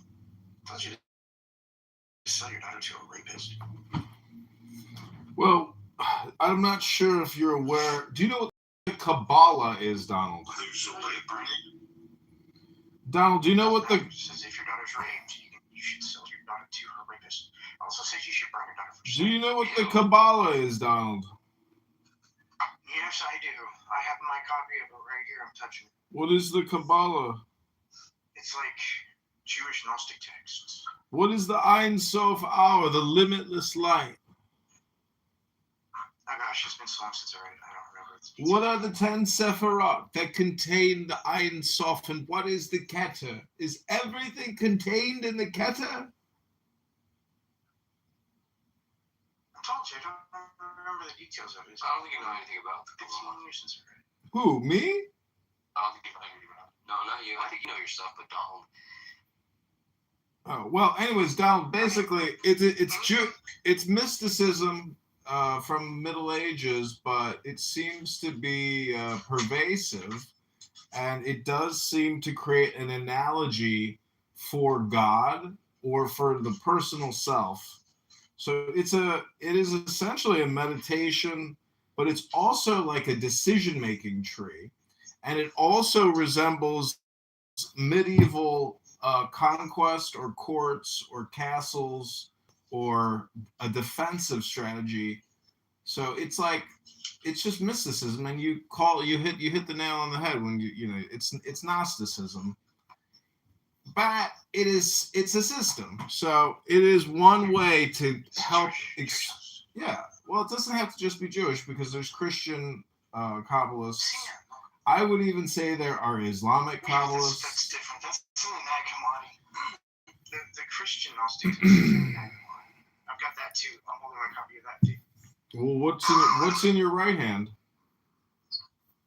My right hand is the Kabbalah. Well, what's in your left hand? The Nag Hammadi. And what happens when you put your hands together? Hello?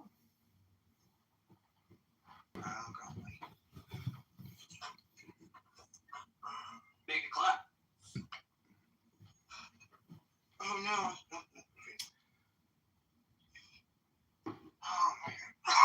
So I think one of the words in your title is wrong, the what part, meaning it should be, is God an experience, or is God a thing or a person, or is it an experience? And I tend to go with the experience. That just makes it imaginary. I couldn't give a shit about it. Just keep it to yourself and don't put it in my laws. Keep it to myself. You got a fucking room called Prove to Me God Exists. If it's imaginary, And it's a social audio platform for people to do public speaking. keep it the fuck out of the laws. Keep it imaginary. It's an analog, you idiot. Don't you know what an analog is? Hello? Yeah, I know that they're imaginary. It's taking something that is an analog or an analogy. Okay, you said analog. This analog. You're just saying that's like an avid. Yeah, it's called an analogy or an analog or a paraphrase. Hello? No, an analog and analogy. If you say so, Dr. Donald. Analogy, I understand what it means, but analogies are fucking imaginary too. So just keep your imaginary God, your fucking self. You know what else is imaginary? Your personal hygiene. When was the last time you even flossed your teeth? That's imaginary. Dental floss, that's probably imaginary in your life. No, definitely doesn't floss. 100%. Doesn't use a tongue scraper, doesn't use a water pick. We'd be lucky if he even brushes before he goes to bed.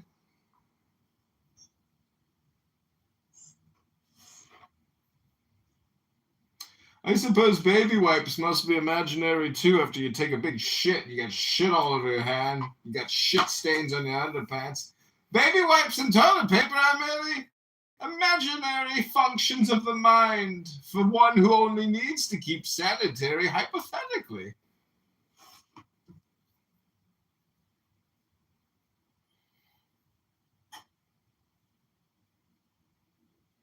Oh God, I must have been very accurate.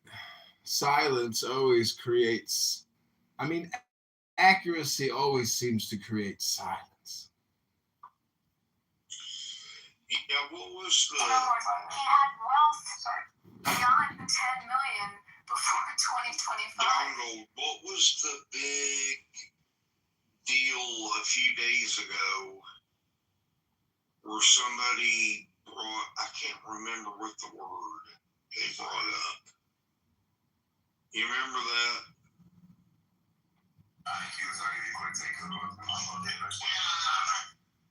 Last time we I got God with me. You can help. Last time we made this, sold out in less than 5 days.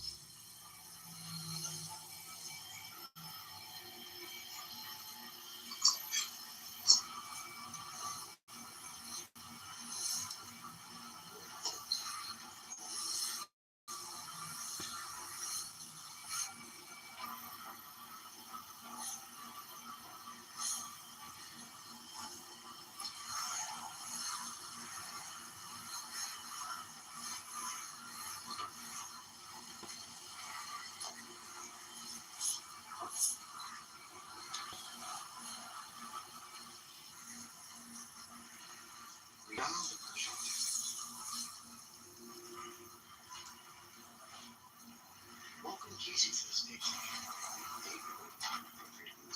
Have a conversation.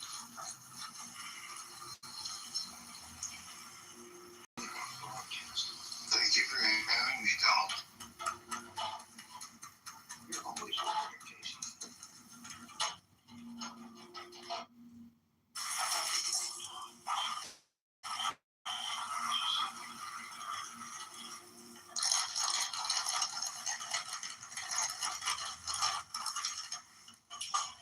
Wesley, I think it was you that invited me to the stage, and I appreciate it.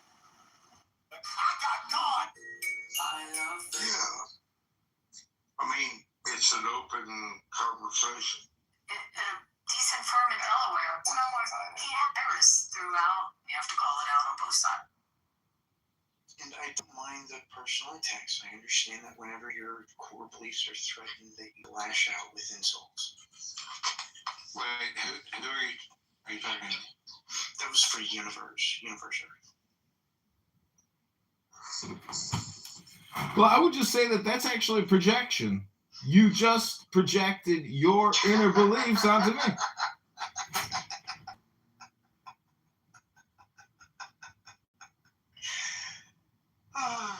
You need to Google what projection actually means.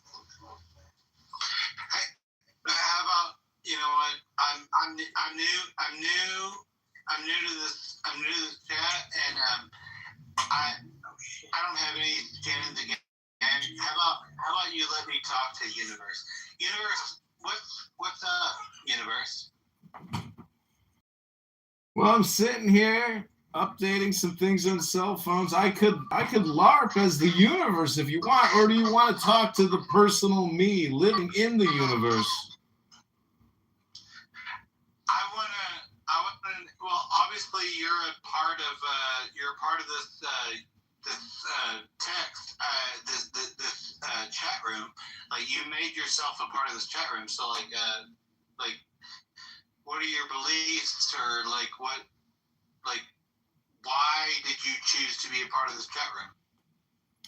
Oh, because I like to come here and try to get Donald to allow me to convince him that God exists, but then he just cuts me off and screams at me and accuses me that when my fundamental assumptions are challenged, I lash out and get angry, and he projects on me. So I just come here to polish my mirror. Project. I said insult.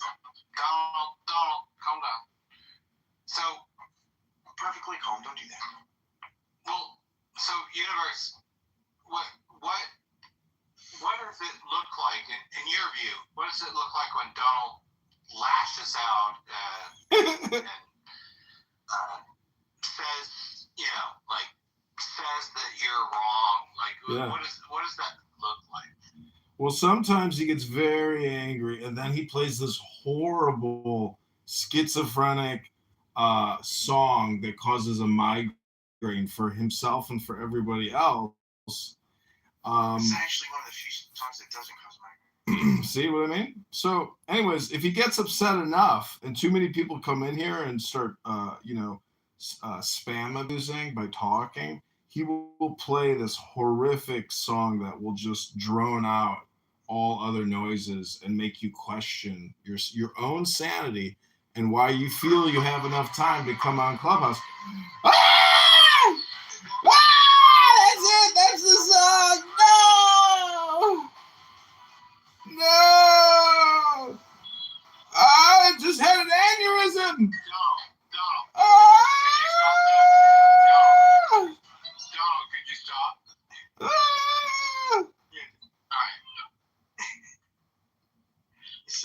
Okay, so Universe, is that the song you were referring That's the song. He's so cruel. The man is a sadomasochistic psychopath. How could he play that song?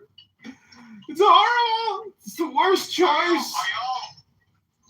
I usually play much y'all are like working together. This is not a real Working together. We're trying to create a YouTube live stream, Casey. We're on YouTube trying to make content. Hello? Hello? Okay.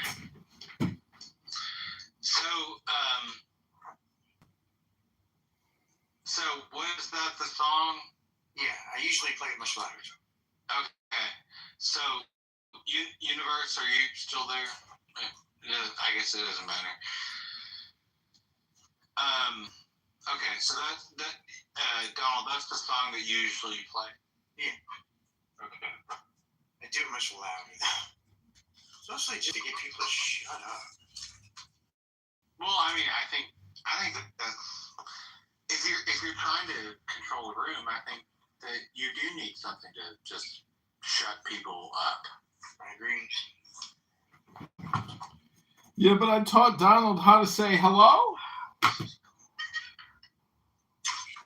Hello. Beautiful.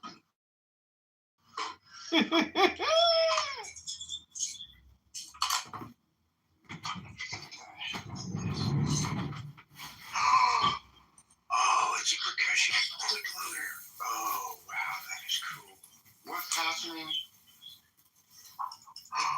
Oh, sorry. I got a black powder gun firing kit from a buddy of mine for free. And it's got some badass stuff in it. It's got a whole thing of percussion caps and a percussion cap speed loader. Oh, wow. That's cool. Okay.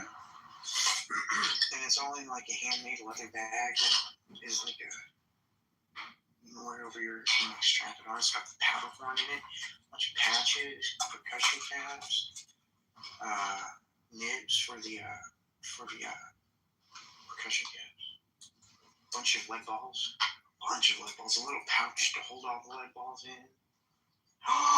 Boo! Every time you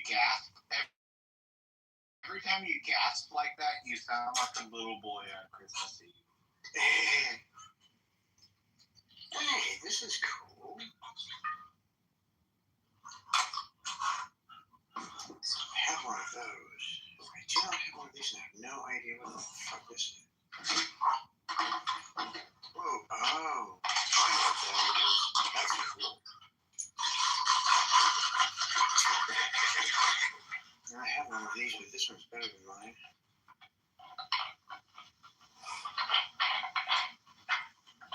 Are you done talking to Universe?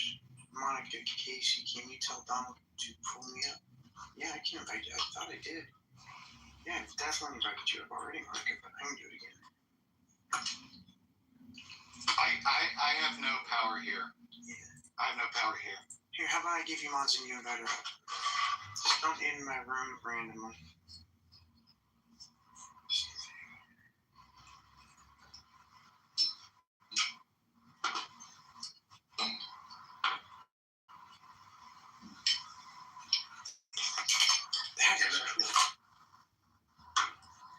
That is just cool.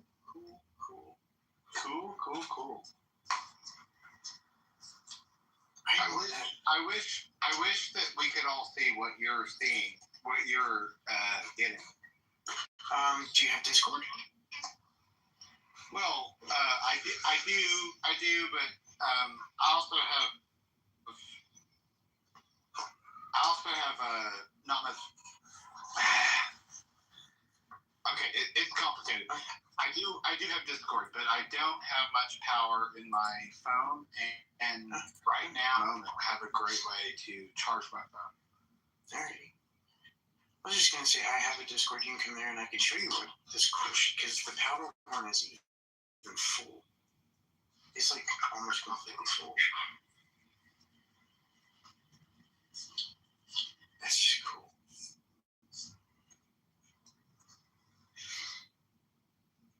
It's got 2 speed loaders, a nib tool, a round remover tool, a powder measurer, a whole box of percussion caps, a big old bag. Why do you... Please don't take it as antagonistic, but like, why do you need all that shit? Like, I have a black powder gun. I have an 1858 Remington, 44 Navy. Have you ever written? I can't remember what the whole book was. Have you ever written or? No, I've never. Well, I mean. Have you ever written? No.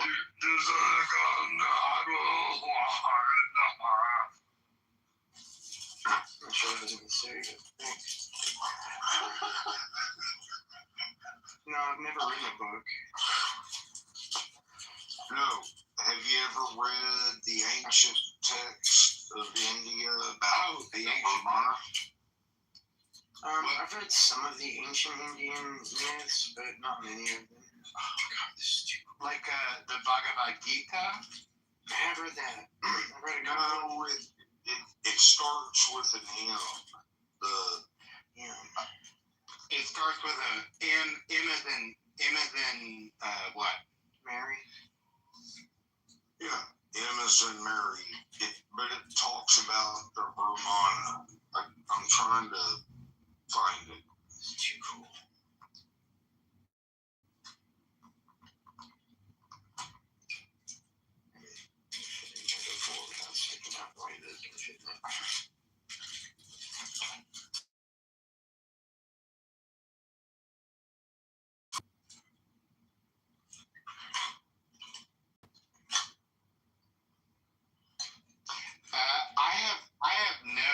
I have no idea. I'm actually like a little. I'm no expert at all in Hindu scripture, but I don't know of any great Hindu scripture that starts with the word with the letter N. Well, I mean, if you look up, it's in Evolution. Are you talking about the evolution or something like that? Yeah, we'll just look up Vermana. Vermana? Vermana. It'd be a V, not an M, but sure. Well, yeah, Vermana is with a V.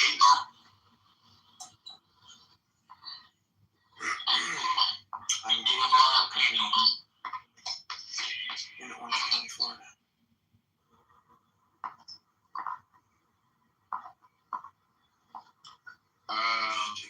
Are we thinking of like what? Actually, it's a Vermana. Vimana. Vermana. Advanced, often divine flying chariots. Yeah, I've heard of this, and I've seen all of the accounts too. There's nothing there, so it's on purpose. Daniel, welcome. Feel free to come on stage.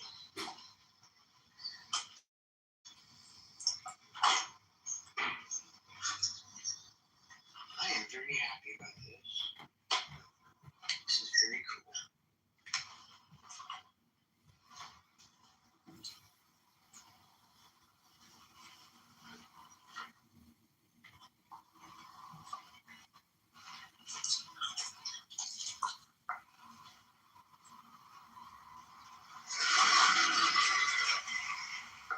I'm gonna have to alter it slightly. What's happening? I'm gonna have to alter it slightly because I have a pistol on my rifle, so I don't need all the patches. But I'm very happy about this little kit. Well, that's good. There's a ton of balls in it, of lead balls. And I think they're 44s. Just what I need. 44s. Yeah, that's the caliber of my gun.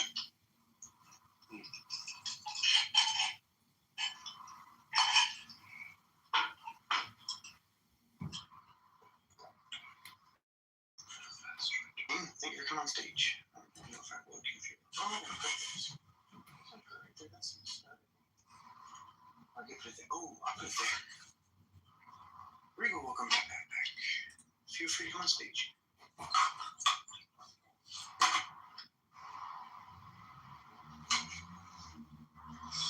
How's it going, everyone? Daniel, Regal. Welcome, Regal. Thank you for coming on stage. I got a shooting bag.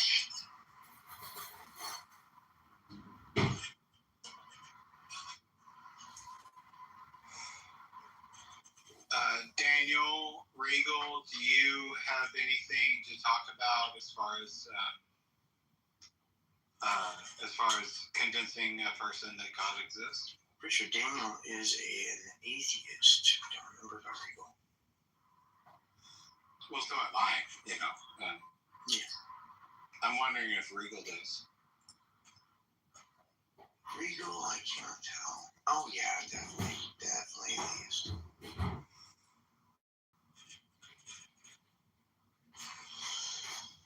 Regal, did you have anything you want to talk about? Regal, are you there? Oh, well. Oh, hey. Oh, didn't hear you. Apparently not. I saw you unmute, but I didn't hear anything you said if you spoke.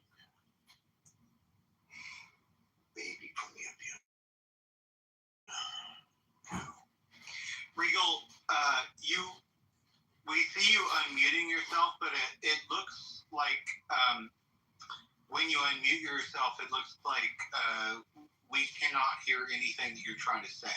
Just to let you know. Sometimes you have to leave and then come back. I'll fix it.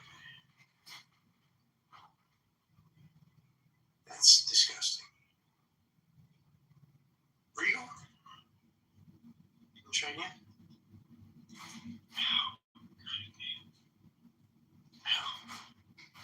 Why did everything have to hurt so bad? That's a big pile of shit.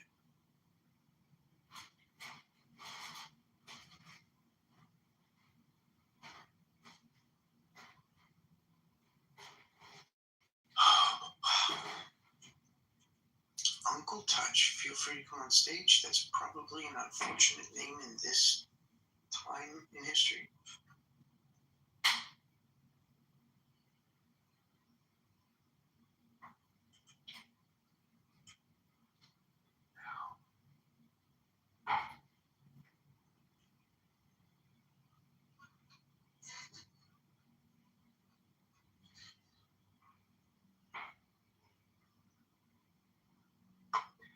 Sorry, Donald. I think I had my mic turned off. It sounded like you said that you appreciated something. When Regal was showing like this giant pile of dinosaur shit, it sounded like you said you appreciated something. I was trying to understand what you said you appreciated. No, I was just thinking Uncle Touch from coming by, even though it's an unfortunate name for this time in history. Yeah. Was there lots of uncles that touch inappropriately? Oh goodness. Oh, I wasn't taking it that way. Okay. I know. I wasn't either. It's an unfortunate name in this time in history.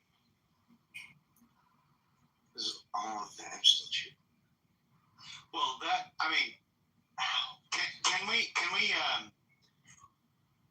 hey, let's join together and say that probably this is the best time in history. Oh, sure. In terms of family members molesting or taking advantage of younger people in their families, this is probably the best time in history that we've ever lived in history. Like that's probably been worse throughout history, all leading back into time.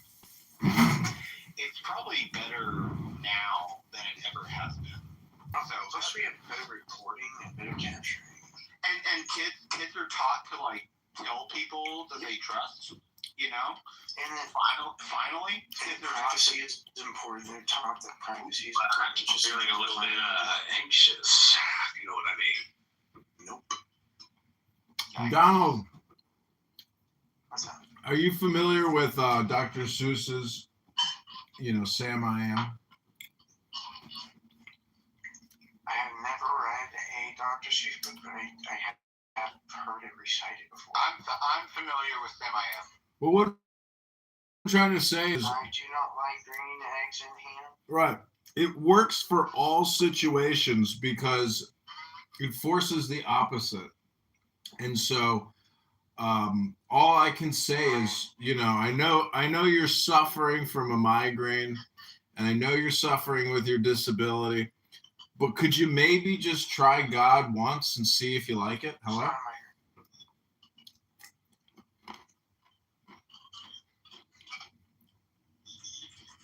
I did. I tried for 20 years. Hey, universe. Why don't you tell me, like, what is it? What is it? What is God, universe? Well, let me just tell you, when I wake up in the morning and I make myself an espresso coffee and I smoke a little weed and I read a good book, to me that's as close as I can get to the G.O.D. Well, how about this? 5 years ago, I think I would agree with that. And if that's as close as you get to the G.O.D., I think I would agree with that. And I don't think I would have any problem with that. Also, 5 years ago, I was able to make my own espressos. Now, I have to drink instant coffee because my body is broken. So I can't even make myself a Bro, are you serious right now? Are you serious? Kitover, so are you actually, are you a Oh my god, bro. Are you, come on. Yeah, he is. Am I audible right now? He is. He's deep. Why can't you make it an espresso? Oh, because my body is broken. Bro. It takes so much effort. It wears me. Don't you have someone taking care of you? My wife has the same thing as I do. What is the problem? What's the problem? They both suffer. Down syndrome, hypermobility, and she has other stuff. They're both dwarfs. They suffer from dwarfism. Oh, Bro, do you feel better now that you have this SSI? What's that? Are you getting SSI now? I'm getting disability. Very good. Oh my god, bro. Bro, if you were here near me, I'm in the East Coast, I'm in Philly. I'm making espresso right now, man. I love espresso. Coffee connoisseur. Be careful. I have 2 espresso machines. Never get an espresso with Daniel. He'll take his left hand and stick his finger up your butt, and on his right hand, he'll put an auto insurance contract in front of you, and he'll force you to sign it. Universe, come on, man. I'm gonna go smoke a cigarette. What the hell? Bro, I don't do that. Builders.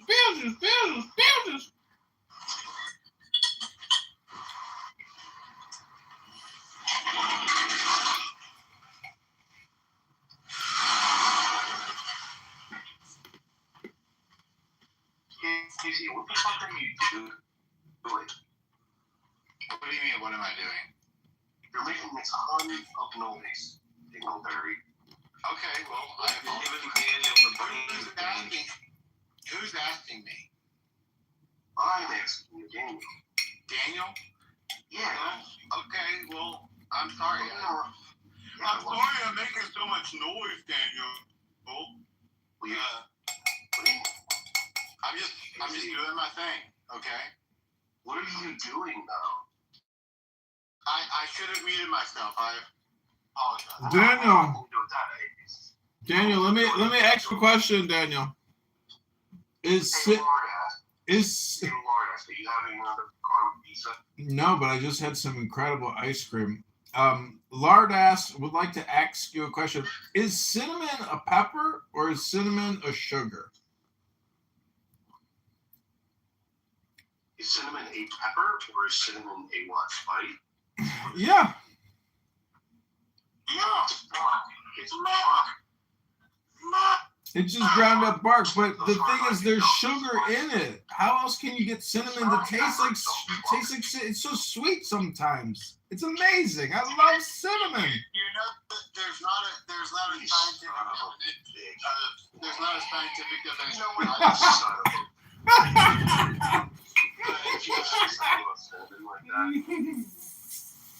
Cinnamon would almost certainly, in my mind, almost certainly be a spice. Casey. Cinnamon is bark. It's a spice. It's from a tree.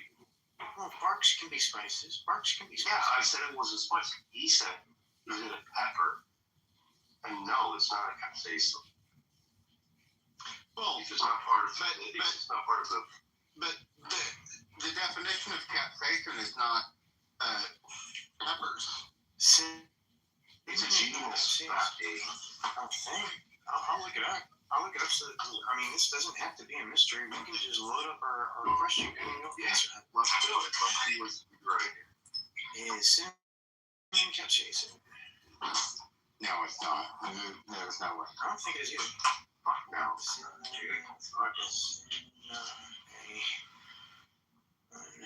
No, there's no caps. They in the cinnamon. Caps. It's a C. As a case, you would be making like very good extract with that. Is cinnamon capsaicin? No, natural cinnamon does not contain capsaicin. Damn. Yeah, well, and think about mint, right? Mint has to be kind of similar to Honey Badger, feel free to come on stage. Thank you for coming to the room, both of you. mint has to be similar to Mint capsaicin. See, I have a question for you. I know this right up your alley. Are you able to feel the question or not? Casey? Who? I'm sorry, me? Yeah, I had a question, if I could. You have a question for me? Well, yeah. Okay, sure. Go ahead. All right. If you don't. By the way, all right. Do you think that mint is not ultra-thin condoms help you to feel your lover's rectum? Does it help you to? Does it increase sensitivity on your penis when you're having sex with your lover? One second. Anybody who has a mod, invite Marco. His asshole. And his asshole. I've never used a condom. I'm confused why you're asking me this. Because I want to know what you're supposed to. You want to know? You want to know about my experience with sensitivity with men specifically? Is that what you're asking? Not necessarily. Yeah. Well, then why did you use women have assholes too? Women have assholes too. Do you know that women have assholes too? Yeah, but the pronouns that we used were specifically male pronouns. Are you sure? I don't remember that. All I'm I'm pretty sure. Casey, all I'm asking is Casey. Daniel, I'm gonna make you moderator. Can you invite Monica out, please? Of course. Thank you. Monica, how are you? All right. What do you want to know? Tell me what. Monica, how are you? I think he wants to know if you use condoms for anal. No, I'm saying that. Do you think that condoms are given? Sorry, go ahead. Can we have the real question posed? Monica, where are you from? No, I put her back at the audience. She's not. She just wants to call me baby. Pose the question for crying out loud. I want to ask you a question. That's fine. I'd really rather not talk about it. Yeah, this is like. Not even. Like I know you're not coming out. I don't want to listen to Monica say baby. Okay. You like Filipino hookers? So you don't care about the question, whatever it was you're asking. I mean, that's I have never experienced a Filipino hooker. Wait, what? I said, this guy says, so you don't like, or you do like Filipino hookers? And I said, I've never experienced one. Well, I've never experienced it. I have also never experienced a Filipino hooker. I thought that someone was trying to ask me a question. Are they not around anymore? Filipino hooker. Are we talking like a lady or a lady? Lady boy. Why are we long? Probably doesn't. If you're that kind of person, probably doesn't matter. Probably could be one or the other. I don't see anything wrong with that. It's not my thing. It's not my thing. I mean, hey, dude, go for it, man. I've seen trans porn, but it's not something that I'd like to try. It seems to me that if you're willing to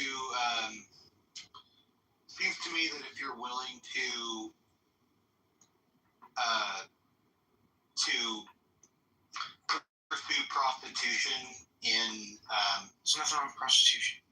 Hang on, I didn't say there was.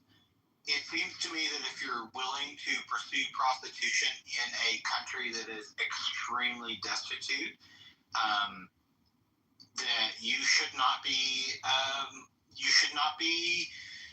surprised if some of the prostitutes happen to be male. There's nothing wrong with that either. Yeah. No, I'm not saying there is. Casey, why is that a problem for you? I get it. It's not a problem for me. Okay. I can guarantee you it's not a problem for you. Casey, do you masturbate to porn? What? Casey, do you masturbate to porn? Yeah, you understand that I'm gay, right? I'm gay. Oh, I didn't know that. I am a gay man. I did not know that. See, I thought you were more of a, to me, you seem like more of a masculine, traditionally masculine, assertive Chad. Well, that's fantastic. I guess that means that I can hold up some kind of like traditional masculine whatever. But yeah, I am a gay man. So. Casey, I'm not actually broadcasting on YouTube right now, so would it be okay if I asked you a couple of questions that are personal? You said you are not? Yeah, I'm not actually broadcasting me. Yeah, we're not broadcasting right now. Would it be okay if I asked you a personal question or two? I mean, sure, I guess.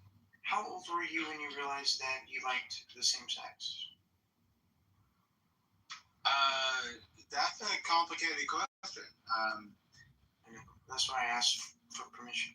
So like, it kind of like, how old was I when I started to suspect that I started? How old was I when I started to suspect that I like was attracted? That would have been like back when I was like, I don't know, like 13, 14, 15. Okay. When was I convinced that I was exclusively attracted to men? That would have been maybe like a year or two after that, like 15, 16. All right. Like, I like vaginas, and there are certain vaginas that I like and certain vaginas I don't like. Are there certain penises that you like more than other penises? Absolutely. Okay, cool. I was just curious about that. Thank you. Yeah, there are many penises that are absolutely disgusting. But not all of them. No, not all of them. No. See, I'm kind of the other way around. There are many beautiful vaginas, but there are a few that are just not pretty. Well, yeah, okay. Well, I guess penises are almost like kind of like flowers. You know, there are flowers that you can look at. You can look at a flower and you can be like, I really don't like that flower. And you can look at flowers and be like, oh yeah, that's a beautiful flower. Whereas I don't know how you compare that to a vagina, but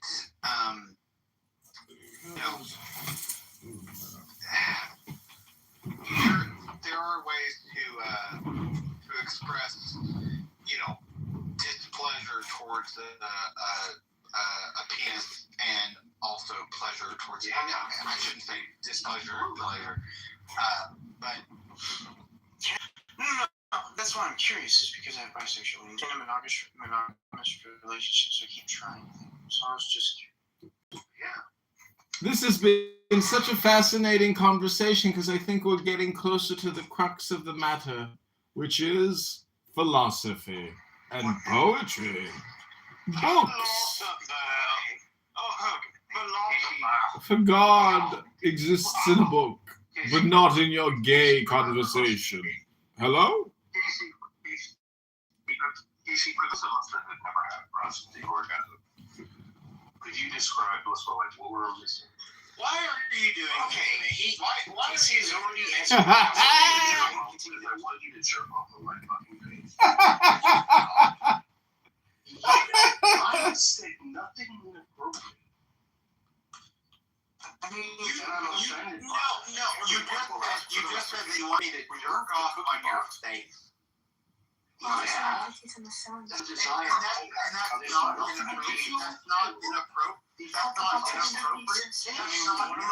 not inappropriate. Will you shut up? One of my girlfriends said the same thing to me, so I said that I wanted to have Pour in liquid whipping cream. I'm talking about desire. I had Crush the cookies you're with the judging baking me cream and shape the crust. go on. If I offended you, I'm sorry.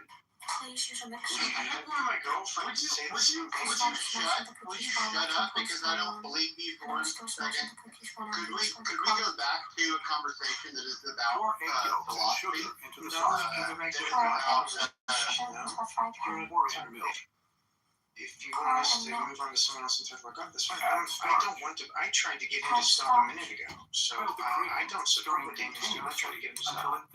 You said that you didn't want to talk about this anymore just a minute ago, and I would like to talk about that. Pour the cream over the cookie crust. No, I Cover didn't the say I cream want with a I layer didn't of want to cookies. talk about Pour the cream over the cookie crust and cover the cream I with was talking about what cookies. Daniel was talking about. Mix egg yolks with sugar in the saucepan. There's this idea of Mix egg yolks with sugar in a fry pan. Red love, feel free to come well, and say trolley problems is it's like just like Add perennial. Press stop. There's a perennial problem in philosophy where Boil the cream, philosophy and stirring ethics, continuously particularly until it when thickens. we think of Pour the the trolley cream problem, until right? it thickens. Would you sacrifice one person Pour the wanting cocoa to cream save? over the That's not what the trolley problem is about. It's about action. What's it about? It's about action and inaction. Dark chocolate into pieces. Cut the dark chocolate into pieces. Pour in liquid whipping cream. Melt in But the idea is that And mix and use a microwave for 2 minutes. what Pour the melted there's chocolate also into the pot. I can already hear people typing what down you in do is the what comment you section. perform social act and evil. Side Yeah, cooking what you do is phenomenon. not act. Chill cake is easy to prepare. Besides being phenomenal, this chill cake took 8 hours. I've been trying to get Daniel off of sex for a while. Daniel just seems to be obsessed with sex. I put the piece up for 2 hours. This does seem like a bit of an obsession. I just looked at the title of the thing and it was something about. I don't want to be. Which means I wasted 10 hours in total. I asked one person, I asked one person to come to me questions, and I wanted to move on, but Daniel just wouldn't let me get off of the phone. I'm sorry. You know that I love you. That's a spirit of lust. It's not. I wasn't planning to I don't really think that's an This issue. is all actual You know what? That's reds. They're as beautiful as you want to ask. Alright, so the question I wanted to ask you was that in order to save, would you masturbate?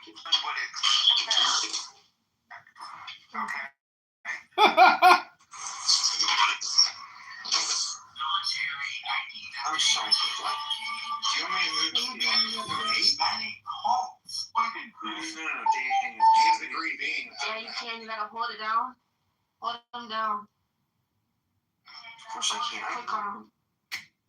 Yeah, give me a bean real quick. I'm gonna show you how to do it. Push your conversation you don't have anymore. I know you even know. Stop pushing the conversation in case it was wrong. I got it. I don't like that. It's a violation of consent. I don't like it.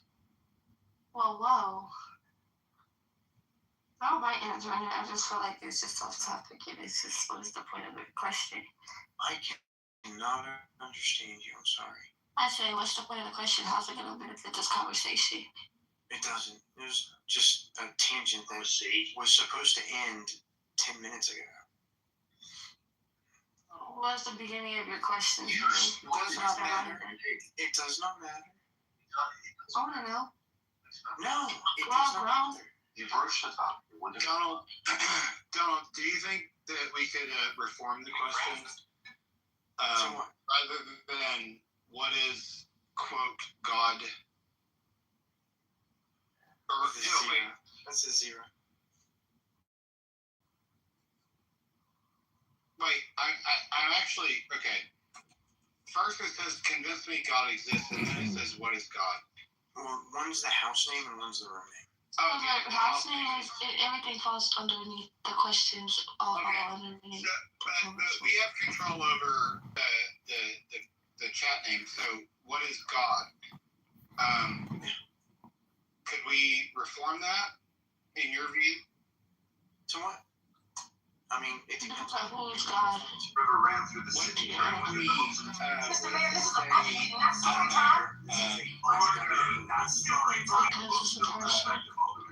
We hit 50 strip that. What do you mean? Demonstrate how it's a person? Show to exist how is a big fat you problem. I mean, we don't. Hold on. Let me finish real quick. Before you help me out. So my thing is, right? Everybody, we was all kids. That's amazing because she interrupted you. Just for a second, because I was going to ask a question. You know, you actually did, because you're saying here said prove that he's exists. You interrupted Casey, and then I just responded to your interruption. But it's okay. It's okay with Casey. I got short-term memory. I got ADHD, so mine's like it's okay. But all I'm saying is, we all was kids, right? At one point, we all believed in the Tooth Fairy. We all believed in Santa Claus. You never believed in Santa Claus? I never believed in Santa Claus either.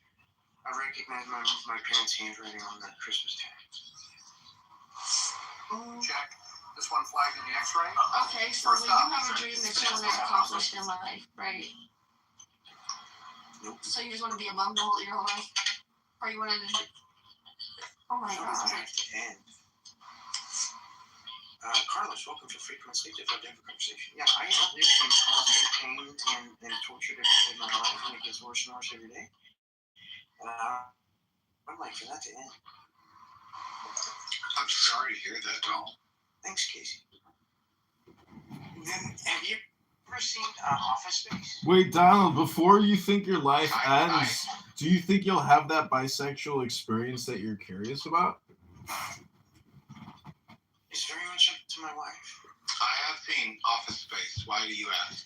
So, do you know how he's... Wait, it's up to your wife whether or not you have an orgasm with a man's dick in your mouth? Yeah, because we're married.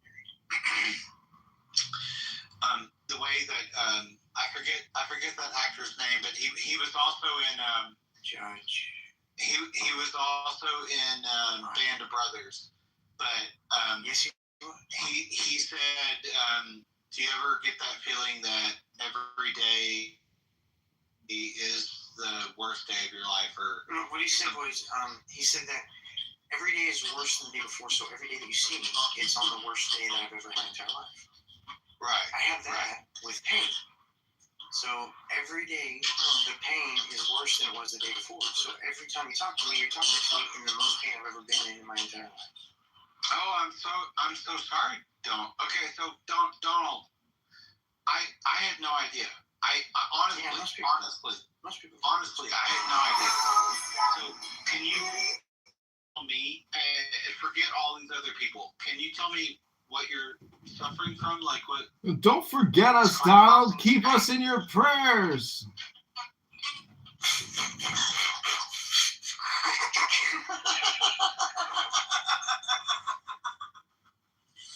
Okay, thank you for that. I need to laugh. So it's called Ehlers-Danlos syndrome, hypermobility. I also have fibromyalgia.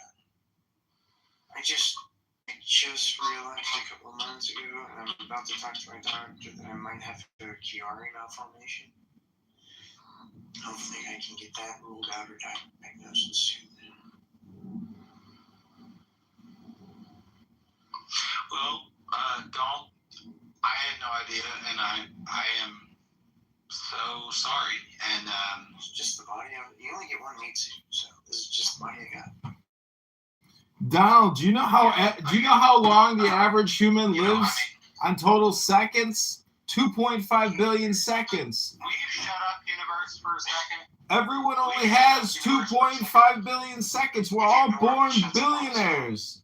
We're all born billionaires. It's a question, how are you going to spend your time? You've only got 2.5 billion seconds to spend. How are you going to spend it? Hello?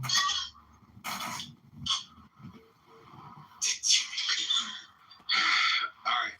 Well, I really feel bad. You know, it's okay, man. I appreciate it.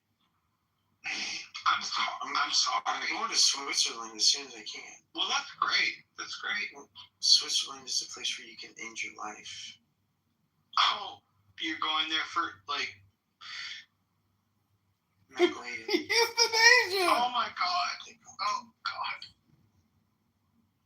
I have to wait though because I'm so sorry. Oh well, thanks. Oh. Donald, do you think you and your wife are going to euthanize yourselves together in Switzerland?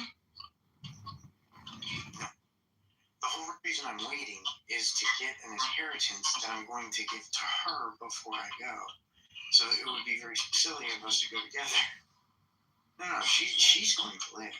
She doesn't want to die. I don't want to die. Michael, you ever come by for freak on stage? Oh, do you ever talk about how you met your wife? Because it's always been a curiosity. We met as children at church. A Christian sort ran through the city carrying with it the hopes of its people. Mr. Mayor, this is a budget Want to meeting. talk a little bit about that?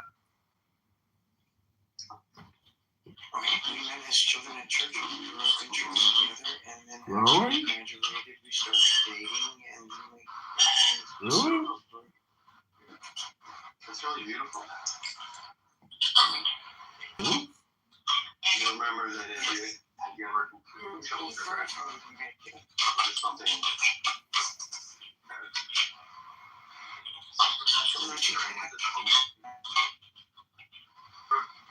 Ran through the city carrying with Why is that a question? Mr. Mayor, this is a budget meeting. Do you remember the first broadcast? That's story time. This is a budget meeting, not story time. Books build perspective. What happened? River ran through the city. Oh my god, why is that a thing? River ran. Well, okay, so we moved in together. It was a good job. What the fuck? Who's asking this question? No.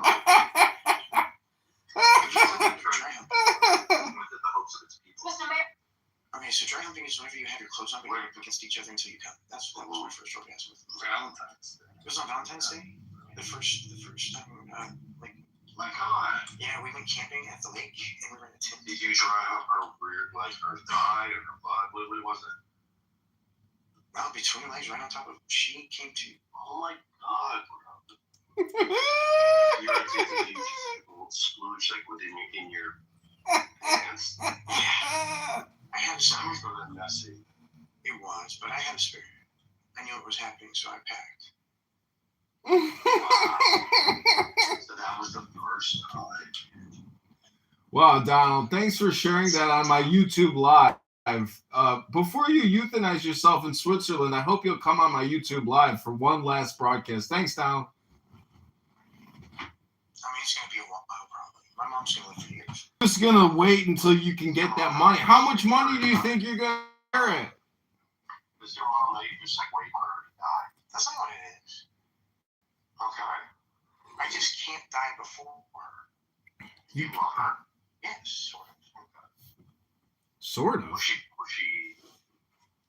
Yes, sort of. I mean, I have feelings Consider about her when she. abusive mom.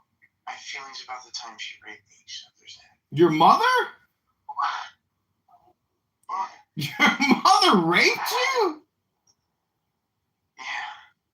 Oh, God. I was about 3, probably before that too, but I don't remember. You were 3? What did she do?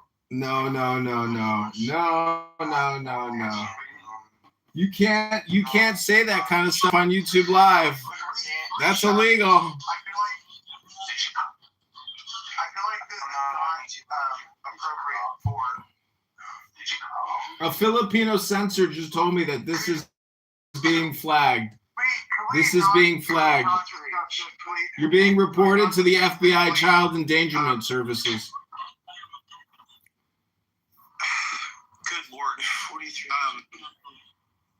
Could we not discuss, like, this is not the appropriate place to talk about. Oh, okay, so let's bring up a new topic. Are you aware that the Supreme Court... How would you remember such a thing? You can make memories when you're 3. You can make long-term memories. It's hard. Well, I mean, it's... Daniel. Your life has been like that genetic already, and then you also have this. Unbelievable what you've been through. Why was Donald moved out? Why was Donald moved out? Hello? This room has ended. Who boomed the room? You're so ugly, bro. Like when I take a good shit, you know, you turn around and you look at the turds. I turn around and look at the turds. I be like, damn, Damn, you hear this shit? All right, who's got? This is the Donald Show. See if we can recuperate what we lost here.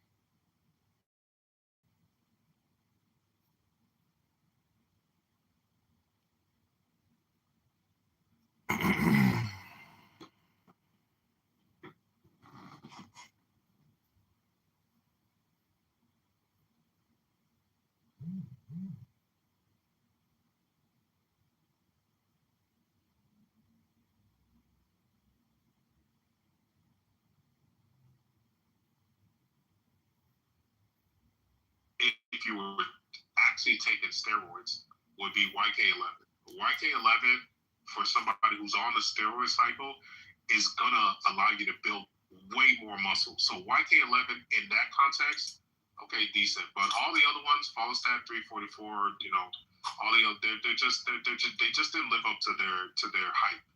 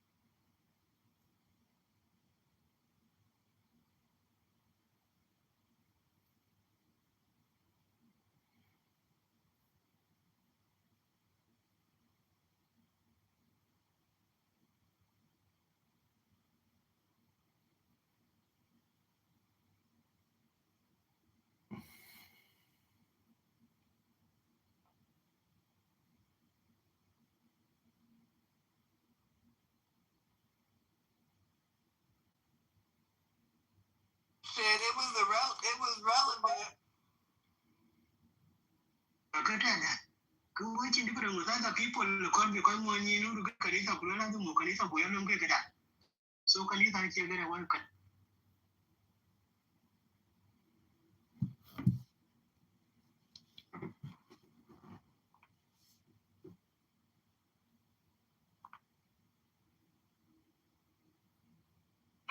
it! She's a mantis! You think you're so smart, don't you? Yeah, because I'm a garden gnome. That's it! She's a mantis!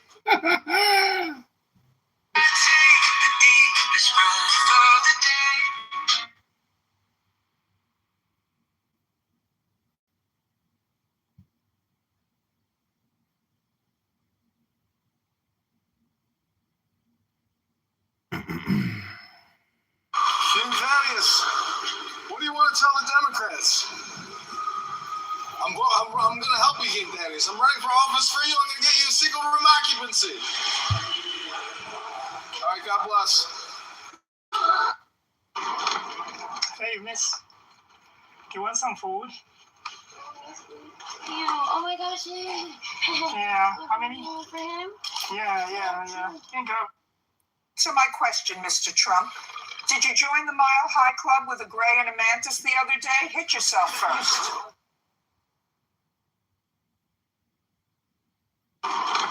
Hey, miss. So my question, Mr. Trump. Did you... Why does everyone judge me? I joined the Mile High Club for America and they still come after me. Mr. Trump, pull yourself together. Oh, that's not good. Somebody... Okay, Answer my question, You know, Mr. I've Trump. never actually seen... Answer my question, Mr. Trump. That's it. She's a mantis.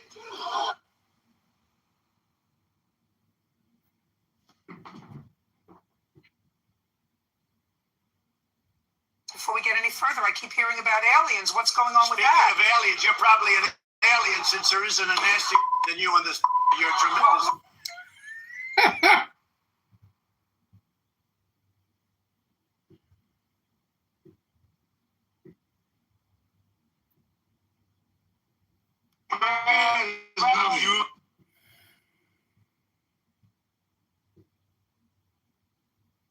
In other nations, there's no shock.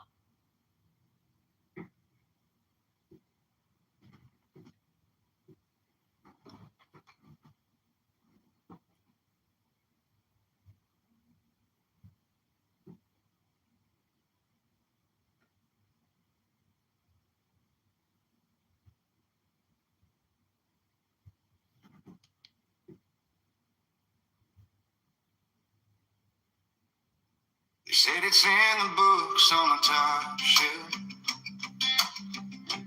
hidden in the codes of the star belt. I chased every tree, every shortcut, still felt like I was stuck in the mud. And then my granddad laughed, said, boy, lean in. You keep asking what, but not who you've been. Secret wisdom of success ain't a mansion, ain't a chair. Showing up when you feel small, making promises, then giving all, the standing steady in the mess.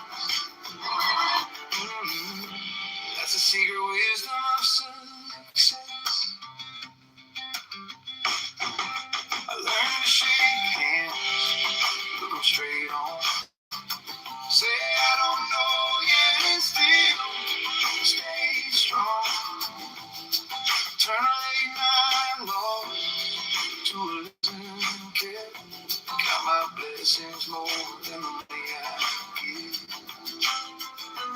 'Cause every heavy door needs 1,000 knocks. Every overnight took a lifetime's course. Secret wisdom of success is a word that no one checks. Saying sorry when you're wrong, calling home before you scroll along. It's loving harder when there's less.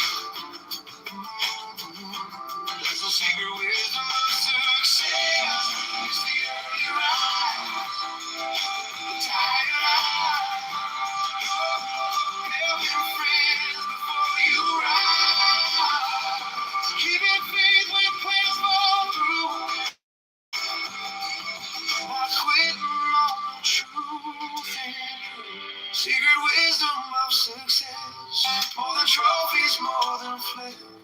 It's quiet courage in your chest. Doing daily what you do the best. When your heart's the one you impress. That's the secret wisdom of success.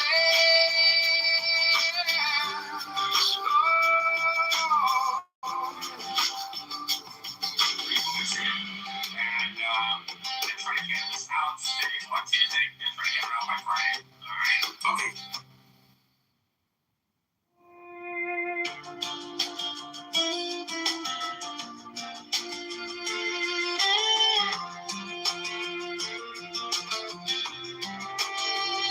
Said it's in the books on the top shelf, hidden in the cold to the star bell. I chased every trail, every shortcut, still felt like I was stuck in the mud. And my granddad laughed, said, boy, you keep asking what, not who you've been. Secret wisdom of success, ain't a mansion, ain't a chair. Showing up when you feel small, making promises, then giving all, standing steady in the mess. That's the secret wisdom of success.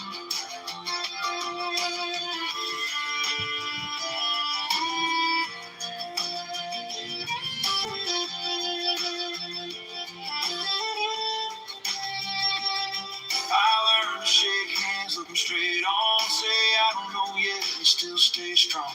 Turn a late night loss to a lesson kept. Count my blessings more than the money I get. 'Cause every heavy door needs 1,000 knocks. And every overnight took a lifetime's call. Secret wisdom of success is the work that no one checks. It's saying sorry when you're wrong, calling home before you stroll along. It's loving harder than less. That's the secret wisdom of success. It's the early rise, the tired eyes, helping friends before you rise. Keeping faith when plans fall through. Not quitting on the truth. Secret wisdom of success. More than trophies, more than flex. It's quiet courage in your chest. Doing daily what you do the best. When your heart's the one you impress. That's the secret wisdom of success. Oh,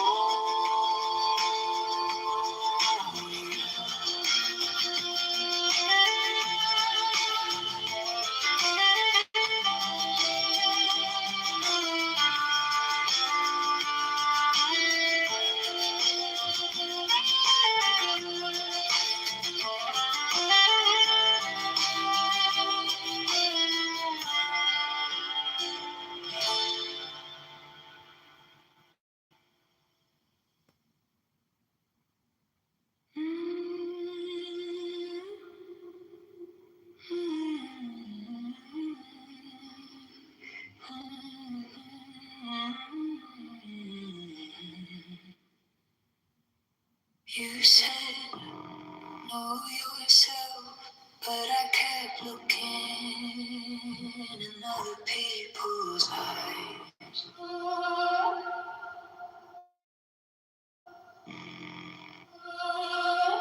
Chasing the halos,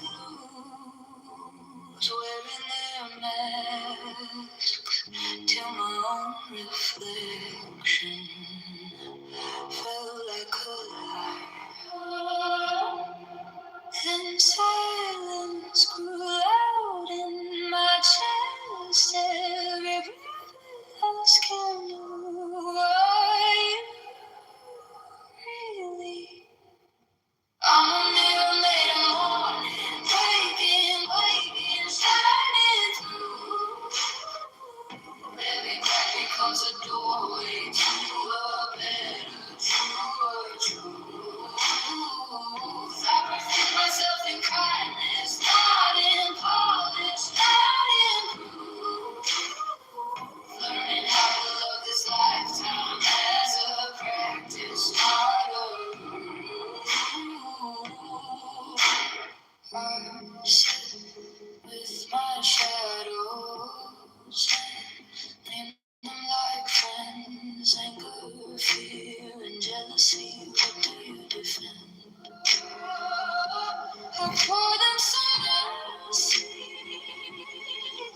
them to bow.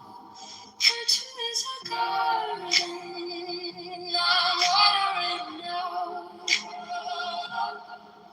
Each thought is a stone in the path. I choose which ones I step on slowly. I'm a mirror made of morning, breaking, waking, shining through. Every breath becomes a doorway to a better, truer truth.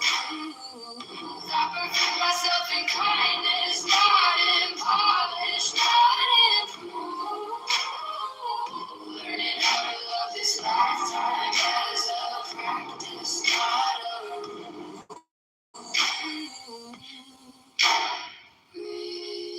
Old stories fall like curves, new courage in the grave. I am not my fears, I am wise. Wisdom is a world fire burning all the lies.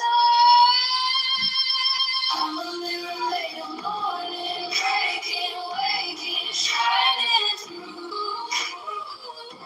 Every scar rewrites the story into something bright and new.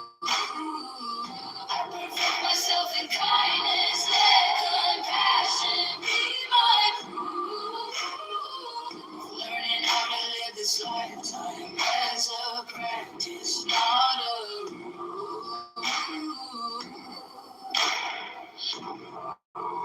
So gross because of the alien invasion from 2024.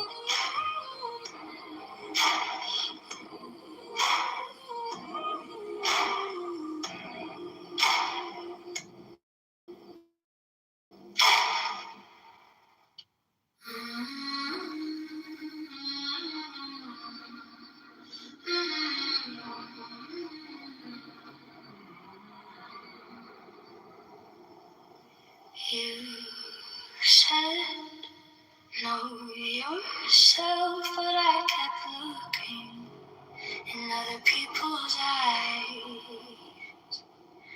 chasing the halos, wearing their masks till my own reflection felt like a lie. Then silence grew loud in my chest. That's my boy. Russell Hickok.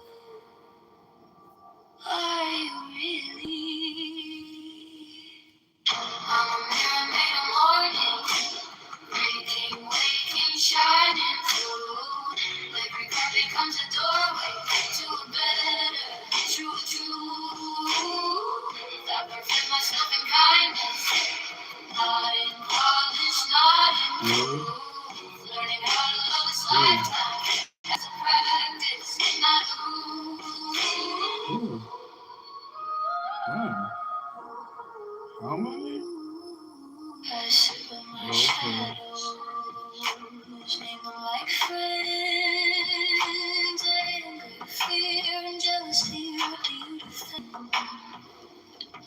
I pour them some mercy, teach them to bow. Virtue is a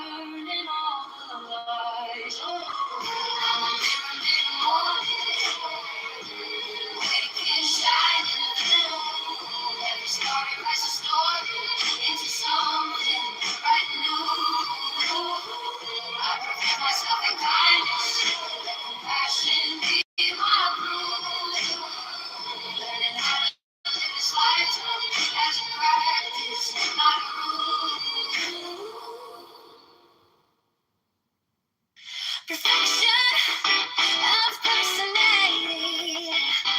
Through the love of wisdom, virtue, character, personality, courage, meditation, meditation, meditation.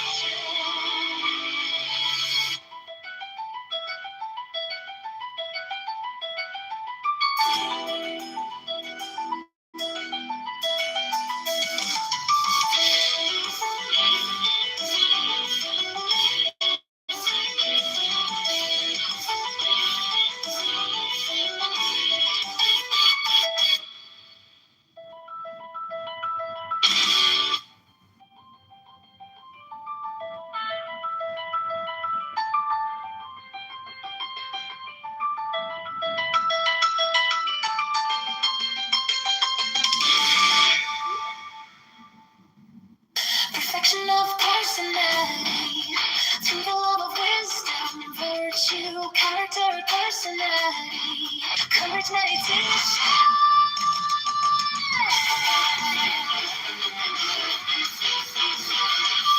Courage and personality.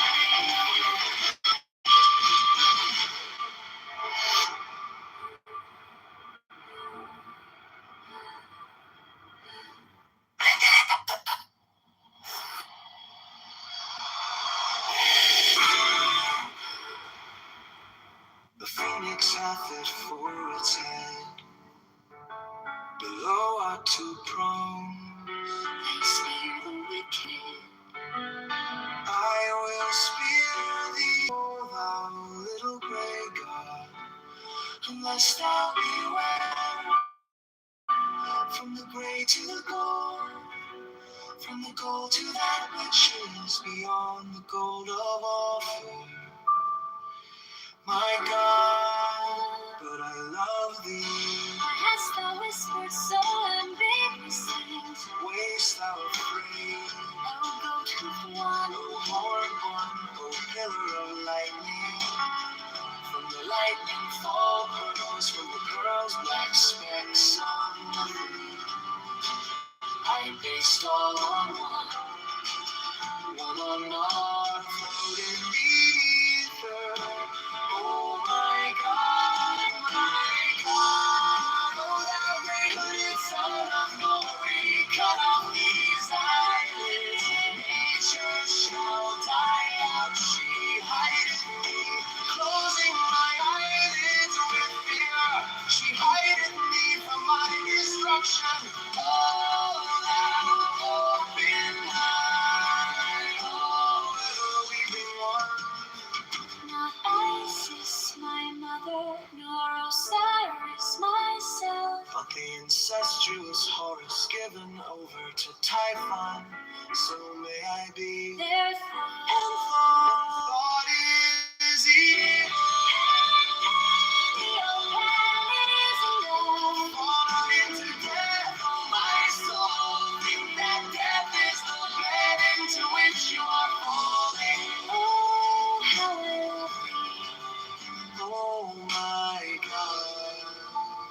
Especially is there a vehement, parallel light from infinity, vilely diffracted in the haze of this mind.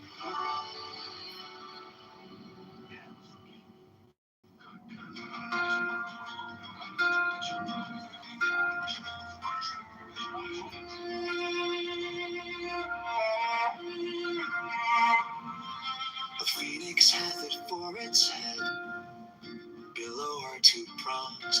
They spear the wicked, I will spear thee, O thou little grey god, unless thou beware. From the grey to the gold, from the gold to that which is beyond the gold of Ophir. My God, but I love thee.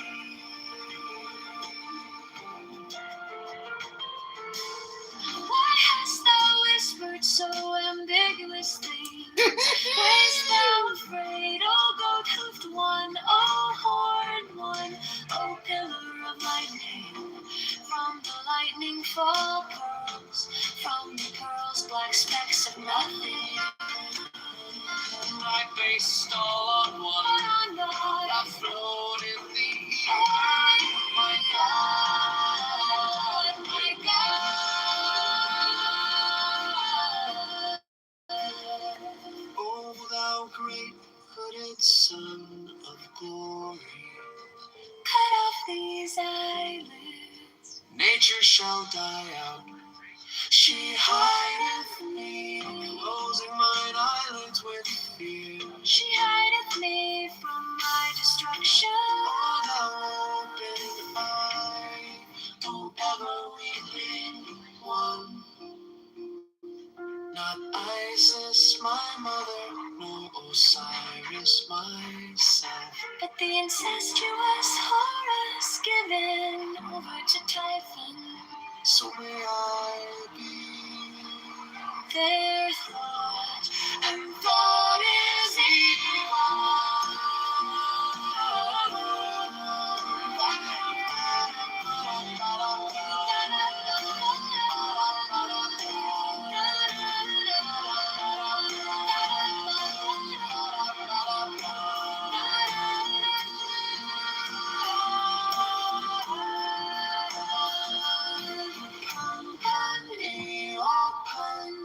it is enough.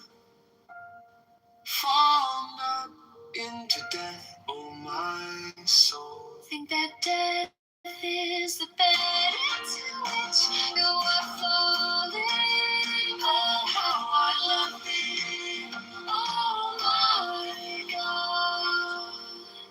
Especially is there a vehement parallel light from infinity, vilely diffracted in the haze of this mind.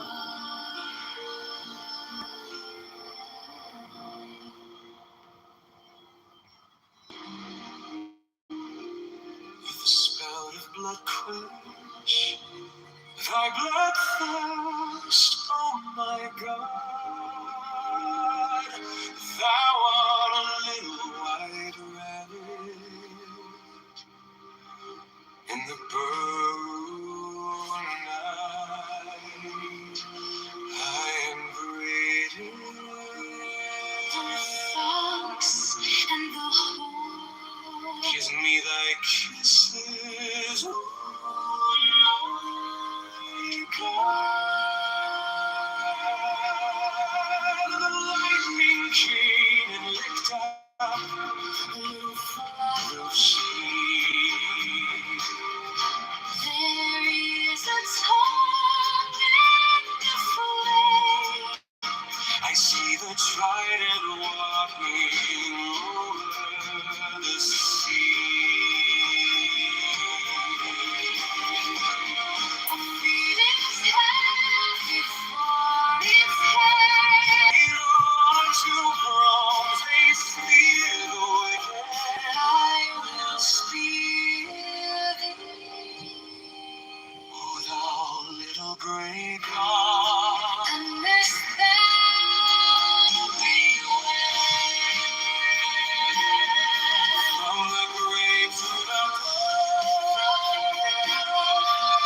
to that which is beyond the cold of the sea. My God, but I love thee. Why hast thou whispered so ambiguously? Waste thou afraid, or go through the world on and on? Miller of lightning from the lively hope.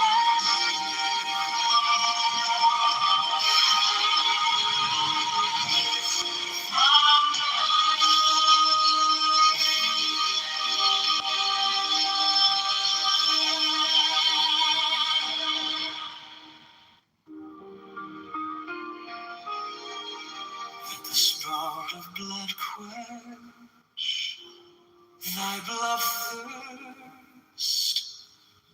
Oh my God,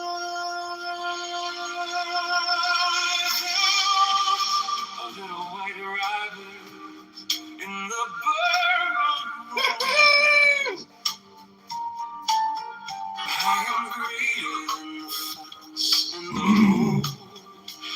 Give me thy kisses, oh Lord God. Lightning came and licked up the little flock of sheep. There is a tongue and a flame.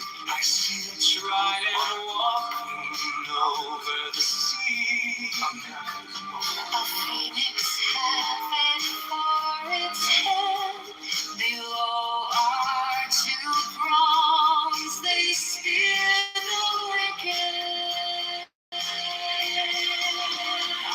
will fear thee, O thou little gray guy, unless thou beware from the grave to the goal, from the goal to that which is beyond the goal.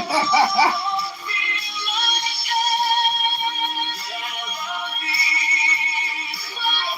thou whisper softly, get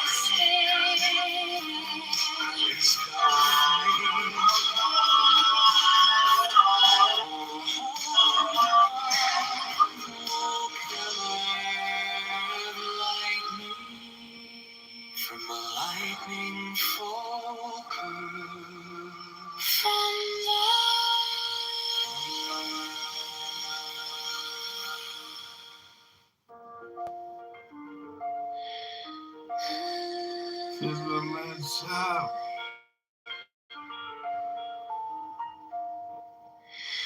my God, how I love thee. With a vehement appetite of a beast, I hunt thee through the universe. Thou art standing, as it were, upon a pinnacle. At the edge of some fortified city, I am a white bird, and perch upon thee. Thou art my lover, I see thee as a nymph with her white arms stretched by the sea. She lies upon the moss, there is none other but she. Art thou not the pen? I am his speak not, oh my God. Let the work be accomplished in silence. Let my cry of pain be crystallized into a little white fawn to run away into the forest. Thou art a centaur, oh my God, from the violet blossoms that crown thee to the hoofs of the horse. Thou art harder than tempered steel. There is no diamond beside thee. Did I not yield this body and soul? I woo thee with a dagger drawn across my throat. Let the spout of blood quench thy blood thirst, oh my God.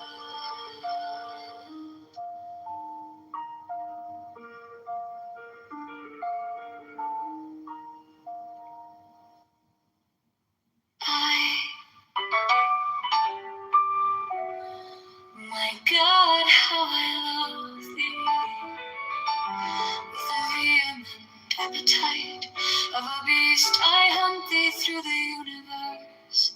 Thou art standing, as it were, upon a pinnacle at the edge of some fortified city.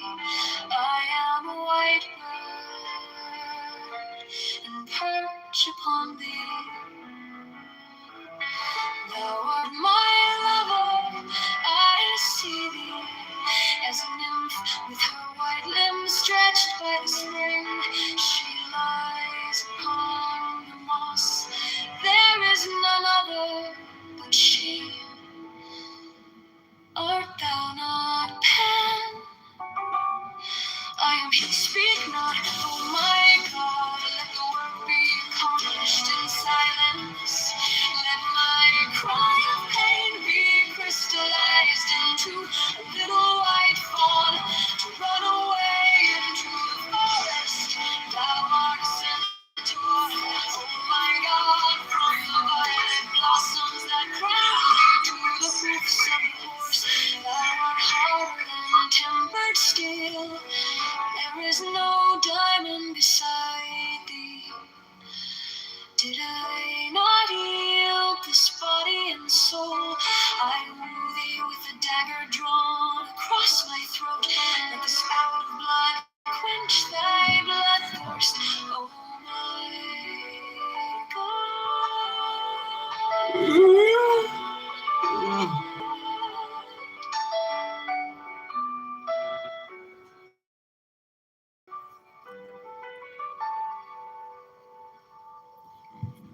Into my loneliness comes the sound of a flute in dim groves that haunt the uttermost hills.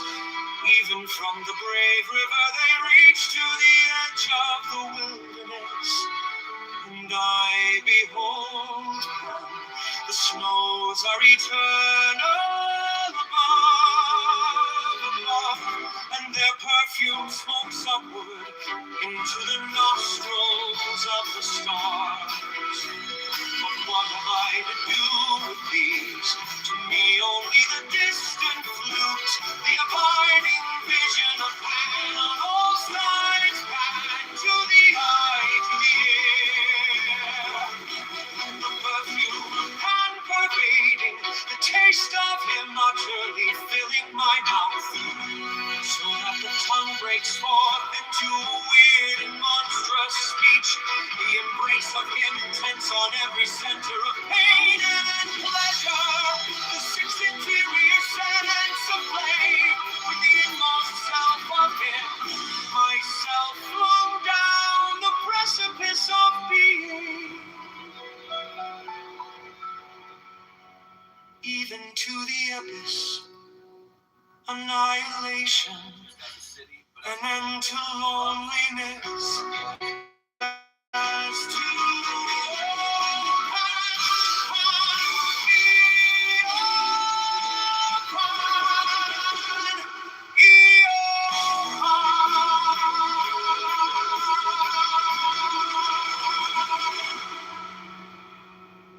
into my loneliness comes the sound of a flute in dim groves that haunt the uttermost hills.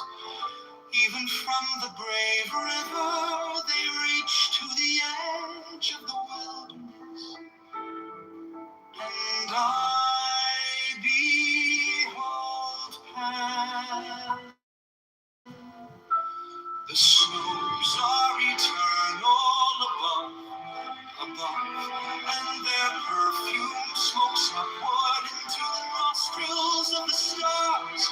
But what have I to do with these? To me only the distant flute, the abiding vision of Pan.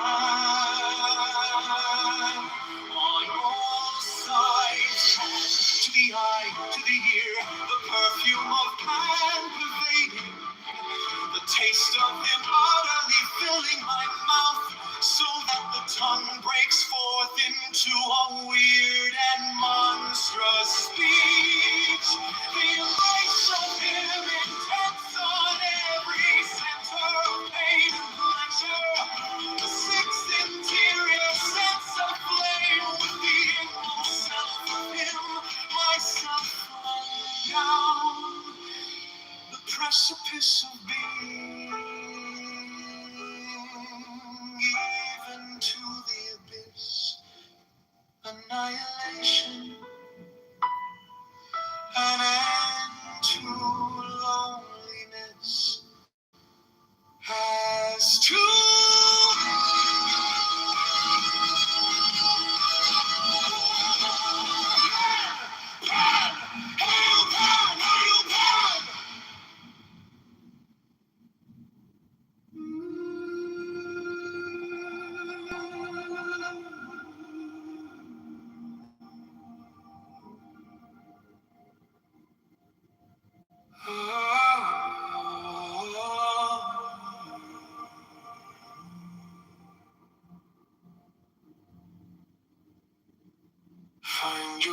see.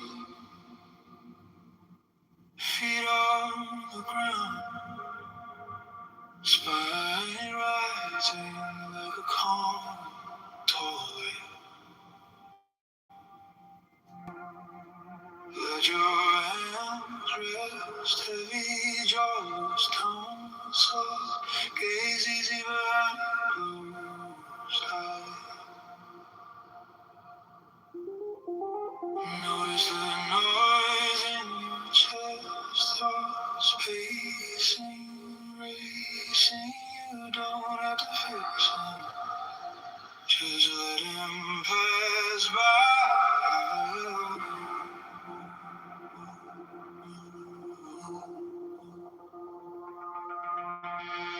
Breathing through the nose, slow like a sipping time. Hold that beat for feel the rhythm draw wide. Breathe out through the mouth, long like a quiet tide.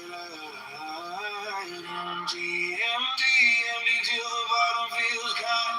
You are the storm and the stillness inside. Ride the breath.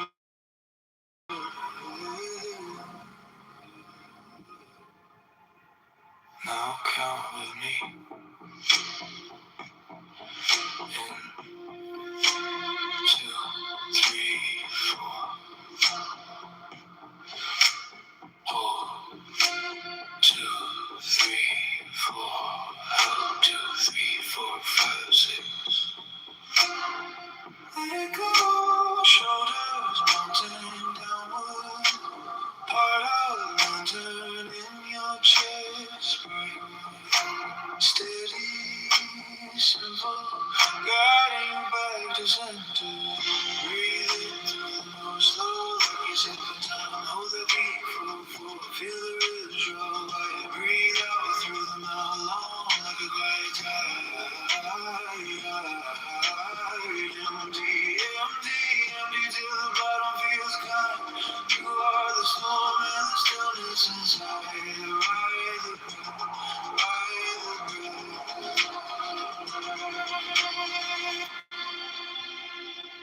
If fear comes on, bow to it, friend. Name it softly and breathe again. Until the fire, I'll pour the ash, let me exhale.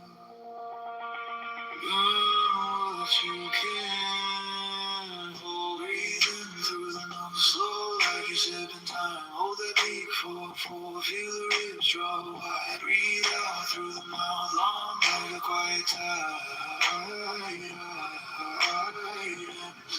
Empty until the bottom feels kind. You are the storm and the stillness inside. Ride the breath, ride the breath.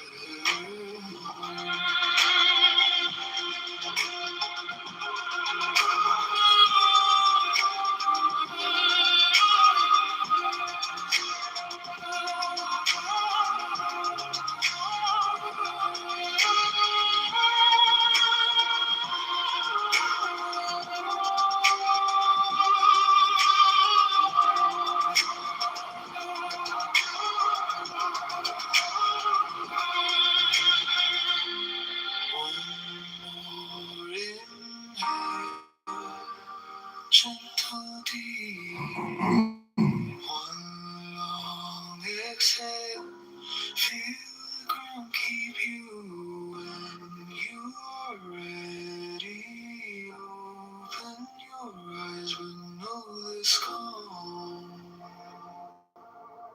is yours on demand.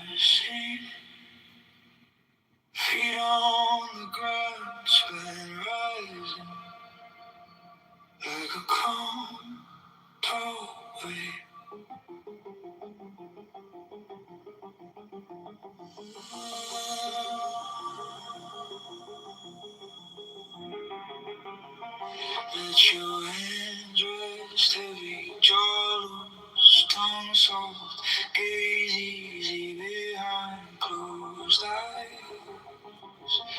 Notice the noise in your chest, thoughts pacing, racing.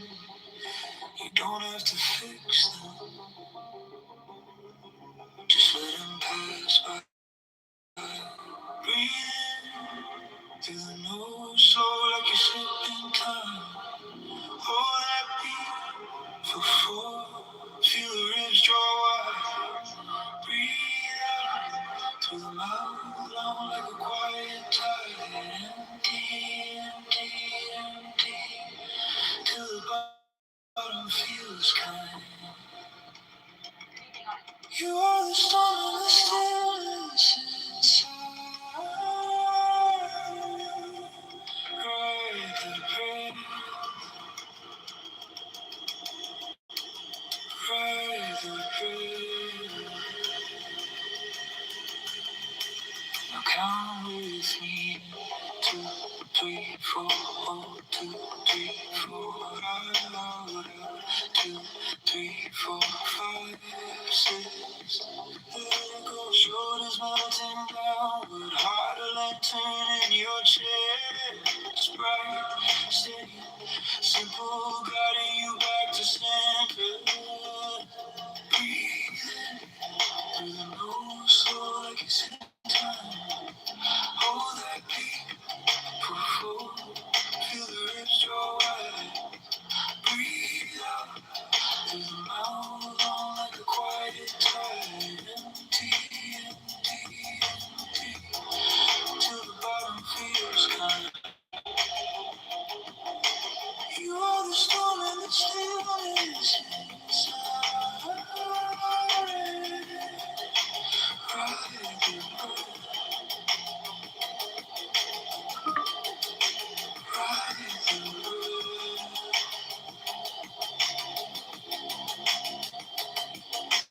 Fear comes up, bow to it.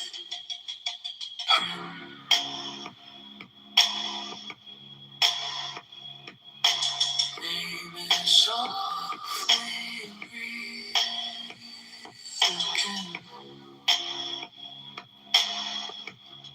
Feel the fire out for the ash that every exhale. Burn what you can hold.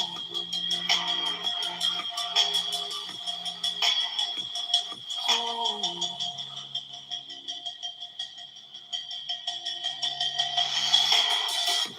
Breathe through the nose, slow like a sipping time. Hold that beat for 4. Feel the ribs roll wide. Breathe out through the nose, like a quiet tide. Empty, empty, till the bottom feels kind. You are the storm and the stillness inside. Ride with your breath, ride with your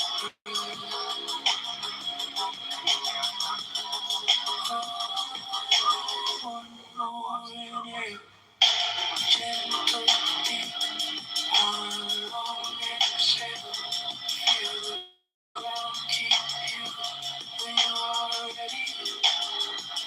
Open your eyes, so know this calm is yours on demand.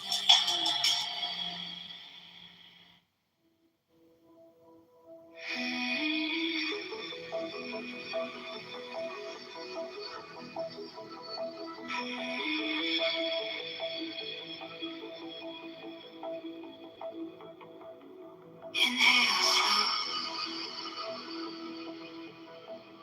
count the corners of the room.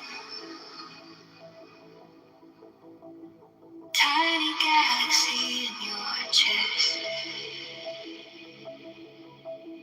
Every thought just passing through.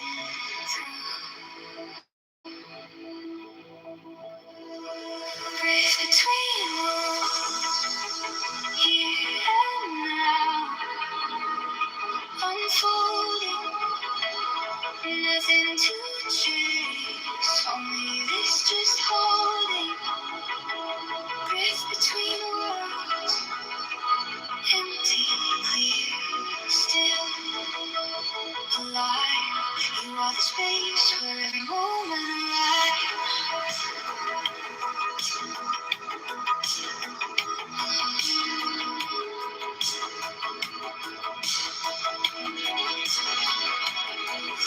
Close your eyes. Watch the quiet rearrange.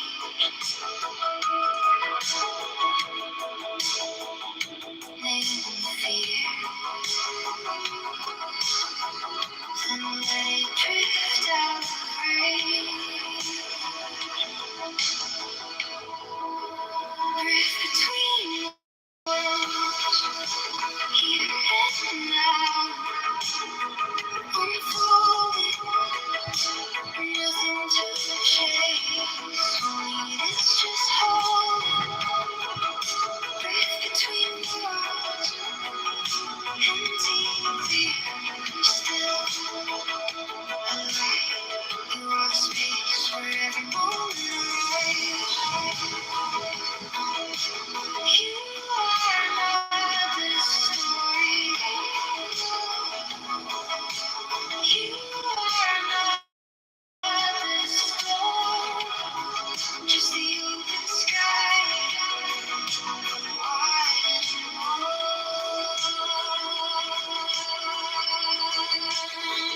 Between worlds. Here and now. Unfolding, nothing to chase, only this holding, drift between worlds, empty, clear, still alive. You are the space where every moment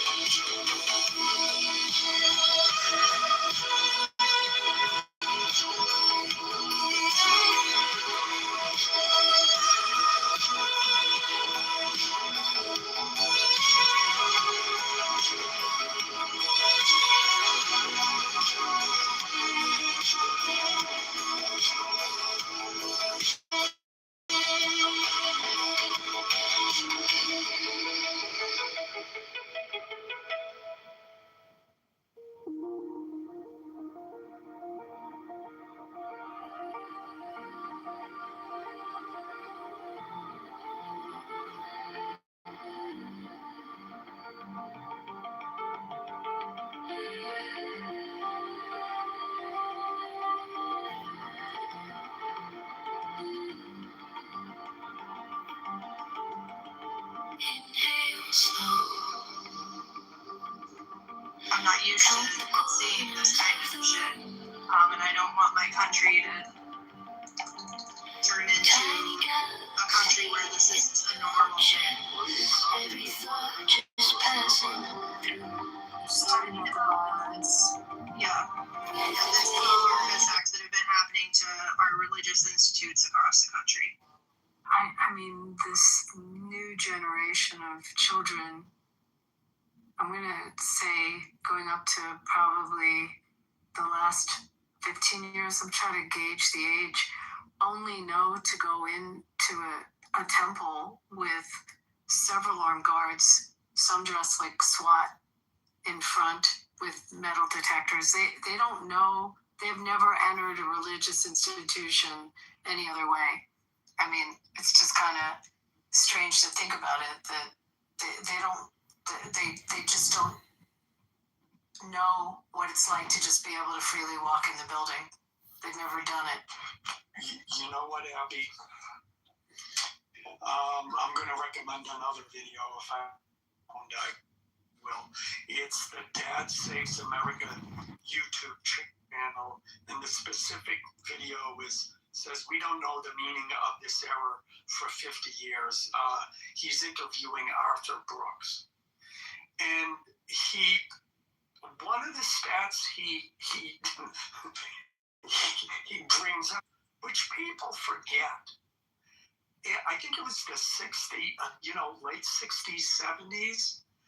There were over 700 domestic terrorist incidents in the States.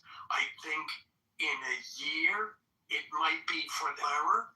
I have to watch it again to remember. But even if it's over, 5 years, that's still a huge amount. And guess who committed the majority of those? It was the left. So his main point is that these things go in cycles. And what we're seeing is now the pendulum swinging back from the hard left progressive stance. Sadly, I think we're not done with all of this left-wing political violence, which has outpaced right-wing political violence for the first time in a number of years. But yeah, it sucks that this is happening. And Coco, I get it. You don't want to live like this. No one should have to live like this. But these periods of this kind of unrest is not unprecedented, not only in the United States, I think, but throughout the world. And it's something we got to go through. I think what's different now is, actually, I was going to say I think it's different because we have our era of social media. I mean, the visibility of these incidences is greater. I think that's true to some degree. On the other hand, before television, families sat down and listened to the radio. So you were still getting news, and it could be just as impactful. So I don't know. And that's not to say, and I've said all of this, not to say that it makes anything better or makes it suck less, but just to say that here we go again. Yeah, I'm glad there's action being took towards this on behalf of the state. I think we should do this across the board. Through the city. Well, we have, but your governor is, proactive about it, which is great. I like her. But the federal government did something. I forget when the grant program started. Started out, it was a couple $100 million, and the needs, across the country were pretty significant. What's the irony is that when they do the awards, states that don't have high statistics of crime and threats, those institutions, don't get the grants as readily as places where there's just a higher statistic on it. And it's a bit political. The different members and the senators jockey for position for their states. But I gotta believe where you are, there's not a problem. Like I would think that they'd probably get a pretty big allocation there. Yeah, I think so too. Between Detroit and Flint, in Grand Rapids, there's like a spike in crime. So hopefully it'll just be across all these regions. People are acting like psychos, and it's not just Americans either. I will say I've noticed, at least in the past couple weeks, there's some people that I'm kind of confused that our system has let slip through the cracks. As far as they're not originally from here, right? And the guy who just shot up the university, I think think it was in Pennsylvania. Virginia. In Virginia. Virginia. Yeah. So he actually became a citizen in 2016. I was looking into this. And he also committed another terror attack previously, like a year after he became a citizen. They let him out, I believe it was 2021, and now here he is again, committing another fucking terror attack. Why? I'm not sure what's going on there, but if we have a crackdown on immigration, I think these are when President Trump is saying, we want to get the worst of the worst out, well, that looks like the worst of the worst to me. Because the question is, what did he get charged with? Did he get charged with domestic terrorism, or did he get charged with something like assault? Pretty sure after this one, it's probably domestic terrorism because it was on a university. Let me check back into it. What his original? Is he alive? Did they?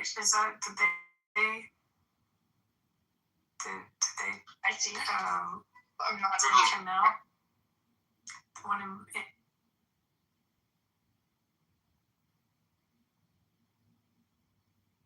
not sure about it.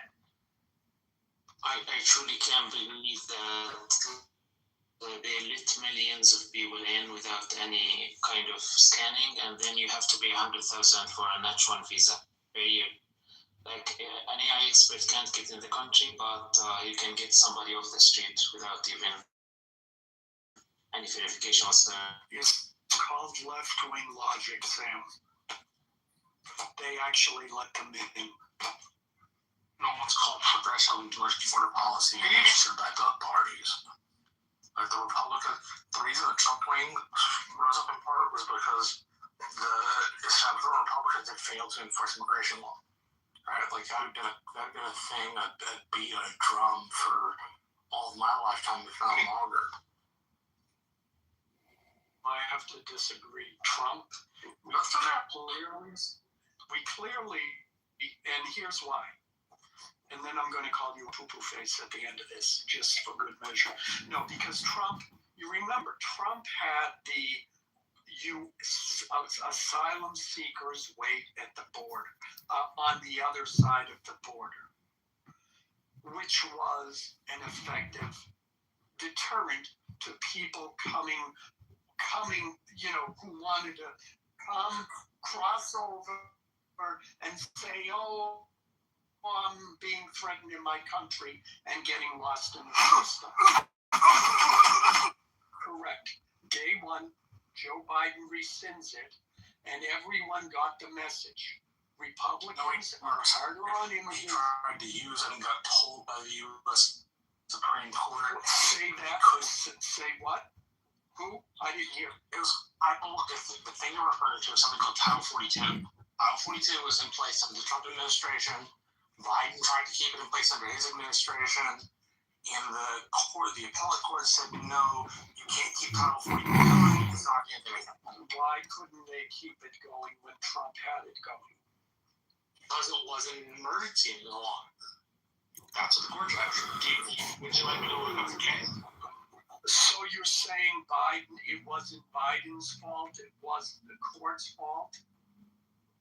Yes, there was a judgment made by the court. Yeah, and which court was this? Which we were longer under. Yeah, I think you're trying to pin it on one court ruling.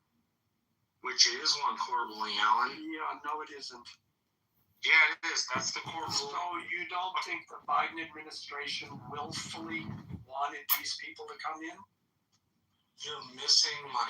And why is it that when Trump retook office... I was making... Because you're using this obscure thing as if it matters. No, I don't... When it doesn't. Day one, Trump shut down in January 20th, 2021. He's sworn into office, and he shuts it down.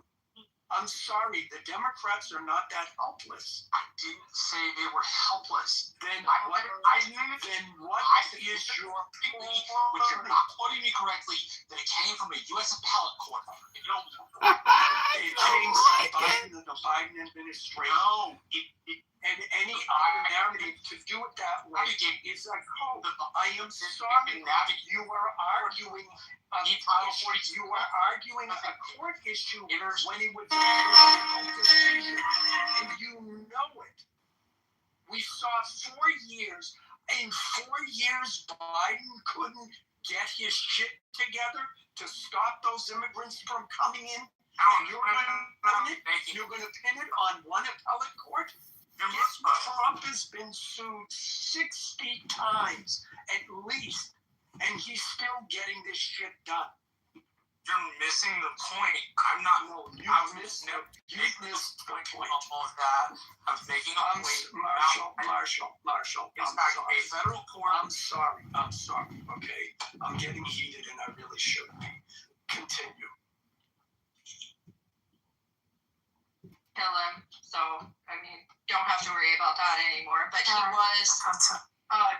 he was convicted of terrorism for that first charge, and they let him out of federal prison for completing a drug treatment program, which makes no fucking sense to me, right? Because you're a fucking terrorist. And then that's a charging problem. That's like they didn't charge him properly. Not like the immigration system let him in and he committed this crime, and now because he committed this crime, we can revoke his immigration status. He became a citizen.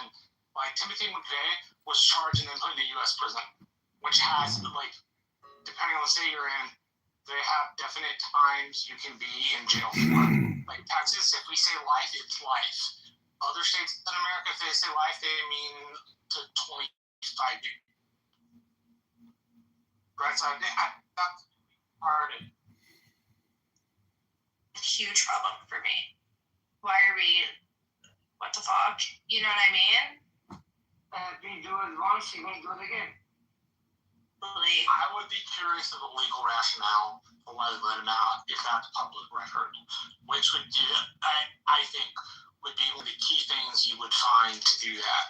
And Alan, you wanted to answer your question?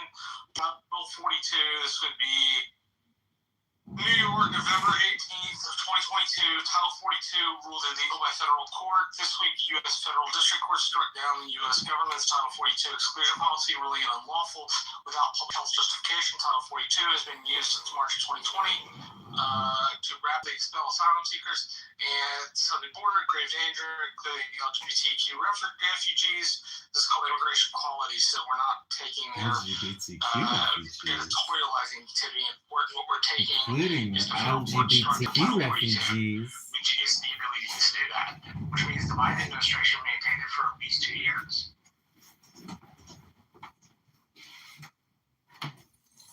Like that's an important point.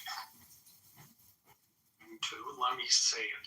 I looked it up. Yes, President Biden immediately acted to suspend the Trump-era Remain in Mexico policy upon, officially known as the Migrant Protection Protocols, upon taking office in January 2021. His administration formally halted new enrollments immediately and began phasing out the program. Though the policy was legally challenged, briefly reinstated by courts, and formally terminated later. On January 2021, DHS suspended new enrollments in the program. Biden began allowing those with active cases to enter the U.S. during the wind down. Legal challenges, termination faced lawsuits for the temporary. The termination faced lawsuits by the I'm guessing by conservatives, but I don't know, who wanted it to remain in place, and then the Supreme Court eventually allowed it to be ended in June of 22. So basically, my guess is the Supreme Court said this is part of the executive branch. Biden gets to do that, just as they ruled that Trump also gets to set the policy too. The point is that what you're saying is correct, Marshall, but it was separate from what I'm saying, the point I'm making, that Trump, as the executive, said this is the policy, remain in Mexico. Biden says, nope, you can come here and seek asylum here. And the main point is that sends a very different message to people around the world, which is under Trump, it's stay away, we're going to make it hard. And under Biden, it's come on down, we're going to make it easier for you to come in. And I think that's an important distinction. I would agree. But I would also say this is like per use for our conversations. we both have been able to You think? How can you say that? Per use. No, I know, which is why, when I started talking, I did not want to do that. So I'm sorry about that. Oh, don't even worry.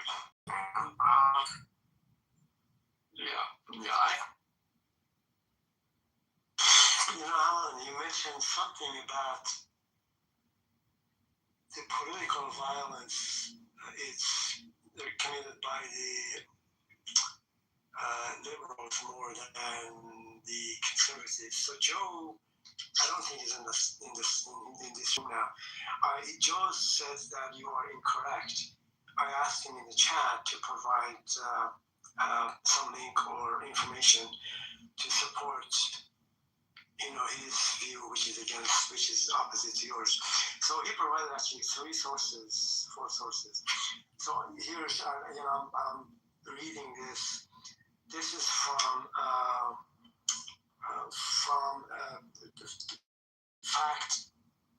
checking facts by the I forgot the name of the organization. It is in the chat. Anyway, the conclusion of the fact-checking organization is this. This is just a paragraph. Indeed, the left-wing violence has risen in the last 10 years, but practically since President Donald Trump's rise to the political leadership in 2016, although it has risen from very low levels and remains much lower than historical levels of violence carried out by the right-wing and jihadist attackers. Well, I wasn't expecting to see jihadists here. The report stated that more contentious politics in the United States and the expansion of the Make America Great Again movement appears to have re-energized violent left-wing extremists. So you're correct in the sense that the last 10 years, the left-wing violence has risen, but overall, looking at decades, according to this study, it shows that the majority of violence by the right-wing violence. So anyway, it's in the chat. I'll just put it again. I'll find it and put it in again. It's from a very credible source. So I just wanted to kind of fact-check myself on this, because you made a categorical statement here, which it seems to me may not be entirely correct.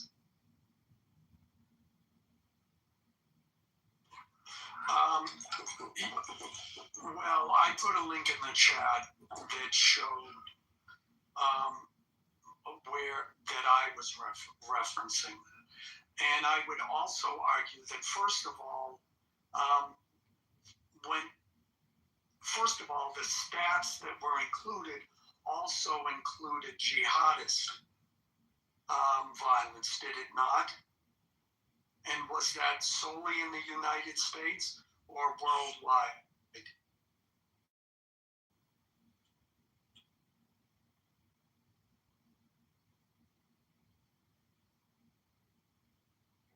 Yeah, because first of all, I would think that might skew the numbers higher, which is a nice, subtle little dig, like all right-wingers are just like jihadists, so we're going to group them together. Anyways, that little observation aside, the point I was saying is that and the other thing is, I wonder if the stats that they're still looking at now include the attacks on, for example, Tesla dealerships, on Tesla owners directly, things like that. Those points aside, I'm trying to look it up now, but it's interesting that they don't. I looked up, I did a Google search, and it said, well, it's hard. I said, how many violent incidences were there committed by the left in the 1960s? And it says, well, it's hard to put a let me read it exactly. It's hard to put a number on it because much of the violence was directed at property, such as bombings of corporate or government buildings, violent confrontations, and targeted actions. 1960s marked the emergence of extremist anti-imperialist, socialist, and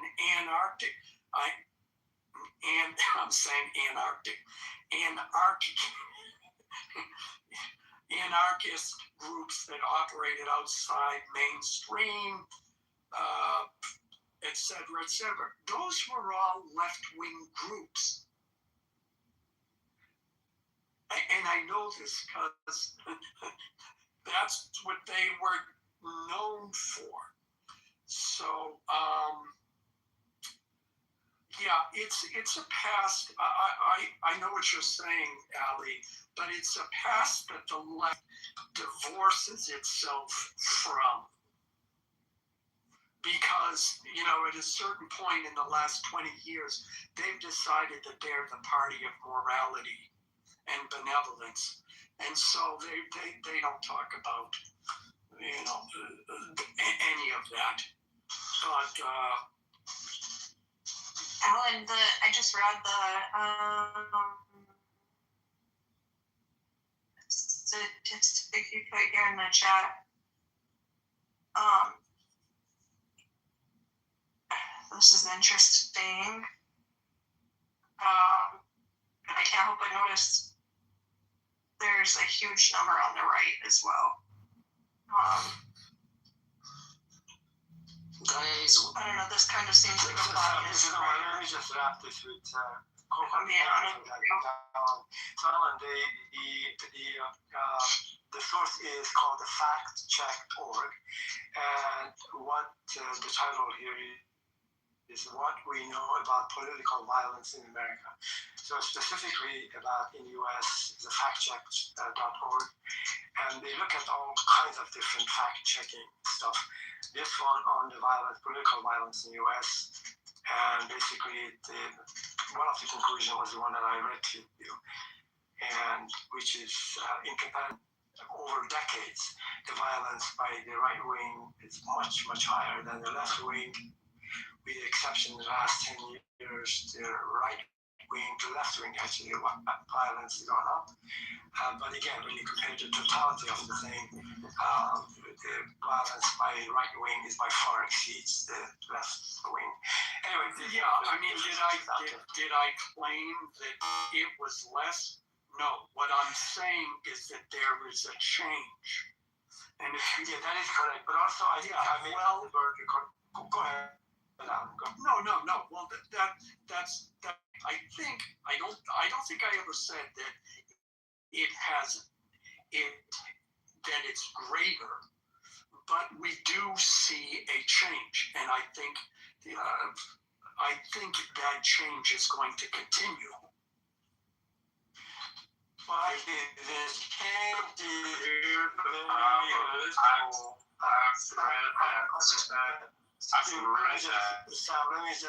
I'll just say one more sentence and I'll also hold on one second, Shindy, is from their experience that the left-wing violence actually will go down. So whether this is true, who knows? Anyway, Sam, I don't really understand when you say left wing, right wing. It's not the same. Like the left wing 20 years ago was very different than what it is. For example, Bill Maher was a major leftist in 2000, 2010. But right now, the left is calling him right wing for some reason. So, like, the way you think about this thing, you can't be right wing all your entire life. You have to be like, you have to go with how your party is defined. For example, I can be right wing in 2020s, but I can't be right wing in 2010s. I can't be right wing in 2040s, for example, because at that stage you need something else. Yeah, maybe, but the thing is, at any given moment, for example, if I would ask you, what is the Republican, platform? What are the values that a Republican or a right wing holds, and what are the value system that, let's say, left wing or liberal? We can, probably enumerate what these core value systems are in all fields: economic, taxation, immigration, abortion, gender issues, sex issues. So there are, some of these values actually, they remain astonishingly consistent over the decades. But I do get your point. Things change according to the current events, and Bill Maher particularly comes across, I don't want to say right wing, but certainly he is not portraying or projecting the image that his political image appears to be different. Yeah. There's three aspects to respond to. One, the study in regards to political violence is debunked. I guarantee that the people who cite that study have not actually looked at the individual examples that they point to, because they claim to have looked at, like over 4 figures. But if you actually look piece by piece, they consider stickers on a phone pole, according to the right, as violence.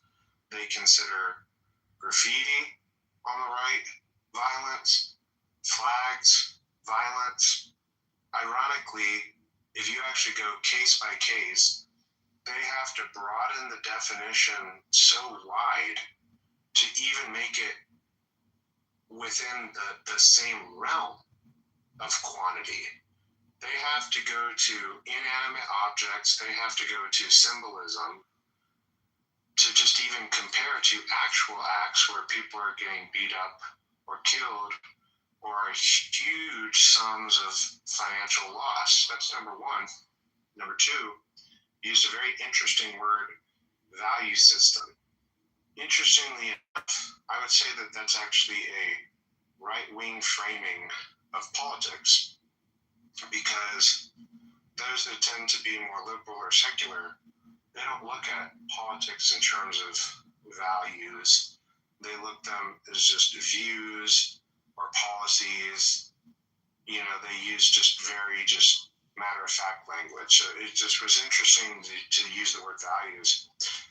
The value system of a, quote, conservative or right-wing philosophy does have a very high correlation, verging on causation, that people tend to be spiritual, be religious, or at least grew up or were exposed to a very spiritual or religious upbringing or culture or community or family, because that's foundational, that guides them beyond just politics, which is why, there's the social issues and things like that. But in regards to just principles, parties themselves are just vehicles. They're vehicles to deliver candidates to hopefully across the finish line by at least 1 inch faster than the opposing vehicle. And in modern politics, attention spans are much shorter, and so platforms have become a lot more simplified, even though the people who most pay attention to politics tend to be more intellectual, which is why there's such a bubble and such a disconnect And white people are always so shocked by election results because they don't actually get outside of their echo chamber and talk to normal people who have no clue what we're even referring to. Here's the thing. The modern Republican Party is very, very big tent right now. And we're figuring that out. There are some very steep divisions in regards to foreign policy. However, while that's being sorted out, it's almost unanimously on code in regards to immigration. It's almost unanimously on code in terms of less regulation and less taxation. Basically, government not being as seen and felt in your everyday life. And it seems to be universally on code in terms of just general safety, general law and order, general being protective, being stable, policies towards police, border, etc. And I think that I don't think you could find a Republican that would disagree in those topics. There's a little bit of a dying breed in regards to the lesser spending. I think it used to be that you could say that pretty much all Republicans were in favor of that. I think that it would probably still pull high, but I don't think it actually in practice is an issue that as many people care about very much anymore. So I just don't even mention it. I would say in regards to trade,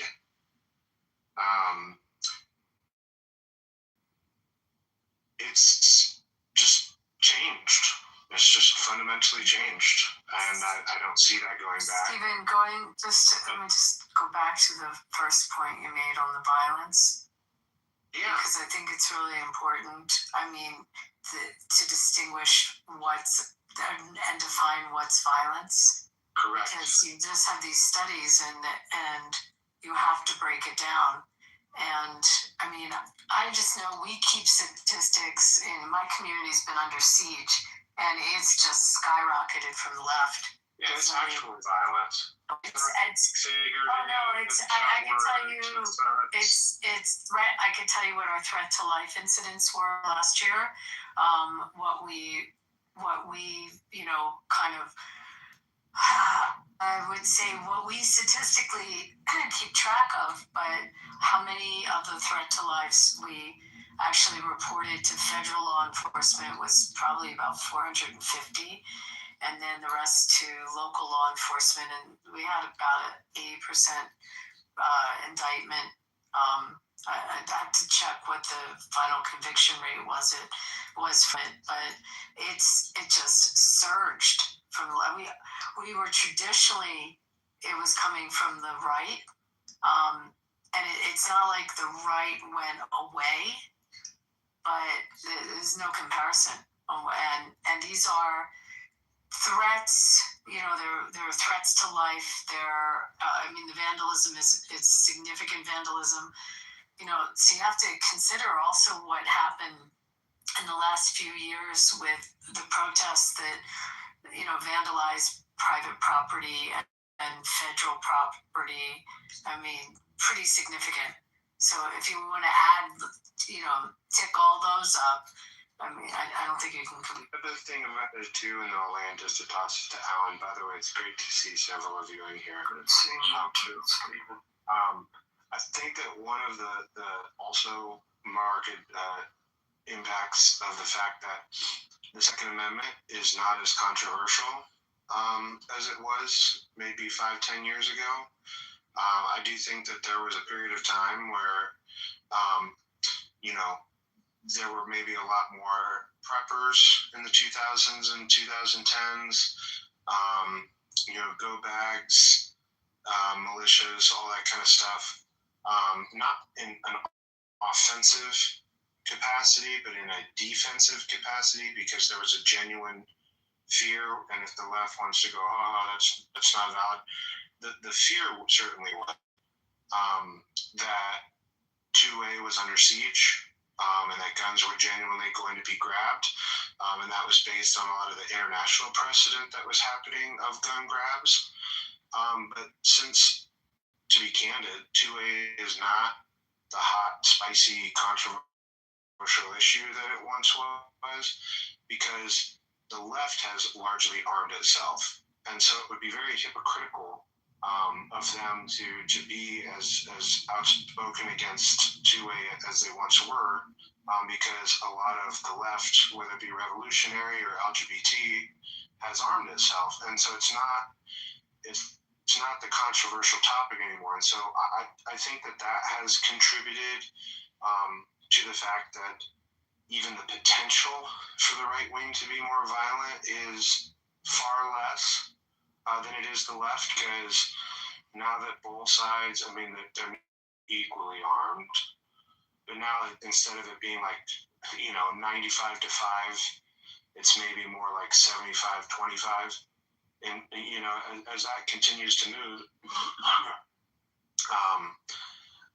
the potential for violence is only going to go up from here, from the left, because your typical conservative armed individual is very disciplined. They maintain their weaponry. They do range day. They've been with it their whole lives. A lot of the left are picking up these these weapons for the first time. They are not familiar with the terminology. They're not familiar with the maintenance. They didn't grow up in the same kind of culture where it was just kind of an everyday thing, and there was a lot of respect and a lot of dignity. They do see themselves as a lot more radical, and they see it as tools, just like how everything is a tool. Because to understand Marxism is to understand means to an end. And so literally everything, a school, a vote, a gun, is all a tool.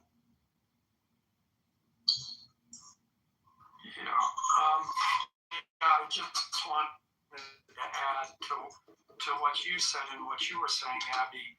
Yeah, how they classify all this stuff is important, and how they report the numbers is important. I forget which year it was, but the Biden administration came out with their crime statistics, and oops, crime went down, but they left out, I think they left out Los Angeles, Chicago, and New York or something. Yeah, no, it's a huge reporting problem. I actually have something, I have to look at my notes I saved about that a letter issued from the FBI about the reporting problems. They redid their whole system after that happened. Yeah, but it was like, okay, here's the crime numbers. Look, it went down, and then 2 months later, they include those cities, and the numbers were very different. And you see a lot of that, like you mentioned it, Stephen, like what they consider to be a mass shooting. I forget, it's like 3 or 4 people becomes a mass shooting. And so that gets lumped in with the guy who walks into a school and starts shooting it up. So, once again, we see they're changing definitions to their advantage, which is, good for them. What can I say? But I was also going to say, Allie, I understand where that report is coming from. And so, again, its main thrust is about the change, but I advise isn't the right word.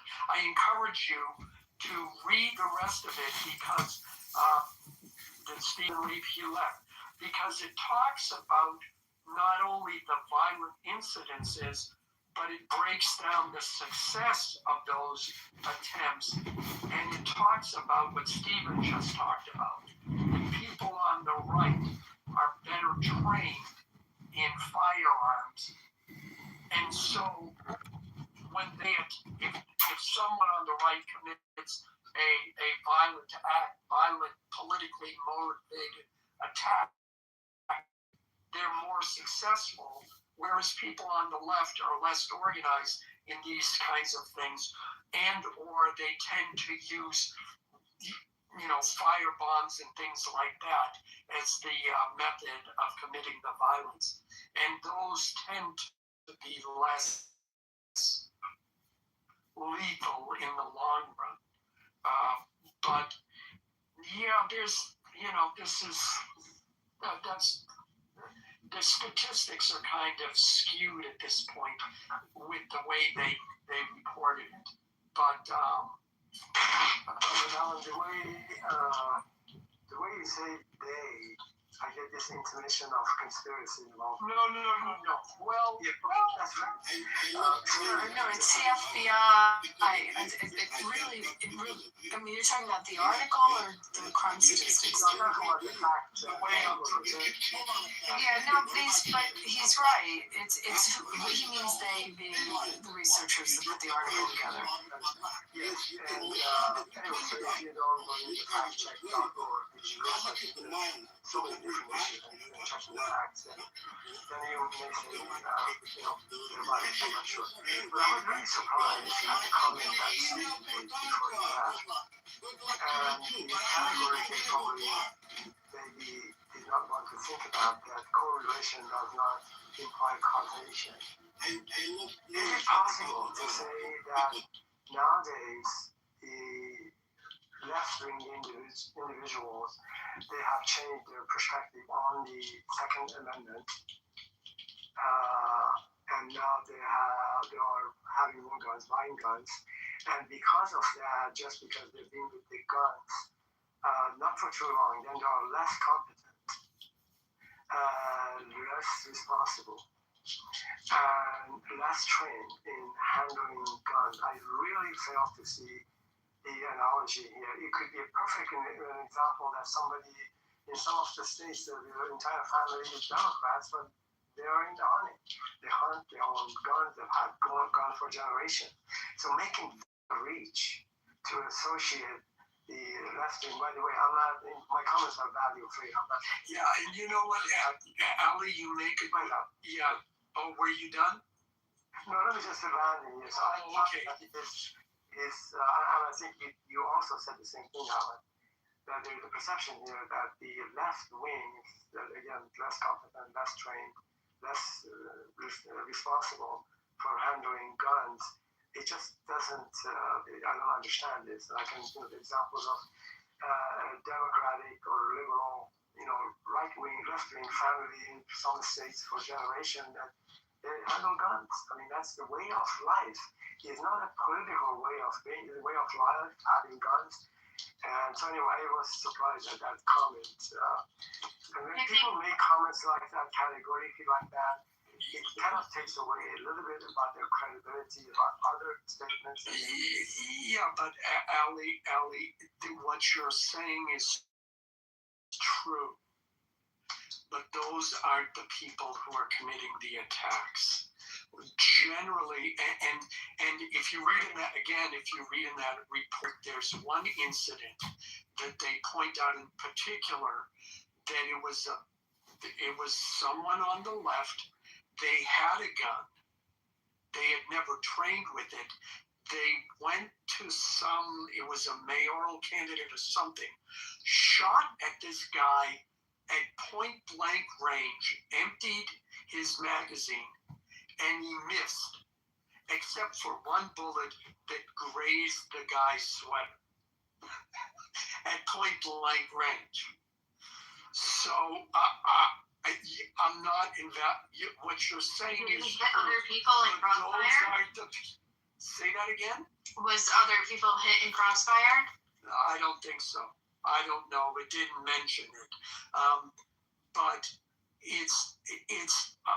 I don't disagree with what you're saying, but I think what you're talking about is that yes, there are people on the left who have guns, and it is part of the culture of where they live, absolutely. But I think those aren't the people who are being moved to this kind of violence. That maybe they're on the left, but they're not progressive, or we might categorize them as being what's the term they use nowadays? they're Democrats, but Democrats from 30 years ago. So, but yeah, I really, the article touches, everything you're talking about, it brings up, and it says, well, 20 out of these 31 incidences involved attempted firebombings, and in this, it really breaks it down.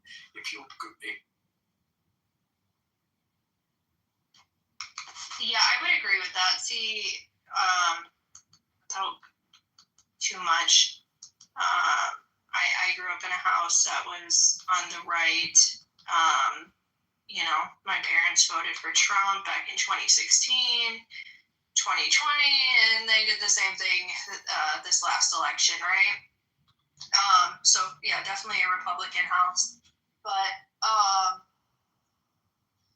yeah, we all grew up hunting, and as soon as, in my state, it's as soon as you're 12 years old, you can go get your license, as long as you're with your parent and you've done all the training, to go hunting, so on and so forth. So this is something that I learned about at a very young age, and the responsibility, and hey, these farm people, you got to be safe.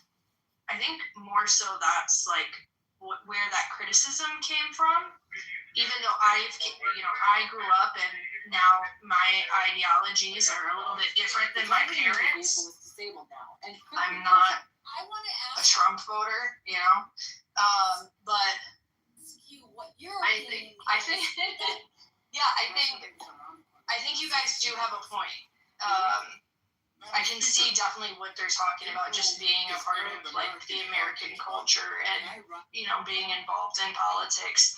A lot of people who, if you didn't grow up around guns, you're not going to understand the ins and outs of, okay, we need to be really safe with this. We need to make sure we're, dotting our I's and crossing our T's. And this is important, right? And if you can't fucking handle it, don't buy one, right? So, I don't think a lot of people have had this understanding, and they're just going out and purchasing firearms, and that's where we're seeing this irresponsibility. Thank you for that, Coco. I don't have first-hand experience with these things. I just can tell you. I will just give you my views on it. If you look at the Second Amendment, a well-regulated militia being necessary to the security of free states, and the right of people to keep and bear arms shall not be infringed. I've memorized that for the hell of it.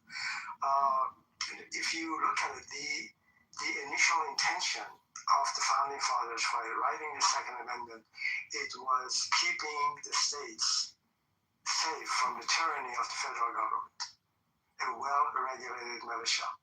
If you look at the Federalist Paper, which was written by J. Madison and another one I forgot. So the three people, the Founding Fathers, actually promoting a year before the Constitution became ratified to make a case why the states ought to be supporting this the Constitution and ratifying it. And they wrote the article 64 articles, 84, I'm sorry, 84 articles, I think, anonymously, and they published. They were the bestsellers in terms of arguing every aspect of the Constitution and making a case for it. And of course, pointing out some of the shortcomings of it. But the idea was to, Hamilton, Jay, and anyway, it's getting too late in here. So, if you look at these papers, and they're very difficult, not difficult to read, there are too many of them. There's not a single mention about why the Second Amendment in there for the private citizen to defend their homes or to go out there and shoot anyone. It was just predominantly the second clause. It was constructed because a well-regulated militia would not have been possible without having the right of the people to keep and bear arms would not have been possible. So in a sense, the Founding Fathers, they had a different idea in mind by saying that people ought to have guns under a militia kind of a structure. we see it and interpret it, right now. But anyway, thank you, Coco, and Alan left already. Very good to see you, everyone. Good night. Good night, Molly. Ocean, are you awake? There's people in the audience that want to come up.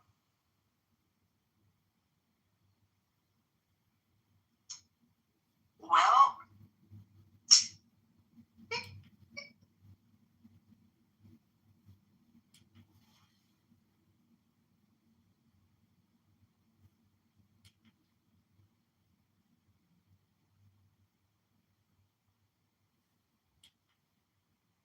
I texted the other mods. I don't know if they're coming back or not.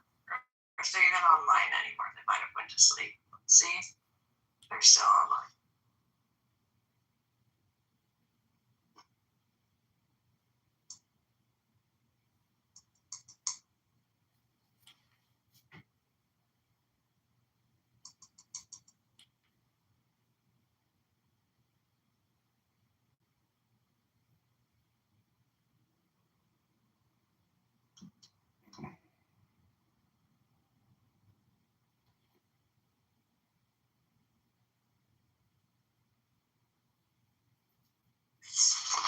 Nope, can't even fucking find their name on here. Whatever. Bye.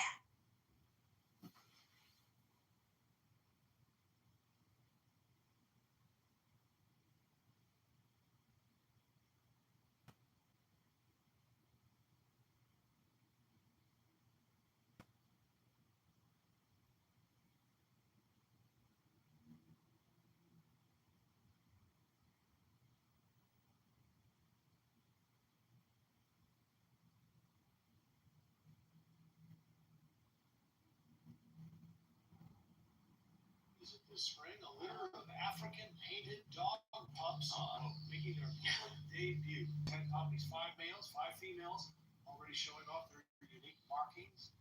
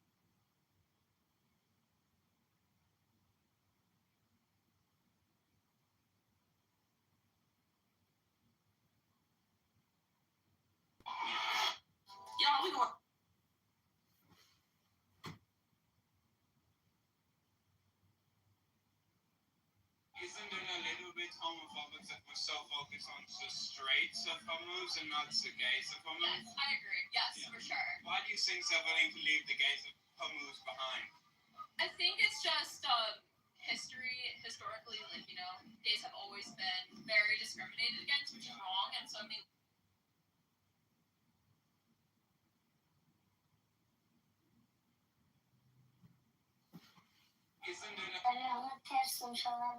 My father has sold me because we don't have bread, rice, and flour. He has sold me to an old man.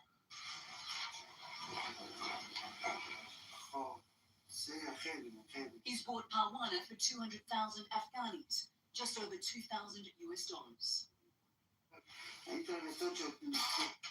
Covered up, Parwana whimpers as her mother holds her. This is your bride. Please take care of her, says Parwana's father. Of course I will take care of her, replies the man.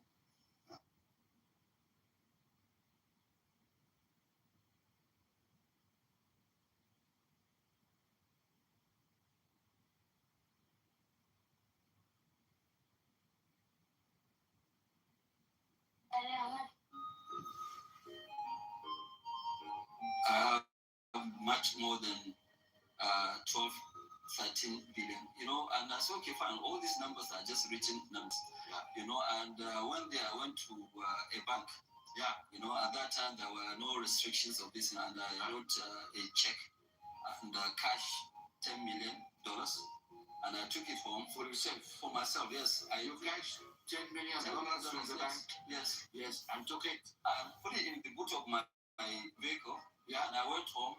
And I open it and I look at 10 million. I said, okay, fine. Now I believe I have money.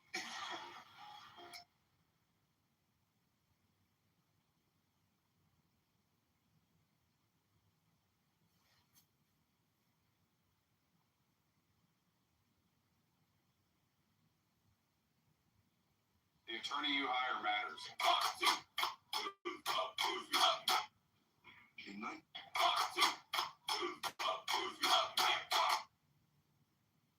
Good. 100,000 streams.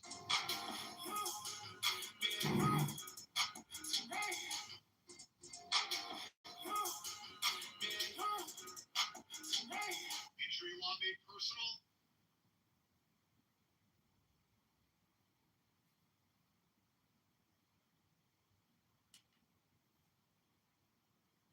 Are you looking for? I didn't want to sell X at that time. Twitter said at 54. I believe the price would be higher.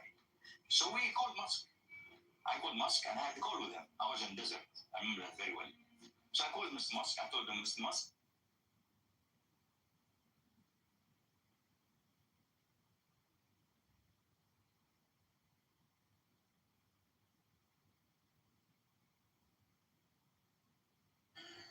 we're out here actually filming as we fight to preserve the wages of tip workers. The history of tomorrow's date is not lost on me.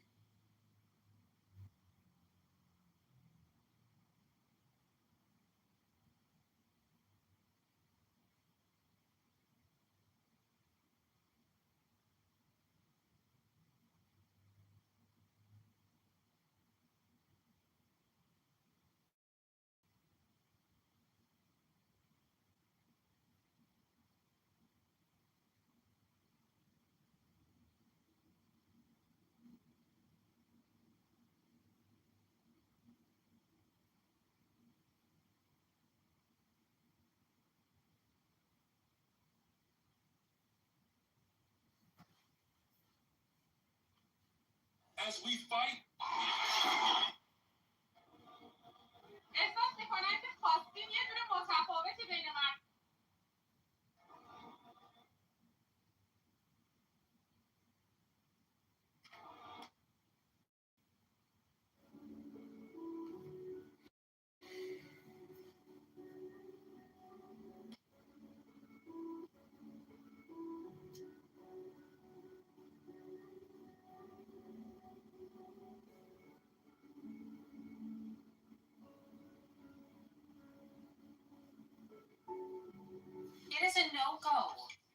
Michael Jordan Museum in Highland Park. The new owner wanted to turn the estate into an attraction that he said would bring thousands of people to town. He said it would be good for the local economy. People who live nearby were mostly against it because of the concerns about traffic and noise. The council voted 7-0 against his zoning proposal.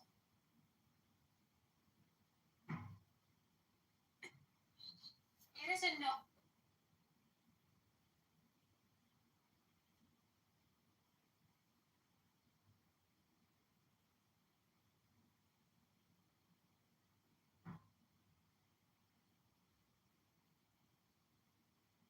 Our attorney is not the only person working on your case. I'm Alana Malman, and I'm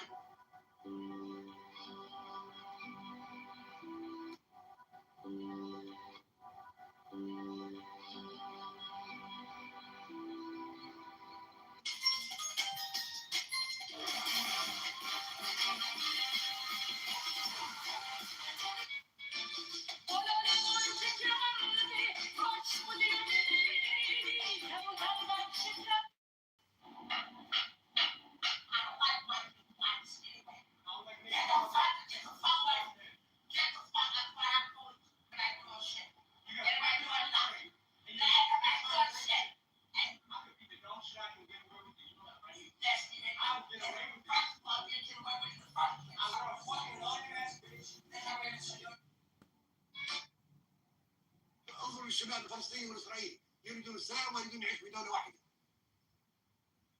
ننتهي من هذا الصداع اللي يخرب ويصمم العالم كله ما يسمى به. وهذا الكتاب الابيض، هذا الكتاب الابيض فيه حل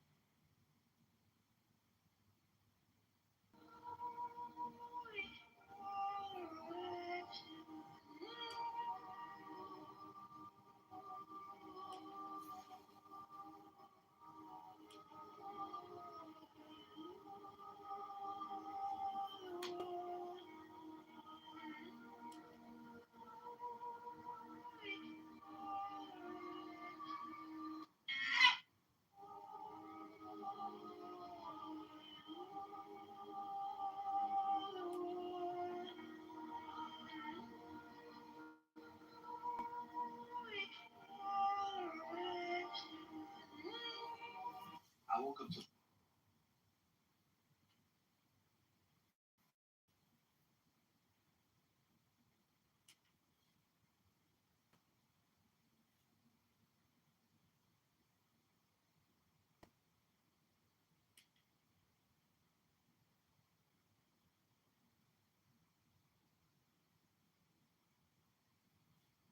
The guy in the beard is my dad. He's no longer alive. If that is your dad? He's talking. Please get out of here. So here's the story. I'll give you this. Yeah. So,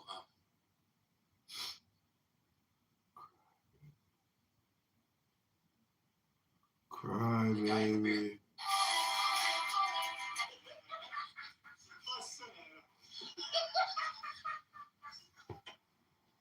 هذا قلت لي شو قصتهم؟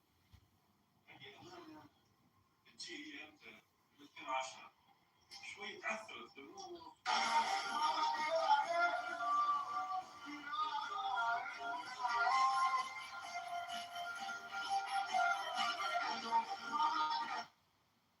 What do you do? What's your job? I'm a fixed income salesman. What do you feel about your job? It's good. There's a lot of opportunity there. What do you think has the power in society? I think the working class does. A lot that they can do. أكيد ما لم تتعرض سوريا إلى استهدافات مباشرة من أي جهة فهي ستبقى خارج هذا الصراع. يكفي سوريا 14 سنة من الحرب دفعنا خلالها فاتورة كبيرة جدا. فنحن You met Mr. Wells before? Mr. Wells, you make Wimpy look skimpy. Well, you see, I'm fat and you're ugly, but I can diet.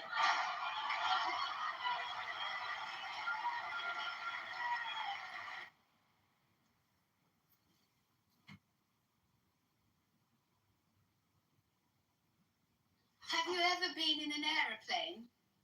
Never. Would you like to? I shouldn't lie now, but I only when they first came in. I never upset it.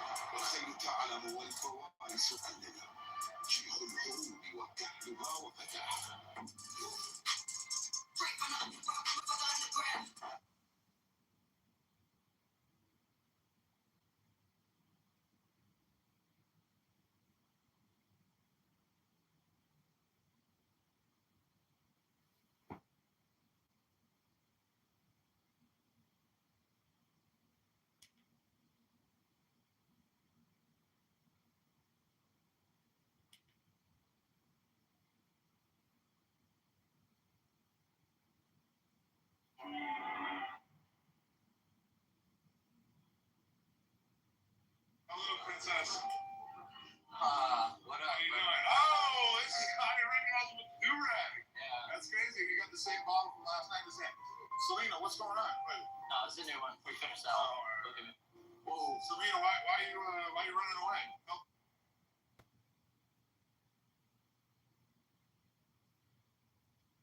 You see that giant crane over my shoulder? That's the construction of President. انظر للشباب.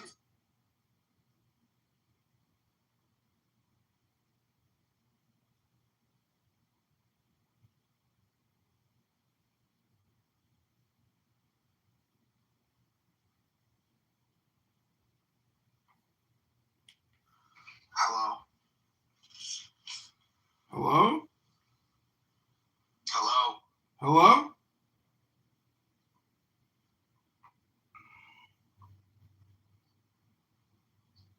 I have returned. Yes. I'm ready to be your long-term, distance, low commitment, casual girlfriend, if he'll still have me. You just hold on for a second. Oh, okay.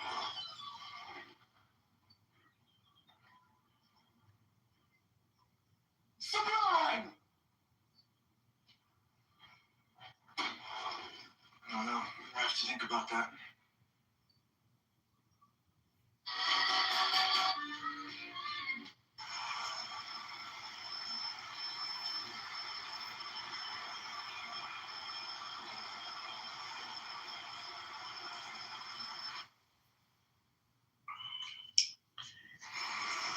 Ooh.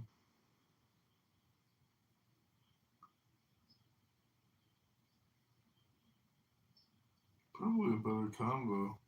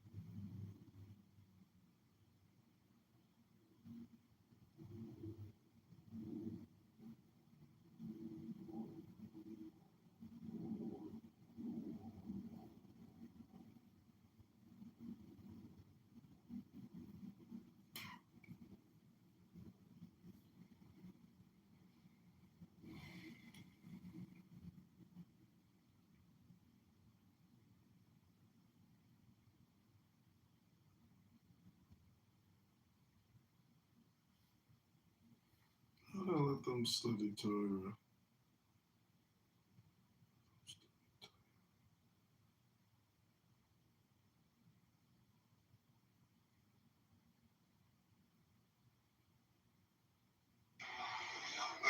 ICE is checking people in, doing their work. I don't know what the fuck people are talking about, how they're just standing around. They're actually ringing people up and everything. You never, ever raid the mayor until Memorial. The University of Pennsylvania has to turn over a list of. I started working with Wildfire almost 6 months ago, and now I've got people.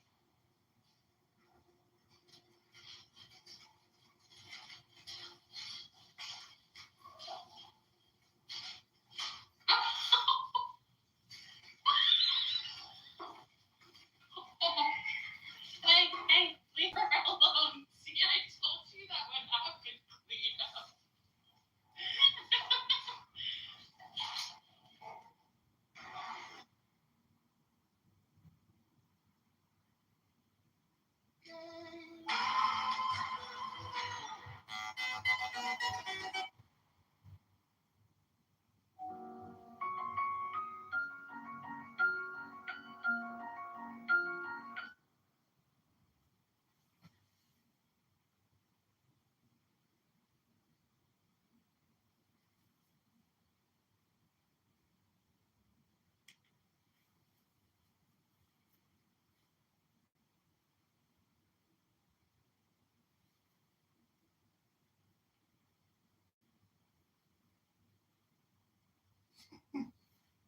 A woman.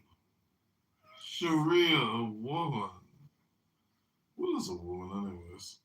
That don't do nothing. That only run ain't not weak. That don't do nothing. That don't.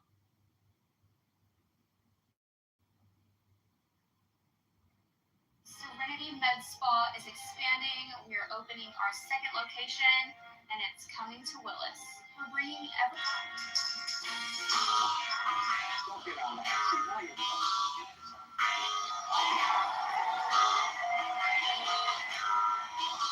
you know, when you're wrong with folks and they pick up that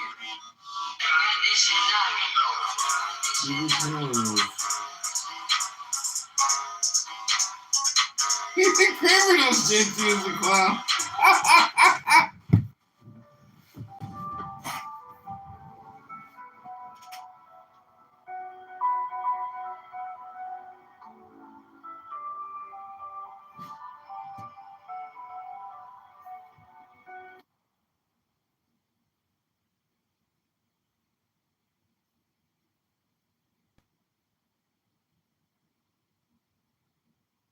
Is amazing. Honestly, there's no. I feel like it was a neutral plane. Like we're good at odds. I don't need to hate aggressive Camille because that's not who she is as a whole. This is what I was saying earlier on in this conversation, like hours ago. Like they're bad moments. They're not who you are as a whole. I feel like I met Camille. However, in that energy of disrespecting her, I can foresee or just understand, have a discernment because I've been on this app, and two, I'm a Leo. Like everybody has a trigger. You push up, you poke a bear enough, they'll turn up on you and give you what you fucking looking for. A lot of people counting me out. Hey, oh yeah, Leo. You feel me? Like, and then you have to give them what they're actually looking for. But just don't do it. But all in all, don't fuck with a Leo. That's a fact. Hold on, but all in all, I'm not thinking this is solely you. This is like you can't. I can't book you for business. I can't love you as a friend. You're gonna treat me like this. I don't have to trigger you. I ain't never had this. Why would I? I'm minding my business. Why would I have to do that? But if she's an aggressive shit, my friend don't play. Like she's gonna pop off. You keep fucking bear. I'm just letting you know right now. As I tuck my hair behind my ears, I'm letting you know right now she don't play. Like I don't. That's how she's an evolved Leo. Kind of like I got a grandmother who's a Leo, right? And she's so chill. So the grandmother that who I do everything with, she's a Cancer, and you would think the two of them would be opposite. But no, the Cancer, she's the one that's vibrant. She doesn't really do a lot more than just the way she presents herself. Like, she is gorgeous, and she shows it, you know? Like, it gives off a lot of Leo energy. Virgo, Libra, you know, it gives off that time of life where everybody just wants to be beautiful every time they step out. But my grandmother... not that she's not the same. She don't want to look good or nothing like that. But she'll be 85 this year, and she's so chill. You wouldn't think she'll Leo until you start talking to her, and there's certain things she says like, oh, girl, you a Leo. But you know, she's so chill.